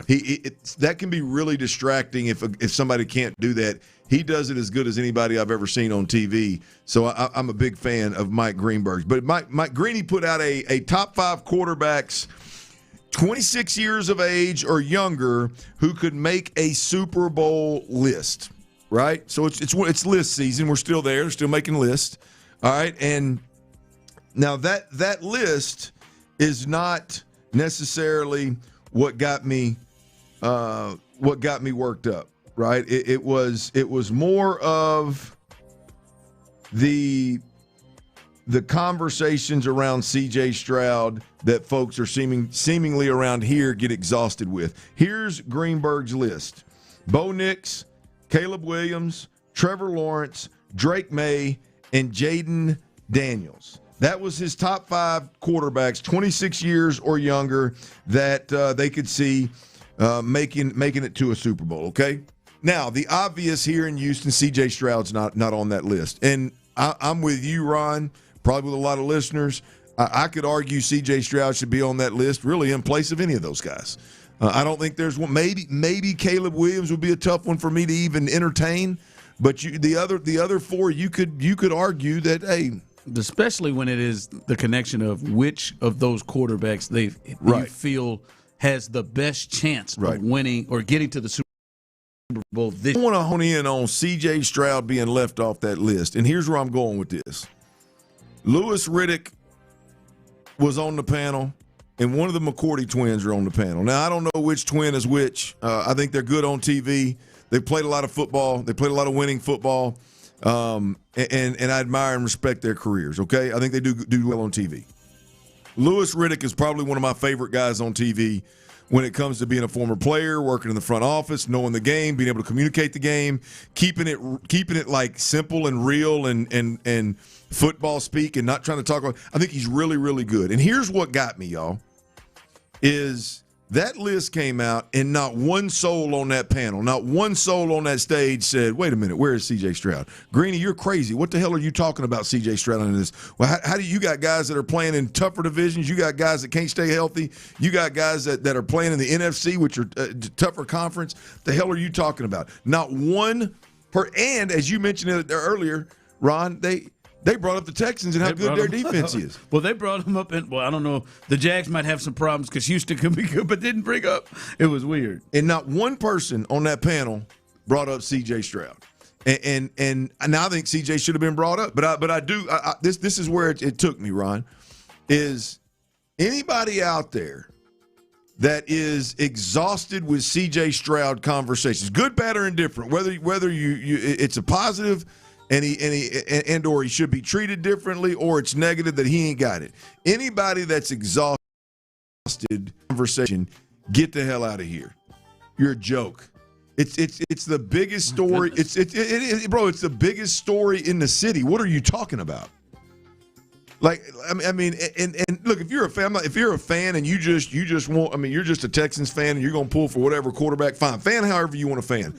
I'm just talking about the desire to maybe like not acknowledge how bad this situation is for C.J. Stroud right now. You're crazy. Like, no, I'm not. I'm not, Colin. It is. I mean, we just had a panel not even bring up C.J. Stroud's name after what C.J. Stroud has done and did his rookie year and has been in the playoffs for 3 straight years. Like, this is clearly a real topic of what the hell is going on with C.J. Stroud. How far and how hard has C.J. Stroud fallen? And it should be, Ron, when we do, I mean, on this show, obviously, but, I mean, this should be the topic of conversation once a damn hour on every show and every radio and TV show, damn near. Listen, you've been on these shows, or you've been on TV shows like this. Yes. I don't believe they forgot about the Texans. They couldn't have. Hell, they started mentioning them. I don't believe they forgot about the Texans. They probably went over this, especially on that show. They probably went over this to kind of prep of, all right, these are the teams. And then there's probably these are the teams that people will be looking at. Yes. I don't think they forgot forgot about how and where do you think not only Greeny, who made the list, and then everybody else, why do you think that the Texans weren't involved? Because clearly what they were saying was, man, Bo Nix has the best defense of them all. Well, everybody would agree that the Texans had the best defense of them all. The Texans have been to the playoffs 3 straight years, right? The Texans, if you're going to compare it, I don't know anybody that would look at it. Maybe you think Jaden Daniels is better than C.J. Stroud.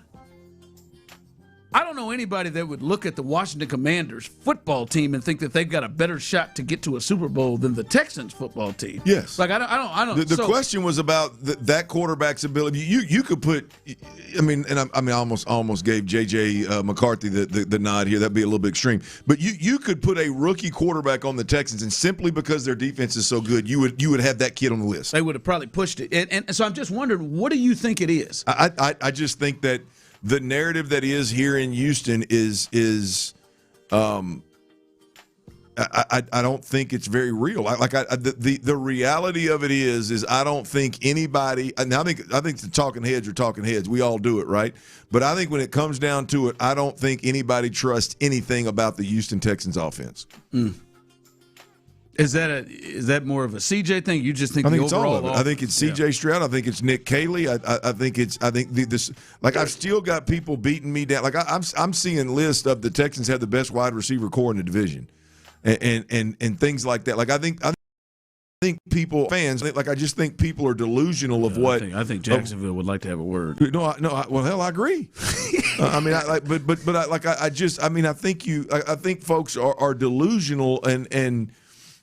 Maybe too close to it, as you would say, or too big a fan, if you will. But the reality of it is that this is a real situation that carries real weight for what I sat and watched today to happen.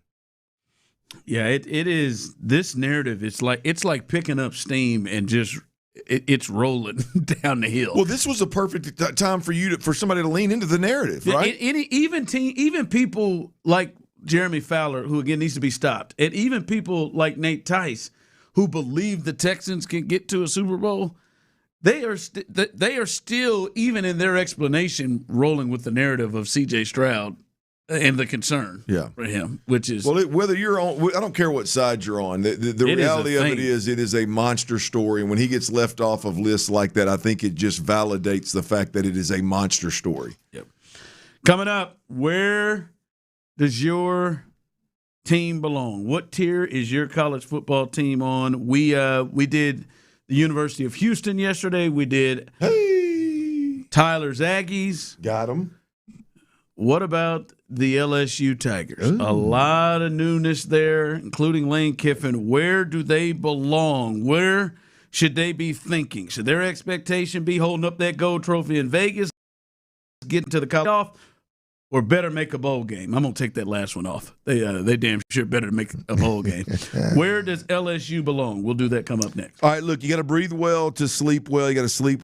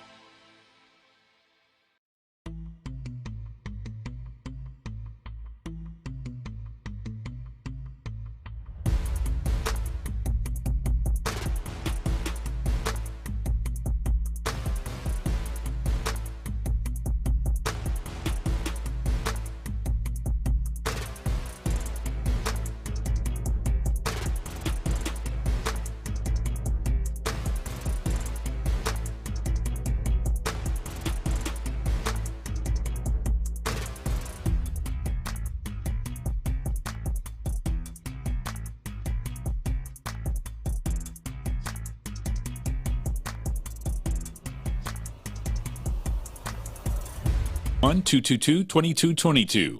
The best sports talk around anywhere. Hear your favorite Sports Radio 610 hosts wherever you go. Live, podcasts, video. It's all at your fingertips 24/7 on the Odyssey app, iHeartRadio app, TuneIn, and wherever you get your podcasts. Houston's sports leader. Sports Radio 610. The Drive is powered by Mokaram Injury Lawyers. Heard in an accident? Call Mokaram Injury Lawyers at 281-222-2222. You're a Tiger, but now you're a Texan, man. Sports Radio 610 presents The Drive with Stoerner and Hughley. That's right. The Drive is live, and we're going through it. Some of the teams that you care about, college football, which is on its way. Just trying to figure out for you what tier should your team be on, and I got it in 3 tiers. Are you a team that has the expectation, hey, you ought to be holding up that gold trophy? Tyler said his Texas A&M Aggies should be on that tier. Are you a team that you should be looking at the expectation of making the college football playoff? Clint Stoerner said the Houston Cougars should be in that. They should be with the expectation going into this year with Willie Fritz. I just love saying his name. With old Willie Fritz, that they should be looking to make the college football playoff. That should be the expectation. Or is it just, hey, you better at least make a bowl game? Where is it at? We're going to go to LSU.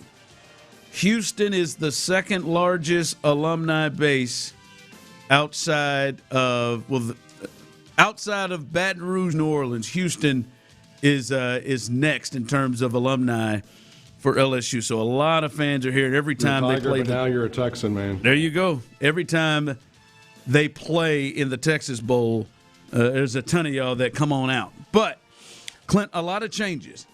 But I don't think those changes are met with a year off in terms of expectations. They enter this season with high expectations. First year under Lane Kiffin.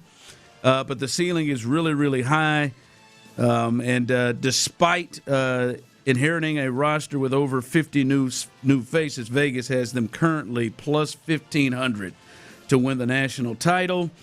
They do have a tough schedule, Clint. Hell, they're in the SEC, so who doesn't? They do play Texas, Alabama, and A&M. So that is a tough schedule as well. And then Sam Leavitt, he is going to be the new quarterback that transfers in for LSU. Where should the Tigers be? Should they be in that hold the gold trophy? Should they be in the college football playoff? What should be the expectation in your eyes for LSU? Well, you're going to get tired of me saying this, but this is a college football playoff. Is where really you don't have them at the holding up the gold trophy? No, I think you get there and you're competitive. I think you're living right. I think you're happy you paid the coach, you brought the coach in, you think he's doing a good job. I think right now, first year of Lane Kiffin, although he's setting the world on fire over there in terms of transfer portal, and obviously their NIL situation is really, really good. Stole half of Ole Miss's coaching staff. Couldn't get that quarterback and that running back though the way that he wanted it, but he ended up being okay in those two position rooms. But yeah, look, I just think the reality is right now is if you can navigate an SEC schedule, which they've got a pretty difficult one because they've also got Clemson. I know it's not Clemson of old, but they start the season with Clemson. Then they've got Ole Miss. That's a Texas A&M, Alabama, Texas, and Tennessee all on there with the Clemsons at home. Home game, all right. But they've got a tough schedule, and so we'll see how it all pans out. But I think at LSU and Baton Rouge, you get to the college football playoffs, I think Lane Kiffin will be sitting pretty. Really? You think that's their expectation? You think that's what LSU fans are thinking? Oh, I'm sure they think that the Lane Kiffin move is the one that puts them over the top and gets them into the natty. But I just don't.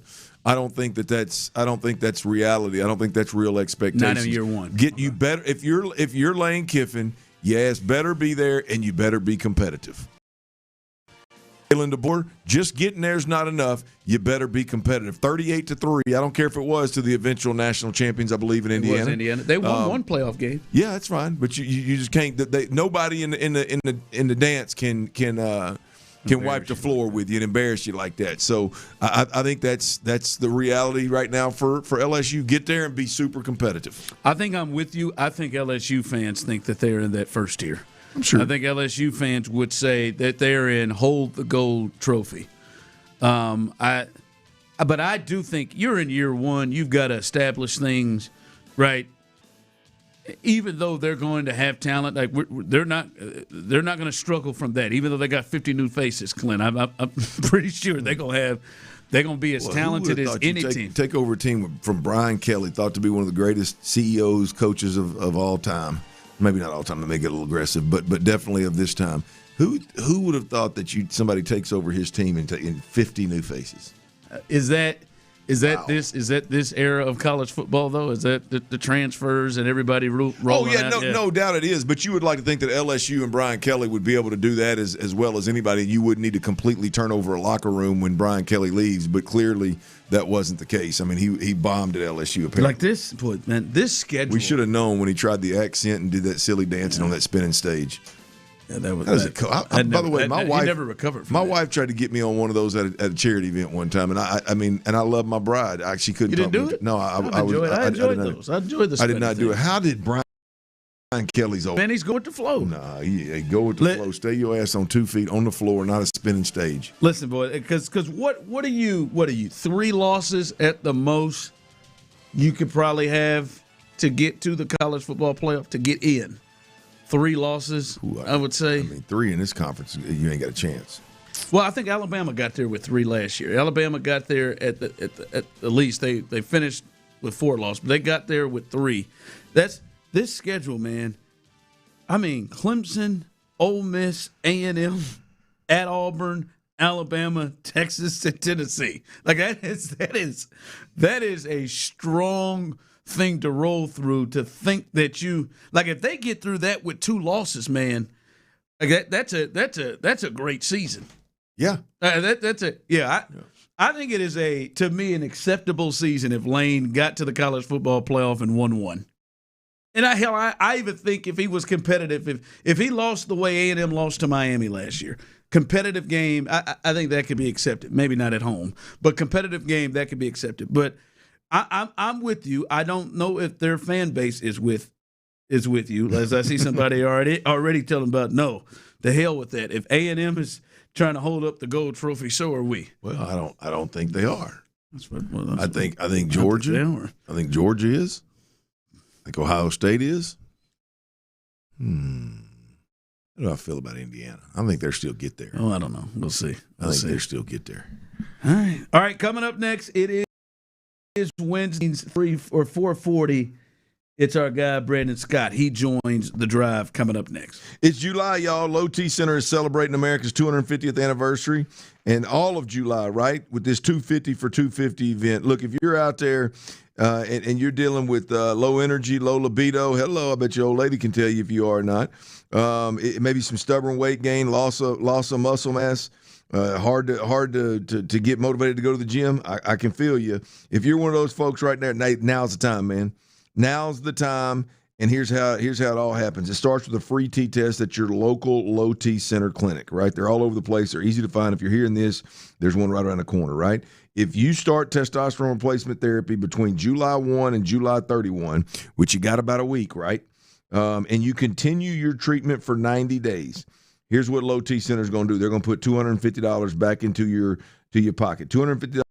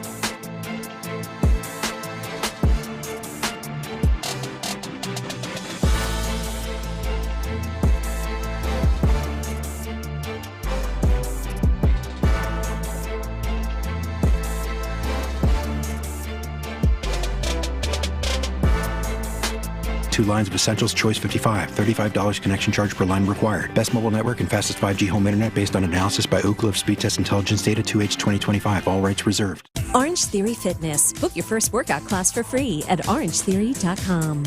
Sports Radio 610 presents The Drive with Stoerner and Hughley.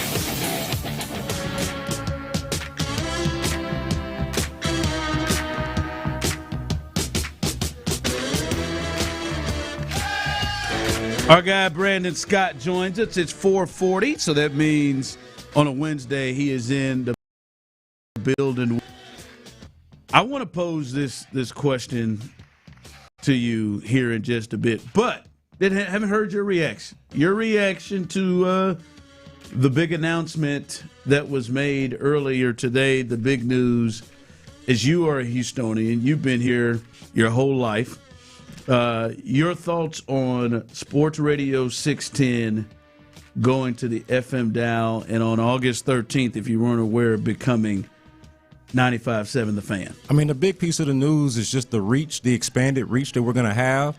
Like, more people are just going to be able to find us and stumble upon us, discover us on the FM dial than they will the AM dial. And that's not to mention, and I hate to crap on the AM dial as we speak on it, but I mean, obviously the quality of the sound is the main selling point. So those are the two things. It's a better quality sound and a wider reach of audience.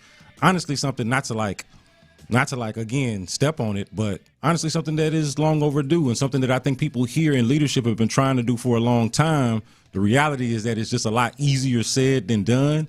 And so to me, it's just a long time coming. It's about time, and I'm excited about it, man. Can't wait to get going in about less than a month from now. B. Scott, I've said this multiple times on the air today regarding the move. I think a big part of this is, since I've been in the business, and the reason I'm curious about your opinion, having grown up here and you've been in the business, hell, you went to school for it. this is a super cool move for sports fans in Houston.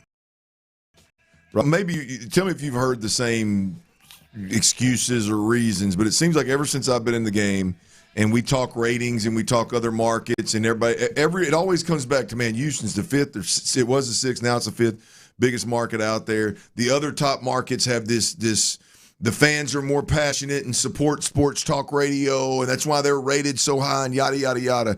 I just never bought into that. Not wholeheartedly bought it. I understand the dynamic, but I never wholeheartedly bought into that. This move puts us on a somewhat of a level playing field to really see what the power of Houston, from a love for sports talk and a love for just sports in general around the city, this puts us on a level playing field somewhat to be able to compete with those types of animals out there, where before there was just no real opportunity. Yeah, so I think there are some real different dynamics between our city and some of those others that are more or higher performing in terms of sports radio. But I don't think that the idea that the number one sports radio station in town didn't have an FM signal, I don't feel like that help matters, right? That it was either hard to get or hard to listen to, a bit of a chore at times to listen to the best and top sports radio station that there is. And so this is the reality of it. In Houston, the way it was and the way it is until August 13th is 2 of the 3 sports radio stations are on AM and 1 of them is on FM, and it's difficult to listen to. And so the truth of the matter is we're the top 1, but none of the 3 of us, at least from a radio standpoint, is a great audio experience. I think we are now about to provide the first truly great audio experience in sports radio for Houston. I think especially when you think about how far we've come from the AM dial, you also got to think about the generational gap too. I think back then, folks were much more inclined, the generation before yours, ours, was much more inclined to go to the AM dial. That's where live baseball games were played, and you knew to go to the AM dial to go find sports radio. Now, what are we doing? We got to meet people where they are right here on YouTube. We're meeting people on the app, social media. If we're being honest about it, our best form of discovery is going to be online. It's going to be through social media. It's going to be on YouTube. But as far as the native platform, radio itself, and we had that XM radio news that came out the day before, we're going to be available on XM radio and FM radio. Just in terms of native platform stuff, those are the best forms of discovery for our business. So it's nothing but up for us. I just think that Houston in general, I think the fans are as passionate. I think they love their sports. I think they love to talk their sports. I think they support as well as anybody in the country. They may not be as loud and as boisterous, like I said earlier, but I just think this is going to be big to give anybody and everybody, even if you're just – I bet you 95% of cars that are bought today or have been bought in the last 5 years ain't never touched an AM signal. Well, here's the thing that I thought about. It's like for the people of Houston and for people who care about Houston sports, but I even thought about traveling. When I travel to another city and I rent a car, I don't necessarily – so I Bluetooth everything in my own car. But when I get in a rental car, I don't necessarily hook my Bluetooth up to the rental car. I'm only going to have it for a couple of days. I start spinning through the radio stations of the town and try to catch a vibe for the city that I'm in. And I can tell you what I don't do and what I've never done is going to the AM dial to see what AM stations that city has. That's right. We are going to have more, I think, discovery, even for people that are just flying by. Maybe they don't care about the Houston sports that we're talking about, but we might draw them in with how we're talking, or maybe we're talking about something that everybody cares about. And I think that's another thing is that having this wider reach might also, and I hope, this is my hope, that it even expands what we're capable and willing to talk about. Some of the things some of the directions that we're willing to go creatively. And that, I might be putting the cart before the horse, but I just think that the possibilities are wider ranging now that we're making this move.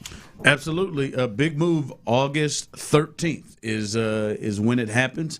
As I said before, you can still hear us simulcast on 610, but as Brandon just described, the best audio experience for any sports radio station right here will be August 13th on 95.7. Hey, I did see some responses of people that are like, "Nah, I'm still gonna listen to that staticky 610 AM and something about the. You go ahead, man. Hey, look, but nostalgia. I love that people have that option if they prefer an inferior product because it makes them feel better. I won't have it available. It's there for you. And so let's go. Now you can't listen to the Texans game over there. You're gonna have to come over to 95.7 The Fan. Yeah. Do we? I'm assuming that 100.3 HD2 is no longer there. It's no longer gonna be there either. As of August 13th, you will have to switch over to 95.7 The Fan. That's where I've been getting my listen. Yeah. I posed this question to the fellas earlier, and both of them had different answers. I think if I know you, I know where you're gonna go.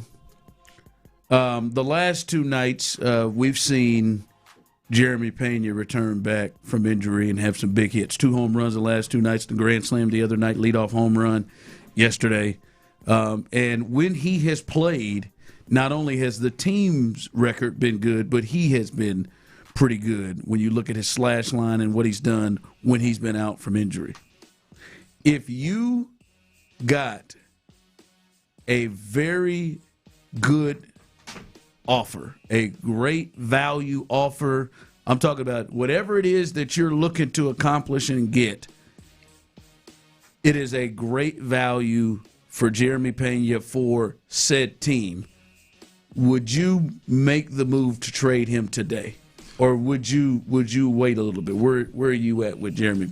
Assuming that we're operating under the assumption that we're not paying Jeremy Pena, right? Like we've reached, because the first thing I would do would be try to figure out a way that I could actually, because that's what I prefer. I prefer to retain my homegrown talent, a World Series MVP in his rookie season, somebody like that is a pillar of your. He'll be 28, so it makes you wonder if that's something that he'll do. But I'd honestly like to go down that road and fully exhaust that option first. Once I get to the end of it and decide that we're not going to reach an agreement, which I think is pretty much where you think they've gotten there yet? I think that's where they are. So assuming that that's where we are, then I'm making that trade. Right now, you do it today. Yeah, I do it today. Now, I understand the risk of it is, hey, you're still in the mix. You're still alive. This American League is underwhelming. You're a part of the underwhelming American League. Like, you're part of what makes it underwhelming. But because of that, you are still in the mix, right? You're not out of it. And we know the Astros do a really good job of battling and coming back. And so you don't want to take yourself out of it. And Jeremy Pena is obviously your leadoff hitter. And your lineup is very infield heavy, as we know. We talk about it all the time, how they don't get a whole lot of production from the outfield, at least from their bats, and that everything is in the infield. And here's your leadoff hitter and one of your infielders, right? And not to mention how good he is defensively as a shortstop. So I get all the reasons why he's one of your best players. He's one of your best players without a doubt. But outside of trading Yordan Alvarez, which I think is safe to say is off the table, this is as good as it's going to get for you in terms of trying to replenish the talent, trying to reset whatever the next Astros era of baseball is going to be. This is going to be, to me, your best shot at it outside of, I don't know, nailing draft picks. And they haven't really seemed to necessarily do that over the last few years or so, or really for a long time. So, yeah, no, I would do it if the price was right, certainly. Here's my question. If you're in the mode of I would do is right, you clearly are, what do you do with the other guys? It's thought that Isak Paredes in that contract, he's young enough he could bring back a good bit. Hader, Christian Walker. There was one more. I don't remember who else it was. Yeah, there was one more on that list that they could see. Maybe Brian Abreu. Abreu was the other one. That's the other one. I think everybody that we just mentioned, all of it should be, everybody not named Yordan Alvarez and obviously Jose Altuve. There's a price, and it should be on the table. If we're just being serious about the future viability of the franchise, let's just be honest about it. Yeah, they're in the mix, and they got a puncher's chance this year of actually making some noise because nobody's really good, right? And we understand that, we get that. But when we look at this thing as a whole, what it's been over the last couple of years, what it is right now, and what it projects to be going forward, at some point you're going to have to bite the bullet and just kind of go through that emotional toll of saying goodbye to the Astros of old, save for Yordan Alvarez and however long Jose Altuve decides to play. But outside of that, they could stand to just redo this entire thing. Yeah, because clearly, I think we talked about it, you let Pena go, that the flag's up, right? If you make a move with Jeremy Pena, not necessarily. You don't think so? You don't think that signifies the flag is up? Not necessarily, just because again of what we're talking about the American League. Like I think the American League is still gettable And the best thing that you supposedly have going for you would be your pitching if everybody gets whole. So, and of course, obviously, Yordan Alvarez is in the lineup. They would miss his bat, no doubt about it. I mean, you just laid the V. He's been how productive he is when he's healthy. Like, that's been the frustrating part about Jeremy Pena is that he's just been up and down in terms of availability. But, yeah, no, you want him out there. I think it's going to make you worse. But I don't think it's going to make you so bad that you can't compete with this mess of an American League. I do think it helps you for your future. All right, that's Brandon Scott, man. He joins us every single Wednesday, 4:40. And you can hear him also on In the Loop on Fridays at 11 o'clock. And hell all over the place. Yeah, man. With you. And Sunday, too. Sundays, that's right. It's going to be Sunday with Zach Gelb from 12 to 3. So check us out. Zach Gelb. And he's been the one a lot behind a lot of the work, getting a lot of the stuff changed and a lot of the stuff put up. For the new Who built the logo? Who built the logo, B. Scott? Well, I don't know if Parker wants me to. I'll say this: Parker had one drawn up that the company refined. I think we could be comfortable saying that. So nice. So yeah, but the idea. I mean, I think we kind of explained it to each other a couple of nights ago. They wanted to stick with some of the H-Town theme with the colors and the tile, which is historic. For the city, so yeah, there were a few options. I think the one that we came up with is probably the best one. Good. All right, 5 o'clock fire coming up next. We'll get you ready for the Astros. The lineup should be interesting. Clint, I love the lineup.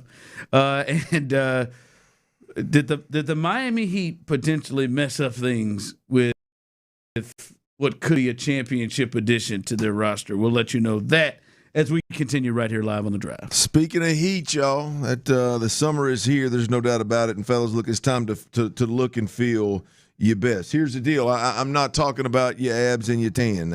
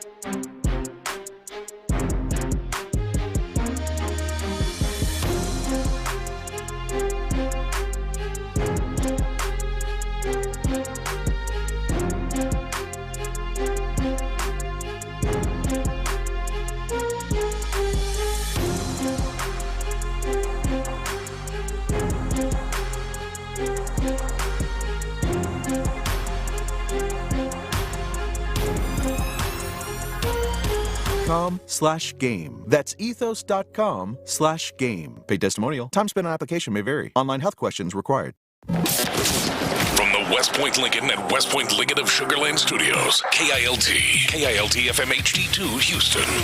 On Odyssey Sports Station, the Texans play here. Sports Radio 610 presents The Drive with Stoerner and Hughley. It's the 5 o'clock fire. It is 5 o'clock. Congratulations. Hopefully you're off work. Luckily for you, Old Dirty Show, T-Mill, a.k.a. Psycho T, have the latest. And the latest is, we will get to the Astros, but Tyler and Clint and B. Scott, he was just on with us. So we're grabbing anything that could be helpful. We have talked about, Clint, the what appears to be bullheaded decision-making of the Houston Rockets in refusal to do anything to the coaching staff. Like, we're just going to run them back is what we're going to do with the coaching staff. Well, it has just been reported from O'Shams of ESPN that Houston, the Rockets, are hiring Chip England as a new assistant coach on Ime Udoka's staff. He is well regarded in player development and shooting specifically. You know what his nickname is? It's a shot doctor, to call him. That's a hell of a nickname. Oh, that's a great nickname. Yeah, exactly what the doctor wanted. He is called, famously known as the shot doctor. His expertise lies in shot analysis, repairing unorthodox shooting methods, and building the mental confidence players need to execute under pressure. Notable success stories: Kawhi Leonard, Tony Parker, Steve Kerr, and he was huge in terms of developing Shai Gilgeous-Alexander and Lou Dort and their shooting prowess, as he has been recently with the Oklahoma City Thunder. He was with Greg Popovich in the dynasty of the Spurs, Clint, from 2005 to 2022. So he was there with the Spurs, so him and Udoka obviously has a crossover there. And he left there and went to the Oklahoma City Thunder during their recent run from 22 to 2026. So it looks like this is somebody that will help on the offensive end. I mean, if you know Udoka, he'd probably try to hire another defensive coordinator of some sort. But they are adding to the coaching staff, and maybe we don't know this gentleman, but clearly his history and where he is coming from and where he has been and the players he's worked with, and it is clear this is a push to the offensive side, Clint. Well, look, I commend them for making this move. First and foremost, but we're going to see what this Chip England is all about. It is, you're talking about whether you look at the overall shooting with this team from the perimeter, or you look at some of the most important players in their development or lack thereof over the last couple of years, makes this a very valuable get on the staff for offensive reasons. So, this is big. Tip the cap to Ime Udoka for making the move, and hopefully this guy is all he's cracked up to be, because it is exactly what the Rockets need, no question. Yeah, I know people were like, Billy Donovan went and got on a staff, and I know people were wondering, man, they need to add an assistant, and maybe this guy doesn't have head coaching experience. But to me, anything that they were going to do that pushes towards the offensive side of the ball, let's look at it. And hey, he looks like. Hey, who the first people you think of the old shot doctor? Unorthodox motions. Come on, man. There you go. Hey, man, come on, man. Come on down, Will. That's right. You're outside of the paint, man. Hey, let's look at this, baby. Let's refine this. So, anything that can help that side of the ball. So that is the latest there. Someone texted in, Lou Dort can't hit the broadside of a barn of a building. Yeah. No, yes, he can now. He used to couldn't. Now he's hitting the building. Now, they ain't always going in. He ain't Steph Curry. But, damn it, he's hitting the building now. Yeah, that texter took the words right out of my mouth. They probably could have left Lou Dort off that list. I mean, he's shown improvement. Sure. He has improved. Lou Dort is like, hey, man, Ben Simmons done made 5 threes now, man. Come on, you ready to get up out of here with Lou Dort? Lou Dort, man, they couldn't keep Lou on the court. You crazy? Lou shot 35% from 3 last year. Come on now.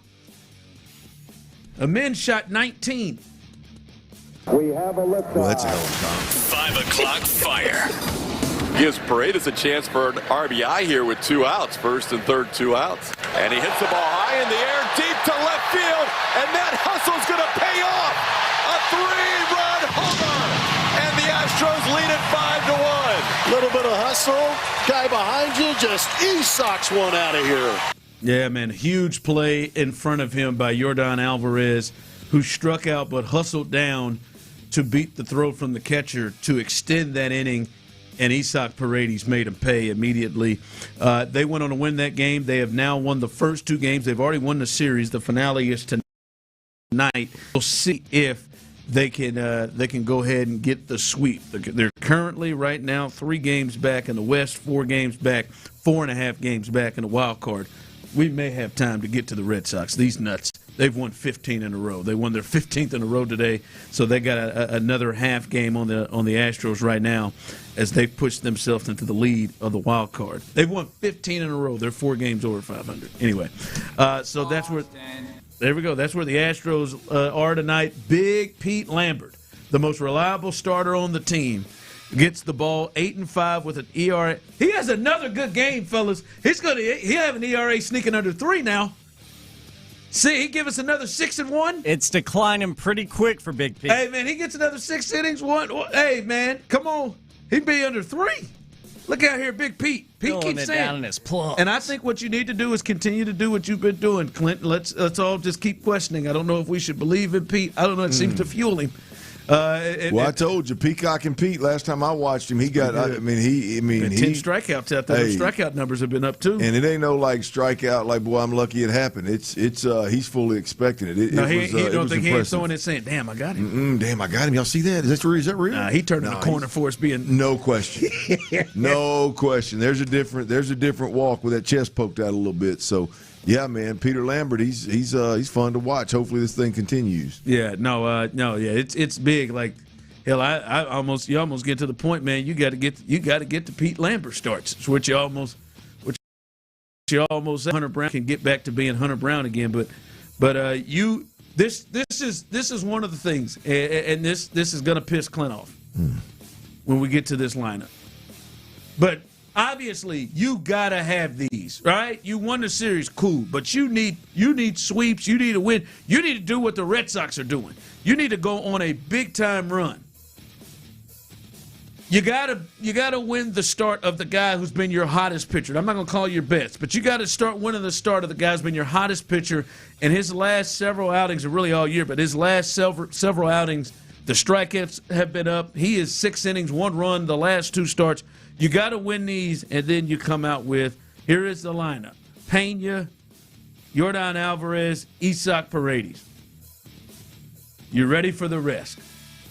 It's a roller coaster. Lamont Wade Jr. has run himself up into the cleanup spot. Yainer Diaz, he ain't catching tonight, folks. He's the DH. So that means you know who else is in the lineup. That was a no-brainer for me.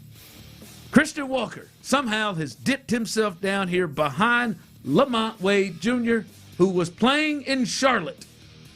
Lamont Wade Jr. and Yainer Diaz, followed by Christian Walker. Old Luke Spence is in center, and Nick Allen.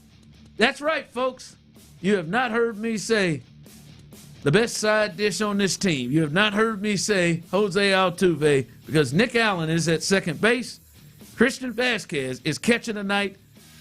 Jose Altuve just a natural day off for him. Yeah, just a day off apparently for the Strogo. Day off, chance to sweep. They've got 5 guys that are big swingers for them. 3 of them, the first 3 at the plate, and then the other one is batting 6th behind Lamont Wade. Welcome home. And Yainer Diaz. Your thoughts?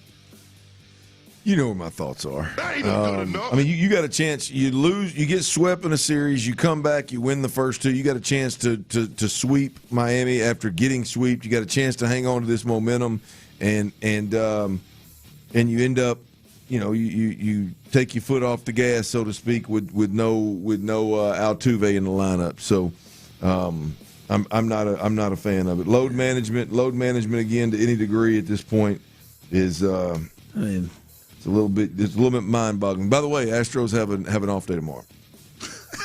God, that is the other part. That is right. They are off tomorrow. He wanted to get 2 in a row for it. Get the old man 2 in a row, baby. Man, I mean, Taylor Trammell's over there saying, damn, how I ain't getting this lineup. What is going on?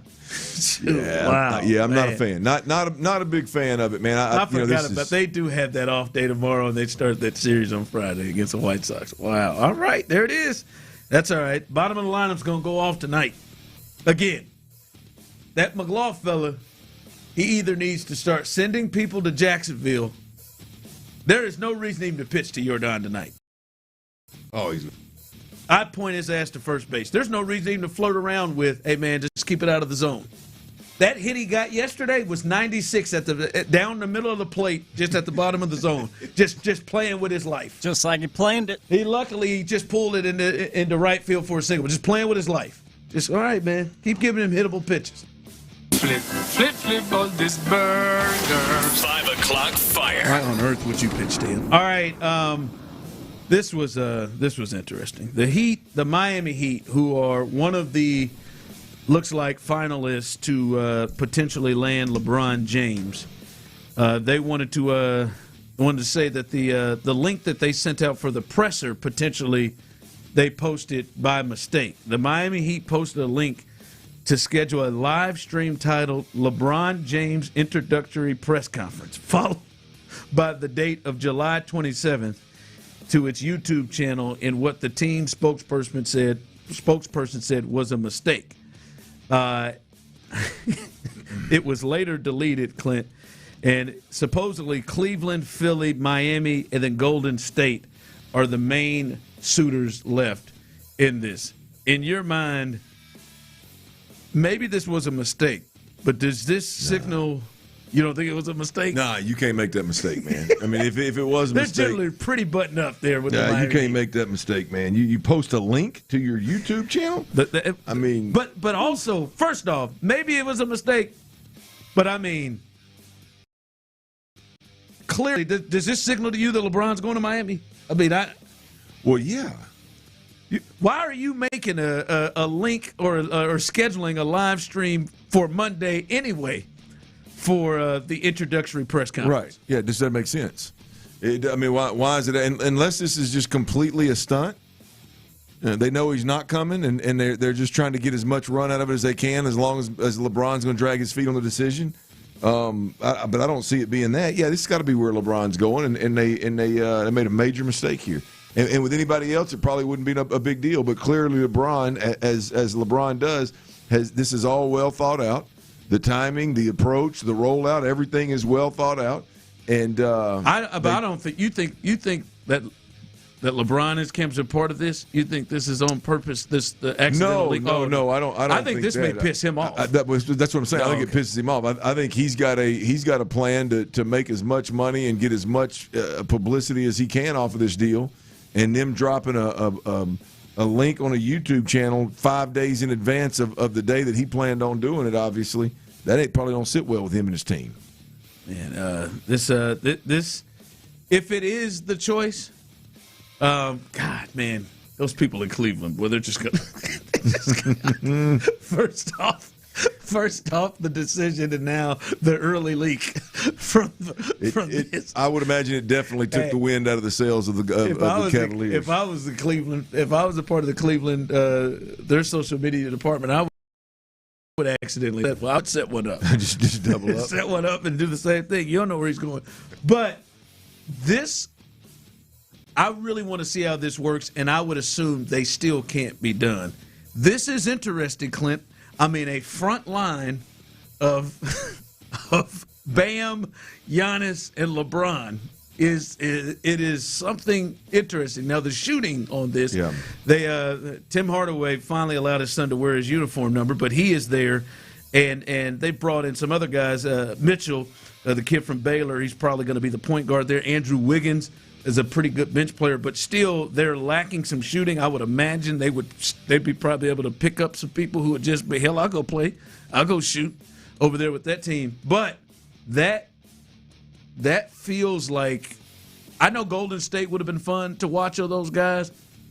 This is interesting to see how LeBron, Giannis, and Bam, and Eric Spoelstra, who's one of the best coaches in the game, how they're able to make that work. Because when you look at it, you think like, it can work, but boy, they lack shooting big time. Yeah.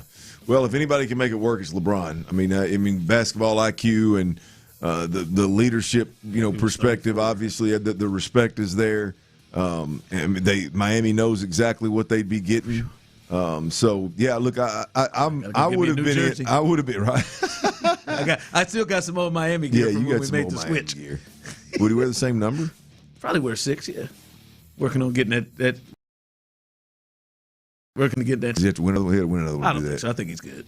Oh, you think he get a statue out there? Yeah. How many do you win there? 4 finals, 2 championships. Yeah, they should probably do it. Multiple MVPs there. Yeah. I think he's good, but add to it. Yeah, that was a hell of a move, but it looks like I just don't know why you would schedule that if you don't have any intel that he's going to be there. All right, coming up. Wait till you hear what I think a trusted NFL reporter is saying about your Houston Texans that I don't think anyone would guess. And she says she's got multiple sources to prove this. We'll discuss that coming up next. All right, y'all. Look, power outages, they can happen anytime, man. Folks,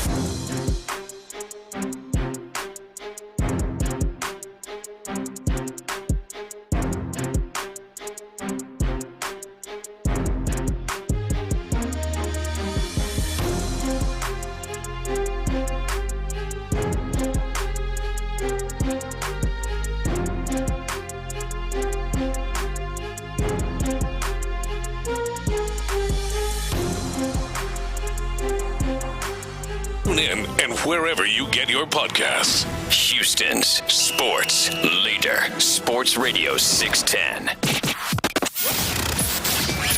The Drive is powered by Mokaram Injury Lawyers. Heard in an accident? Call Mokaram Injury Lawyers at 281-222-2222. Sports Radio 610 presents The Drive with Stoerner and Hughley.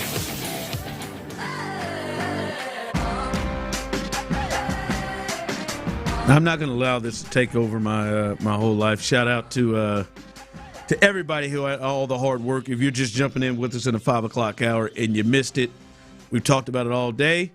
The announcement was made at 10 o'clock.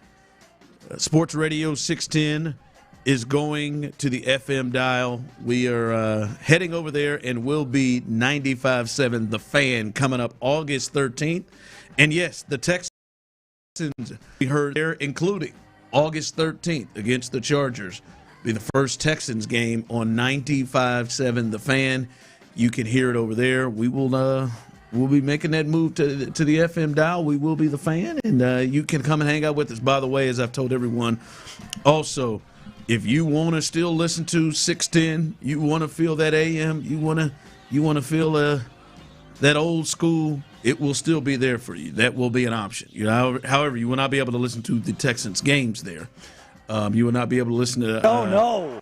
I don't know if you'll be able to listen to pre or post game there. I would assume that would all be on 95.7. I would assume not the game, but or the Fan. Excuse me. I would assume it would be over there, but I'm not sure. Just head over there. Just head over there so you get that nice and clear. I wonder how many people are going to hold out and just say no. Yo, with that, damn it. Well, I mean, good thing is it really doesn't matter. We greatly appreciate it. Just wherever you want to listen. That's what I say. We want to get you fixed right here. That person on the text line did some investigation on Lou Dort himself, by the way. Oh, yeah? Hey, 33%. Again, slam the door. Slam the button if you tell me either one of them, Şengün or Amin Thompson, would shoot 33%. But that's what he shot before the doctor got there. The shot doctor got there. And then the shot doctor got there. I don't know if you remember early Kawhi Leonard. That wasn't a good look. Early Tony Parker, his shot was a little broke too. But the shot doctor got his hands on Lou Dort. I'm not. I mean, the point is made. Lou Dort improved his 39 and 41%. All I'm saying is, if I'm the shot doctor, I'm leaving Lou Dort. The other guys you just mentioned, hell no, absolutely. Lou is the one you lead off with. Let me tell you what Lou Dort didn't do. He didn't shoot the ball well enough to get it to stay in Oklahoma. I don't care what you say, baby. Hey, 40. I don't know about. Yeah, they thought it was about time to move on from out of here. 41% on 5.5 attempts a game from three. Come on now. And a man's up there shooting 19% with less than one. Come on now. No, and again, there ain't no doubt. There ain't no doubt. He didn't need to add Lou Dort to that mix for us to think he could help. He could help. As Brandon Scott said, Lou Dort in the bubble couldn't hit the side of a fire station. Since the bubble, he's been hell on wheels. Since the shot doctor got a hold of him. I'll tell you what, man. Kelvin Sampson might have a couple of guys he might want him to look at. Yeah, they got some broke jumpers out there too as well. They just rebound all of them. They got some broke jumpers out there. Hey, if you're just tuning in, the Rockets have made a move. Shot doctors in town, baby. All joking aside, this is. I mean, look, common sense should rule. This is a common sense move. If this guy ever became available, Houston should have forced him to say no. And turn down more money. The hell with his name being Chip England. Yeah, he's shot doctor's a lot better than that. Sorry, Chip. I actually prefer that shot doctor hold a press conference soon by himself. That's what I prefer. Wouldn't mind it. That'd be clean. I bet if he's a shot doctor, I bet he's got some mean social media content. Oh, I got to look at him.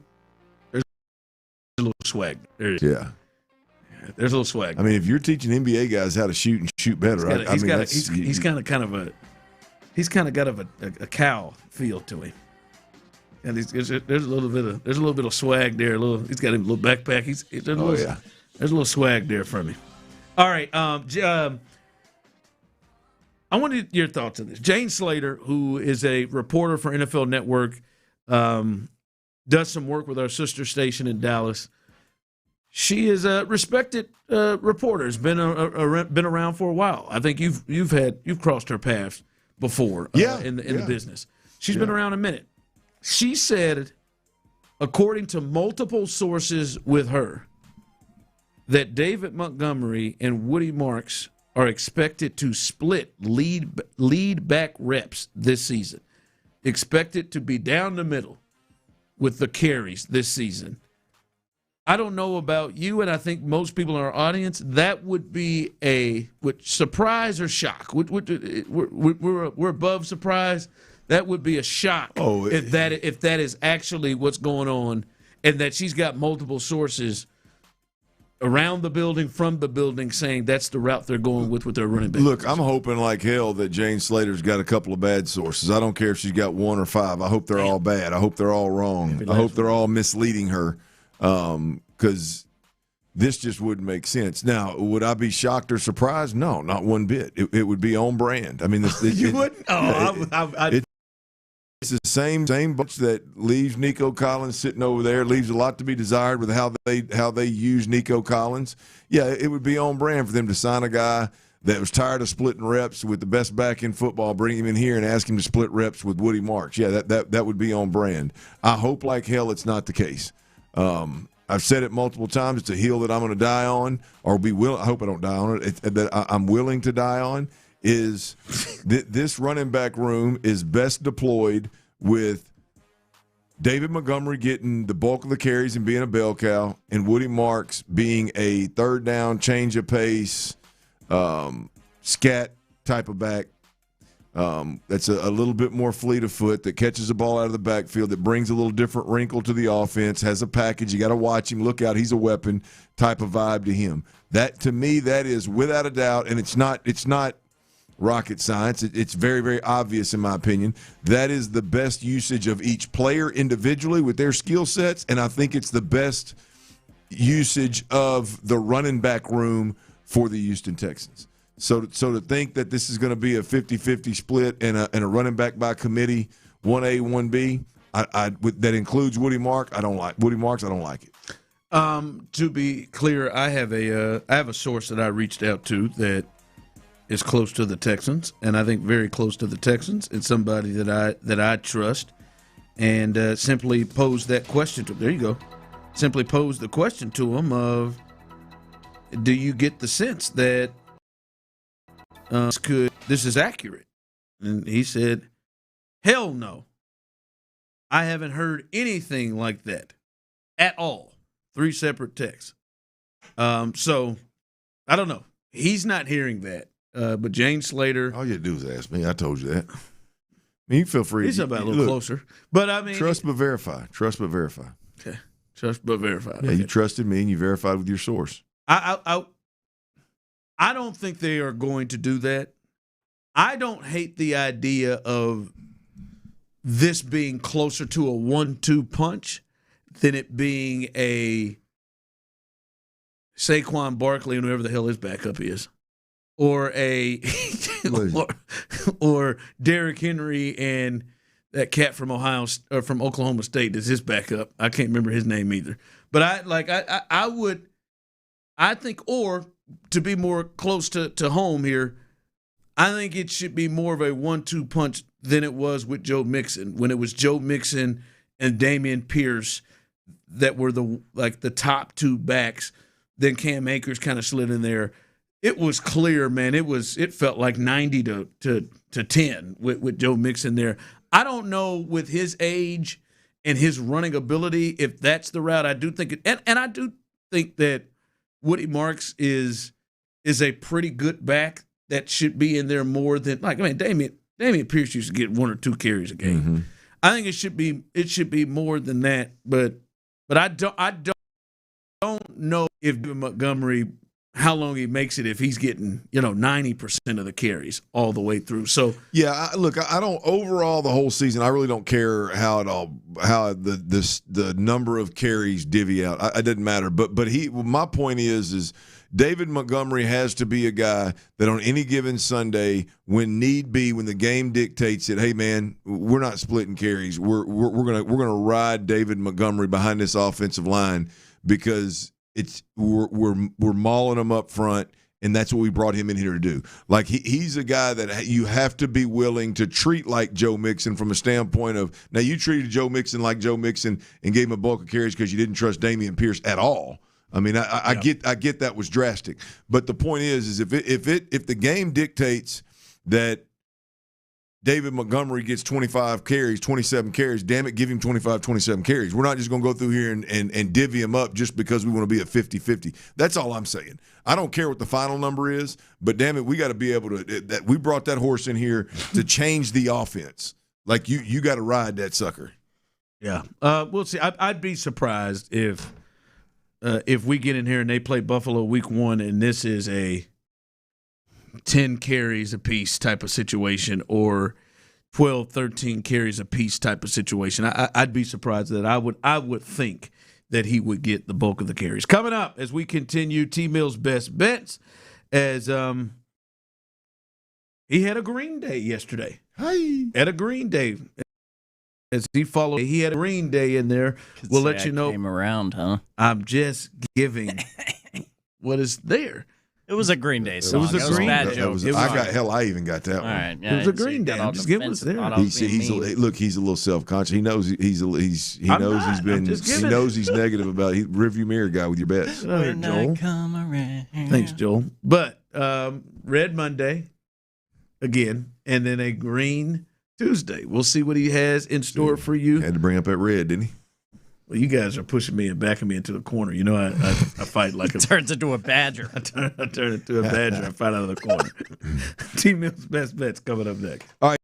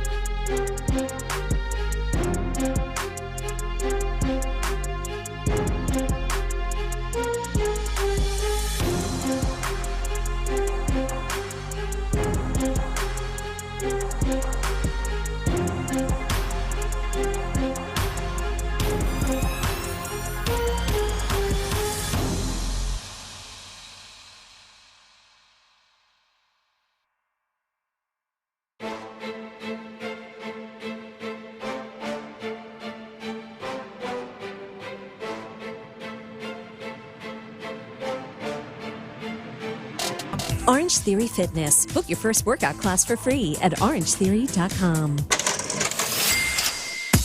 All right.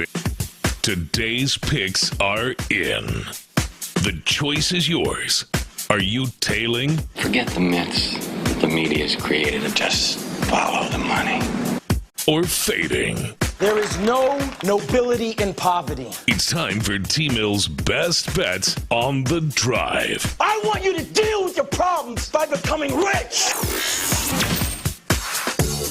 All right, T-Mill's best bets. You can hear them every single night right here on the drive. And if you aren't able to get them, you can always go and check at Space City Sharp on Twitter, at Space City Sharp, to find out T-Mill's daily best bets and many other, much more information over there, to go and get to help you with your betting each and every night. T-Mill's best bets last night.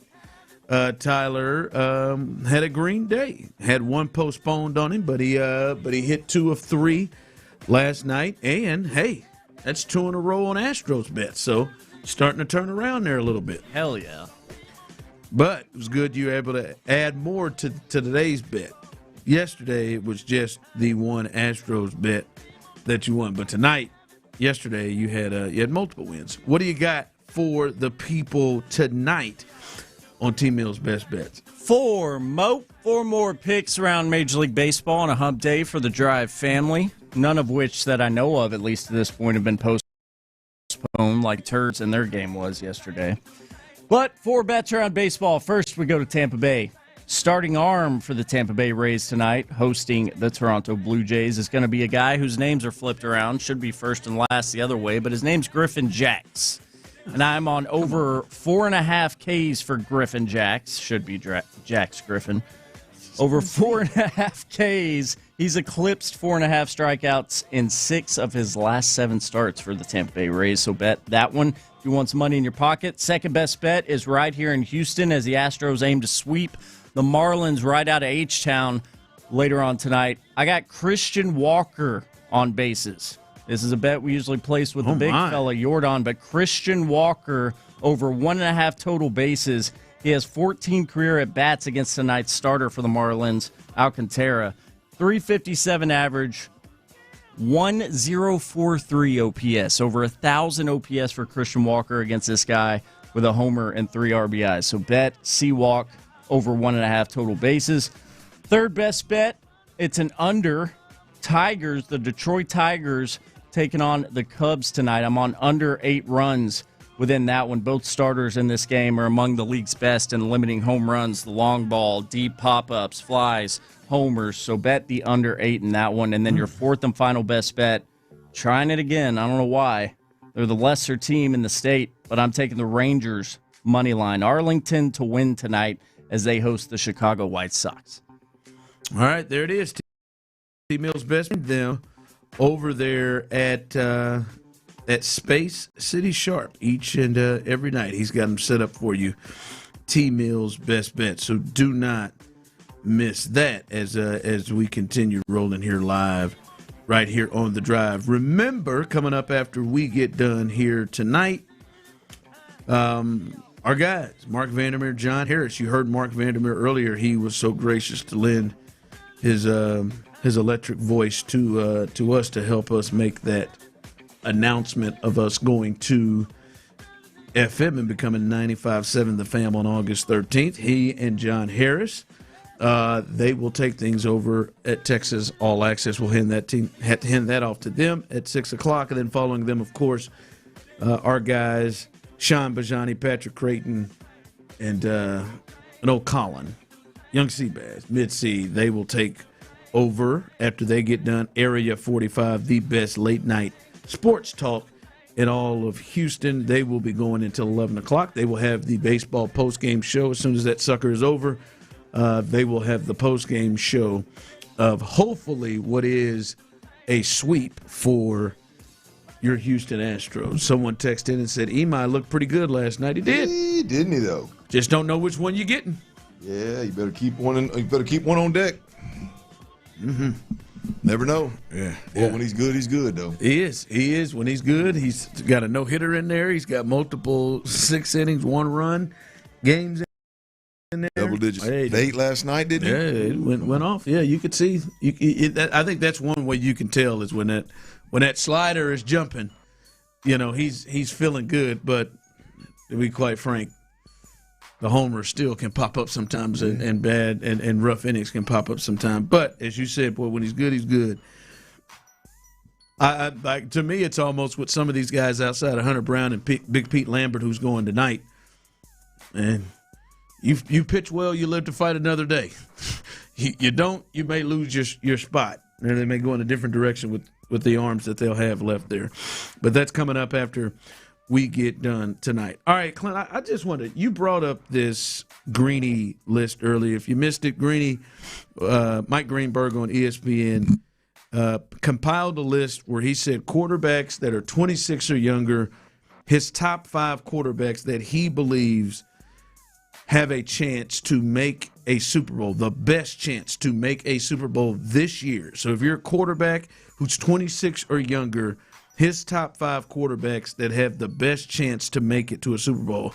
He said Bo Nix with the Broncos, 1, Caleb Williams, number 2 for him with the Bears, Trevor Lawrence, number 3 with the Jags, Drake May with the Patriots, and Jayden Daniels, number 4. No C.J. Stroud there. And interesting enough to me, Clint, I would look at this and I personally, when you take on the whole thought of which of the quarterbacks that are 26 or younger have the best chance to win, only put Drake May and Bo Nix ahead of him. Not because I think he's better than them or I think both of them are better than him, because I do not think Bo Nix is better than him. I just think that they've got the best chances to be able to get to a Super Bowl with their entire team. And I'm curious from you. Clearly, I don't believe they just forgot about him. I would imagine the Texans had to be 6th. I would think CJ had to be 6th on this list if they were to move out. Who was behind it? But what do you think this is? Do you think this is they're thinking a CJ problem or something else problem? Because obviously they know what this defense is. People talk up this defense. Those same people who are on the show talk up this defense, and they left them off. What do you think it is? Is it CJ or more than CJ's? Well, look, it's the reality of it is you could put damn near any quarterback that's under 26 years old on the Texans, and just because the Texans defense, they should be on this list. Like Davis Mills should be on the list. Like it's wild that CJ's not, but I think it's obvious. Like I think it's I don't think anybody that legitimately watched the Texans, watched the film, broke down the Texans, knows who the offensive play caller is, knows a little bit of the history about CJ and kind of what's all gone down with CJ here. I don't think there's anything that about this offense that anybody trusts.